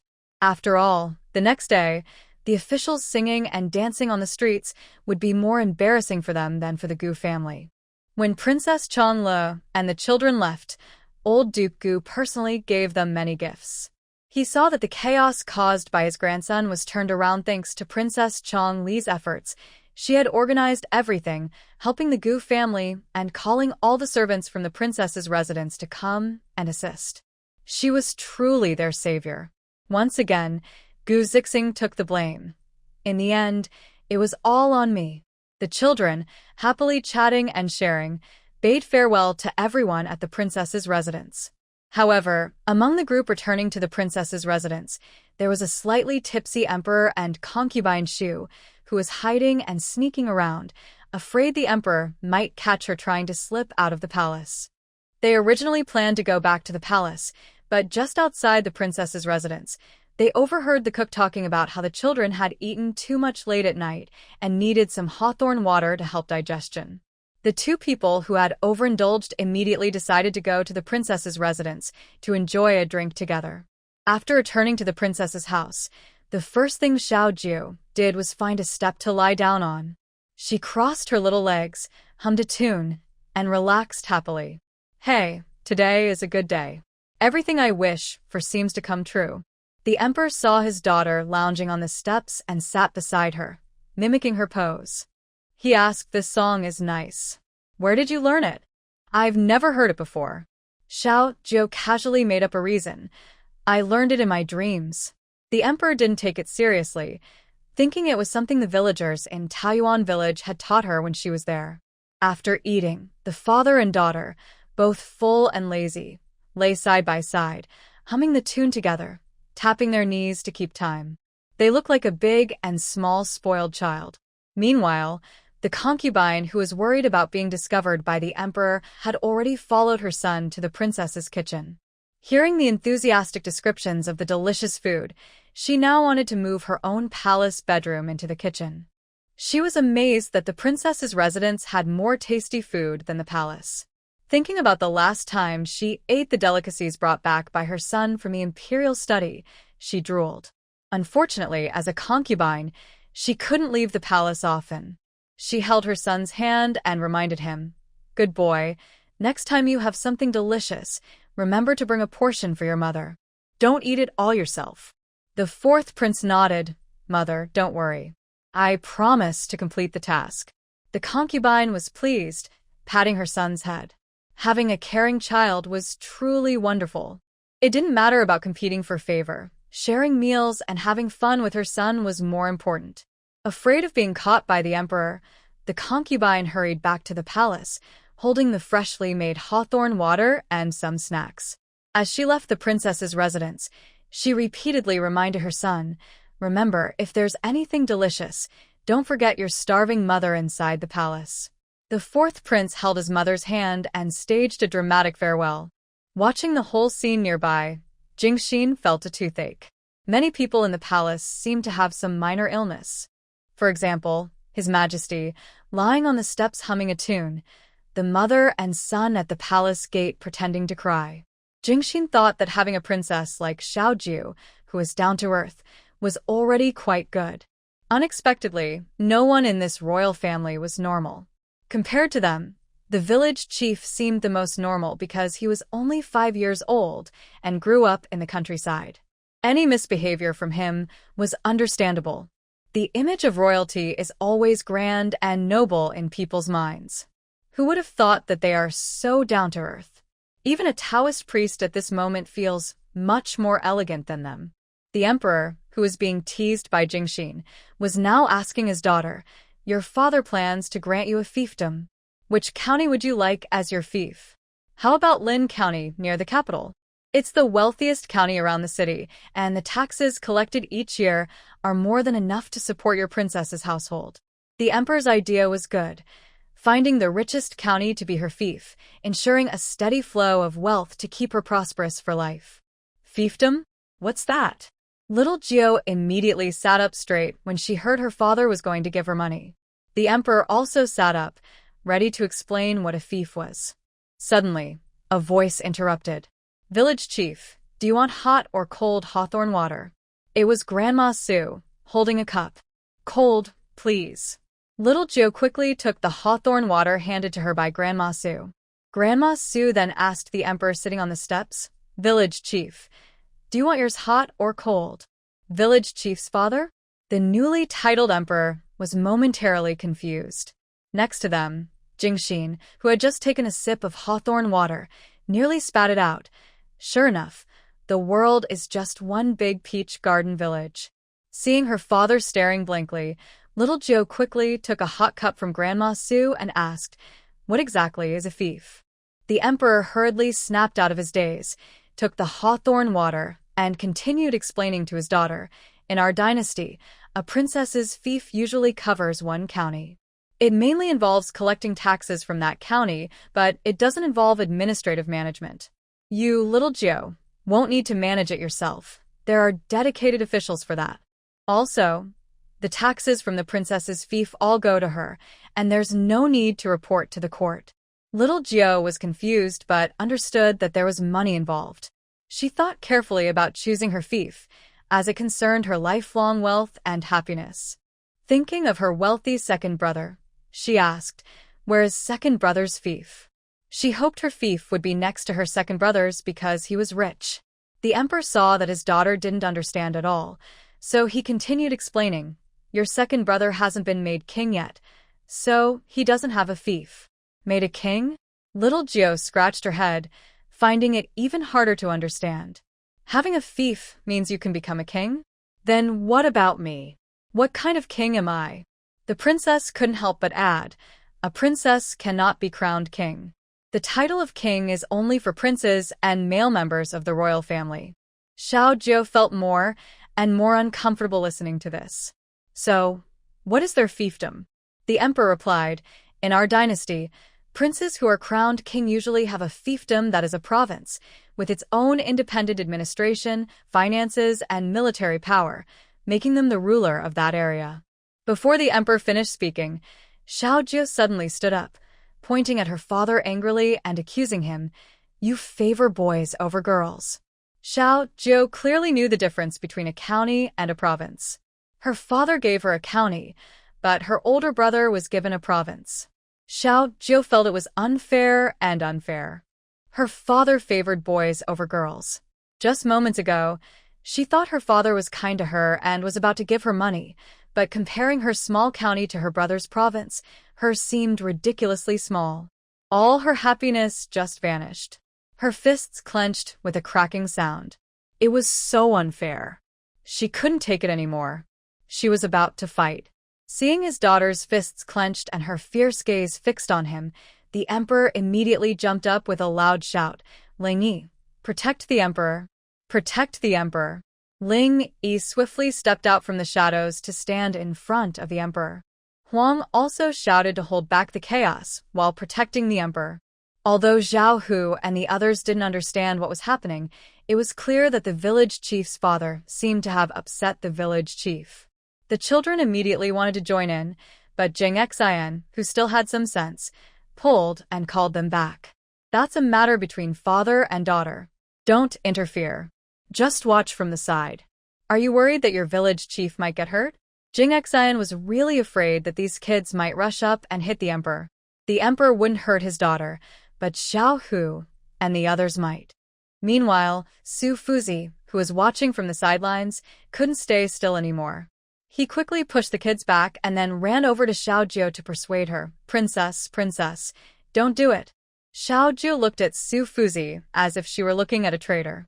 "Are you also biased towards boys?" Su Fuzi hurriedly waved his hands, saying, "Old man, I don't." Xiao Jiu suddenly leapt forward toward the emperor. Ling Yi quickly stepped in to block her, but Xiao Jiu punched him to the ground. Huang also wanted to step forward, but Zhao Hu and the others pushed and pulled him back. Huang shouted angrily, "Quick! Protect the emperor! Protect the emperor! Are you trying to rebel?" As soon as she finished speaking, a few children carried her onto the roof. Old Huang, standing on the roof, was trembling all over. The emperor watched his secret guard leader fail to block even a single move from his daughter. Now, he was lying on the ground, unable to crawl, and his chief steward was also on the roof, unable to protect himself. The emperor was shocked and shouted, "Are you trying to kill me?" Before he finished shouting, he felt a punch hit his eye. Seeing the emperor being hit, old Huang wanted to shout loudly, but Jingxin quickly covered his mouth. If he shouted, he might attract the neighbors. Old Su looked at Jingxin, who was acting sensibly on the roof, and immediately gave a satisfied look. Among a group of rough men, at least one person was a bit smarter. At this critical moment, this little Taoist was very useful. He had already controlled his strength well and tried not to hurt anyone badly. When he saw his father's right eye turn blue instantly, he became obsessive about symmetry. Originally, he just wanted to give a punch, but now he wanted to hit the other eye to match. The dazed emperor saw his daughter, who was about to strike again, and shouted from his heart, "Stop! It's just a territory. Let's sit down and talk calmly. Xiao Jiu immediately lowered his fist and asked, Really? The emperor nodded quickly, afraid that if he hesitated, he would get hit again. Seeing the emperor with a black eye, Xiao Jiu's hand itched. When the emperor saw his daughter's fists clenched again, he hurriedly hid behind Master Su. It was a mistake. He should have brought all his secret guards and guards today. Old Su quickly whispered to the emperor, Does your majesty have a map? Let's show the princess and see which place she likes. The emperor hurriedly called Ling Yi. Yes, the map. Ling Yi, bring out the map. Ling Yi, who was gently knocked to the ground by Xiao Jiu, took a long time to recover before pulling out the map. The emperor quickly took it and spread it out on the ground. Xiao Jiu finally relaxed his fists, giving up on the idea of making his father's eyes symmetrical. He squatted down to look at the map but couldn't understand it, so he asked, Which province is Taoyuan village in? Cheongzhou, the emperor replied. Without hesitation, Xiao Jiu said, Then it's Cheongzhou. The emperor doubted he heard correctly. You want Cheongzhou? Master Su quickly interrupted, Princess, you can choose again. No rush. Let's look some more. Xiao Jiu pointed at the map and asked, Where is Cheongzhou? Su Fuzi quickly outlined Cheongzhou's location on the map and said, Cheongzhou is the farthest from the capital and close to the border. When war breaks out, Cheongzhou will be affected first. Compared to other regions, Cheongzhou is considered relatively poor and backward. Usually, officials who are demoted are sent to serve there. Xiao Jiu thought Qingshan County didn't seem poor and was not far from the capital. Su Fuzi seemed to notice Xiao Jiu's thoughts and continued, Qingshan County is one of the wealthier counties in Cheongzhou, and it is also the closest to the capital within the region. Other places are much farther. Realizing this, Xiao Jiu looked at the corner circled by Su Fuzi and pointed to the nearby area, asking, What is this place? The emperor glanced and replied, That's the territory of Nanling country. Maybe, dear, you should choose another place. Choosing Cheongzhou is like being sent away. The area is not only remote and underdeveloped, but also near the border. In the past, besides the Ji family, no one wanted to guard the border and defend the country. After all, Dongxia country was the weakest among neighboring nations. Going there was like risking death. Originally, Dongxia country was larger, but over time, each emperor lost parts of the land to other countries. By the time it was handed down to us, it was this small. If it weren't for the Ji family back then, Dongxia country might have been completely taken over. This is why the emperor is eager to find the Ji family's army, because the border is about to become chaotic again. The emperor, whose memory was sometimes clear and sometimes foggy, never quite understood what really happened in the past. Whenever he thought about it, his head would hurt badly. After years of self-exploration, he believed he might have memory issues. Sometimes he thought he was a puppet raised in the palace of eternal life, and other times he believed he was the emperor and not a puppet. This almost drove him crazy, and now he couldn't tell what was real anymore. Xiao Jiu stared at the small Cheongzhou on the map and found it very unappealing. He asked, Why does Cheongzhou only have one corner? Why isn't it a complete circle? It looks bad. Xiao Jiu drew a perfect circle around Cheongzhou, centered on it. The emperor hesitated and said, You've drawn over the other 3 countries. He then circled Dongxia country and said, These are our territory. Xiao Jiu looked at the land, which was less than half the size of the other countries, and asked doubtfully, Why are others so big, and ours so small? The emperor helplessly said, Our family used to be this big before, but your grandfather and your great-grandfather on your grandfather's side were not brave enough. They lost battles, and their land was taken by others. When it reached your father, only a small piece remained. Xiao Jiu seemed to learn something new and asked uncertainly, Is your territory also taken by fighting? Whoever wins the fight gets the land. At this moment, the emperor didn't think deeply about the meaning of the question. He simply continued with his previous train of thought, Yes, that's correct. If you lose a battle, your city can be taken by another country. Understanding this, Xiao Jiu nodded to show he understood. Then he firmly said, I want Cheongzhou. The emperor, Perhaps because he was either afraid of his daughter or slightly tipsy from drinking at the Gu residence, nodded in agreement, breaking his usual rule, and promised to grant his daughter a province as her fief. You want Cheongjo? Fine, I will give it to you. But there are bandits everywhere and constant wars. If you encounter danger, remember to run straight back to the capital. I will give you 1,000 personal guards, but you can choose the leader and deputy yourself. Right now, no one in the court wants to serve in Cheongjo with the princess. The emperor prepared his daughter in advance. As for Xiaojio, who didn't care much about whether he had guards or not, he was happy to get a province. He waved at the ceiling, and Zhao Hu and others immediately carried down the old Huang. Huang Gonggong, once on the ground, trembled as he hurried to his emperor. Seeing the swollen right eye of the emperor, Huang Gonggong felt distressed and started to wipe his tears. He wanted to call the imperial doctor but suddenly stopped, worried that the fierce one might also hurt the other eye.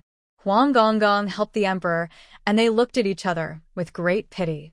Fortunately, Qin Su appeared just in time, first helping the emperor with eye swelling and applying medicine, then tending to the wounds of the lying Ji, moving very skillfully. Jing Xian saw that the thigh she was holding was getting thicker and quickly pulled Xiaoju aside to remind him, "Remember to send your father back to the palace later and have him write an imperial decree. What if he wakes up tomorrow and refuses to acknowledge it?" Jing Xian felt she needed to act quickly to make sure this matter was settled, mainly because she was worried that there might be changes tomorrow.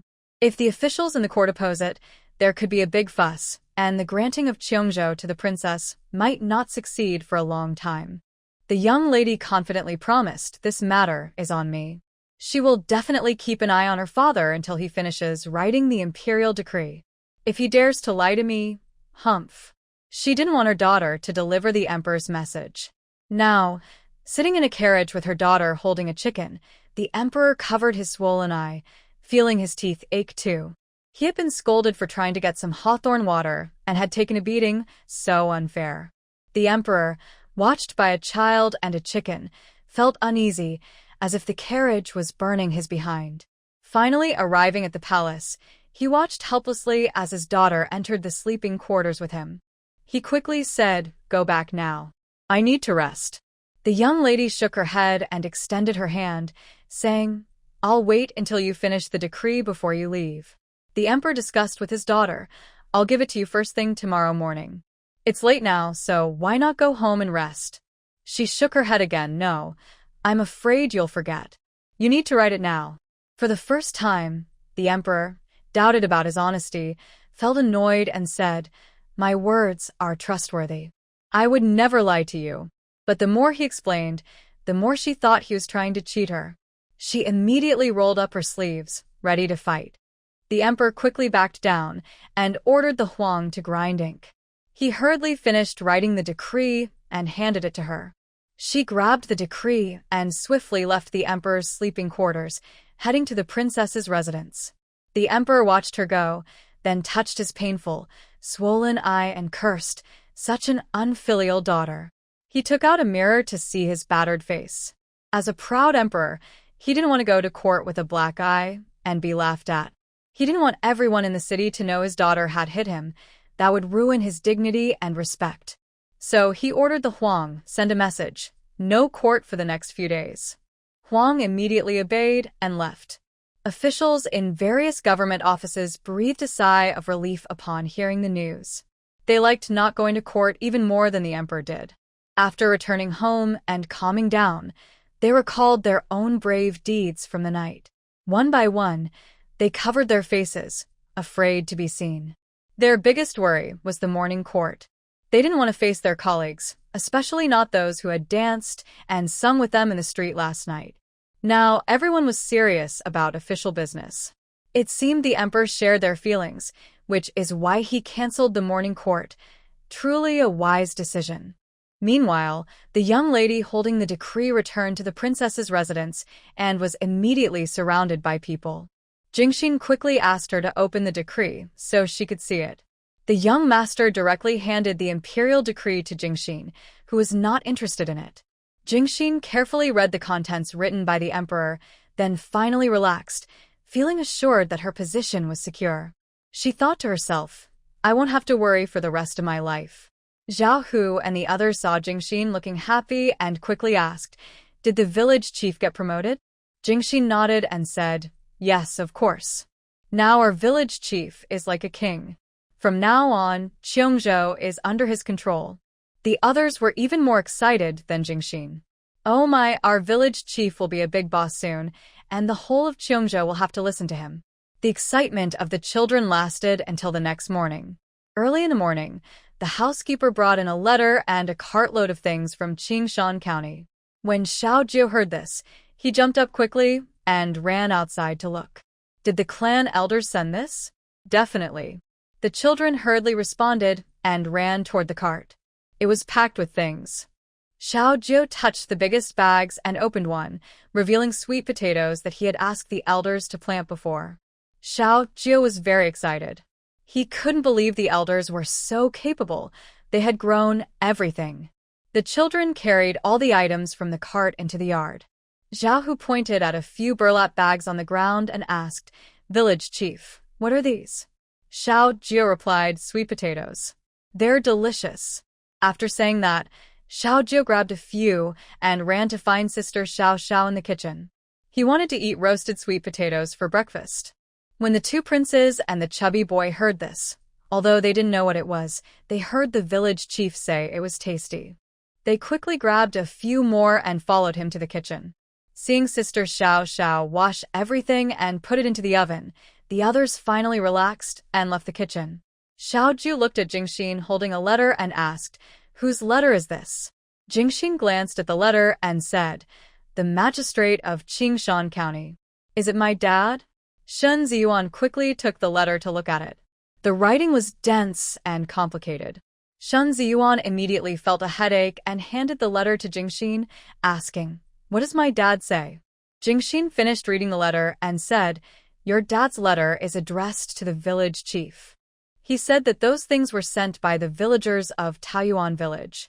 He also said, village chief, if you don't go back to manage your villagers soon, Qingshan County will have to be renamed Taoyuan County.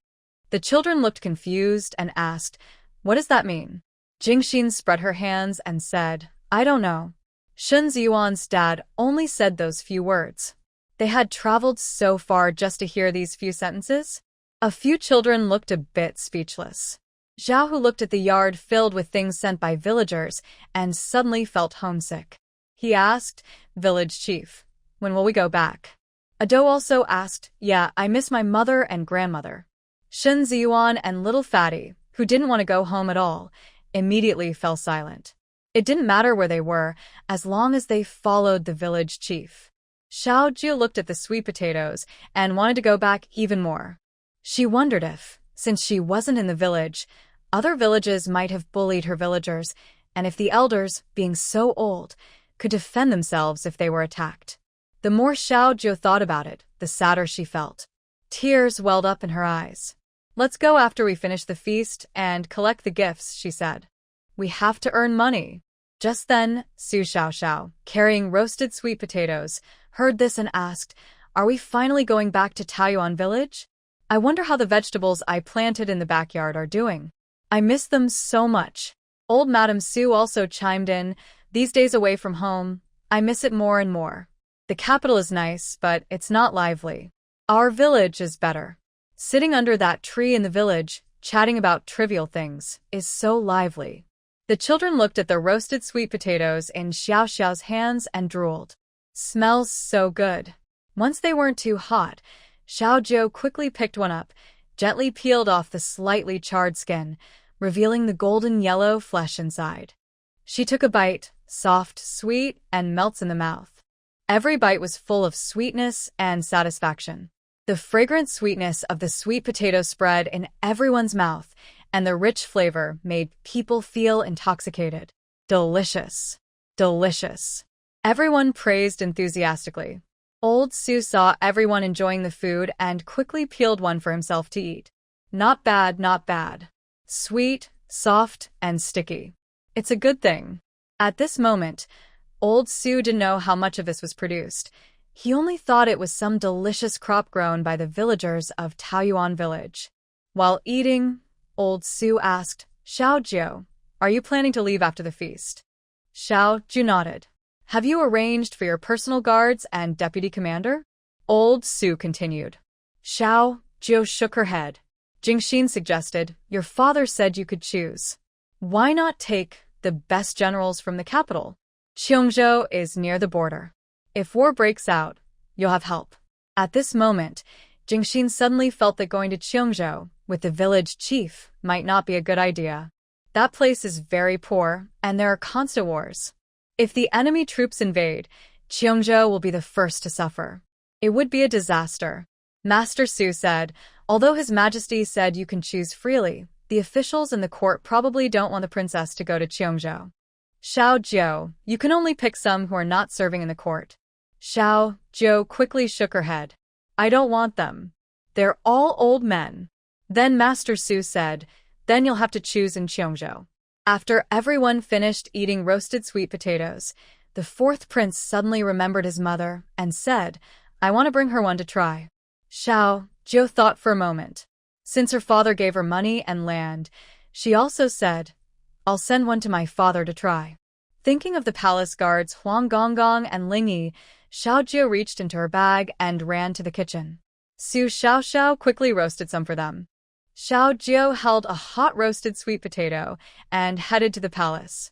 Stone and Jiang he saw the village chief about to run out again, and they eagerly asked to go along. With nothing to do, Xiao Jiu decided to take the two out for a walk. She carried one in each hand and headed to her father's sleeping quarters. Stone and Jiang he immediately cheered happily. Annoyed by the loud noise, Xiao Jiu sternly said, no talking. Whoever makes a sound I will hit. Jiang He and Stone immediately shut up. The fourth prince, who couldn't fly, had to sit quietly in the carriage to the palace. Xiao Jiu carried two children and arrived at the emperor's sleeping palace, placing Jiang He and Stone under the table where the emperor was sitting. The emperor, who was applying egg masks on his eyes, opened his eyes and saw his daughter staring at him. The emperor felt a shiver. How did she get in? Did his daughter defeat all the guards at the palace gate? Are the guards outside dead? Otherwise, why didn't his daughter inform him before coming? How? How did you get in? Are the people outside still alive? The emperor asked, trembling. Xiao Jiu replied, they're outside sunbathing. I flew in. They didn't see me. As for how Xiao Jiu got in, of course she flew in. Usually, she would need to report when entering the palace, but she found it troublesome and didn't want to wait. So she used some mental power to sneak in quietly. It was much faster. Xiao Jiu plans to do this from now on. The little boy took the roasted sweet potato wrapped in paper from the cloth bag and handed it to the emperor, saying, this is a special gift from my hometown. It's freshly roasted and very tasty. Seeing the steaming food and smelling the fragrant aroma, the emperor's stomach growled loudly. He no longer cared about how his daughter had entered the palace, realizing that knowing wouldn't change anything since she wouldn't listen to him anyway. He quickly picked up the roasted sweet potato and started eating. The boy looked around the room and saw only his father. He quickly chose two roasted sweet potatoes from his bag and went to find Old Man Huang. Perhaps because he had eaten too many roasted sweet potatoes this morning, the boy really needed to now. But with palace servants all around, he didn't want to lose face, so he held it in tightly.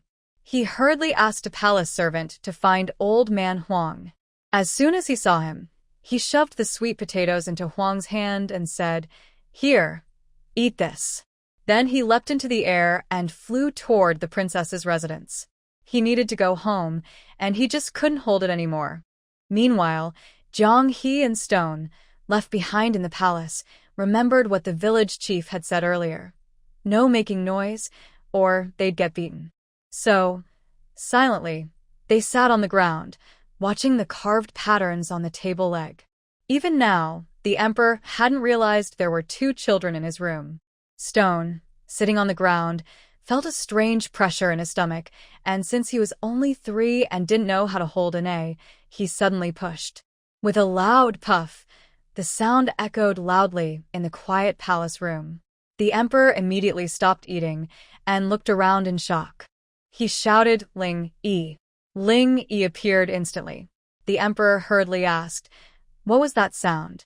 Ling Yi looked at the two little children staring up at him eagerly. He stepped forward, lifted both children into the air, and held them up. But as soon as he did, perhaps because their stomachs had been relieved, they started farting one after another. Puff, puff, puff. Ling Yi's hand shook, nearly dropping the children. He quickly put them back on the ground. The emperor's good mood from the delicious food vanished instantly. He hurriedly called out to the door, "Where is Changla?" Puff. A palace servant rushed in to report, "Princess Changla has finished delivering food to old man Huang and has returned to the princess's residence." Puff. The servant looked at the source of the sound in surprise. Stone saw the servant looking at him and quickly pushed again, letting out another. Puff. The servant was stunned. So Princess Changle thought these two children were farting in the princess's residence and polluting the environment, so she deliberately sent them into the palace to let the emperor hear the noise? Not only the princess thought so, but also the emperor sitting above with a dark face and 01, who was stunned by thought the same. Dear little friends, sorry, my computer blacked out tonight. I am typing on my phone, so the update is a bit slow. The emperor quickly shouted at 01, "Take these two kids far away. As far as possible." Stone and Jiang, he immediately hugged the table leg tightly, refusing to leave. When 01 first picked them up, they saw the snacks on the village chief's father's table, which looked very tasty. 01's hand just touched the two children. The children immediately made a sound, and 01 quickly pulled his hand back. Stone and Jiang, he ran to the emperor's side, looked up at the table, and asked, "Village chief's dad, can we eat this?" The emperor hurriedly shoved all the snacks and plates on his table into the two children's arms. "All right, you can go now. Go back and eat." Stone and Jiang, he each held a plate of snacks, eating and making sounds. The emperor signaled 01 with his eyes, telling him to quickly take the children back to the princess's residence. 01. Why does a secret guard have to suffer this kind of pain? 01 stepped forward, picked up the two children, and after two sounds, disappeared into the emperor's palace. On the way back to the princess's residence, Stone and Jiang, he happily shouted, kicking their feet, and their flatulence became even more comfortable. After hearing the noise all the way, 01 carried the children into the princess's courtyard and immediately disappeared back to the palace, leaving behind the still excited Stone and Jiang He. Just after farting, little Joe saw Stone and Jiang He standing at the door. Little Joe, "Oh no, I forgot these two again. How did you two come back?" Zhao Hu and the others saw Stone and Jiang He suddenly appear in the courtyard and asked. They had just seen the village chief hurriedly flying back to his house, not carrying anyone. Could it be that these two secretly learned light skills behind their backs? Stone quickly pointed to the sky and said, "Uncle, who can fly, send us back." Hearing this familiar sound, Zhao Hu felt he was outdone. He immediately made a louder noise than these two. Shuren found it fun and followed with a loud bang. Confidently said, "Mine is the loudest." Feeling the excitement, little Fatty immediately followed and said, "Mine is the loudest." Originally, Xiao Jiu thought farting in front of others was very embarrassing. Suddenly, his competitive spirit rose. He rubbed his stomach, squatted into a horse stance, took a deep breath, and let out a louder than everyone else's. Anyone else? Everyone immediately gave the village chief a thumbs up. After farting, Xiao Jiu, who still felt some bloating, thought that his action helped release the gas. He then remembered a game he played with classmates on Children's Day called Carrot Squat. "Let's play a game," Xiao Jiu said. Several children quickly gathered around. Xiao Jiu explained the rules of the game. If you squat wrong, Xiao Jiu was thinking about the punishment. Su Fuzi, standing nearby, added, if you squat wrong once, you have to copy the Analects of Confucius once. If you squat wrong twice, you copy it twice.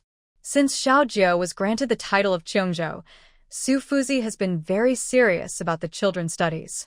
He takes every chance to have them memorize texts, recognize characters, and learn various knowledge. His current task is to quickly teach the children literacy. He doesn't want the future city lord to be illiterate and unable to recognize characters. Originally, Xiao Jiu just wanted to see who could the loudest and to release the gas in his stomach. Now, he felt like he had dug himself into a hole. Shi Tu and Jiang He, who were kicked out of the game after hearing about the punishment of copying the Analects, immediately wanted to join in once they heard about the mistake of squatting wrong. As expected, once something involved reading or studying, it lost all interest for them. After hearing the village chief explain the rules, the children, although hearing about copying the Analects, still eagerly wanted to play. They all thought the game was simple and confidently believed they wouldn't be the ones to squat wrong. Just as they were about to start, Gu Zixing from the neighboring Gu residence, who had just sneaked out of confinement, came over to visit. He wanted to join in after seeing the game. Thus, the carrot squat game officially began, with lots of puff-puff sounds. Xiao Jiu went first. Black carrot squat, black carrot squat, black carrot squat. After that, white carrot squat. Puff. Bai Luobua A Do immediately responded. White carrot squat, white carrot squat, white carrot squat. Then green carrot squat. Puff.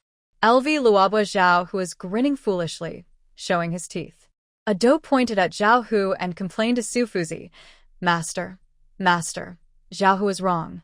He needs to copy once. Zhao Hu quickly defended himself. You spoke too softly. I didn't hear clearly. It doesn't count. Ado immediately complained to the village chief. Village chief, don't let Zhao Hu play anymore.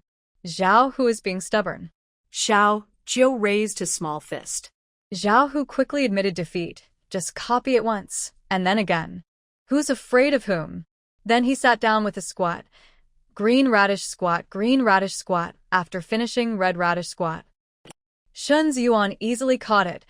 Red radish squat, after finishing green radish squat.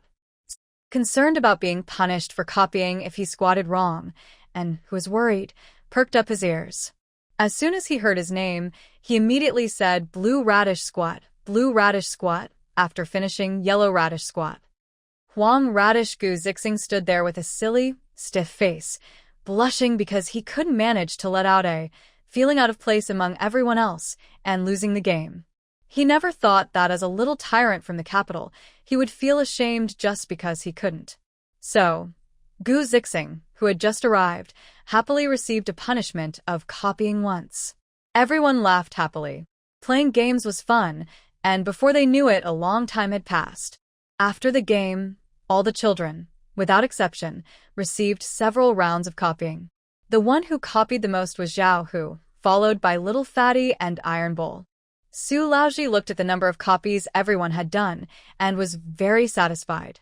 He quickly took the children to their desks to study. Tired from playing, Xiao Jiu looked at the crooked writing in the textbook and secretly yawned. Reading really makes people sleepy.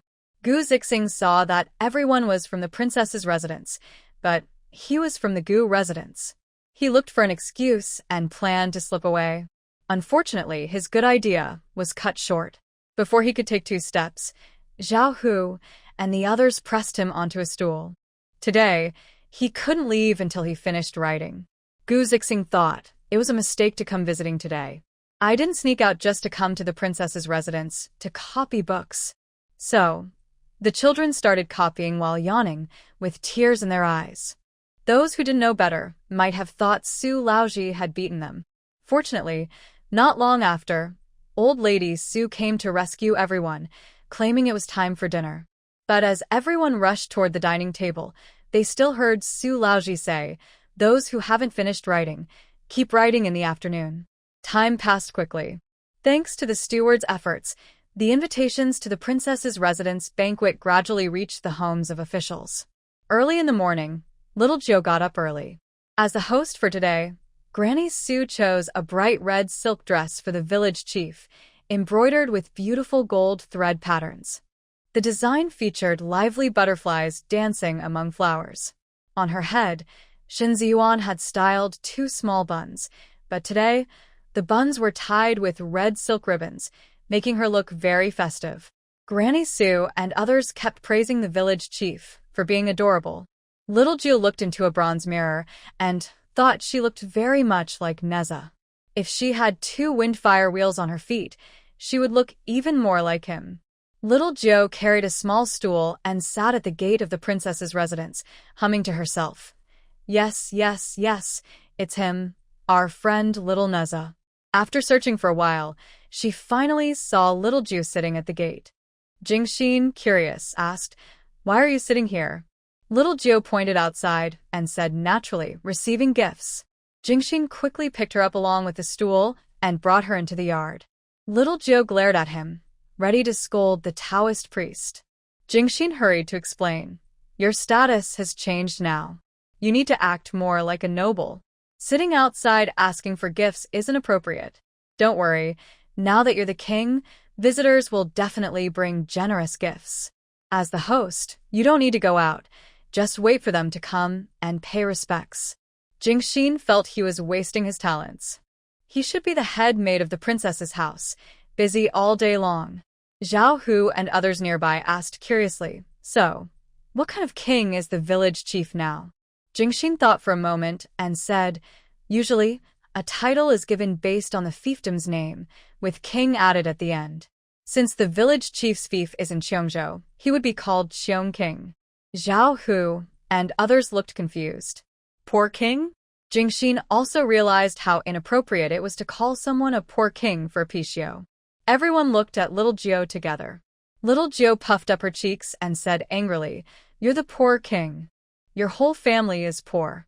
She quickly checked her storage bag. Good, it was full of money, giving her confidence. She wasn't poor at all. Granny Sue also tapped Jingxin's head and scolded, "Today is a good day for the village chief to host a feast. You kids are getting restless and saying unlucky things in front of the village chief." Jingxin defended himself, who said, "Anything unlucky? We're just stating facts. It's called Cheong King, not something we made up. It's an ancestral place name. Who's to blame?" Jingxin thought he should explain things properly to Granny Sue. After a heated argument where the reasoning was not clearly explained and she barely spoke, Jingxin was successfully scolded by Madame Sue and became silent. She, a Taoist priestess, lost a verbal battle to an old lady. Jingxin was not willing to accept this. If it had been someone else, she would have continued to argue. But with Madame Sue, Jingxin felt that arguing might not only be pointless, but could also lead to a slap. Feeling frustrated, Jingxin quickly sat down to meditate and calm her mind, fearing she might damage her spiritual peace. After staying with Madame Sue for a while, she learned to self-soothe and cheer herself up. Indeed, no matter who it was, anyone would have to submit when facing the top of the food chain, Madame Sue. Soon, a group of guests arrived outside the princess's residence for a feast. They gathered in small groups, chatting, and were led to the banquet by the steward. Inside the princess's house, lanterns and decorations created a lively and festive atmosphere, filled with luxury and joy. The spacious courtyard was set with tables and chairs. The tables were made of fine wood, carved with delicate patterns, giving a simple yet elegant look. Next, the emperor arrived with the palace ladies. As for why they came, it was because Little Gio personally sent the invitation. Jingxin said that the wealthiest people were in the palace, and Little Gio invited them all without missing anyone. The emperor sat at the head of the table, alongside his daughter. They sat side by side because neither wanted to give up the main seat. Fortunately, the steward quickly arranged 2 seats, or else today's scene might have been another instance of the daughter scolding her father. After the guests bowed and paid their respects, they took their seats. They looked at the steaming dishes on the table, with a small stand beside them holding raw ingredients in layers of plates. The guests were curious about these unfamiliar foods. Princess Changla wouldn't tease them by serving raw items. She simply brought them out for everyone to try. The elderly lady, who had already tasted hot pot with her granddaughter several times, couldn't wait to start dipping and cooking her food after the feast began. Shi Xian and the 3 ladies of the Shi family were also very skilled at picking and cooking food. The surrounding guests leaned forward slightly, sniffing the rich aroma, and couldn't help but praise, This smell is wonderful. Truly wonderful. Grandpa Shen learned from the people in front of him and took a piece of meat, placing it into the boiling pot. After a while, he picked it out, blew on it to cool, and eagerly put it into his mouth. When the first tender slice of meat was in his mouth, the spicy and numbing flavor made him widen his eyes and turn red in the face. He nodded and praised, "This is a delicious dish, with a unique flavor." Sitting with her grandfather, Shen Ziyuan saw his face turn red from the spiciness and quickly handed him some milk tea. Grandpa Shen took a sip, and the smooth milk tea instantly spread across his tongue. Now he finally understood why his little granddaughter refused to leave the princess's mansion every day. It turns out they have such special tasty food there. The happiest person was Consort Shu. Sitting with her child, she was eating happily. She didn't want to leave the palace at all. She wondered if the emperor and the court laws could allow her and her son to be given to Princess Changle. She didn't want to stay in the palace even for a day. Meanwhile, the emperor, who was disliked by Consort Shu, was copying her by throwing vegetables into the pot like a young girl. Once the meat was cooked, he couldn't wait to take a piece, on it to cool, and put it in his mouth. After eating, he also took a sip of the fatty water. Enjoying his meal, the emperor asked immediately, "Who made this?" Xiao Jiu, eating and drinking, replied, "Sister Xiao Xiao." The emperor thought for a moment and said, "Father wants to send 2 royal chefs to replace them with a sister Xiao Xiao, okay?" Xiao Jiu immediately refused, "No, sister Xiao Xiao is mine." Seeing that this plan wouldn't work, the emperor changed his approach and asked, "Then, can father have the royal chefs come and learn cooking from your sister Xiao Xiao?" Xiao Jiu shook her head again, "No. This hot pot base was made from ingredients from her shop. How could the royal chefs learn it?" But her father's words reminded Xiao Jiu, when she returns to Taoyuan village, she should check if the peppers grown by the villagers are ripe. If they are, sister Xiao Xiao can make the hot pot base herself. In the future, she plans to open a hot pot restaurant on her new land to make lots of money. She's going to get rich. Thinking of this, Xiao Jiu couldn't help but smile happily.